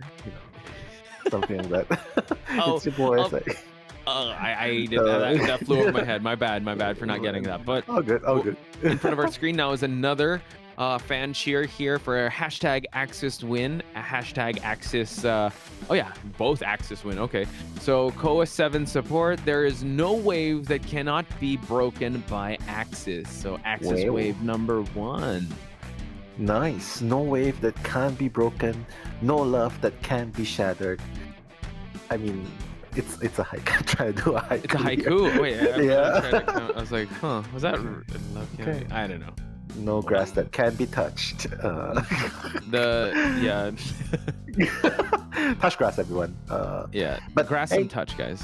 What? Yeah, but hey, thank you for having me back, guys. Seeing you in the chat as well. Yeah, the reason why I'm having shades on is not for cosmetic purposes, but to take away the attention from my squinty eyes. You know. Oh, really? Yeah, because I was feverish, so my eyes. Okay, yeah, okay. I thought because like I know you have like a light in front of you, and that could sometimes, guys, if you stare at light for too long, you'll get a migraine. So that doesn't help if you're feeling nauseous. So that's why some commentators they wear shades. So yeah, that's true. Hope you're feeling better. Thank you so much. And you know, we're just being really true, really real here. And I'm just glad that we have this accommodating and supportive community right here. And it just makes part of the commentating experience super, super exciting. You know what I mean? Yeah, just the variety of commentators, the variety of people also in chat. So thank you guys so much. This is day number 9. We're almost at the finish line, so we're going to try to end strong for y'all. And hopefully these teams will try to end with a bang, especially these two teams, FPX.ZQ and AXIZ Wave. This is their last match now, and it's very important for them to be able to get both of them to get the win, because they're fighting for the second place spot, because AXIZ Wave is at second place while we have FPX.ZQ on third place. That's true. Yeah, they definitely have a lot of work they have to be cut out in front of them, right? Especially FPX.ZQ, they need to get that comeback in game number 2, because well, game 1 went to AXIZ. And it's not surprising though. Is it weird if I say it's not surprising for the score for them to get a 4K against FPX.ZQ? Because I was doing Eli impression there. Painter's bad. I'm kidding. Painter's bad. No, Yeah. I think it's not, because we won't expect anything less from these two teams, right? That's I true. think what's shocking is that FPX.ZQ decided to go hospital. And round 1 hospital. I mean, I guess they were very confident in Dongxuan, and the Hermit, I guess they weren't expecting how the final 5 seconds was going to end, because that was an insane sequence. If you guys haven't seen it, just scroll on back, or just, you know what, like, share, and subscribe for the YouTube channel and check out the VODs, because I'm a man of a lot of words, but I was a man of few words when that happened, because he turned a 2-person escape into a 4-man kill. Crazy stuff.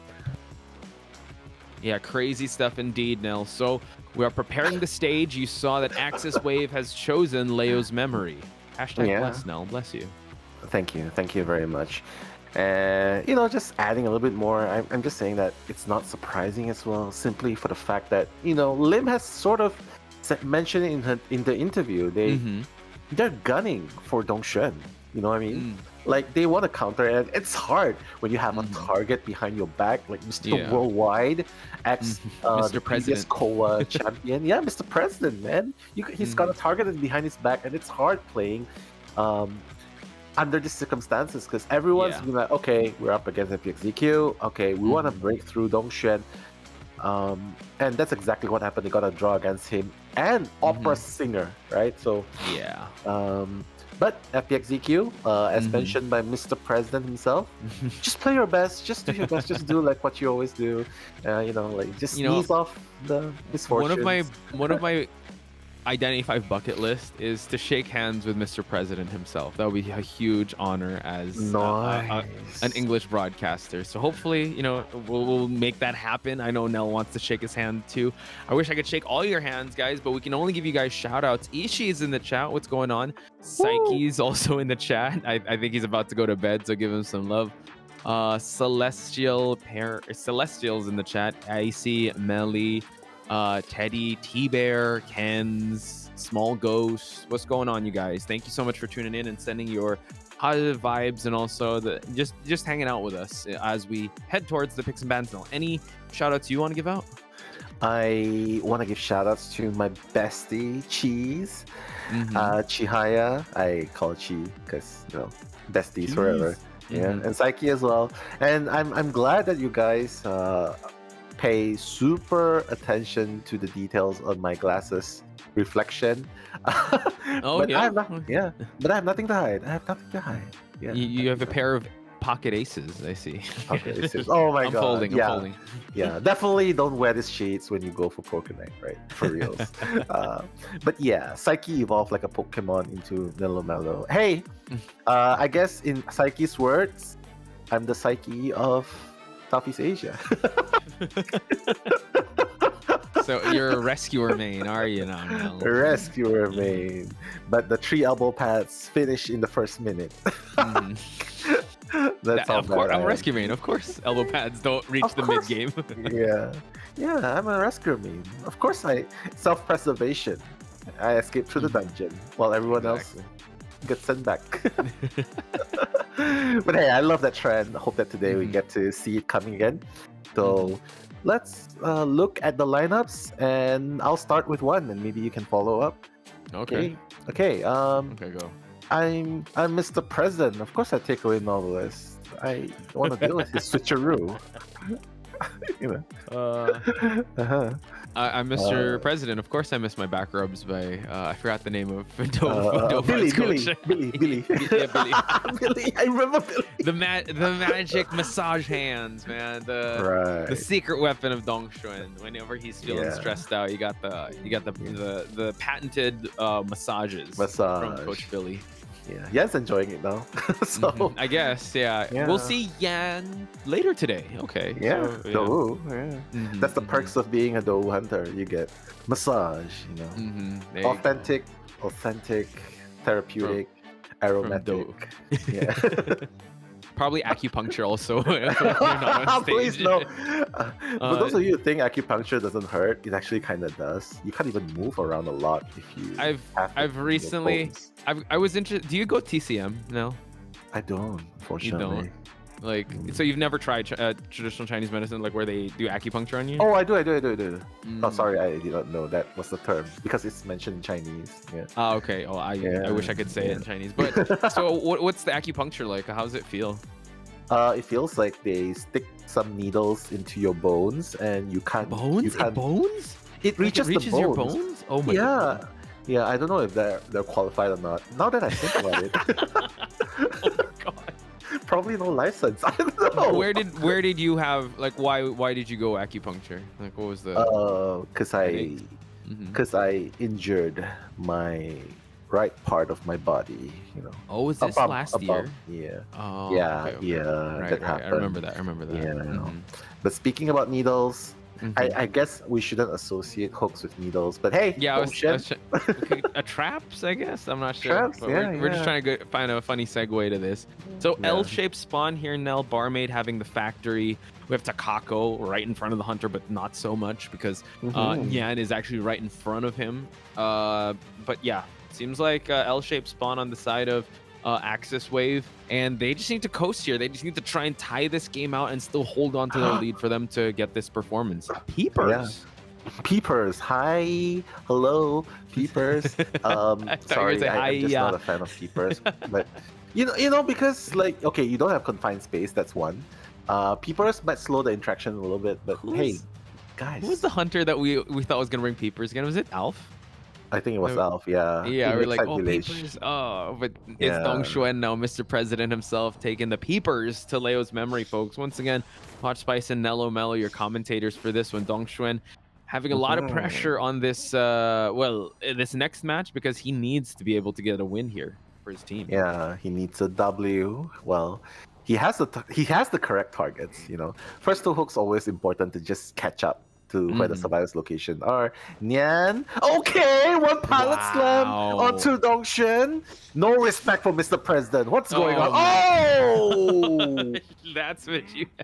getting the hit. I know we talk about psychologists being a punching bag, but this punching bag can't punch my back. God. Able to get it again. Mr. President is mad. Yeah, you do not disrespect Mr. President. And there, like 2 successive hits in less than 10 seconds, man. And the prospector coming in with a stun. Ato, do not make Mr. President mad. Dongshen shrugs it off, saying, yeah, I don't feel that. He's going to catch up super close. Nian, oh my goodness, the stress is almost over. It's actually over. And wow, best timing there, Posh.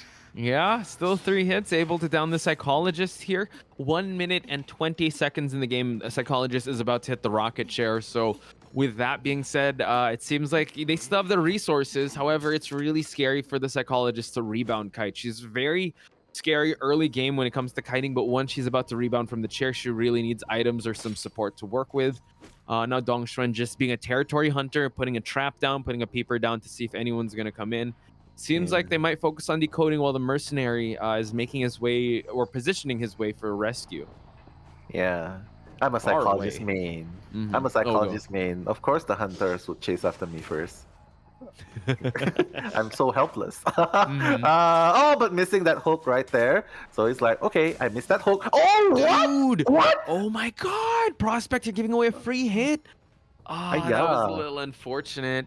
And now a rescue did happen. So hopefully the psychologist is able to hide away here, because that could be huge for the survivors here. And Nyan, knowing the assignment, he's tiptoeing around the area. Will Dongshuan check the left side? Oh my God! How does he know? Oh my God, Hunter is like, but the flywheel coming in. Wow, that's gonna buy a little bit of time for Nyan. How does he even know? And without peepers as well. That's experience for you guys, Mr. President's experience. And yeah, but finally gonna get Nyan down. Nice strategy. I like that. He's not instantly leaving the area. He's hiding. But Dongshuan's like, okay, since you did not leave this area, I probably know that it's somewhere nearby. And there you have it. Posh, Nyan, first person to fly out, and only 1 cipher has been done. Yeah, cipher progress not looking too good. Ato is tiptoeing around this area. Dongshuan not too happy about his not too happy about how the survivors were. One survivor was at least able to escape in the first game, so he wants to leave no stone unturned to be able to get the maximum amount of points in this next game. So Barmaid is gonna get away from this chase. It doesn't seem like he was even able to make contact with the Barmaid, but Ato will have to take this next one. That's so far. That's the whole shack. Yeah, does he not realize there's a trap there? He probably should have gotten out of the shack via the windows, right? Because there's a trap here. And Dongshuan refreshing the trap, putting a peeper down. They know what they're dealing with. Ato has no flywheel available yet. Definitely, but he still has 1 more magnet to work with, and that's gonna buy him some time. Dongshuan's gonna miss that hook. This is such a strong area to rotate, you know what I mean? Yeah, and he's still making it happen. Breaking line of sight, but that was so close. Still able to get a mini stun for him to make this rotation happen. So this mid-game kite is actually game-changing with how Eli says it, because now they have the last cipher, still able to juke, fly wheels away. Oh my God.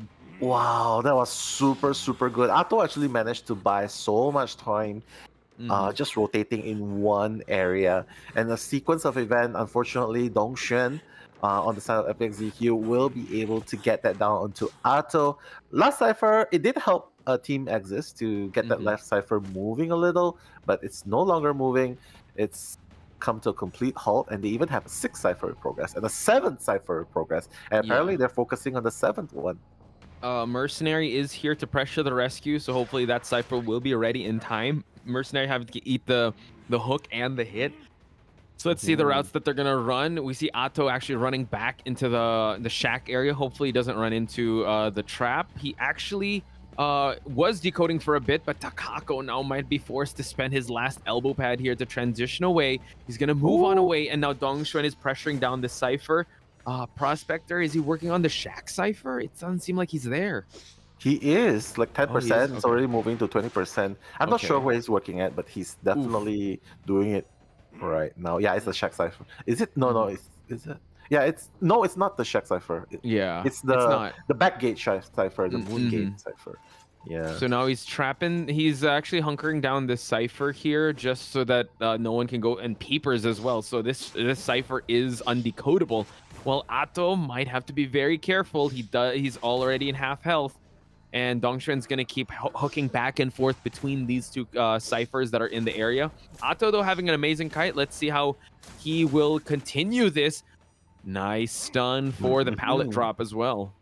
Yeah, beautiful rotation by Atto as well, making full use of the timing allowed by the magnet stuns to put down the pallets safely. But it's only gonna buy him that much time because Atto has normal magnets to work with, has one more flywheel. Will he use it? No, he's not gonna use it. Timing's not enough. But while all of that's happening, the cipher wasn't even being decoded. I believe they were just disarming traps. Possibly, but we see your favorite item there, Nell. The mercenary has healed himself up courtesy of the syringe. The magical syringe was blessed by the chest being opened. So it seems like Tuna has to be very careful because Dongxuan is making his way towards that cipher, while the mercenary will have to make this rescue count. He will make it in time, but he's gonna go back and forth here. So this leaves room for the barmaid to prime it. No, he's gonna go back and forth. Okay. Yeah, Dongxuan's gonna have a super hard time here because unless if Dongxuan commits with a trump card into teleport, right? Otherwise, looks like two survivors are gonna try and push that cipher at the Moonlit Gate. He's closing in with his unlimited hooks. We have yet to see him fail his unlimited hooks. Takako in the vicinity. Oh my god, I jinxed it again. Caster's curse. Mr. President, I'm sorry. It's a caster's curse. Yeah, but it's okay because they primed the cipher throughout that duration. So as long as Takako doesn't get hooked here, should be okay, I guess.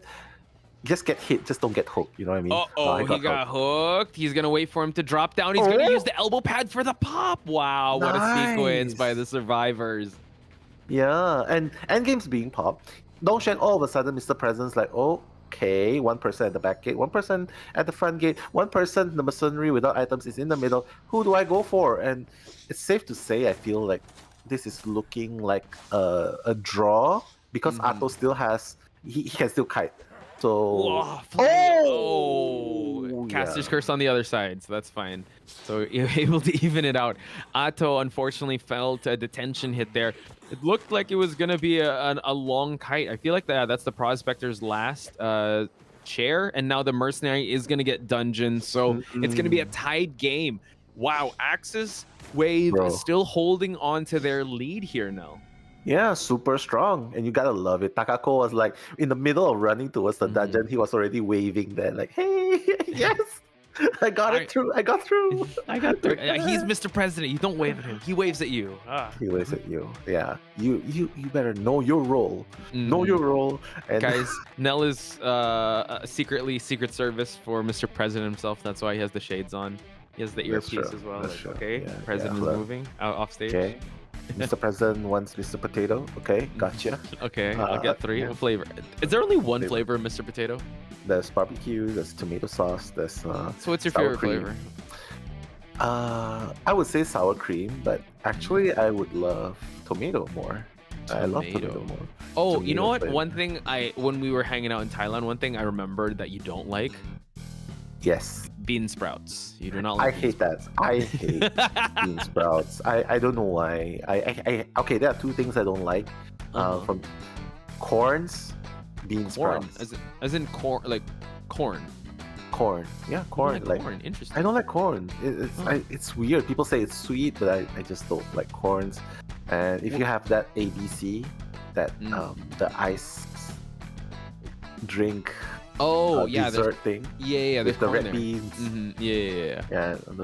I don't like. What about like corn, carrots, and peas? You know, like when they mix that. Oh, I don't like that. Yeah, I don't like that. But number 1 on top of the list is definitely bean sprouts.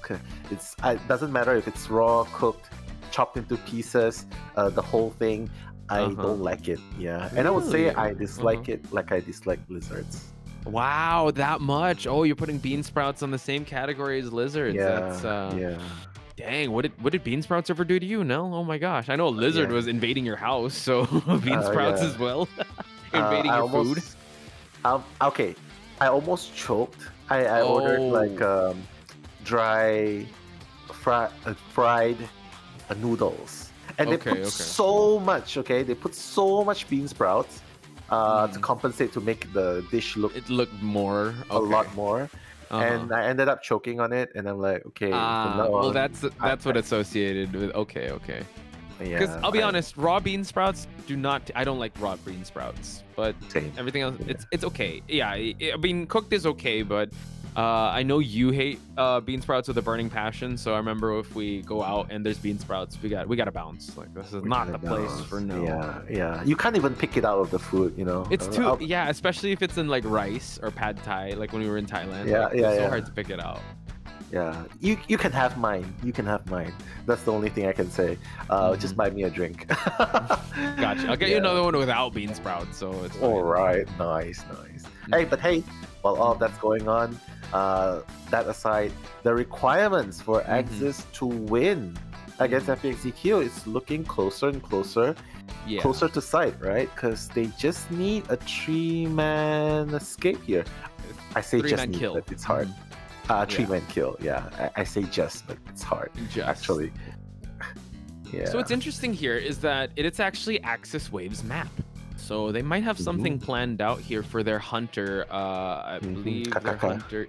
Kakaka was the first one. It's our boy Riz. Riz God himself. Riz God. And we're not talking about Narukun, guys. We're not talking about Narukun. We're talking about Riz, RYZ. So gotcha. We nickname him Riz, but we call him RYZ. Riz. He usually comes in towards the second half. Has a opera singer, night watch, a dream witch as well. Possibly gonna see the. Actually, we haven't seen his gamekeeper yet, so unless I missed a match that he brought it out, but might be a mirror match because that seems to be the trend in this Call of the Abyss. Like round 1, always opera singer. Round 2, gamekeeper, standard. Yeah, standard, and I mean, it's strong, right? And no reason why you won't pick a gamekeeper here. But speaking about strong, bean sprouts don't like you, Nello. I'm fine with that. He's fine if lizards don't like him, guys. It's fine. That's how much he does. I couldn't care less if bean sprouts hate me, put me on the hate list, tries to cancel me on Twitter. I don't know. I wouldn't follow Bean Sprout's Twitter account.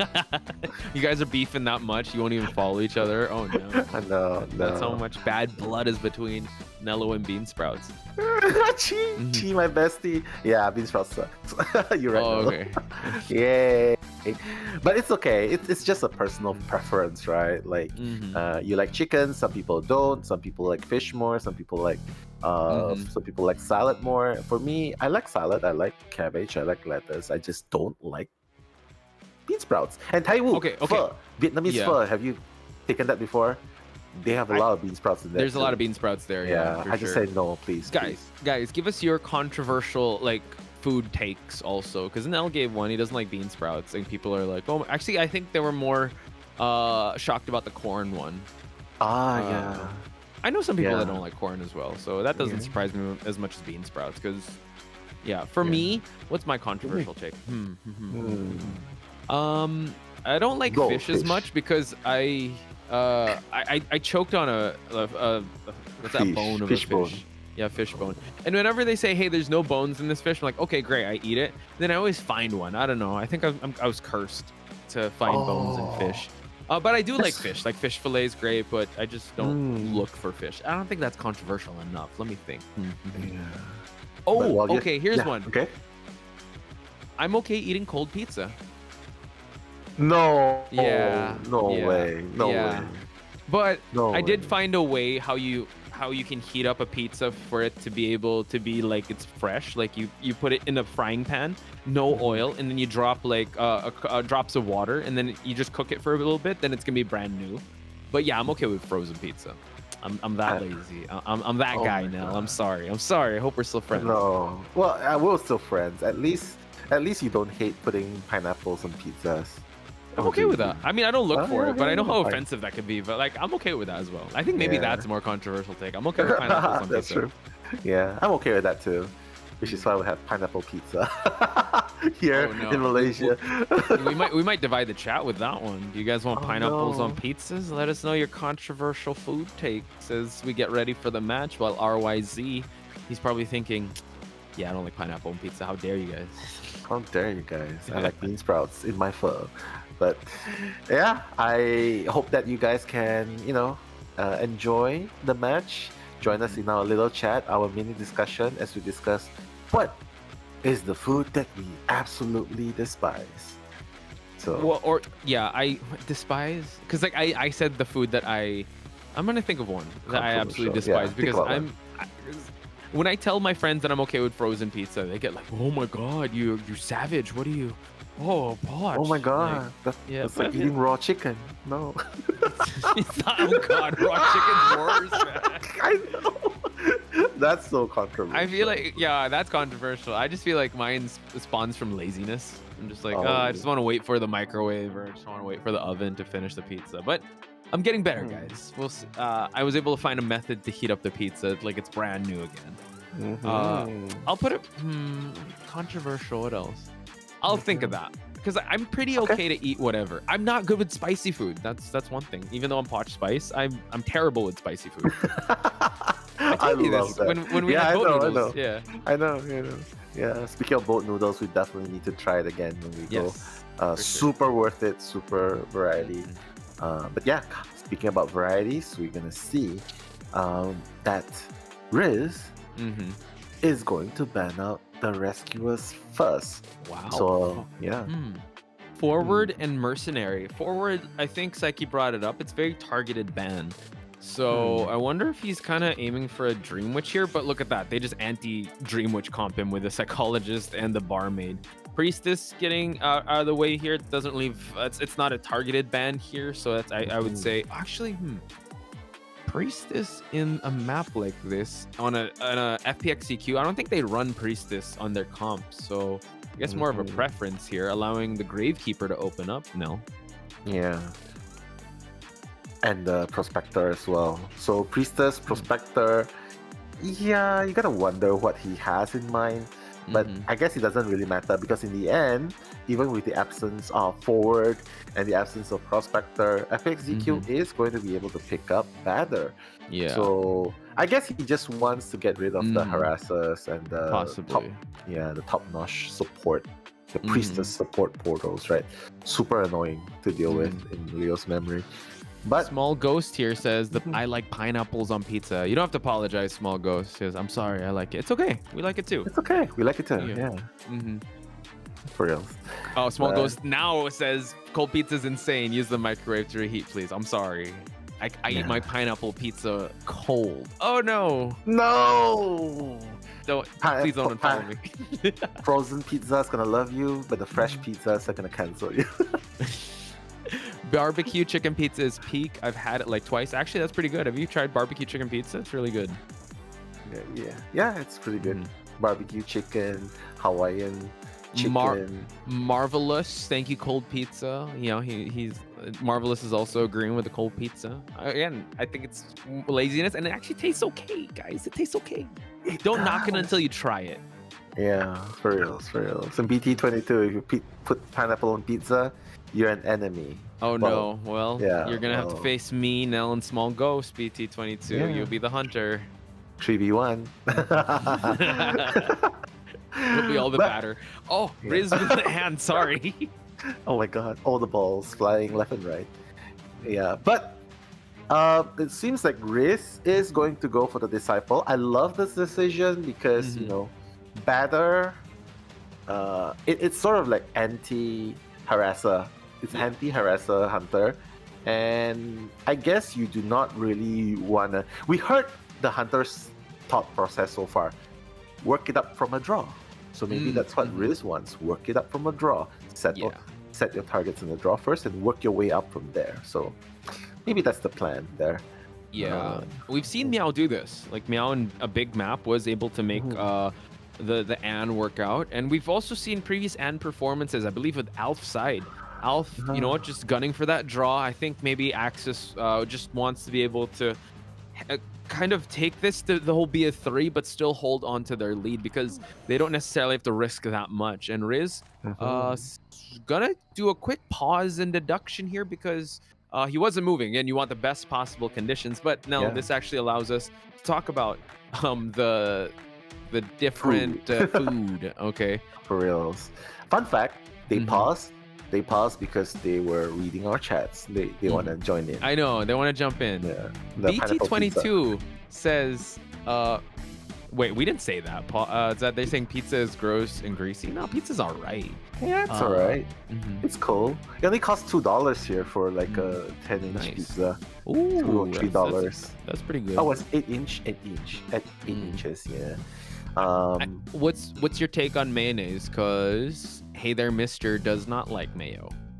I don't know what mayonnaise you guys are eating, what brand you guys are having, but the mayonnaise I have is definitely Chef's Kisses. Really? Like, is it QP or is it just regular mayonnaise? Because Japanese mayo is pretty good too.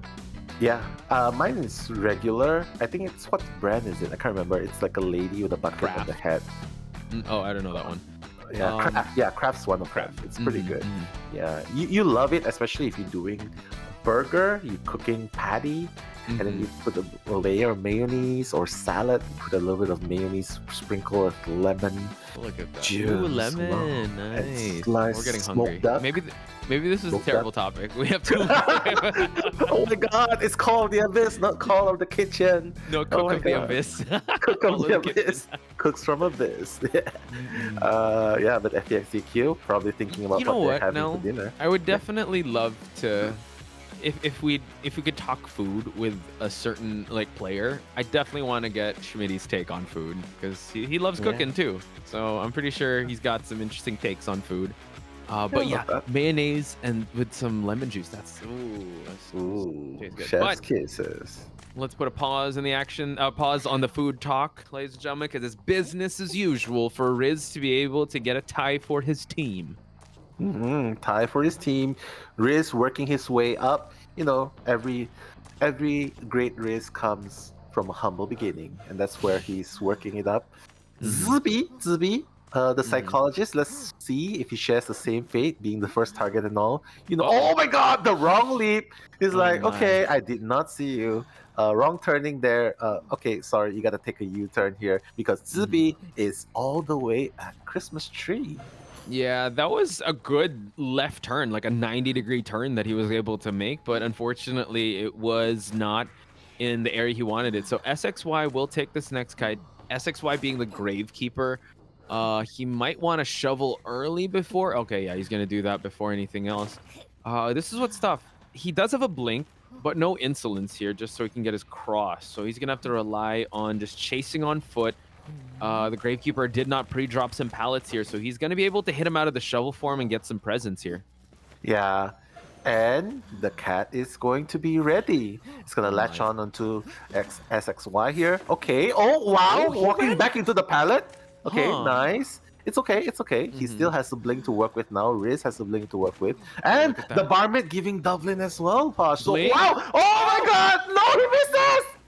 He misses! Oh my God! That's going to be so huge for the Gravekeeper. And now it seems like he's going to go for the barmaid instead. Yeah, I guess the barmaid is actually a good choice because now she has no drink to work with. Gravekeeper can go for a rescue. He's already wasted the shovel. But in that process, they've already got some Cypher progress. Yeah, this is so bad. And the banner is around as well. Oh my God, you're gonna get bullied so hard here. Yeah, and he's gonna take the time to break the batter's cricket ball as well. And that's gonna give Legacy, the barmaid, a little bit of time to rotate away. So this is looking like a pretty slow start for Riz. AXIZ here, because he's used up his bling and he still hasn't gotten one person down yet. He has not yet, so I guess he might go for just an elimination and the detention. I mean, he's aiming for a tie, right? So really slow start. Let's see how the rebound's going to be. Batter, walking down this line. It's actually sat in the perfect spot for him to actually get a huge hit. It seems like he might have to go for the batter now. Yeah, he has to change targets. And look at that. He cancels the silence with a flywheel. And taking the kite now, FPX.ZQ is in a roll now. So yep. Wow. Sans being the second target now. But the good thing is he doesn't have any more cricket balls, right? So yeah, Riz will have no problem countering silence. Him here. Okay. Yeah, so they're trading hits left and right, but you have a barmaid for the heals, and also not to mention the psychologist. So they're doing a good job bolstering everything. And now it seems like there's they have all their ciphers ready, so this is not going to be good. At least the batter has fallen down, but they still have their tide turner to work with. So Riz's camp needs to be very immaculate for him to actually pull off the tie. Yeah, this is so hard. Like, it's just 2 ciphers remaining. The third one is almost done. As a matter of fact, it's already done. 2 ciphers are almost done, and it's only the batter's first chair. Not to mention there's a tide turner on Gravekeeper as well. So I don't know, Tosh. Looks like a very possible draw to a 3-man escape here. He's gonna have to terror shock this, but no, it can't stuff the rescue. The other cat was already used, and the cat timing was not there. He's gonna get this hit onto the batter. The last effort is actually gonna take him further. Legacy in the mix here. I don't know. It seems like they're kiting on top of each other, but yeah, once the tide turner effect wears off, they could just go for that pop, and now. Seems like our Riz here is really, his back is against the wall. He was able to pick up a bat. Oh my god, but the cipher has been popped earlier on. Sans has nothing to work with now. He's gonna fly off. And not to mention, Riz did not use his teleport. So a draw here is definitely very, very possible. Yeah, so better. Second chair, by the way. Chair, so it's still looking a little dicey for the survivors here. We've seen how well AXIZ Waves Hunter is able to reel in the points in the final seconds of this game. So FPX.ZQ can't get caught slipping up here. But you mentioned teleport will be a factor once this batter expires. Yeah. Zippy is already opening up the back gate as well. All doors are being opened. Yeah, 3-man escape here. What a comeback from FPX.ZQ. Oh, the teleport's a little bit too late. Yeah, this is very, very unfortunate. Legacy waiting for the dungeon door to open, then a jump out safely. Wow. Yeah, there was just a sequence of events that did not play at Anne's favor there. So this is definitely going to be a win on FPX.ZQ's side. For you, what was the start of the momentum shift for the survivors there in that first kite now? Picking N is already it's a very tough hunter to get a win here. That's already a very tough choice to begin with. But I would say the moment batter decides to the moment that Gravekeeper he misses the target onto the psychologist first, went for the Gravekeeper. The moment that the Gravekeeper got onto the shovel and bought so much time there, and then the batter coming in to support, and then he changes target. The frequent changing targets, forced to change targets, made she's very bad at cipher control, and this made things even worse. So by the time she got the batter, unfortunately, it's a 4.5 ciphers kite already. Anne really works her best when she is tunneling one survivor, and unfortunately for Riz or RYZ, that was not the case. He started the chase with the Gravekeeper, landed a hit, used the blink to be able to try and down the Gravekeeper, but the barmaid was there. Switched to the barmaid, and then the batter was there to just harass. Then he switched to the batter. So they're all trading hits, they're all healing up. So this was actually the perfect storm for the survivors, since they have the best possible support composition here to just counter Anne. We've seen how well Anne can perform in the past, but not in this performance here. And it's quite unfortunate because this was AXIZ Waves' map choice, and they have suffered a loss in round number 2. But you could say the same for FPX.ZQ in going with Hospital. So now it's going to go to round number 3, and it's FPX.ZQ's advantage. Yeah, that's very true. I love the way you put it, right? Like, this is definitely a comeback situation by FPX.ZQ. And it's not like they have all the harassers in the world. They only have one batter, right? They only have one batter. And it's a psychologist. Come on, psychologist is like a walking punching bag. So to speak. Very sad to say that, but it's true. Without Emil and the love bond Yeah, she's just tanky at best, if I can describe it. But because he wasn't able to find Psychologist first and committing towards Gravekeeper, the Rescuer first, and then committing to the OB or the Batter next, I think he played. It's safe to say he played into FPX.ZQ's trap. You know, played into his trap. Like, we wanted this to happen. We wanted to rotate. We wanted to take turns. We wanted you to chase either Gravekeeper or Batter. And unfortunately, Riz got rizzed up by FPX.ZQ. That's some people say that's L Riz for him not to get that. But hopefully he becomes W Riz in the next round. And I like that. It's like he fell into the trap. Riz was definitely playing under the gun with that one, and he was just forced. I like that. Yeah, right. He was because under the gun, for real. He was definitely playing under the gun with that one, because he was. Yeah, it was all the missteps and the overextensions were actually on him, and the survivors were actually just adapting to whatever he was trying to counter. But anyway, guys, that does it for round number 2. We're gonna take a short break, and when we come back, it's gonna be round number 3.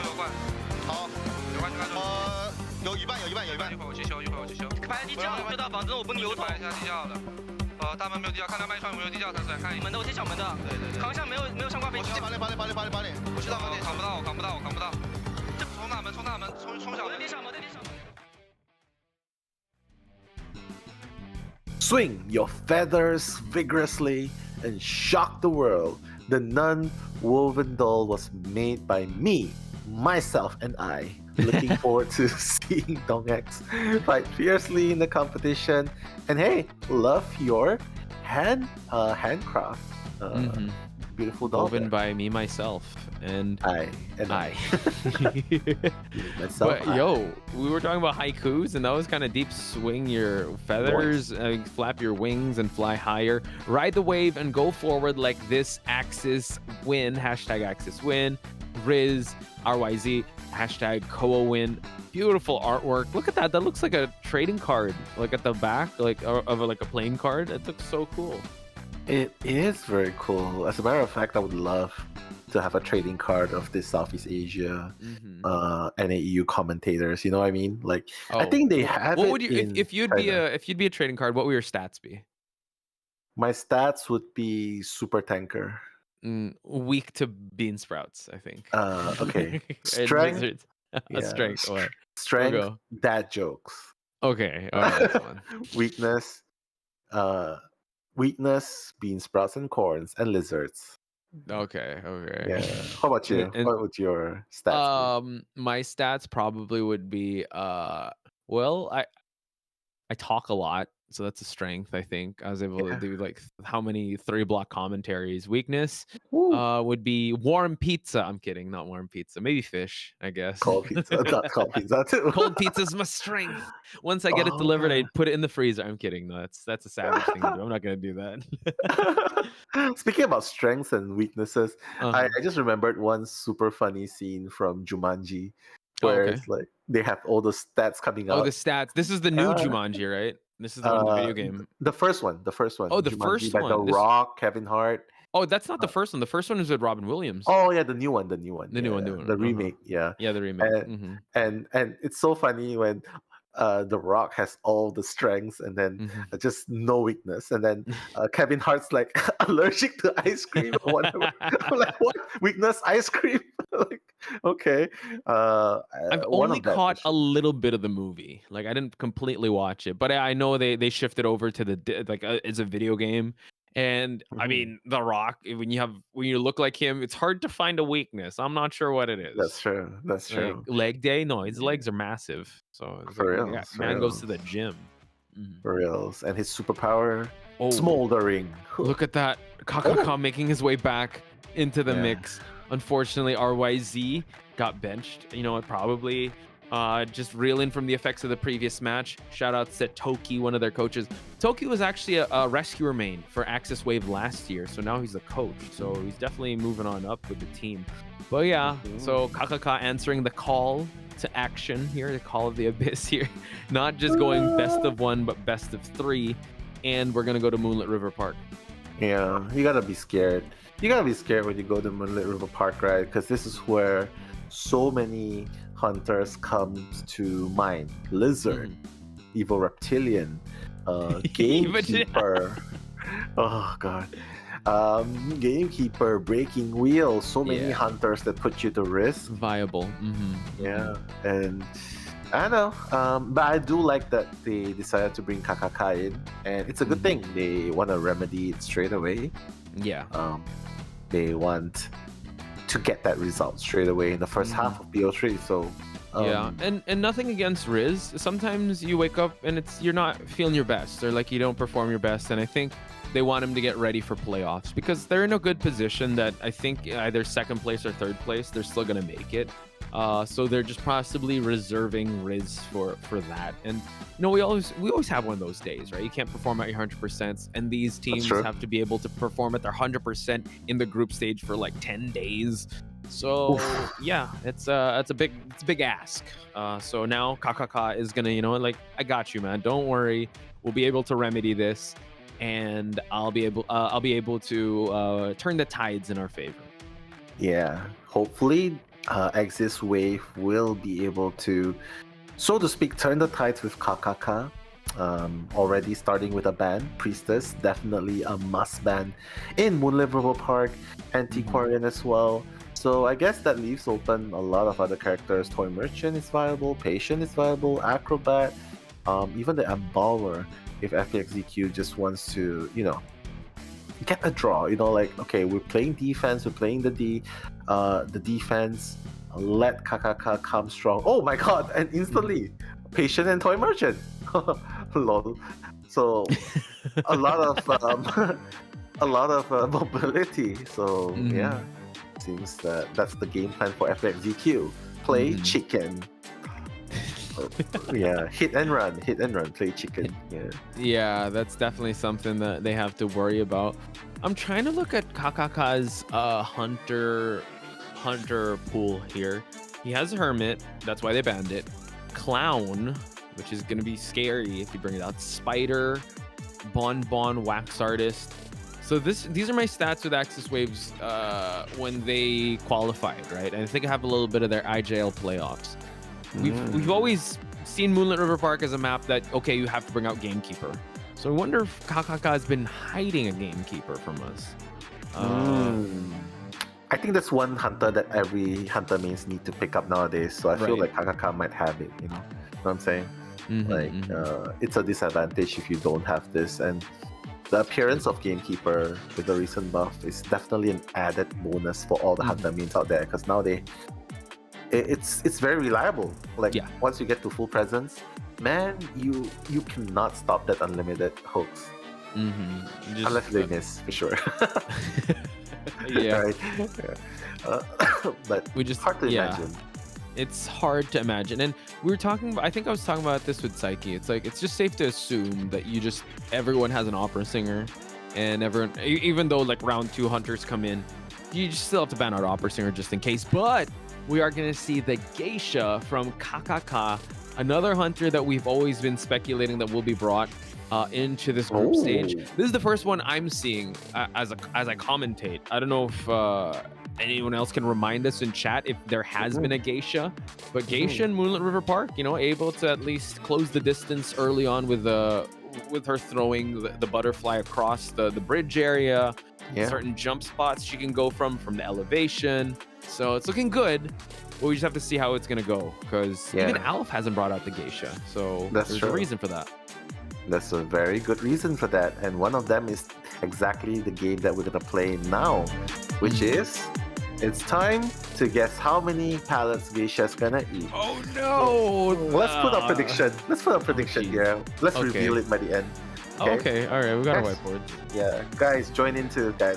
How many pallets do you think Geisha's gonna eat? How many mukbang? You know, the mukbangs going on. I'm gonna be brave. Okay. You're gonna be brave in what sense? None or double more. digits? Definitely not double digits. I feel like if it's Dongshen, I'll probably say double digits because he's so aggressive. Care. Yeah, he doesn't mind. He'll eat that for breakfast. For reals. But hey, Kakaka gonna spawn himself right in between everyone. He's literally in between 3 survivors, among the 3 survivors. Yeah, so that's definitely a lot of choices for him to chase. Can fly across the bridge to Zibi, make him waste his hooks, or could go for Sans, make him waste his flare gun. That works too. Yeah, looking at this, the Persona builds, we have 3 flywheels, 1 tide turner. Everyone has borrowed time. Pretty standard build here from KKK, having a blink and detention trump card. So he really wants an early down. And possibly go teleport at the end game just to pressure down the Cypher. It's really all going to matter with how well he chases his first target. So it's going to be tough. He has 4 survivors surrounding him. He has this pick off of any one of these. Once again, watch by Sinello Mello for this next match. Yeah, it looks like he wants the patient, you know, Shiramoku chasing the male survivors as always, making him use all the hooks if possible. But then again, he's already hooked himself all the way towards the first stop. I thought he was gonna hook himself towards the tram, the coaster. We're patient mains, of course we. I don't know. What do we say in this situation? Oh my god! Oh my god! Well, if I'm a patient main, I always die with at least 2 hooks. I'm able to use it, but now we see ZB now able to use the tram, but I don't think anyone pressed the second stop, so he will be going down on the left side. He also has a hook to transition towards the palleted area. Actually, no, going to the haunted house here, 2-story building. So KKK is gonna have his blink in just a bit. He's going to use the butterfly, a little overextension, but it's all good. Now there's a window for him to work with. Is he going to go for the drop down? Oh, wow. He's actually going to wait. My goodness. Yeah, he's going to wait. Okay, he's already done his job. He's still waiting. He's trying to bait the patient to go out. I don't think the patient's going to go out unless if he sees a red light coming. Waiting a little bit. Yeah, he's going. He's going back to the second station. Yeah, patient now. Tram is ready for him to use the. Oh, this is gonna buy so much time for his team. Exactly, and this is why Alf does not play Geisha anymore. I guess the transportation beats the manual transport. The manual butterflies. We have technology. Yeah. And ZB here doing an amazing job. 3 ciphers are being worked on here. 1 is about to pop. They're working on their 4th cipher. Does not have a butterfly. Oh, able to get the blink down. I thought it was going to be a terror shock, honestly, because he was still going through the windows. Again, proving that Geisha has magical hitbox. Yeah. Sometimes it's magical in a bad way, because like when you get the swing hit and it's like, it's so short, but gets the basement. This is going to be big. We see that there is already a rescuer that's getting ready for this basement rescue. It's already the mercenary. Yeah, I guess it's okay. Patient has bought enough time. It was almost a 3 ciphers kite, but the downside is Patient does not have hook anymore. So the rebound kite might be a little bit hard, but that 1 rescue should allow him to run out of basements. True. Okay, alright. Okay, mercenary just eating a regular hit. And you see that they're both actually exiting the basement here, so that's a great job. So at least Mercenary can work on a cipher, but ZB has to be very careful. He's just gonna go to the stage for the last effort to carry him away from the basement. And now they have their last cipher ready. Yeah, he's gonna hit 1 more time for full presence, and ZB's gonna go down. Kakaka, I don't think that's enough. That's not enough. He's not gonna make it to the basement, is it? It's a little too far. He might actually have to chair I think he outside, can. but he's still gonna push for it. Okay. Be very Okay. careful. Zuby's like pressing like crazy. Closer one. Okay, he's able to make it. That's pretty good. Mercenary's still in this area, tiptoeing around, so he's just feeding the tinnitus. I don't know if they're gonna risk another rescue since they have no more tide turners, right? So Sands, actually, there's a flare gun to work with, so that acts like a tide turner. It does. It does. Yep. I think he did not spot it. I think he did spot it, but he's just like, okay, Mercenary went down. Just waiting to rescue here. Okay, going down. All right. What's going on here?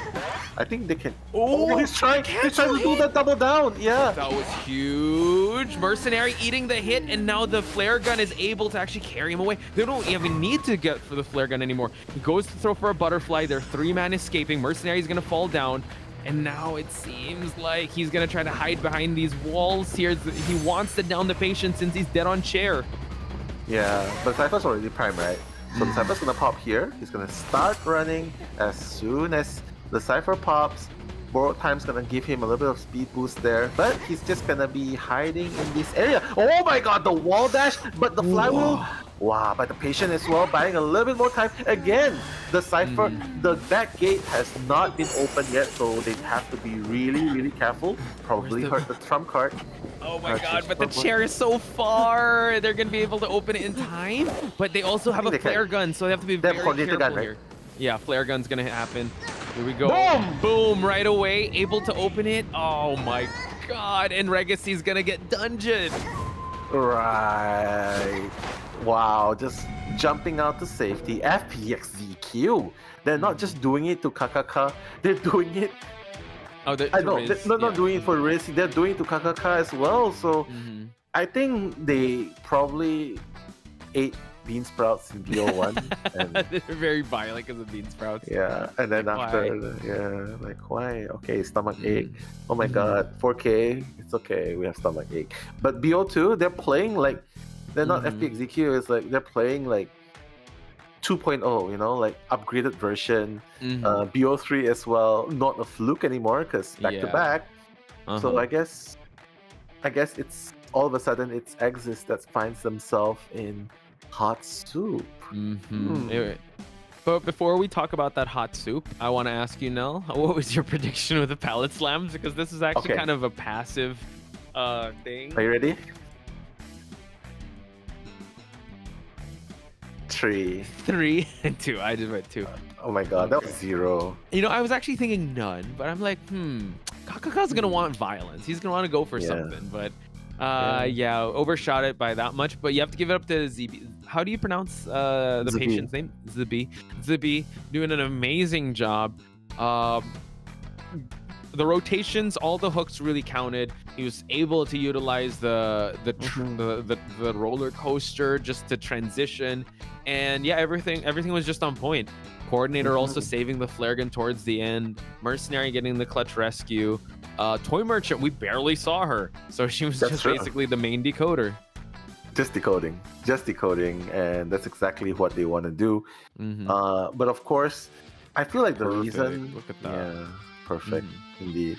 I feel like the reason Kakaka wasn't able to get more than just 1K is because he did not get pallet slammed. Yeah, you know, like I think the trick is you max your stunt resist, you max your rage trade, and then you just keep getting pallet slammed by the survivors, and then the survivors are gonna the survivors are gonna be like, okay, we have this in the back, you know, that ego boost, like, okay, we got this in the back. Keep their guards down, and then Kakaka, bam, I eat so many pallets, but bam, you guys got careless there. True. Because you can get hype every time like you get pallets, or you earn a pallet slam for your survivors.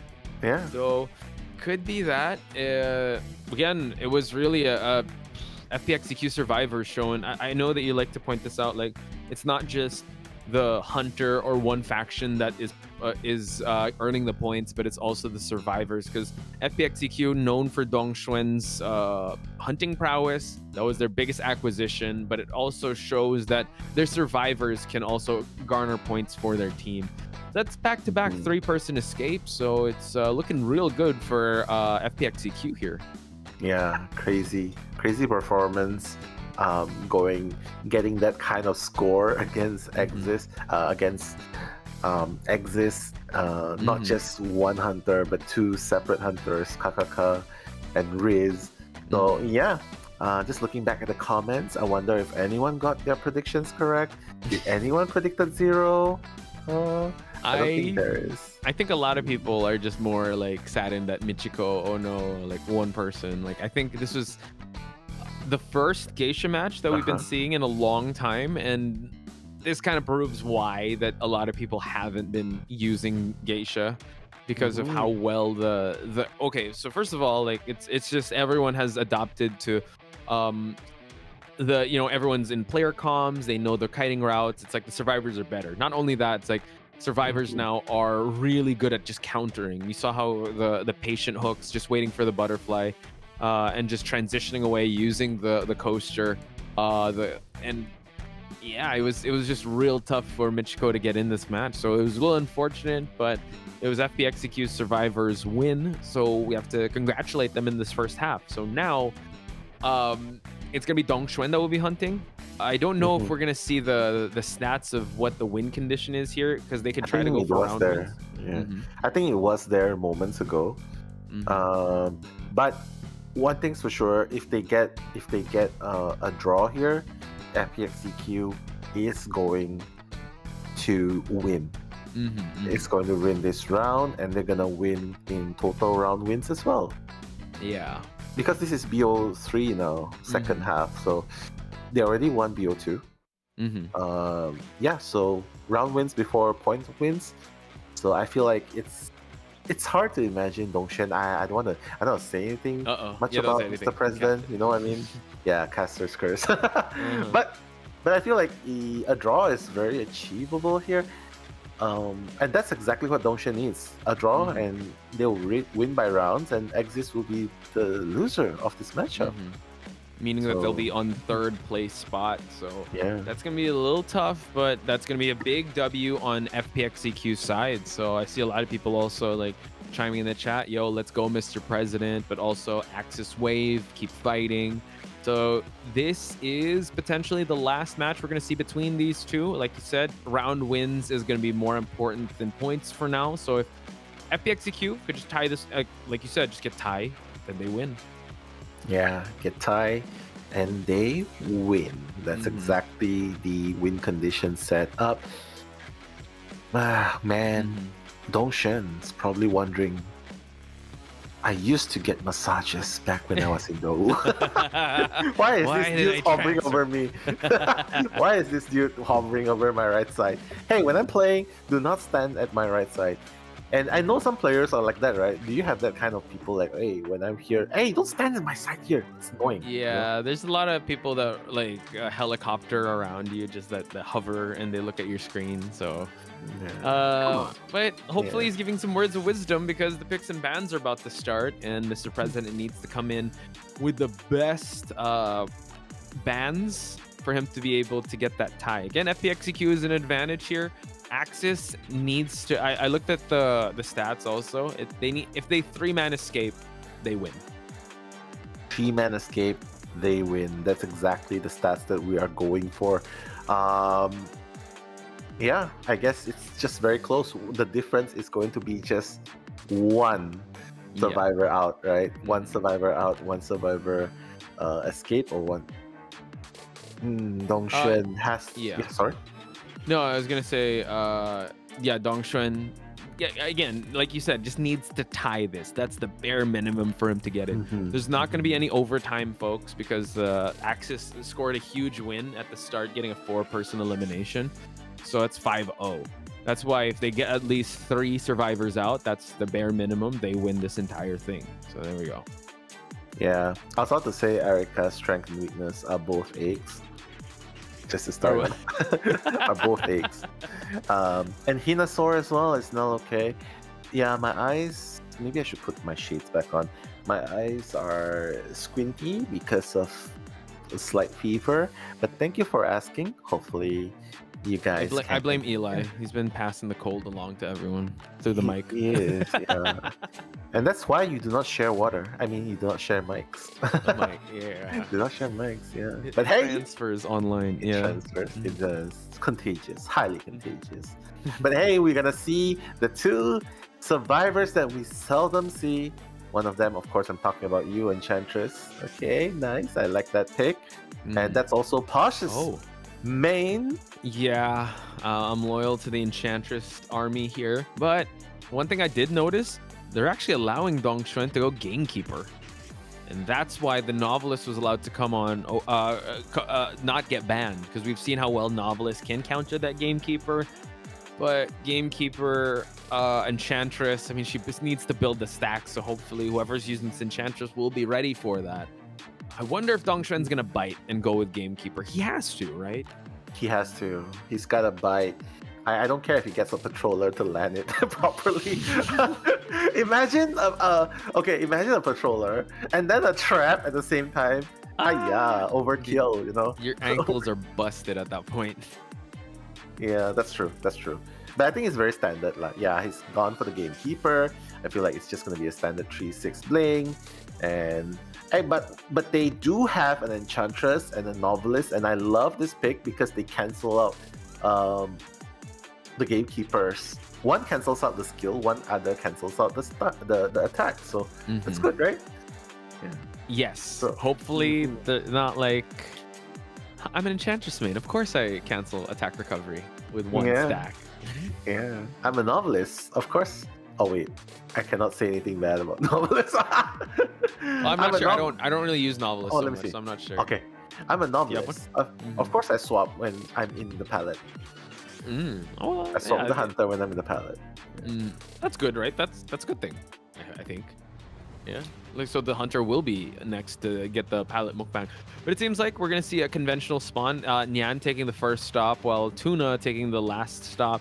Ato second story, 2-story, while Takako Rescuer is going to take the bridge cipher. But this leaves Dongxuan, Mr. President, to chase after the Enchantress herself. Yeah. Mr. President, you do not have to chase yourself. You got us, the Secret Service that's working for you, you know what I mean?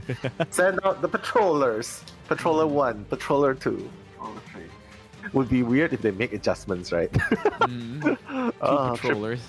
2 patrollers at once. Oh, that's my secret power.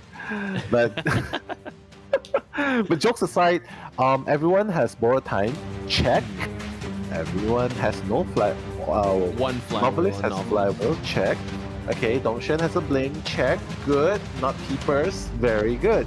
So I'm liking this already. If Dongxuan can pull this off, I will say super awesome to come back. But again, it's only a draw that he needs to aim for. So yeah, coming into the game, it's me, Nello, and Posh bringing the commentaries for the first chase. Yan was already sitting at the front seat, getting ready to actually take the coaster, but it seems like he's already established a trap.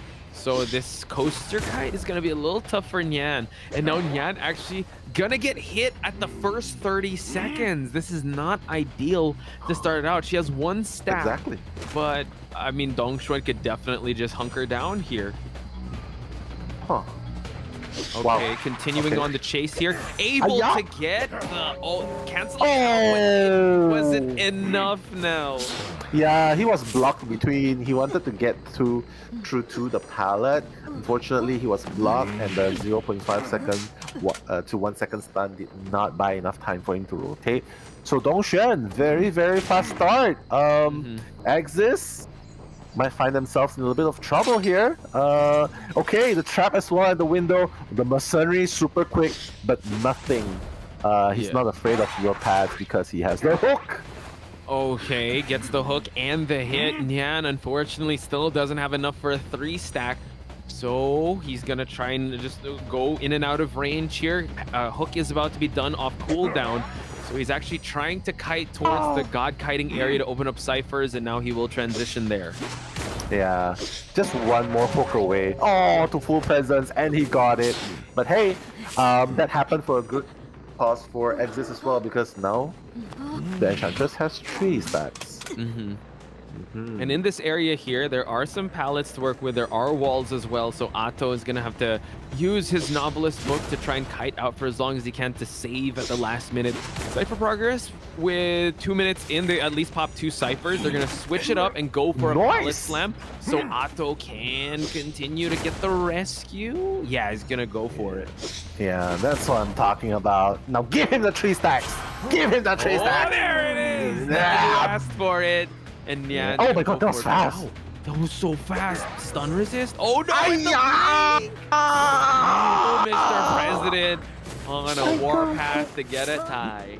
Yeah, God, you have the 3 stacks, doesn't matter. I just got slammed by the pallet and I have rage, and it actually adds 10% a stun recovery. Probably has another, I can't remember the trait, but it's also stun resist, right? So maybe that's why the stacks wasn't as long as it would have been expected. But Dongshen, wasting no time, like, okay, I don't want Atto anymore. I want the Mercenary instead.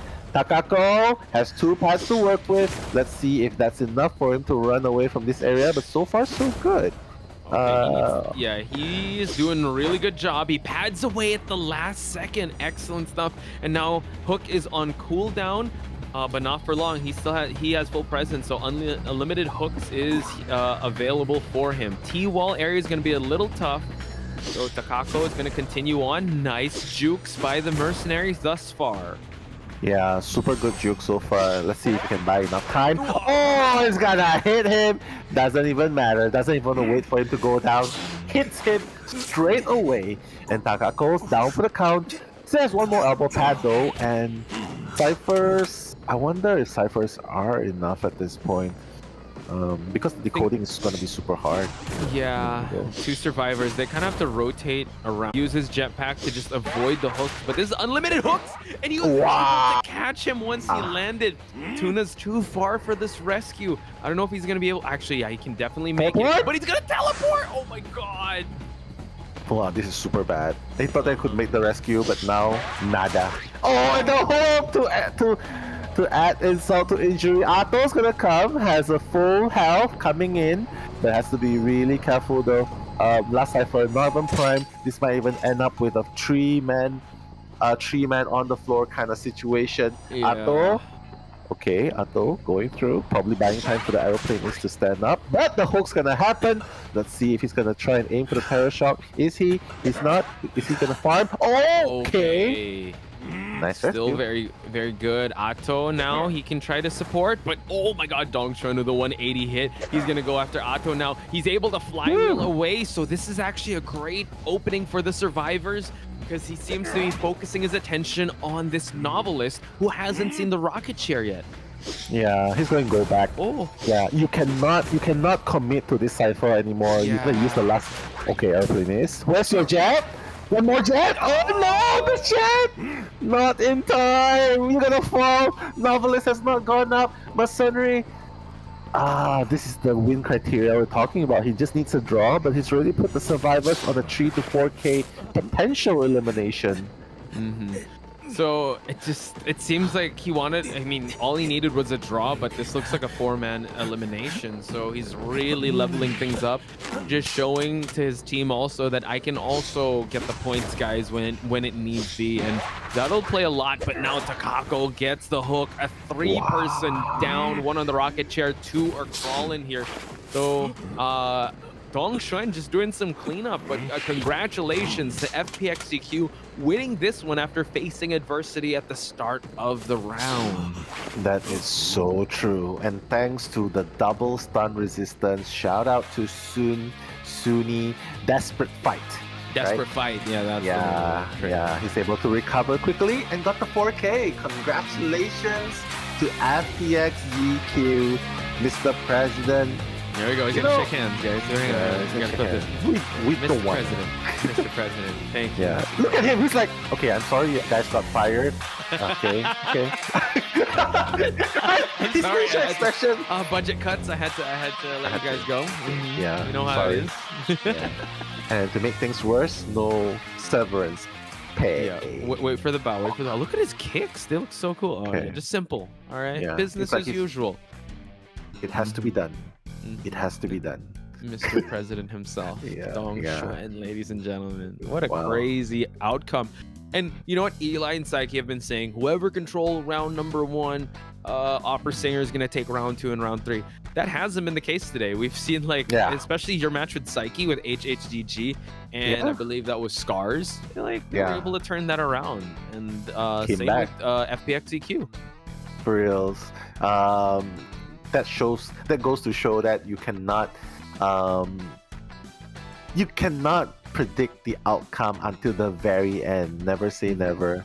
They fought back from a very hard score deficit coming back. So I guess it just proves that tenacity, perseverance, and most importantly, the faith in your team. You know, like Mr. President, faith in the Survivors team. Survivors team reciprocate, gets a 3 escape, and then inspires Mr. President to get a 4K. So win-win, right? Yeah, it's everyone like holding each other up. And Tsunsuni, thank you for telling us that it's a desperate fight. This was not a desperate fight. This was a hopeful fight for FPX.ZQ. How they were able to turn their adversity into their strength come round number 3. But it's not the end of the road for AXIZ WAVE. We just have to wait and see how the group stage placements shake out. But it seems like they're at least going to be in 3rd place. So they're still going to make it towards the playoffs, but they'll be at the lower bracket. So that's going to be tough for them. But hey, they still make it to top 12. Sorry. Top 12, yeah. Yeah, they're going to go through a route where I would like to reiterate Cinderella's run, you know. I would say it's the lower scenic brackets route. run. It's scenic not the route? short route. It's like, okay, let's go with the longer route. Let's go scenic, guys. Scenic route. I like that. Yeah. Where one but- mistake could cost you everything. Okay. Oh my god. I wanted to make a decision between chicken and fish, and that's gonna cost me everything. Yeah, it's the scenic route. That's the Frozen pizza or pineapple pizza. Which one's the bane of my existence? Cold pineapple pizza. Oh my god, no! I would throw that away. Bean sprout pizza. There you go. No, not funny. Not funny. There's no. I don't think there's ever bean sprout pizza. That doesn't sound good. Call to boycott. You know, call to boycott. We don't want bean sprout pizzas. Wow, look at that. Leading the charge is Nell against the bean sprout gang. So yeah.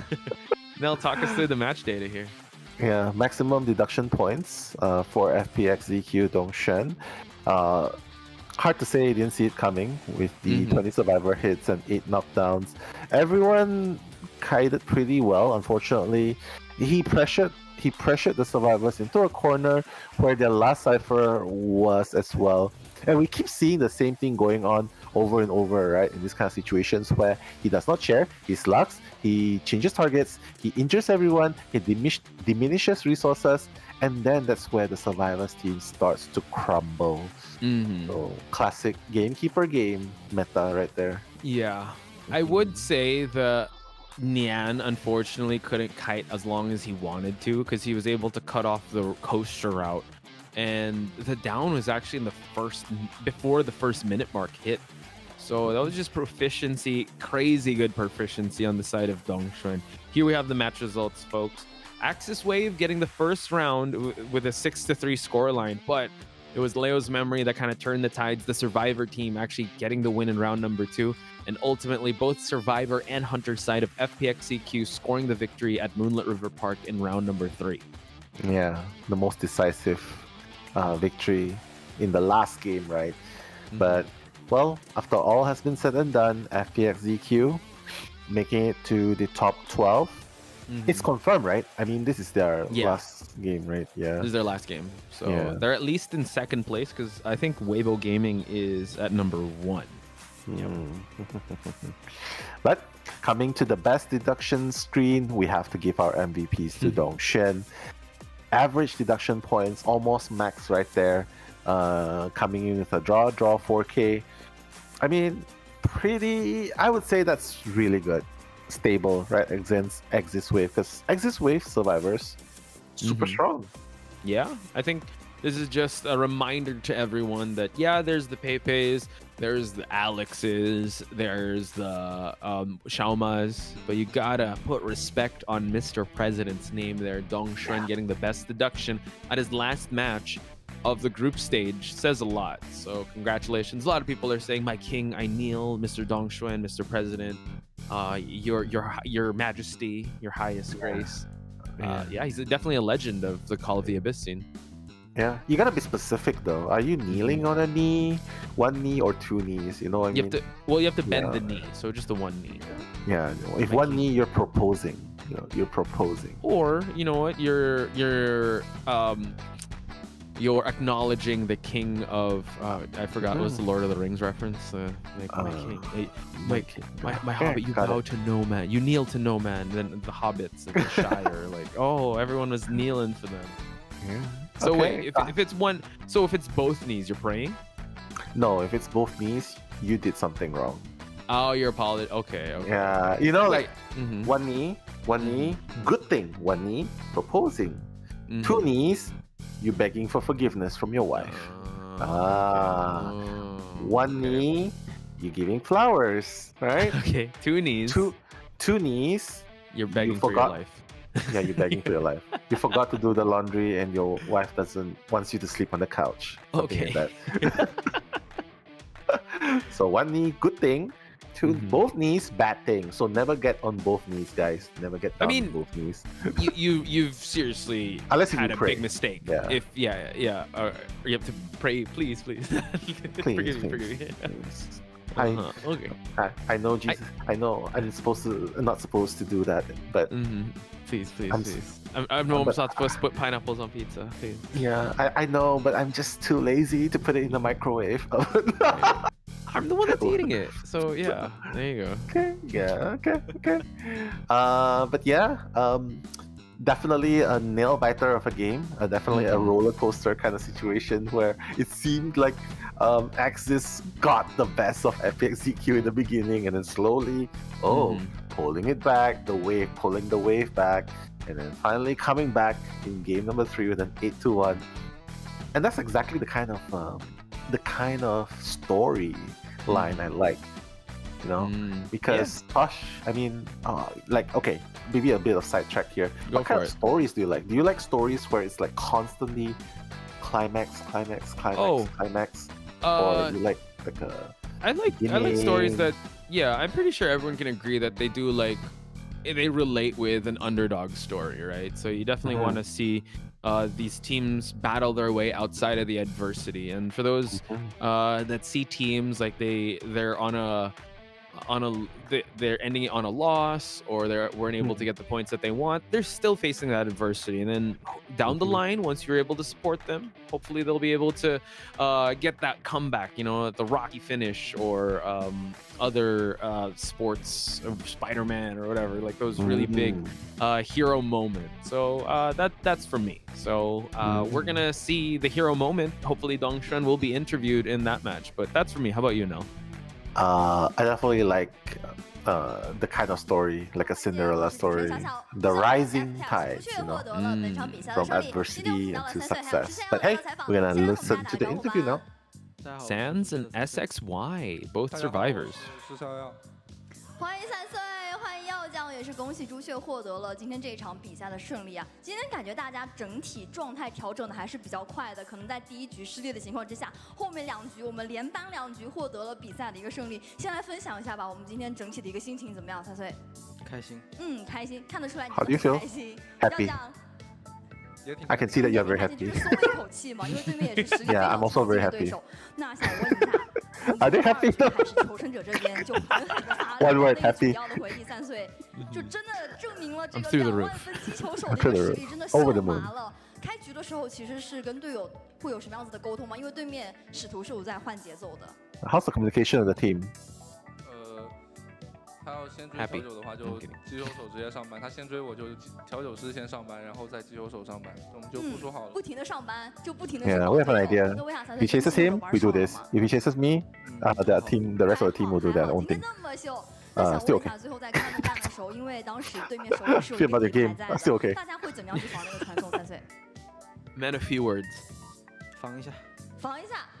当时你只是一个坐在椅子上的小可怜。那一局的话也是胜利完成了3炮，然后优势持续到了我们的第3局，月亮河公园上来又完成了一个3炮。其实那一局问一下石小耀吧，那一局我们大家选到了病患跟玩具商嘛，感觉还是比较害怕红蝶的。当时有想到说今天对面直接拿出了一手可能这个版本不太强势的红蝶吗？想到了，但是我们更怕鹿头。How do you think about the geisha? 就觉得红蝶还是可以去打一打 yeah, we thought about it. But we're more afraid of gatekeeper. 吓人就是倒在了地下室，在最后的时候，第2波你跟空军一起去救援吗？当时会想要怎么样去为开门战做准备吗？2个人一起救，如果电能拖够就把枪留着开门战，拖不够就拿枪去保病患就好了。所以说talking about the end game, where what happens in the end, he said, okay, no problem, just go and rescue. If he teleports, if he chairs and then teleports in time, I still have a gun to shoot him, so still okay. 你刚才还想让学妹替你上采访。He's trying to think of a one-word response. I swear to God. 厉害，言简意赅。Very good. 厉害 ，2 words. 厉害。好，你更简洁一些。Oh, even worse, 1 word. Also means good. Super good. 我们明天会有抽签哦，2位。对于抽签，你们会有什么样子的期待？有没有想说的话？顺其自然吧。顺其自然，要不要求佛一下？要这样。Anything to prepare? Is that just let fate take its course?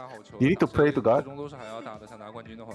是因为不管怎么样，我们只要目标是最高的那一个冠军奖杯，我们就谁都要打，所以大家气势都拉得很。 We don't really care about the lucky draw since we still need to get a champion, so we still have to beat anyone who we face.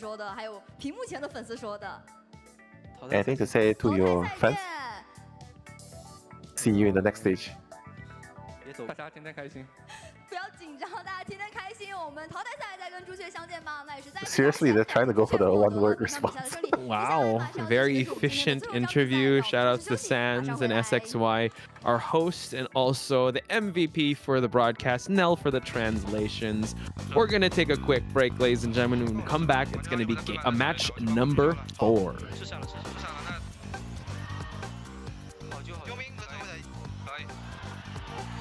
挂久一点，挂久，我现在找椅子离支援，开，这边天门还有时间，我们这边天门还要时间。摸到了。船中有枪的，我穿。この辺な、いけるから。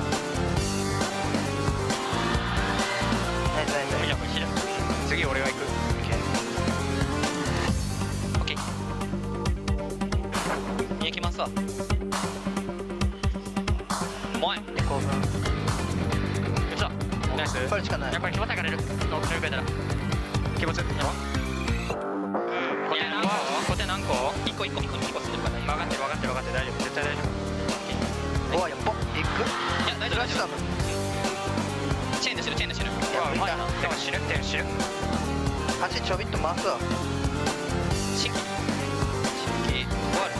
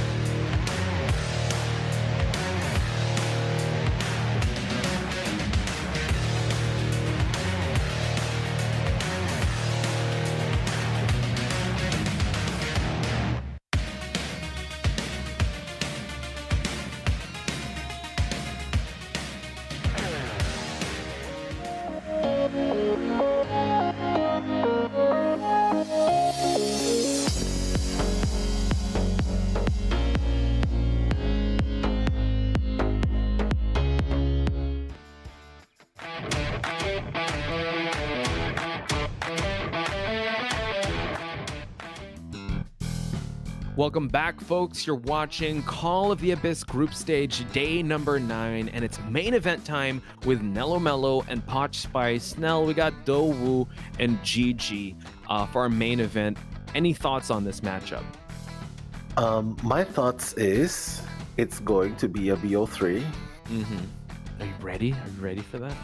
I'm ready for that. Yeah, the reason why I'm saying it instead of BO2 is because I feel Do is somehow going to surprise us against GG. You know, somehow. I always I always believe in the story of the underdog. So, and it's funny that we have to say Do is the underdog because against GG, which is the top of the group, it's kind of the position they're put in. But yeah, again.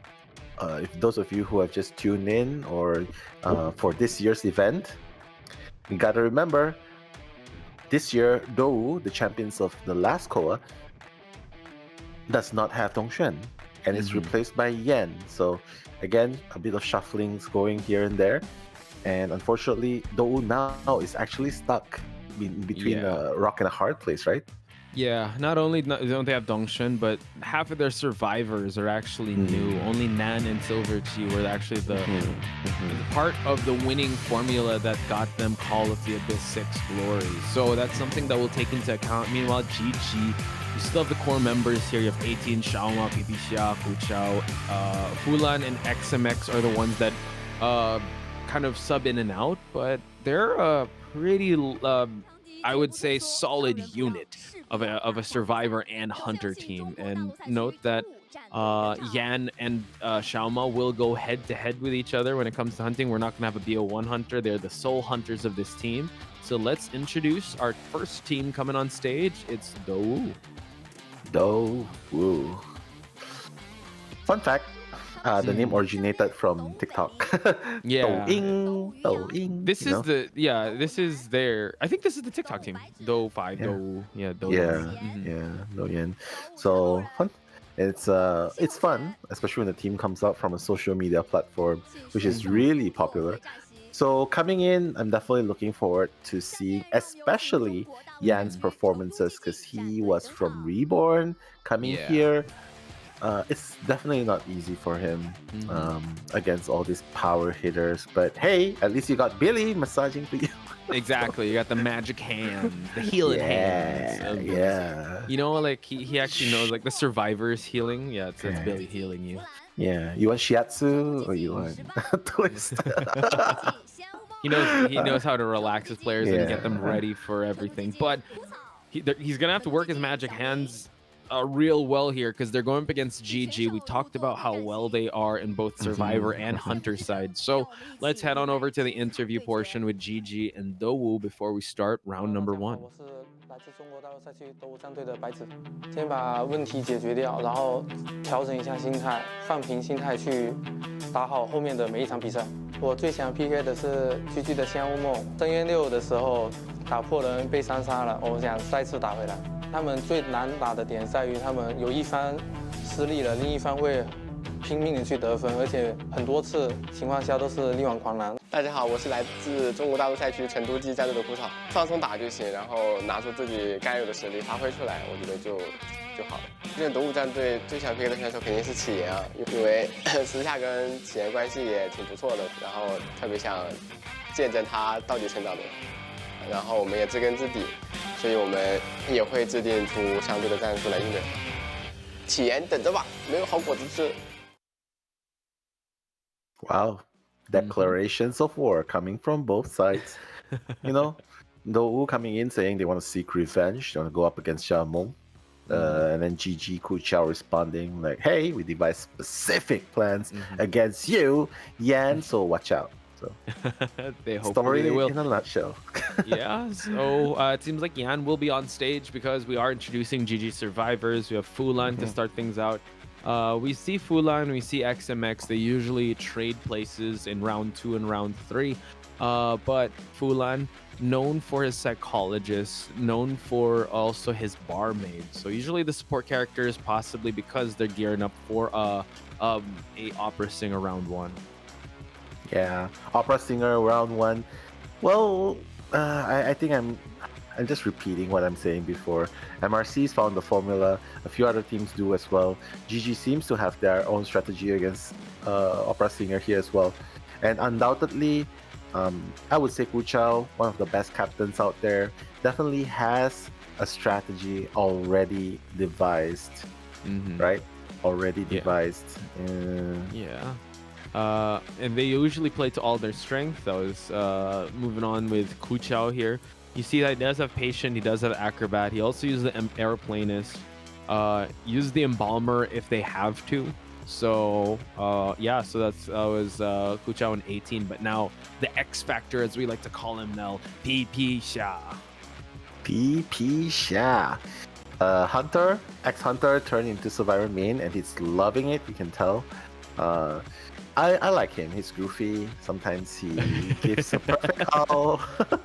Sometimes he doesn't. So yeah, but he does amazing when he's the one being chased, right? Somehow he makes that miracle run, and that's exactly what we are expecting from him. But the man of the hour for Dou, Yan. His previous encounter, what was his previous match? He didn't really do so well. Yeah, I think we commentated, was that on Wednesday? They had a match with okay, so Thursday they had a match with MRC. I was not able, I think we covered that one, and Dou's only victory unfortunately was against GR. So that they're looking to get a spectacular performance here, just so that they'll be able to tie up with Zeta, who's 2-2 in their group stage. Yeah. Well, though they're fighting here, I doubt that this is their last game as well, right? Yes, if I recall correctly. Yeah. So despite the results, unless if they can 2-0 GG, I doubt the standings are gonna change that much. So I guess it's safe to say BO1 is going to determine whether they are gunning to take down the king. GG so far. Unless they tie game number 1, then we have to go game number 2 and game number 3. That was what happened yesterday, Nell, when we commentated that it was TE. But for the sake of energy-wise of we'll see how this one goes. But if we're gonna go with history, GG has not slowed down ever since they started this group stage. They immediately qualified because I believe they won IVL fall or autumn, and they got an instant invite to Call of the Abyss. They didn't have to go through the qualifiers, but they have showed nothing but strength and perseverance and willingness, especially when one faction falls. Oh, he's talking a lot. When one side does not get the points they need, the other faction will be able to get it. So yeah, Dou has to be ready for this one. Yeah, he's talking really fast. Pipish, yeah, flexing his Spanish right there. Hola, hola, ¿cómo estás? Yeah, mijo, mijo. Yeah. Rapido, rapido, rapido for escape. Okay, I'm just kidding, but he's definitely discussing strategy, right, in order to get most survivors out. And this dude, I mentioned also as well, he is a positive. He is an anomaly. Most of the time positive, but he is an anomaly, and most of the time it's working in the favor of GG. And I think it's the best decision having him since he moved to Survivor faction. Speaking of GG, shout outs to GG Fangirl. Go, Kuchao, Pipisha, Fulan, 18. Do your best, guys. And shout outs to each and every one of you that's in chat. Any shout outs you want to give out now? Shout outs I want to give? Okay, I'll do a shout out now. Shout outs to Renee. Renee, my profile picture was taken years ago. I don't know how to reproduce it anymore. But thank you so much for the praise. Emetpedia, officially new, and to GG Fangirl, like we've given, and Nico, Adagio, Depresso, Espresso. I hope you just stay espresso, and this match brings you happiness. Depresso, espresso. Yeah, shout out to each and every one of you, especially those of you that have been joining us since day number 1. Can I see some heart emojis for those of you that have been joining us in day number 1, just so we can check? And if you guys don't know the emojis for these two teams, for GG, we want to see pandas. For Do, can we see some batteries? Because that looks like their emoji. Yeah, just battery or energy emojis, because they definitely need it. They're sitting at the 4th place spot, which is unfortunately not going to cut it for playoffs. They need to make their way towards the 3rd place, which they need to get a 2-0 up against the leaders of the pack here in GG for them to be able to at least topple Zeta in the 3rd place spot. Yeah, for real, stakes couldn't be any higher for GG. Steak? I'm kidding. Steak? Okay. Puns. No pun intended. But hey, since we are on the topic of jokes here. Oh, you got one? Yeah, I got one. Okay. Okay, Okay. Look. Okay. Identity 5 players. They use their hands to play. So what do they say to their fingers? Please don't get Terror Shock. What do they say? I'm counting on you. Oh my goodness. I'm counting on you. Nell with the jokes, with the Let's wholesome pun. go. Alright. Let me think of one. I don't know if I can top that one though. Okay. I have another one while you think got about another it. one? Okay, go. Okay. What is it? Okay. So, how can you tell if a pig is hot? You test pig its temperature. How can you tell if pig is hot? When it's bacon. Oh my God! Nell with another one. Dad jokes. Strength. Dad jokes. I'm weak. Weakness cakes.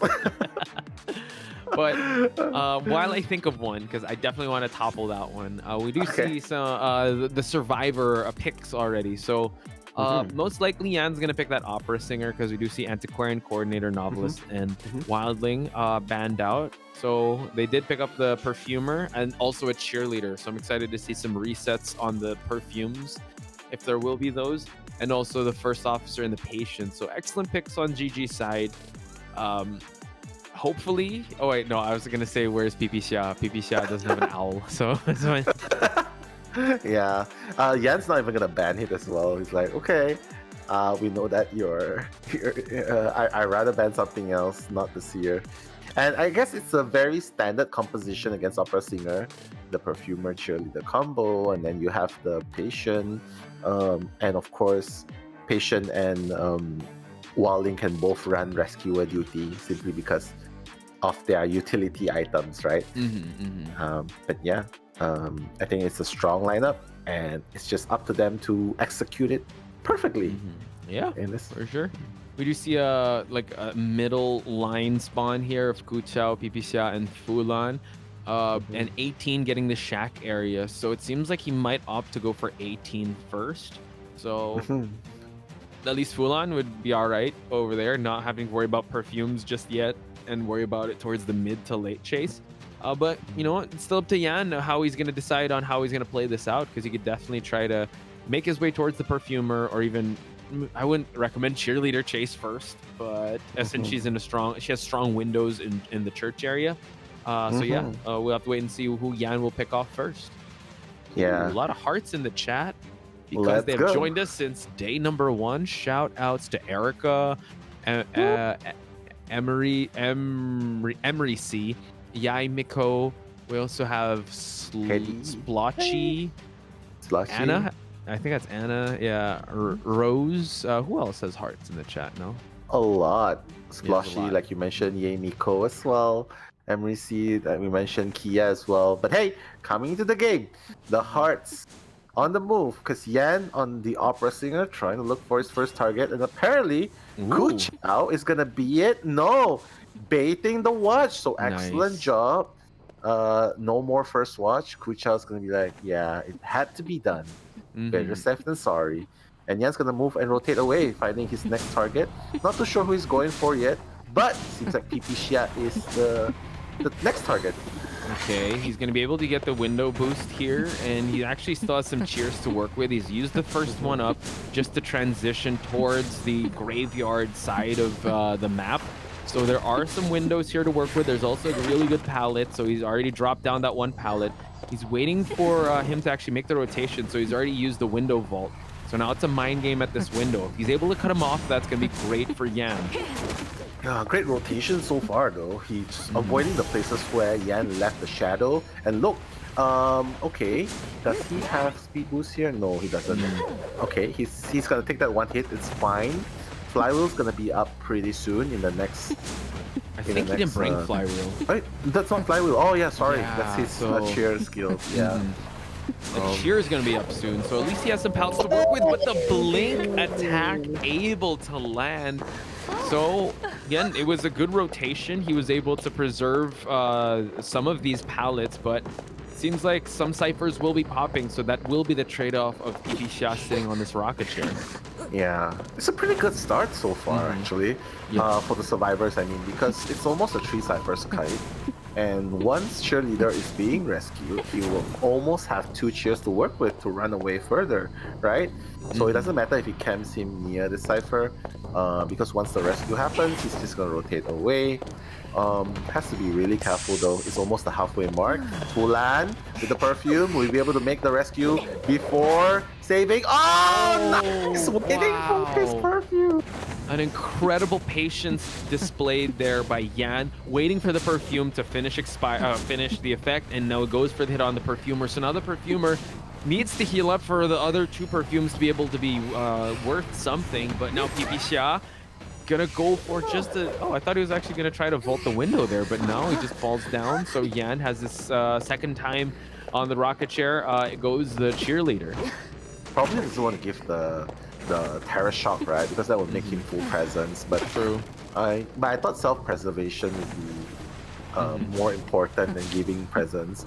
But it's okay, because Yan, while he's breaking the palace, you can already see that Ku Chao is already in the vicinity. Not gonna use the watch yet, probably gonna use it to run away later on, or for the final game. Mind you, no blink here, so he's gonna take his time to break the pallets. And cheerleader is gonna whistle his way away from the opera singer.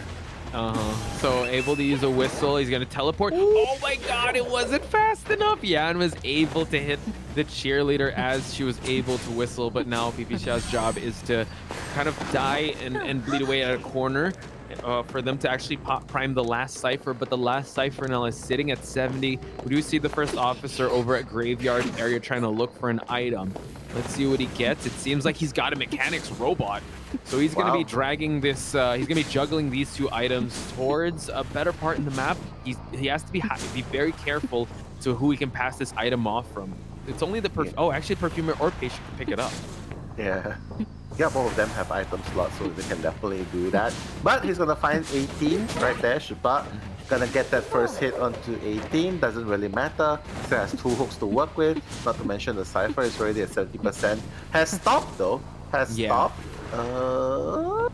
Okay, it's going now. Oh, the robot! Wow. Able to bait him out of the chase there, but that's the beauty of Opera Singer. Left a remnant shadow there so that he'll be able to chase 18. 18 has to be very careful. He does have 2 hooks to work with. In this area is going to be a little tough.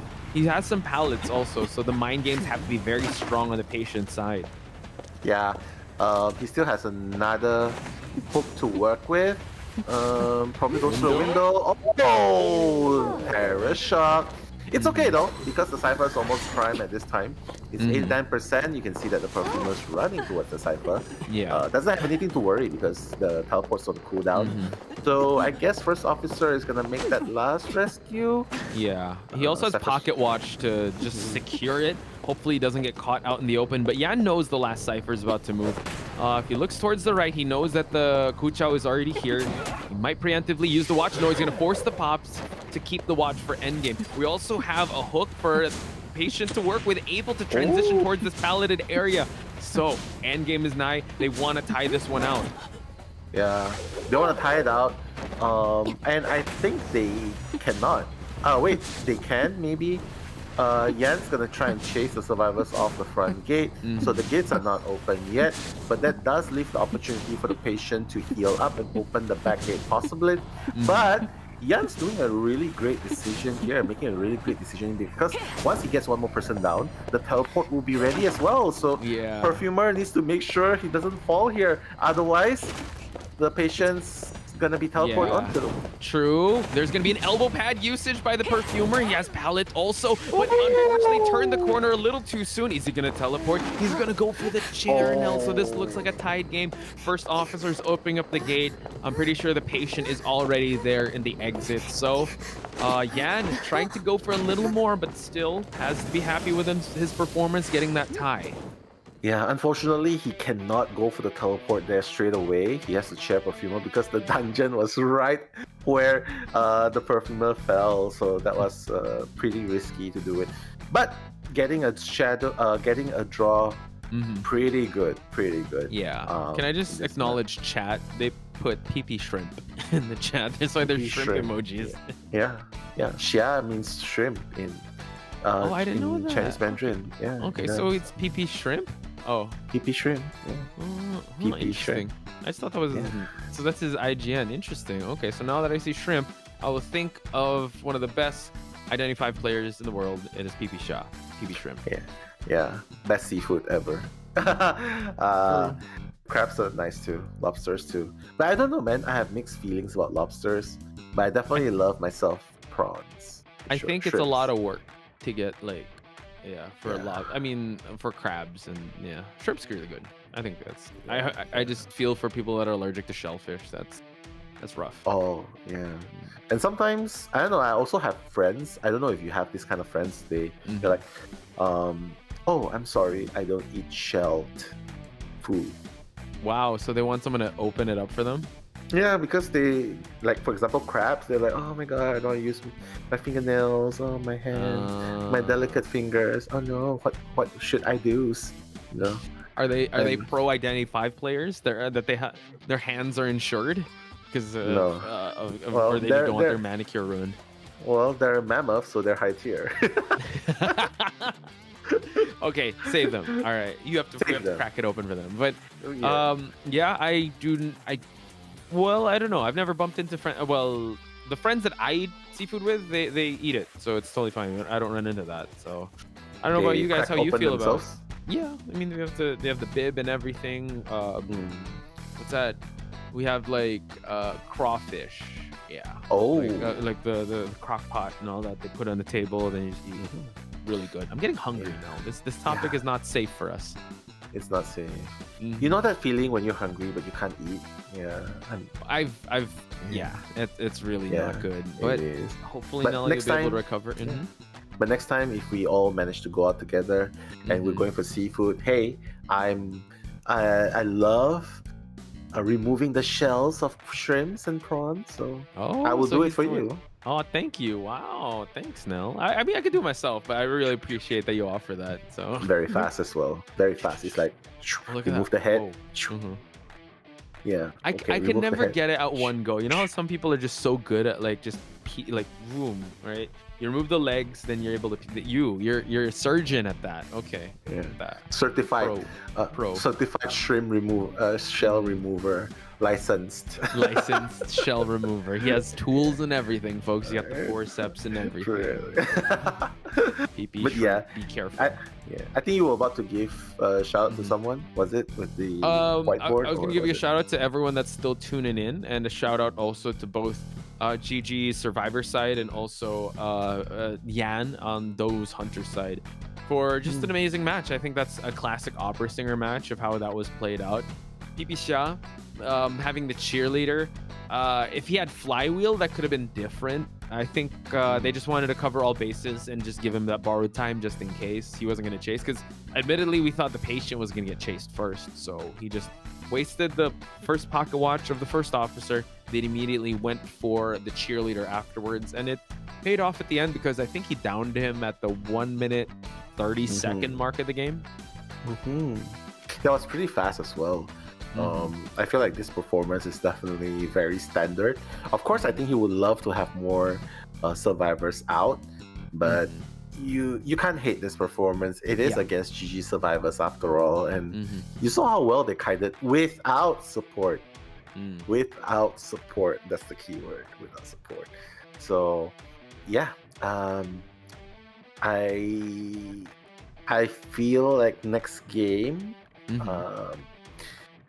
Dou might draw this against Xiaomeng. I want to say that, and but that I feel leads like, to the BO3. yeah, but I feel like it's really hard because it's Xiaoma we're talking about. So yeah, if I say he gets a draw, it's like you saying you need to get on both knees and apologize to show. yeah, knees for real. I'm Nice, sorry, nice I'm sorry. one. I'm sorry. I doubted you. I'm sorry. Like how I doubted Pei, and he was like, nope, 4K. What are we 4K. talking about? 4K. Yeah.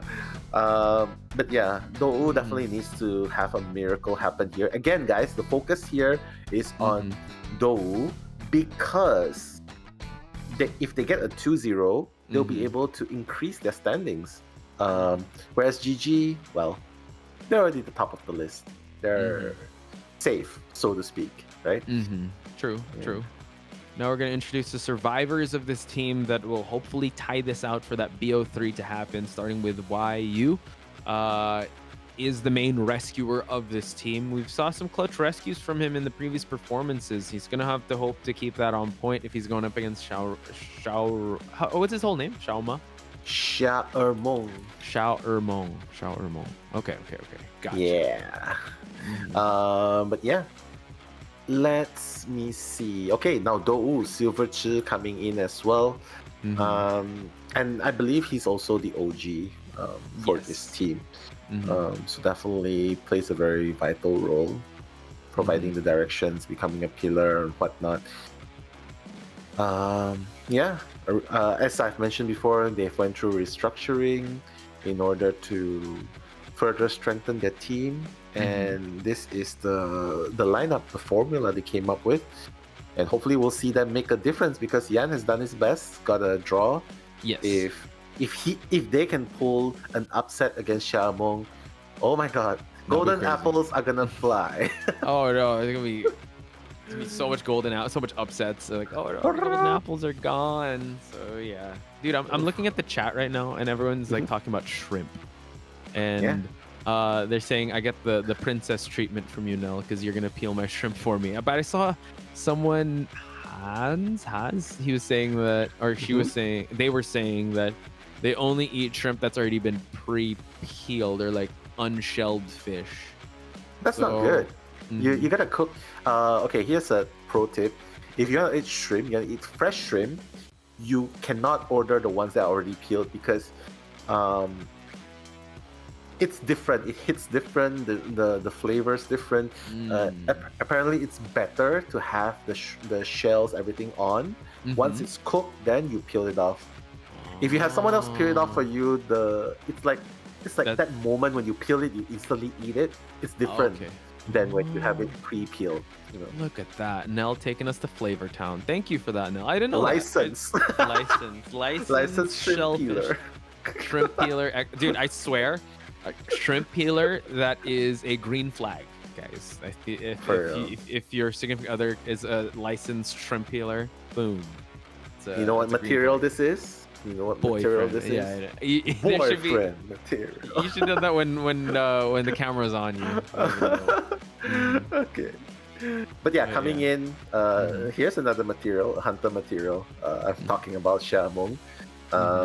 His trademark, wiping his hands before the game even begins. You know, sweaty palms. And Palms I don't sweaty, know.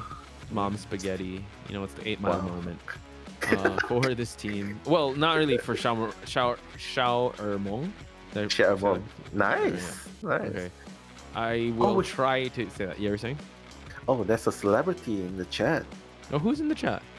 YMM's toilet. Oh, YMM toilet. YMM's toilet. Give my regards. Is that the YMM. incense? Look at that GG's logo. They're just like praying for 4Ks, you know, for GG. Yeah, but it is hard to get a 4K. To get a 4-man escape, 3-man escape against Xiaomeng. And quite honestly, if they want to do it, BO1 is the opening that they have. But yeah, it's hard. It's sort of like that situation where any teams who faces TE, they gotta break through. They gotta break through the hunter first, pay, and here is GG. It's Xiaomong. So I don't know. Do you think I have a question for you. Okay. Sorry, I'm just gonna make Okay, light go of it just for a little bit. Okay, I'm gonna ask you a question. You're gonna say if you would date this person or not. Okay. Okay. She's at 10, but she makes you eat bean sprouts. No, not in a million years. Not in a million years. No? I don't care if she's a 10. If you make me eat bean sprouts, you're a red flag. What if she says it's good for you? It's like, oh, it's really rich in whatever bean sprouts are good at. I don't know the vitamin value of or like the of bean sprouts. No? I don't determine what's good for you, so don't determine that bean sprout is good for me. You know. How about Oh my okay? God. She's a 10, but she likes reptiles. She doesn't have one, but she just enjoys. Like, oh, she's a reptile fanatic. Okay, she's a 7 then. She's a 7. Okay, not bad. So you don't like bean sprouts. I think your hate for bean sprouts is more than reptiles. The thing is, if she makes me eat bean sprouts, that's automatically a no-go. But the Okay, thing she has with a pet reptiles is reptile. she doesn't. She has a pet reptile. Okay, definitely no then. It's too. Oh my God! Why these red flags? No, no. Honestly, I'd rather have someone whose looks are. No, I mean you know, like they're- 10 is subjective. That's why I didn't say it's like That's looks. true. 10 could be like Yeah. great personality, but she makes you Yeah. eat bean sprouts. No, definitely no. Yeah. Why can't it be? She's a 10, but she lets you play video games and have your Well, that's boys' night out. That's a 20. So that's not a 10 anymore. That's why you have to account. You have to balance it out, right? Chat? Yeah. I don't know. Yeah. It's like, baby, it's okay. Keep playing. I will make a sandwich for you. And put bean sprouts in it. Oh no!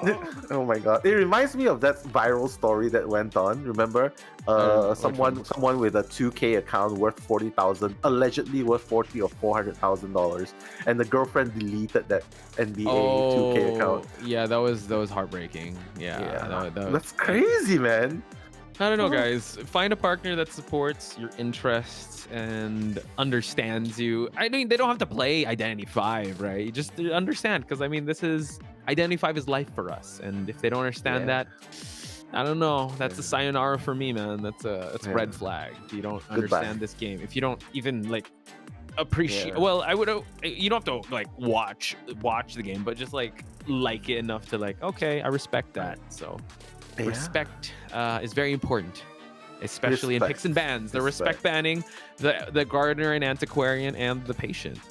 Yeah, getting rid of antiquarian is definitely best choice. You saw how annoying it is when he disarms you, right? And with Opera Singer, the weapon is definitely straight up hard hitter. It's just dash hit. So antiquarian definitely counters to a certain degree. Right. Taking out the patient and the psychologist as well. So he's really lovers. going. Yeah. He doesn't want the lovers. He doesn't want the hooks. He doesn't want a sandbag. He doesn't want a bully. He doesn't want a gardener. I love how you the gardener. Gardener, why? Okay. I don't want to deal with the bubbles, And the bubbles are seriously very annoying, especially when you thought you're gonna get him, but he's already primed the bubbles, like, oh wait, why is the bubble so fast? Why did it came back so fast? I primed it. And it extends the chase so much, but yeah, I gotta love his bans, but the picks for Survivors of Dole, not too bad as well. At least they have the gunpowder. Yes. They have a lot of gunpowder. I like that, like fight ability. The fact that they were able to lock in the coordinator is good. Perfumer also is all right, but you really have to be on point with the 3 perfumes. Wildling also spawning across the map from the Opera Singer is actually really good. Silver to here on the red carpet. I mean, it's hard to assume who he's gonna chase first because of how the first game went. But you really want to get rid of the perfumes at the start, or kind of get rid of the acrobats bombs. So we just have to see how Xiao Ermong's game is going to be played here. Yeah, we'll see. We'll see how Xiaomo's gonna play it here. No excitement, so he's definitely not afraid of the guns. And yeah, 3-6 Bling coming into this game. No one has flywheel. I love that. They're just focusing on pure speed boosters all the way through, right? All the way through. So we'll have to see who is he committed to going to, because right now, game number 1, second half, brought to you by Nomero and Posh Spice. Yeah, it seems like he's making his rotations around, but not inside the church area. So Silvertsu here is going to take his first kite as the Acrobat. So Acrobat has to be very careful. Oh, that was a great bomb to the silence. So now he has another window to work with. I don't think Shawarma, he might actually make it in time for the hit. Yeah, I thought he was gonna just charge attack there, but hey, apparently the zoom into the hit is more reliable. But Silvertsu getting that first hit has to be really careful. Has another bomb ready, but he's just gonna keep pallets landing, dropping pallets, and you know, just creating long walls in this graveyard. Super good counter. An opera singer at this point. So, sorry. Oh, no, I was gonna say the bomb. I thought he was gonna bomb a little early, but in that shadow form, yeah, it wasn't able to slow him down. And Silvertsu downing in the first minute of this game. Luckily, they have the coordinator and they have also the wild thing. So, yes, safe rescuers, but decoding's not necessarily on their side. Looking at the objectives, it leaves a lot less to be desired. And Xiaoma is going to be looking around the map to see if anyone is feeding that tinnitus, and it seems like the perfumer is kind of tiptoeing her way. Nan. Yeah? Nan's the one with the tide turner. Nan's the one with the tide turner, indeed. But she's so far away. That's the thing. The perfumer's so far away. Even with 3 perfumes, I don't see him making the distance. And look at Xiaoma, such a pressure coming in from him. Okay, make him waste it. Probably teleport back. No, not gonna teleport back. Oh, okay. So he's gonna commit to a new target. No, he's going back. Chen. Wow, just in time to catch Chen in the middle of his journey. Look at that. Wow. Xiaoma able to actually, his hunter instincts alone, you know, sniffing that, okay, something is up here. And now we see him, coordinator eating that hit. The flare gun needs to be on point for him to be able to support this Acrobat kite. So let's see, he's gonna go back and forth, unable to hide behind the rocket chair. So this allows Silvertsu to apply more distance in this chase. So an excellent save on Chen's side. Yeah. I was like, okay, I know what he was trying to do, but he got stuck in between the wall and the chair. But he still has a blink to work with, so Silvertsu probably should know this, but nothing can be done there. He has no flywheel. No, that's no bombs. It seems like before the 3-minute mark hit the game, the Acrobat will be sent back to the manor. They have still 3 ciphers left. One is at 88%, but it's not moving. So he's definitely pressuring down one of these ciphers, or they're healing up. So now, Nan is over at the window side of this map. So let's see who Xiaoma will be committing towards. He's going to go red carpet. Chen is definitely there. And he's also found some elbow pads. Yeah. Best item ever. I mean, syringe is still the best item. Yeah, it is. You see what you're gonna do when the hunter sees you. Oh, he's definitely sees you now. Okay, the syringe is not gonna help you there, but the pads are gonna buy you a little bit of time. Oh, getting the charged up attack. Now, if that was a syringe, coordinator could have healed up. Yeah, for sure.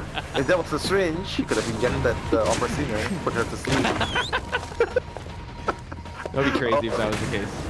Right? They should change it. They should change it. Like, you know, heal the hunter. You know, paralyze the hunter. Like 1 second's good too. Just stun it with but you have to be close quarters, right? It's not like a gun. Close quarters. Yeah. Like, what hit me from behind? Frozen. Oh no! And then if the hunter falls asleep. And that's why I hate doctors. Okay, but Xiaoma doing a pretty good job just rotating around the vicinity. He's like, hey, what you waiting for? Waiting for you to make your way here. Walling. Yeah, he's gonna go down the board, gonna get that hit instantly. And Chen is gonna be going down pretty soon. Last effort. Yeah, so we do see a Cypher that is about to pop. Xiaoma knows that the coordinator is at this part of the map, so he's trying to get a double down just so that last Cypher will be more pressured. So he's going to try to play a mind game here with the Wildling, able to swipe, but YU is able to go around, but unfortunately the charged up attack able to land. Now, can he find Chen? No, he's going to go for the Wildling chair. Yeah. He just doesn't want to have two survivors running around pressuring Cyphers. If he has one Perfumer, it's fine, because once the Cypher starts shaking, I know where to go. That's the game plan of Xiaoma. But with the coordinator down, oh, it's okay. Use your exit path. If I find you the next time, you're probably gonna be dead. You cannot stand up anymore, right? True. So I like this.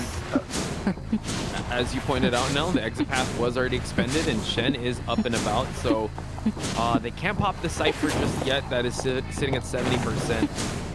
Yeah, as Perfumer actually hasn't used her Tide Turner yet, so Perfumer can go for this, but the Cypher's not going to be ready in time. Yeah, it's not. And that's the key. He wants to stay in this area, which is why he doesn't mind changing targets, right? But Perfumer, let's see if he makes this happen. Okay, the rescue coming in, and the boar, but now he's gonna go after the Perfumer instead, so... Musical chairs at this point, Nell. And look at that, the mind game's able to actually catch the Perfumer, pop the last effort. Not gonna chase the Wildling because he's on his boar. They open up another Cypher just in case, but now they have to plan for this because it's gonna be risky for them to even try to attempt the rescue, and Wildling's on cooldown on the board, so they might have to meet up to go for a heal, but Perfumer doesn't stay long on the rocket chair. Should probably just go for a teleport down and then instantly teleport back. I think he can make it in time. Can he make it in time? Oh, he cannot. Yeah, he's just gonna change target straight away. Doesn't really matter. Okay. Chen, pretty good so far. Yeah, finding some time. Xiaoma's gonna get him down, but the rescue's gonna happen. UI, they're not touching Cyphers. They're being very cautious. They want to slow play this a little bit. Not sure why Nan is still in the vicinity though. Yeah, in this red carpet area. I don't know if... oh my god. Uh-oh. This is He's not just gonna looking stand good. up. Yeah. Perfume.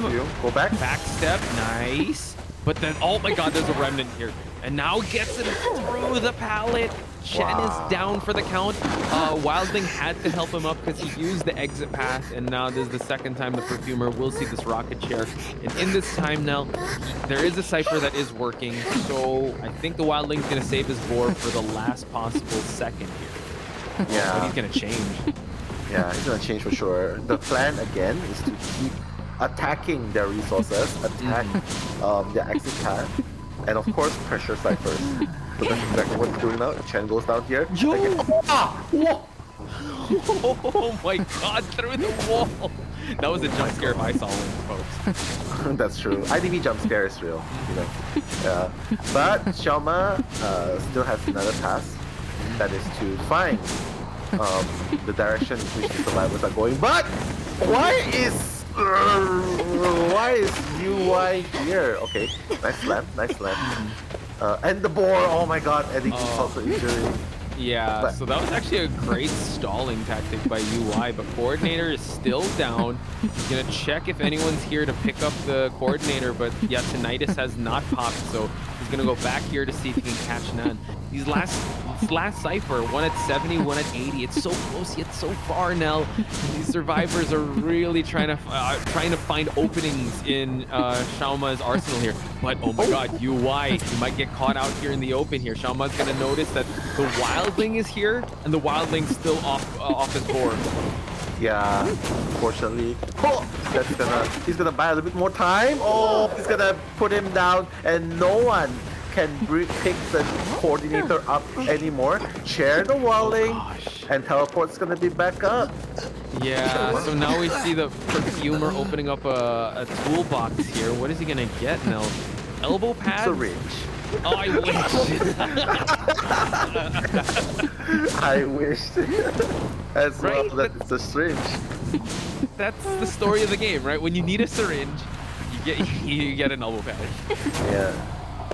You ask for a 10, you get a you ask for a 7, but you get a 10 when they want you to eat bean sprouts. Oh, that's a 2 in no. That's a 2. Yeah, that's a 1. Definitely not higher than a 5, but a 5-point game is what Xiaoma's looking to get. He's already found the Perfumer.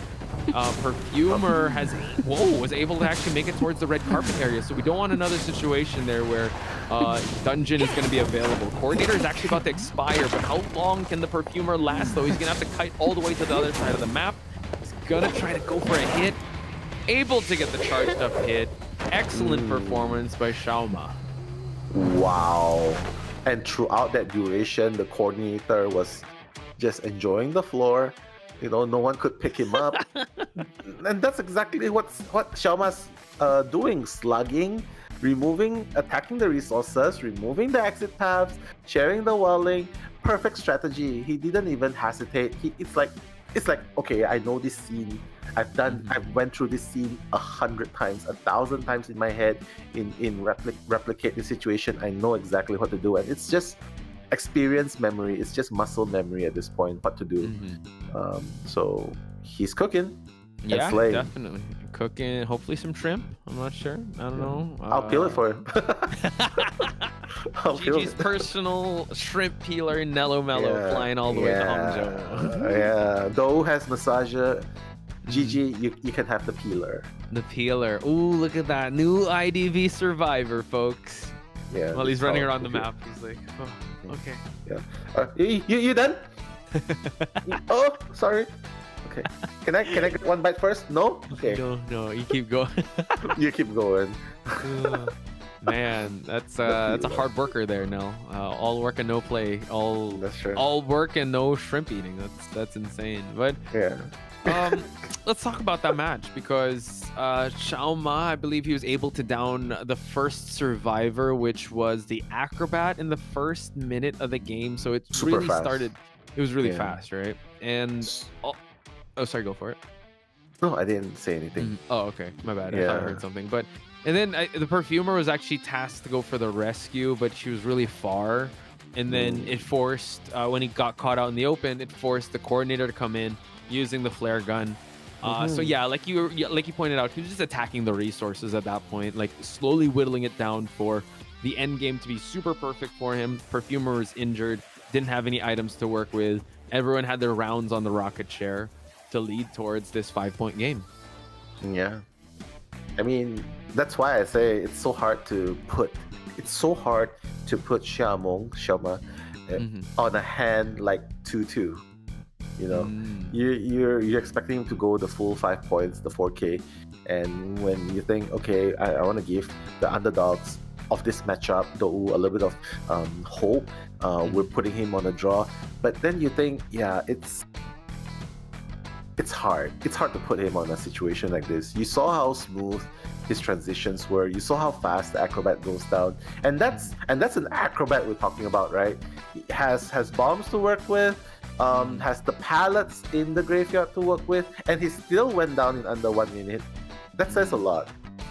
Yeah, that says a lot. I believe he didn't even have blink. He didn't even down with a blink. So this just shows the mind games are so strong in Xiaoma's side. It's terrifying going up against him. And though now they need to kick it to the next gear if they want to push for that best of 3, because now that's a 5-point difference. We're looking at 7-2 in the scoreline in round number 1 for GG here. And yeah, now it looks like if GG is gonna make it an early night, you need to fly to Hangzhou to peel their shrimps. Yeah. Or I could start dancing Gangnam Style for them. Oh yeah. Peel Gangnam Style, you know. Yeah. But jokes aside, we try not to talk about food anymore because, you know. Oh, so yeah. Yeah. I'm just thinking about bean sprouts now. Oh yeah, just think about that. Then you'll just lose your appetite. Yeah, I'm like, okay. I'm thinking about a 10 right now, and I'm trying to imagine how it looks like, and I'm trying to put that face with next to with the bean sprouts, and I'm like, okay, never mind. Let's just go to the highlights. Forget about it. We'll see you guys in a few. 看能不能开得了就摆这个板，这个我拍了，有机会拍就拍，没机会拍算了。OK。记得弗兰报个大概的数啊，你最后来弗兰。我知道。麻烦10号得修。我去了，我在路上。我1号可以修吧？但是还不会死，先修。10秒呀，10秒呀，死了。大夫对我把秒10个秒，10号开始吧。对，我知道开始。就点到。还要3秒。感觉应该是快了，别往我想。来了吧 ？OK， 好抬。记这个板，你不要动视野了吧？藏着。好不 ？OK， 你小门看一下体抬光。野人修3号，然后30经地了。行，我按人环修。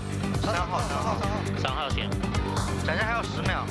好，我不行了。他把我逼到小门最里面去了，让开。好，我走100以上。枪子。枪子。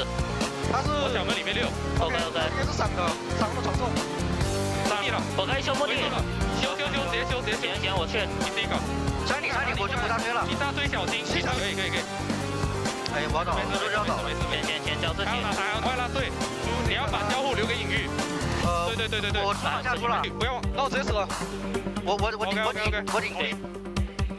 我能直接顶过去。对，我知道。死了，修，不要管空军，定义多少？将军摸他，快。对，他还模仿。来。哎，出来。可以。Welcome back, folks. We have another fan cheer we have here. Brave the wind and the sea. Oh, and the waves. Press forward. Level the sea. Dofu go. Silver Chigo. Oh my god, look at that. That's amazing artwork. It looks, Yeah. My god, it looks like... Upside down. Like, is that an ayah? Looks like there's a genre of this. It's like... Wuxia. Like a wuxia genre. Wuxia? Yeah, wuxia, you know, like where they have kung fu fighting, but then it's like flying people with dragon swords, like one attack tiger. Yeah, something like that. So it looks something like that. But this one is also really unique. It's very dark. Yeah, a little bit of Chainsaw Man inspiration, maybe. I forgot Angel. the crossover skin with Danganronpa. Yeah, Danganronpa, that one. Okay, I keep mispronouncing it, but yeah, it looks like that style. It's kind of dark. But yeah, Chengdu GG, go in COAVII. You know what to do, guys. Use the hashtag COAVII support for you guys to be able to be featured on the live broadcast. Nell, we were looking at the chat. I know we're not gonna talk about food, but hey there, Mister has had a confession. He doesn't like shrimp. Yeah, hey there, Mister doesn't like shrimp, but it's okay because that's one less person for me to peel for. So it's okay there. Hey there, Mister. Yeah. Come as you are. It's all good if you guys have those food confessions that you don't really like. A lot of people saying they don't really like mayonnaise. I know we brought that up. I feel like people that don't like mayonnaise, maybe they had too much of it. Like that's true. In proportion, right? Yeah. Moderation is key. Moderation. Everything. If you notice, if you add the word over, even something good can become bad. You know, like for example, sensitive. You're sensitive to your friends' feelings, to your partner's feelings. But when you add the word over sensitive, it becomes a bad thing. So, guys, moderation is always key. Over mayonnaise. I'm over mayonnaise. But yeah, that's true. Everything in moderation. Yeah, over. Overlove me. Yeah. You must have been over bean sprouts. Like, there's a lot of bean sprouts and all that for you to hate bean sprouts that much. But I get you. Overhate. Like, it's a level above hate. I totally agree. Everything in moderation. Too much of a good thing can be a bad thing. So you definitely want to be careful with that. A lot of people also agreeing with you about bean sprouts, Chi especially. The corn though, corn not so much. Okay, so between bean sprouts and corn, it's still bean sprouts that you don't like? Bean sprouts. Okay. Bean sprouts. Like for corns, maybe if they mash it and okay. Make she's it a 10, like but she wants you to eat corn. Any way you want it though, but I guess she's still okay. Okay, all right, cool. Not a She's still a 9. She's still a 9. Move down one. That's fine. Yeah. Because if you mash it and you mix it with egg and you make a corn soup, shrimp corn soup. Yeah. Corn and mashed potatoes. Is that okay? Yeah, that's okay. Corn with crab meat soup. Butter corn. Okay. Yeah. There's some good combos like side dishes. So we'll see. Yeah. Unless if you're... Mm-hmm. I hope that doesn't make me corny. Oh, Nell back with... I didn't think of a joke yet. Okay, tomorrow you better... Bring your tomorrow A you game better tomorrow. prepare. I will prepare for tomorrow. 放马过来. Hey, look. Is that someone was on a corn there? Oh, man. What a coincidence. The algorithm hitting hard. Yeah, guys, can you now make a meme of Nell with corn? Like put him on a corn on a cob, or actually maybe bean sprouts is worse. So corn would be acceptable. If you do that, I'm gonna lose my voice for the next game. No, tag him like after the game's over. Why? Why? Can you hear me fading away? Wow. Can you hear the defeated sound? Why? Bean sprouts. I could hear you get Thanos snap. I don't feel so good, Mr. Stark. I don't feel so good, Mr. Stark. You made me eat bean sprouts. Please make me disappear now. Yeah. Okay. But hey, shout outs to Haz for Hazelnut. They're gonna join Nello as assistant peeler. Yeah, why not? If you're afraid that peeling the shrimps will get your hands dirty or smelly, don't worry. That's what I'm here for. You know. Point. Yeah. You that's gotta the get your point. hands dirty for this job of being a shrimp peeler. Yeah. I'll even feed it to your mouth. You know. You don't even have to touch it. Like open. Yeah, Cho open. says mayonnaise on fruit salad. What is whoa, that's a bit extreme, Cho. This Cho have weird taste. Like, I mean, I don't know, that's eccentric taste for me. I've never tried it, but don't plan That's on trying okay, actually. mayonnaise. Huh? Yeah, that's okay if you add Mayonnaise some on protein fruit- into it. If on you add fruit some salad? protein. Yeah, if you add some protein into it, like for example, smoked duck. I've never tried that. Oh, Yeah, okay. it's actually okay. The light ones, of course, not those yellow ones. The white ones, the light ones. You mix it with like honeydew, grapes. Okay. I That's think I've okay. seen those in Chinese restaurants. Okay. Yeah, Okay. it's pretty good. It's pretty good. But back to the band pick selection because we do not want to keep enticing you with food. So apparently, novelist and coordinator will be banned in the second round of Lakeside Village. So definitely, you think this is going to be a gamekeeper here? It's safe to assume that that's been the trend lately, and knowing Yan's lineup, he's very conventional with round 2 gamekeeper. What's terrifying me is that you're giving Shaoma also that. Oh, hang on, we're not gonna go with gamekeeper. We're gonna go with the clown. So clown on Lakeside has that 4K ability, but it's gonna be a little tough. He needs to catch survivors transitioning. So, clown on Lakeside for Yan to be able to try and win this one. This is it's gonna be a little tough now. Prediction: 2K, 4K, 3K. Hard, right? What about What about Terra Shocks? Yeah, I think we can do that. Clown are known to Terra Shock anyway. Let's write it down. Okay. Okay. How many Terra Shocks? By rocket or by normal attack that goes? Yeah, just Terror Shocks. Even if it's Terror like Shock. last effort or whatever. As long as you see a Terror Shock prompt, you'll be able to get it. Okay. All right. Okay. So it looks like Yan is going to spawn in the little boat, the middle boat, so to speak. And PP Xia, I don't know if this is the best spawn for him, but I guess the middle boat is a rather good place to kite. Yeah, because now of that the I see the spawn, windows. I'm gonna change my prediction. Hang on. What? No, I'm gonna change my prediction. I think Still he's in time. just spawning there. I'm a little scared. Still in time. But yeah, coming in, we are definitely gonna see how Yan is gonna bring this back into his team's favor.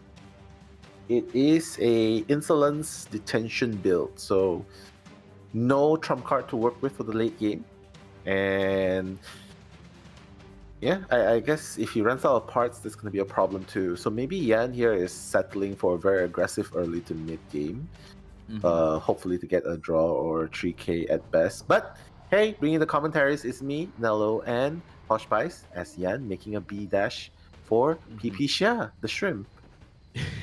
Oh, it seems like he's gonna collect some parts first, but if he's allowed to do this and he installs, yeah, people could they could actually get into really good spots in this map. So we see that the toy merchant is actually ducking down towards the pallet.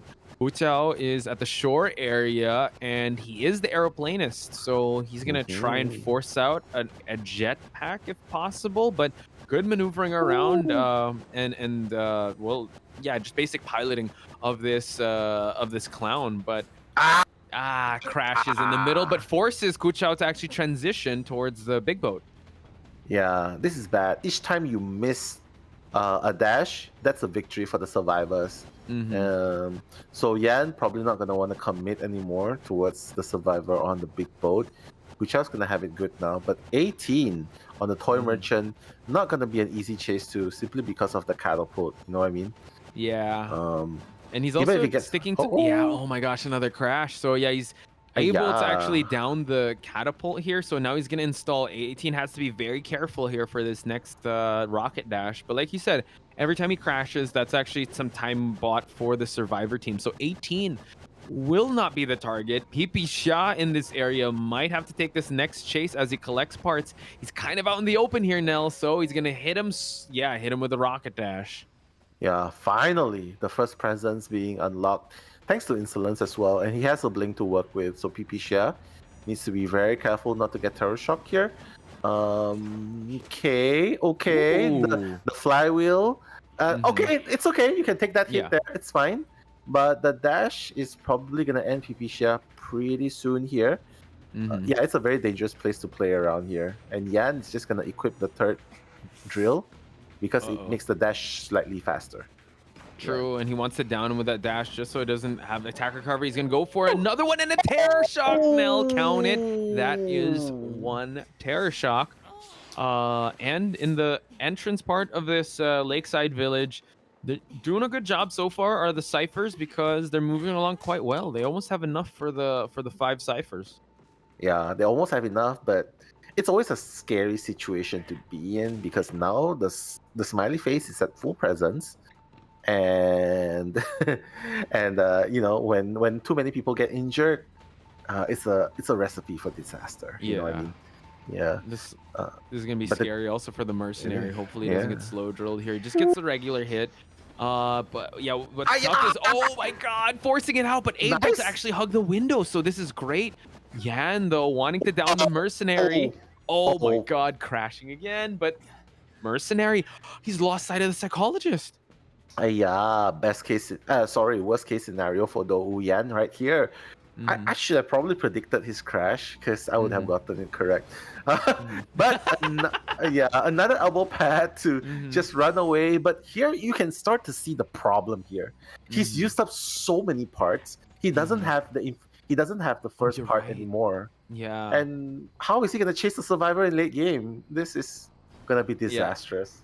Not looking too good in terms of resources for the hunter, and you'd think that the hunter is actually attacking the resources of the survivors, but good eye there, Nell, pointing out the parts that Yan was used and now is unable to use, because he's already used them up in this with the drills and with the rocket dashes. So last 2 ciphers are moving on accordingly, and we see that the toy merchant does have a magic wand as well as a mercenary elbow pad. It seems like it opens the magic wand just for anyone to pick up. And now Hu Chao is going to have to be very careful. He has a jetpack to work with. He's just going to eat that regular hit and transition towards this spot in the map. Yeah, it doesn't really matter. GG has a foothold on this map because it's already cipher primed. Yeah. And Yan has no infinite rocket dash spare part. So, and not to mention, Hu Chao also has 2 more jetpacks to work with. So yeah, you see, the dash is not even gonna reach. Yeah. So, this is really bad. And look, they're actually opening up the exit gate right in front of him, but Yan's still focused on Hu Chao. He's gonna get the blink down, but that exit gate is gonna open up. There are 2 survivors that are already here. XMX and I believe the toy merchant are at this area, so it seems like he might just play defense and try to just chair 1 survivor. Yeah, this is a little rough. We see the toy merchant opening up a chest, And it seems like, yeah, he's just going to chair him far away from the gate. Yeah, at this point, you might as well play Gamekeeper. You know what I mean? Yeah. But Clown again, you can see. I think it's part of the reason is because he number one installed too many parts. Oh, struggling free, nice. And he has a jetpack to work with. Hu Chao is going to use flywheel, but unfortunately falls down to the rocket dash. Huh? You were saying no? Yeah, I'm just saying. Unfortunately, Gamekeeper. he just used up too many parts and not getting any hit onto the survivors. He crashes more than he should. Yeah, he crashes into the wall more than he should, and ultimately, even with detention, you know the saying, right? Even if you have a one-punch hit, if you can't touch the survivors, you can't reach the survivors. Yeah, doesn't really matter, the right? thing is, yeah, he's gonna have to drill. He's gonna have to use the rocket dash to get them, and yeah, he's gonna use that to get the toy merchant here. But the flywheel is gonna continue on and just cancel it out. They're gonna get the rescue too. Both exit gates are actually open here now, so they want to get more than just one survivor out. And the toy merchant able to use the catapult to make her way towards the exit, so it's really not going Yan's way. It is not. If he uses the dash to catch up, it's going to give the speed boost, right? Yeah, it's looking rough. It's hard. It's really, really hard. The referee gonna be pausing there a little bit. We don't mind. We want to chit chat with you guys as well. Yeah, true. Can I show you my prediction? Because I got it spot on. Okay, go ahead. Boom, one. I actually wrote none. Then I saw PP Xia. I'm like, oh no, it's not gonna be none because PP Xia gets very aggressive with the kiting. Here we go, guys. We got the one Terror Shock. I went with the tree. No, you predicted the rocket dash crash. So, yeah, the rocket dash crash. I was supposed to predict the Terror Shock, but unfortunately, this hits the crash instead. Yeah, that was unfortunate. You want to be able to be as efficient you can, and especially when you're rocket dashing. I thought he was gonna go and pick up more parts, but yeah, unfortunately he did. But he was crashing more than he did hit survivors. That's in true. that rocket dash, in the unlimited rocket dash at least. So, like you said, GG having a foothold in this match, not just having a 3-person escape, but they're wanting to go for more. 18 on the toy merchant was well on his way to exit because they've already opened up the exit gate. So we're gonna head on over to the stage because it's still a technical pause, folks. So yeah, technical pause. He's probably like, it's supposed to be a trump card. Why is it? This is my trump card. Pause. Domain expansion. Hang on. Domain expansion negates all the survivors. That's what you get for not leaving the gate. Leaving through the gate. Oh my. Yeah, but this was the same scenario that happened before. I believe it was when I was commentating with Eli. It was a Weibo Alex match, and he needed to get at least a tie, but he was well on his way to get a 3-person elimination. And unfortunately, it paused in the last 10 seconds also. So again, you want to get the best possible conditions. I think they just want to check everything if all is good. But considering how it's going, it looks like a 4-person escape because detention was running out. I think he had 5 seconds left on detention and no survivor in front of him. Yeah. He wouldn't be able to catch up to the survivors even with detention though. Because everyone had a skill to run away. Aeroplane is far away, obviously. Toy Merchant had the catapult and the gliders to work with. I would say the only one that's really sitting up is the psychologist. But hey, she's far away. Yeah. And we're back into the match here. Detention is gone. 18 could actually eat a regular hit and now forces a pallet drop here just for it. And he also, I believe, the Toy Merchant does not have any with that flywheel, but gonna be at the exit gate already, just waiting for everyone else to exit. Yeah, we could definitely call it GG's for... Oh, hang on. You want to be able to leave. 18's able to leave. And yeah, it's a 5-point game for the survivors of GG, folks. But they're healing at the exit gate. Yeah, they're healing. I don't know why they don't just leave. More deduction points? More deduction points. They want to be the MVP, right? But yeah, they'll probably just take one hit and then they'll leave. Oh, and the perfume. Wow, okay. So there you go, folks. Just a bit of a pause in the action, a little to be continued, but GG survivors able to take the game up against Yan. Again, it was a rough showing if you're a clown enthusiast, if you like the clown there. not the best for Clowns, but for the survivors, incredible performance, them getting a 5-point game, which also begs the question that we brought at the middle of the game, right? If he used Gamekeeper, it would have been, I think, a little more stable in the sense that maybe at the bare minimum he would have gotten one survivor. One or two at least, right? Mm-hmm. 1 or 2 survivors out. But yeah, it's I would say this. Clown is a super fancy character, but the controls are super hard as well. It's not something you can play when you're under pressure, and not everyone can play it when you're under pressure or when you're nervous and you're forced to make something happen. And you can tell for yourself, like, the crashes happen so many times, and that wasn't even the survivor's fault. You know what I mean? If there's like a prospector in the game or a batter in the game that like stuns you out of your dash, that would be acceptable. That would make sense. But here you're doing it all on your own. You're your worst enemy at this point when you choose the Clown, unfortunately. You hate to see it happen right now. It's a little heartbreaking, but at this stage in the competition, especially you go up against GG, you can't let up and you have to really perform at your best. So, you know what? Kudos to Yan for betting on himself with a Clown. I hope he learns from this, and, you know, he tries to maybe figure out another way to approach this Clown matchup, because in that instance, it was, I'd have to say the survivors were not only on point, but you can kind of see also that he was struggling to kind of get the tempo of the Clown going. So like you said, Clown very fancy, very high risk, high reward. High risk, high kind of thing. What's the word I'm looking for? It's more of like, you have to have a certain bravado and certain finesse where you use Clown, kind of like Aka. Like, he's very mechanically good at the game. And Yan was really tested. Plus the, oh gosh, here we have the win conditions for GG, and that's like, if they just need one person like out, and then they're able to get the victory here. Xiaoma just needs one elimination and GG wins. That's a lot to consider here, folks. A lot.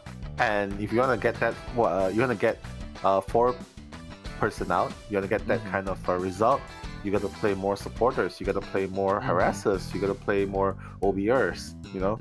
Because if you leave it to raw kiting without support, rest assured Xiaoma's going to pick you one by one. He's going to tunnel vision into one survivor because there's no support, and there's nothing you can do to stop him from cheering again and again. I have a metaphor. Xiaomong is going to pick you apart like Nell picks apart sushi. Oh, that's good. That's good. Wow. Very precise. Very precise. Yeah. I don't pick out sushis though. I just one mouth. Well, you take out each leg with precision. Like, okay, 1, 2, 3, then peel the shell. No. Do you eat the head? Of the shrimp? The sushi. Yeah, the sushi. Do you eat the head? Oh. Why not? Because I know some people that don't eat the head. Sometimes I'm in the mood for it. Sometimes, mostly I'm not. Though. The head? What do you mean the head? Like, right, the head of the sushi, like the head. Oh.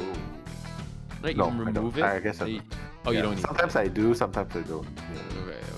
Yeah. Because some people they eat it. Since we're talking about sushis, here's a question for you. And why are fishes so smart? They go to school. Because they swim in schools. Oh, okay. So sorry, not sushi, shrimp. My bad. I was like, sorry, but that's shrimp. Shrimp. Yeah, shrimp. My bad. It sounds like, huh? Yeah, my bad. Eat the head of the shrimp. Do you eat the head of the shrimp? I don't. Okay. I just suck it.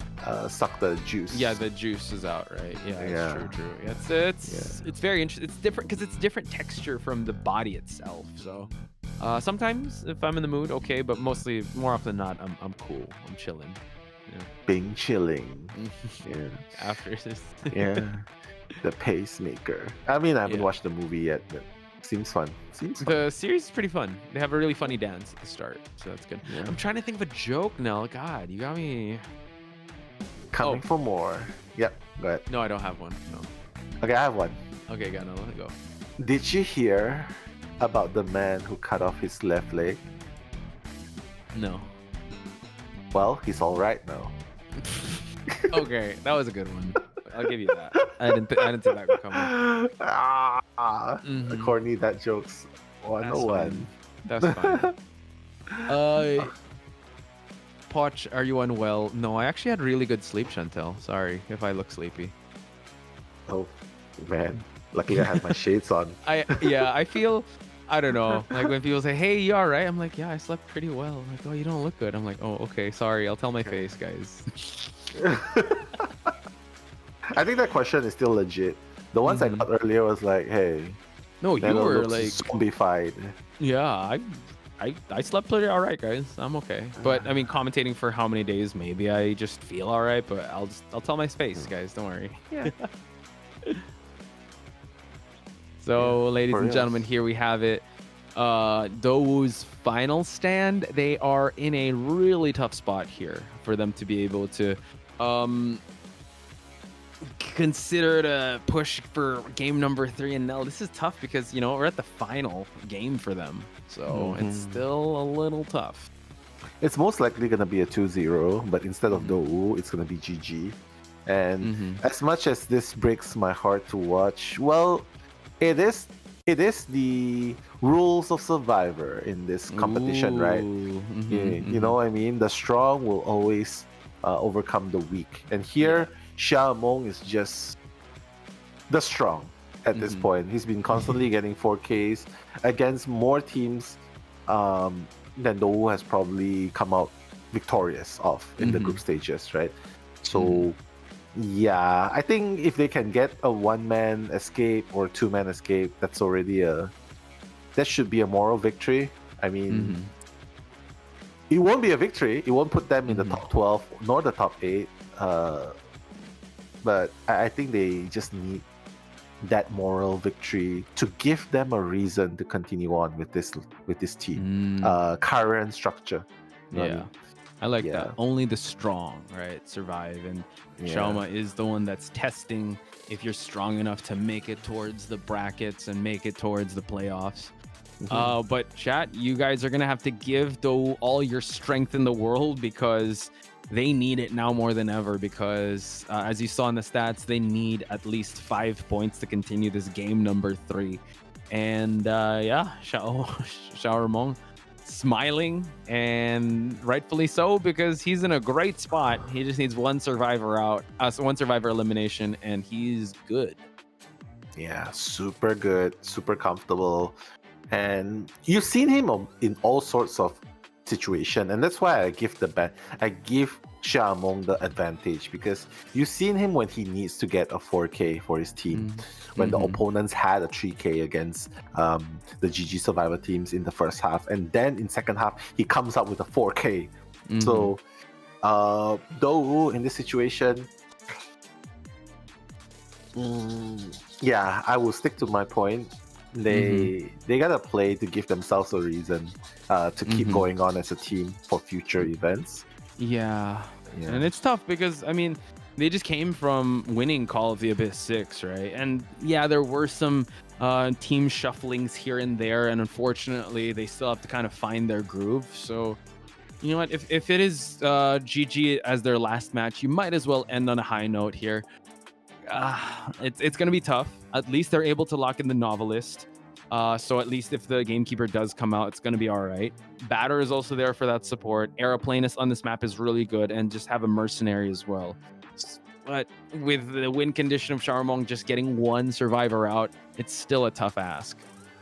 It is. Super tough ask. And he's probably going to play something like, I was going to say this, but he's going to go for... He's making a statement, folks. He's like, okay, I see you. I'll show you how to use this character and be able to get a win condition for my team. This is oh man, this is actually a big dog moment. He's actually big brothering Yan here, picking the clown, Nell. Yeah, I mean he's definitely in a way more relaxed situation compared to Yan, because here one survivor out is all he needs, and if you're Xiaomong and you can't get more than you can get at least one survivor out, then you're not Xiaomong. You're not Xiaoma. You're sus. You're sus. You're sus. You sussy, sussy clown. You sussy. Sussy clown. Yeah. Emergency meeting. Sussy clown.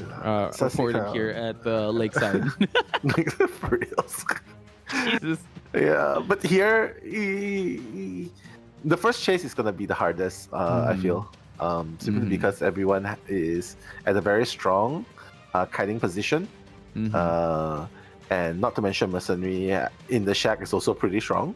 The pallet's gonna help him. The window is gonna help him. The pad is gonna help him rotate over and over again if he needs to.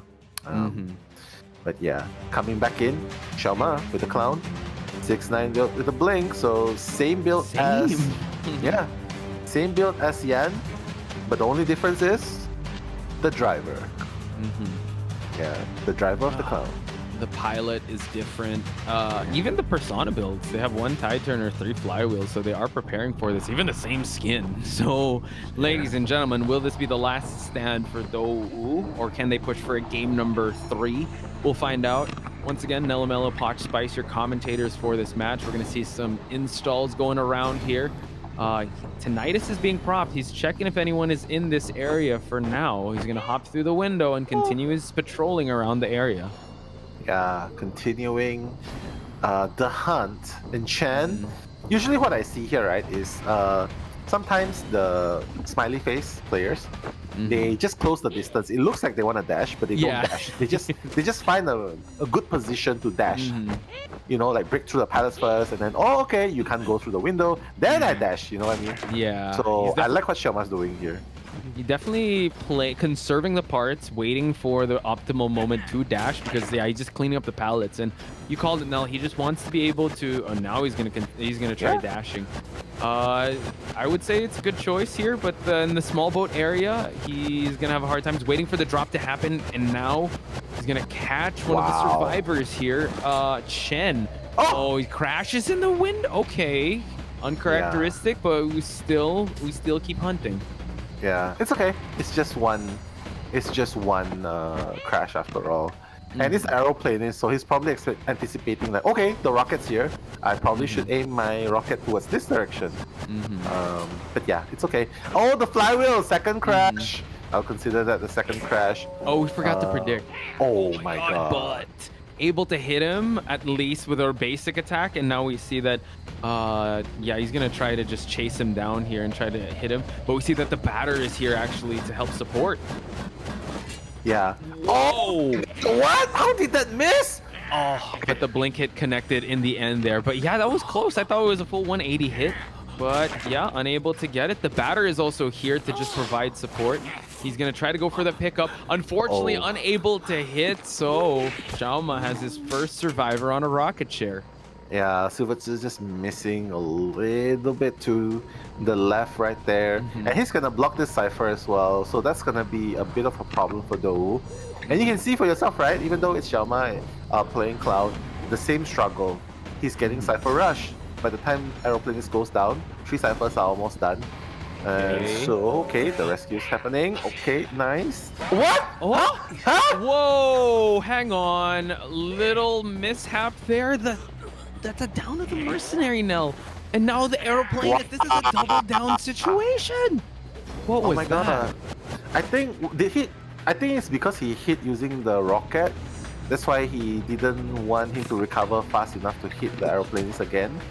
Was that the We'll look at the replay, but yeah, it just seemed like he was canceling the rescue. I don't know if that was a bit of a panic situation. The flywheel now being popped by the batter, but not looking too good for Dou's side.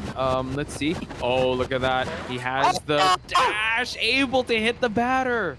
What was that dash? A double zigzag avoiding the cricket ball. Wow. Okay, now he can dash. Airplanist is up. He used up the exit path. Batter is still in the area with 2 cricket bats. So now, as you called out, he is dashing, and he is making it able to flywheel just to cancel out the dash, but he's going to try to down him on foot. The 180 swing able to down him, but this batter will be persistent in trying to keep his teammate alive. Yeah, and that's the thing about batter, right? Oh, wow. God, probably shouldn't have persisted on chasing, on ballooning like that. But they're just gonna block each other. Doesn't matter because the Cypher's not even primed yet. You know what I mean? And now he's gonna have the loop. Okay, another one able to down Chen, and Chen now will be on the rocket chair. Oh man, you got to give it up to the batter. Silverchair really wanted to keep the game going here. Now they're gonna try to heal up the batter. Nan has to get out of dodge here because it's a very tough area to try to heal from. Yeah, he's gonna chair the batter as well, but that's gonna allow the aeroplanist to get a free rescue. So, Okay. Nautilus. Novel. That's actually great, but it kind of brings them a little closer to Chen. But now the last Cypher is being moved. No one's on a rocket chair, so they can pressure for the end game pop here. That's true. Oh, now it's gonna change to UI. What? I know you have to get only a 1K, but this is playing a little too close for comfort. Yeah, it's kind of risky that he's not actually looking for the 1K. I understand he's pressuring down this Cypher, but that allows him, gets the mercenary hit, and now he's gonna do another install. He can actually chair towards the Cypher that was moving, but this allows the team to heal up. Chen having no items, but if they're able to heal him up, they allow him to kite a little more, and that's what they do. That's true. And the batter is on guarding duty again. Look! Oh my god, look at that! Yo! And the flywheel to cancel it too! Wow! Okay, it's a bit of deja vu situation. Silverchair here has to be able to... Oh my god, he swung at the same time, but unfortunately, Chen now is the man that Xiaoma wants. He's gonna go for the blink and also dash. What a crazy turn of events. Oh my god. It's over. Yeah, that's the 1K. He's had enough fun. He's had enough fun. Cypher's gonna pop pretty soon. And he's gonna get Silverchair onto the chair. Doesn't really matter now anyway, because the only prerequisite to go into BO3 has been eliminated by Xiaoma. Very precise playing going on. GG. GG's go out to GG. Congratulations for getting the victory condition. He just needed one out. He was able to get it. He might actually get 2 out because the batter is soon to expire here. Xiaoma just patrolling around the back exit. Yeah, they might just want to get the tied game and not add more points to GG's record here. So an excellent showing. Oh my god, is it going to be enough? Nan is here. UI is able to open it in time. Whoa! He's gonna do it. And the dungeon's around. Yeah, he's gonna just jump through. Okay, that was scary. Whew, that was close. I'm scared. But like, hey, congratulations going out to GG. Xiaoma looked a little dicey there, but yeah, he just wanted to win in his way. And he wanted to go for his first target, which was the aeroplanist. So congratulations to him. But big shout outs, a big handshake, and goes out to Dou again. They have won last year, but they just brought that name. There's still a team that's trying to find their groove. And also Yan, also coming from Reborn, has big shoes to fill for Mr. President. So an excellent performance for them. But the night goes to GG. Yeah, and that's a different approach from what Mr. President did, right? It's like, okay, you guys are all fired. Okay, thank you. Thank you. But here, he's taking the he's taking the friendly approach. Like, you guys are gone. Bye. I thought it's more like, don't worry, you have severance. It's fine. Like... Don't worry. Yeah. We got you covered. Don't worry. Yeah, for the next few months. I think look for a new job. Okay. Oh my God. HR report. HR report. But yeah, Dou definitely needs to. I don't think the synergy is there yet.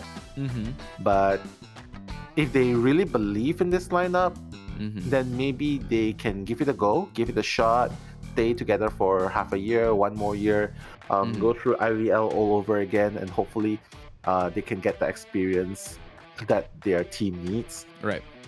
Because otherwise, if it doesn't work, based on contract doesn't work, you might as well restructure and find people with the same vision and synergy. True, you true. know? I think as long as they give it the old college try, or like they just really try their best, because there were moments of brilliance there, right, of the Survivor side. And Yan, I think it's more of him just adapting to the pressure and also just letting him cook for a little bit with the current meta. He had the right, I mean, going clown here. I guess he wanted to go for that flash to get the 4K, but yeah, the meta is a meta for a reason, and you want to go gamekeeper just to continue, just play it safe. So I guess he wanted to really bet on himself and bet the entire thing on the clown. Just it's a very all or nothing type hunter. Didn't pay off, and ultimately this is a learning lesson for Dou. Yeah, true. And I like what GG Fangirl is saying. Chama is just showing Yan that he's also bad at clown. I don't think it's a matter of being bad at clown. I just think it's a matter of too technical, too much effort to reap the rewards. That's good. That's a good way of putting it. Yeah. Yeah. Back and forth, back and forth, back and forth, back and forth. You could do the same thing as Opera Singer. Gamekeeper would have gotten you much faster results. You know what I mean? With the traps, with the hooks, and the back and forth. You run a higher risk of crashing instead of the survivors getting hit.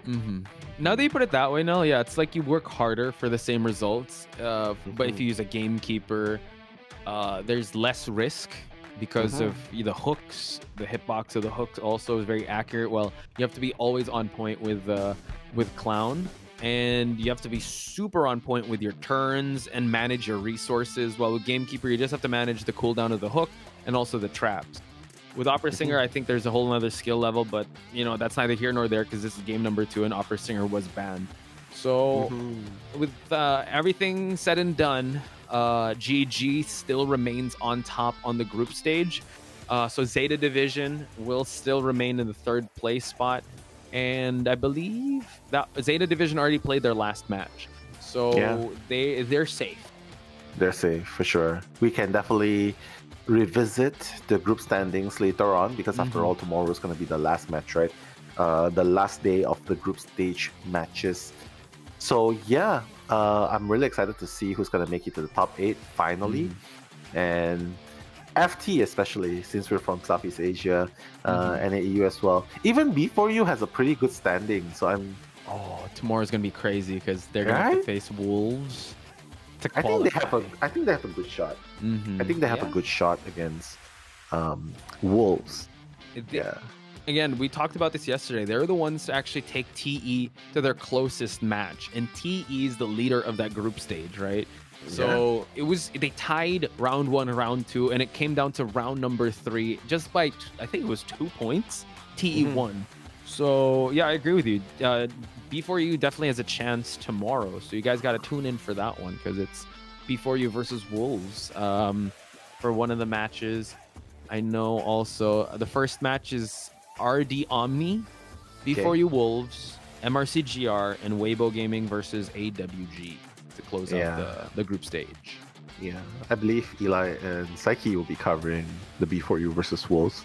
We'll be there for sure as well. You know, just to witness history in making.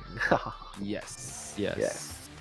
So here we have match results, folks. Very consistent performance by GG here, both on the Survivor and Hunter side. It was the Hunter, Xiaoma, to get the first win at Red Church, and then it was the Survivors to get the 5-point game at Lakeside Village, leading to this 14-4 win for GG.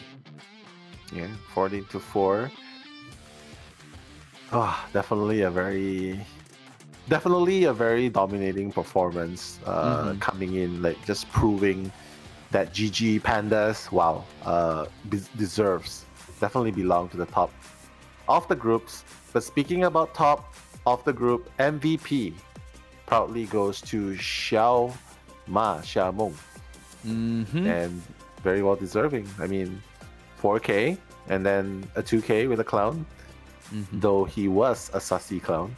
Sussy clown. Sussy clown. I vote him out. He is the imposter. He is the one that is not. He's the mungus. Yeah. What's your task? Oh, cooking pasta. There's no such task. I'm peeling shrimp, guys. Don't worry. Okay, vote him out. He's the Lulu. if you guys don't know, like Nell's really good at that game. It's kind of crazy. I was so like, I panic a lot in those type of situations. God, I keep getting aimed though. This is so sad. Yeah, they keep aiming though on you though. Even when I'm not. You're a sussy clown, Nell. That's why you're Xiao Ramon. Yeah, for real. Sussy Baka. That's me. But the sussy clown perform. Go for it. Yeah, but today's been a series of unexpected BO3s. But still, very, very good game so far. Good showing, good fight until the very end. Unfortunately, this is where we say goodbye to Do. Yeah. To and Do. GR, by the way. And GR. Oh wait, does GR have a? Oh, GR has a match tomorrow. GR has one more. Yeah. But GR against MRC. That's hard. Yeah, that's hard. The second placer. So it's in this group stage. So it's at the top is GG, and then MRC, and then Zeta. So I think it's more of like an exhibition match of sorts because MRC is at that second place spot. But we're gonna head on over to the stage to see who we're interviewing. Hello， 大家好，我是 GG 的西安无梦。 Hello, I'm Xiaomeng. 欢迎小马，欢迎枯草，也是恭喜 GG 4连胜，以小组第一的姿态进入到了后面的淘汰赛。小马，还记得当时抽完签的时候你是什么样子的状态吗？抽完签我。Do you remember when you draw the lucky draw in the beginning? How was your feeling? I felt okay. Felt happy. 对比一下，你现在的感受是什么？有没有觉得哇，好爽 Now, how do you feel now after that? 是我的小丑一塌糊涂。今天这小丑 Yeah, I feel very good, but my smiley face was clowning around. 非常迅速的把状态调整得很好，上半回合拿了一个4跑嘛。那问一下枯草呢，就是和当时抽签，然后现在一个结果的对比，你会有什么样子的感受 ？Asking Kuchao the same question. 幸好有马，没马不行。 saying, oh, fortunately we have Xiao Ermong. Fortunately they have Xiao Ma. That's what he said. 枯草草在好像大家没有在意的角落摸到了一个娃娃。今天 Box 的发挥也是非常的稳定。当时有想利用这个娃娃做什么事情？看到那个娃的时候，就那种感觉就回来了。因为之前发挥不好，可能就是运气这方面，就仿佛就摸了个鲁亚辉出来，鲁亚辉看似飞了，实际上被我摸出来了。 是，就好像说那个娃娃吃的那一刀，就是皮 Yeah, 皮虾 he's just saying that wow, it's luck that he managed to get the. It's fortunate that he managed to find the bot from the chest to decode the last cipher in Red Church. 还是小丑玩的爽。 He said, "Oh, even though despite the result, I still feel playing clown was super fun." 真的是比较久远的一个故事了。那今天在我们最后选出小丑的时候，有没有跟不惑说出那句话？说教练我要玩小丑。教练我要玩小丑。是的。Yeah. 但是我们的 He's determined. He already told his coach he was gonna play clown anyway. 一个4跑嘛，当时进入游戏看到你们带了3个飞轮，真的是有很认真的做了研究的，是不是？ 是对，就是体验小丑玩 He 得 said, 很好嘛。 seeing that all of you brought 3 flywheel, I guess you have definitely made preparations against Yan and finally getting the 4 escape. Yeah, we definitely did because his clown is very scary, according to Kuchao. 开门战的时候，因为我被闪现打倒了嘛，当时挽留时间还有70-80秒，我寻思他挂我也挂不太远，然后又有跳板又有道具，主要是那个喷没用完，真不能这么把我丢。对，太关键了。就赶紧说队友快来救我，他们就说算了，我说不行，真的来救。就还好队友没放弃我。不要抛下我们。Oh, he's saying, yeah. After calculations, he's saying, yeah, you should definitely rescue. You can rescue. Unfortunately, his teammates did not sacrifice him, and that allowed the 4-man escape. 准备好了，但是 OK。前提，还要超神抽。 这个签非朝神抽不可，是不是？枯草呢？你也是跟马哥有一样的想法吗？只抽那种死亡签，不不是那种太简单的不想打。太简单的不想打，就是要给自己上点难度。 Yeah, hopefully get a good draw. Don't want to face too many difficult teams. 非常非常大的一个压力，也是期待成都G在后面更加精彩的表现嘛。那最后2位有没有什么话想要对支持你们的粉丝说的？就谢谢大家的支持吧，然后我们会努力的争取拿个冠军。争取拿个冠军回来给粉丝玩玩。 Yeah, we're gonna get a champion for you guys. 说的对，那我们也 Yeah, 是期待 Shamong 我 said, 们 yep. 的精彩表现。我们淘汰赛再见 Yes, 了。 that's what he said, and that's what I agree 接下来让我们把画面交换给解说席。 All right, thank you to our stage host, thank you to the team of GG, and thank you, Nell, once again for the top tier translation. Yeah, GG seems very confident. They're in high spirits. That's what you definitely want coming into the playoffs around the first week of May, right? So, yeah, again, incredible showing. I guess this was the best confidence booster for them. And for those of you supporting Dowu, still continue to support them because I'm sure they'll be back like Toto is back. Oh, he's been bothering me a lot. Oh. He's like, oh my god, stop licking my mouth.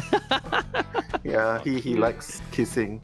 He's a sweet little boy. Yeah, can be a mascot. Come on, you want to be a mascot? Yeah, he probably wants to. Oh, but yeah, cute. Yeah, he's a cutie. He only has 3 legs, but you know, I figure that he can have a good life still. He can still have a good life. Oh, look at that, Toto. Oh my god, Toto, look at the camera. Look at the camera. Oh, Say no, hi no, to no. everyone. Okay. Say hi, say hi. Come on, commentate. Oh, he's shy. Are you shy? Come on, Toto, speak. Speak. Toto, you okay? Oh, Oh, he there he is. wants to. Oh, he's licking the mic. Toto Okay. ASMR. ASMR for sure. But hey, today's matches has been really interesting, and we're also happy that all of you guys are here to share the excitement with us. And of course, looking at today's result, Posh. Yeah, I'll take you guys through it. Cat having a rough start here for Scars. Wow, that was quick. Oh, that was super fast. But the best of 3 did happen in match 2 and 3, and we have a 2-0. But here's the important part, folks. We have the standings. GG, MRC, and Zeta are relatively safe. MRC is going to have a match up against GR tomorrow. Still looking at points. But important matchups tomorrow to look forward to are B4U versus Wolves. That's super important. Omni is going to go up against RD in a 4th placement spot performance. And we're also going to see MRC versus GR. We said that already. And then last but not least, we have Weibo Gaming versus AWG. So if they're able to get a good showing, they could potentially place AXIZ in Group D. Yeah, that's true. A lot of high stakes match tomorrow, but one to watch out for is definitely B4U versus Wolves. Yes. Yeah, because B4U is on top right now, but all of that is going to change tomorrow. After the results, we're gonna finally have the final standings. But if B4U manages to win against Wolves, it's gonna be the first time in history NAEU makes it to the top 8, and the same Playoffs, goes. The same goes for FTO also. That's the first time we have a Southeast Asia team and NAEU team making it to the top 8, top 12. Yeah. Other regions, other divisions are definitely stepping up in Identity 5. And it shows, right? B4U having like one of the strongest performances outside of like a league-based team or a professionalized team. Same goes with Team FT being in that group of hope. So again, those were the matches you guys got to look forward to tomorrow. Man, we're actually 10 days just flew by so quick, Nell. How have you been doing? How are you feeling now that we're closing in on the finish line in this group stage? It's always a hustle. It's always a pleasure casting despite feeling tired at some point, because it's continuously back to back, and it's not a short match at all most of the time. But yeah, when you finally have the chance to rest, you'll think back and think it's a wonderful memory and one to remember in the years to come. So I appreciate the opportunity. Same. Sure. Appreciate this opportunity, guys. So shout out to Identity 5 for allowing us to be professional fans. We always say this, right? And we also want to keep you guys company in chat. We know like there are some times where it takes a while for the match to set up because we want to be able, over there in Hangzhou, they want to be able to set the best possible standards for playing this game. So hopefully we'll see you guys tomorrow. We'll keep you guys entertained with whatever we can. That's Nello Mello. I'm Poch Spice. We'll see you guys tomorrow for the final day of the group stage and Call of the Abyss 7. See you guys. See you.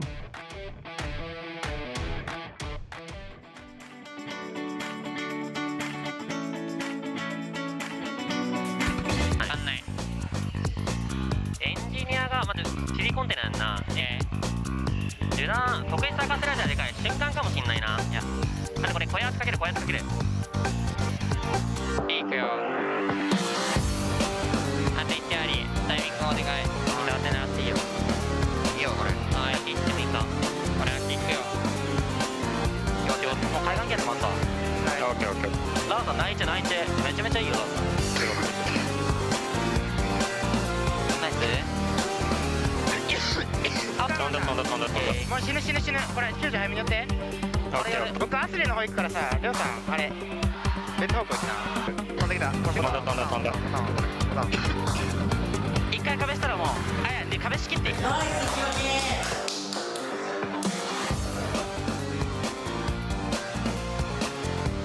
小蝶，我吃2刀进去有机会够。行，妲己准备救人了是吧？差不多。大概15了。那个蛋蛋，你可以大胆修，你有我知道，我有。我救了。海绵有板子的海绵。我死了，大山有多少？大山一半，得还是得救下来，再那个。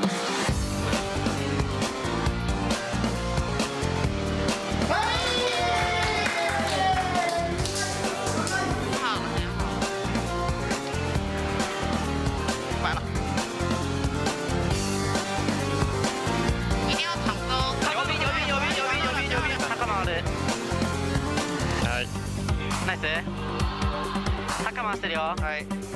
S がいけたら一番ありがたい。S が。いいよ。70。流れやね、これパッとない。70。あと2割。OK。80。OK。ナイス。でねも。はい。近い。OK。勝った。3割。もう相手の使って飛ばしてる。はい、ナイス。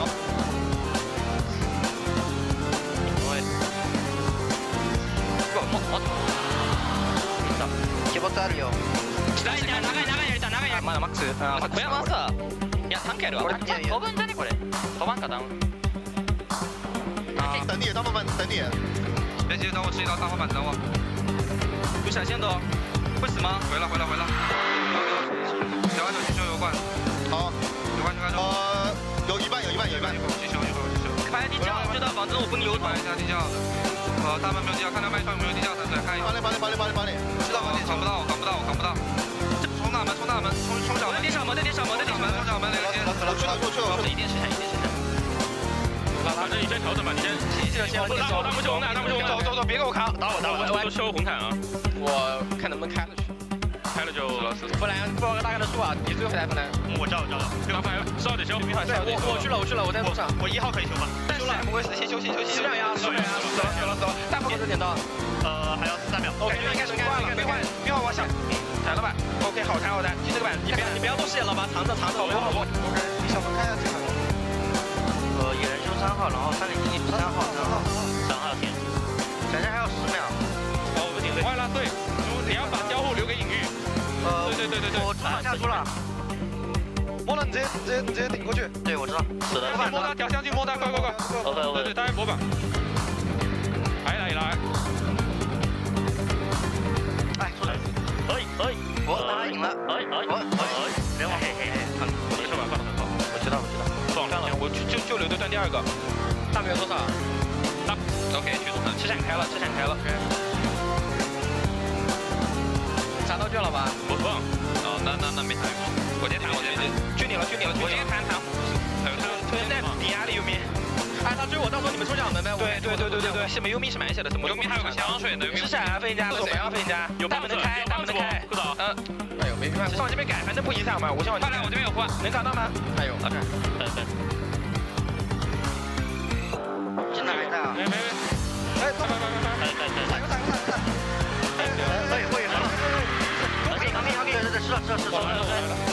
哎，没好了。没事，你快，我没有。哎，这边能打，这里快。这么久，7、6、4、8、7，回团这是中场的是吧？不行，你先来。反正咱俩可以一起救的，你可以不死，可以帅的，修一下你自己修。我知道。走。上把没绑了已经。哎，没事。对，拿，可以，一定要扛，我这里在抢了已经，要。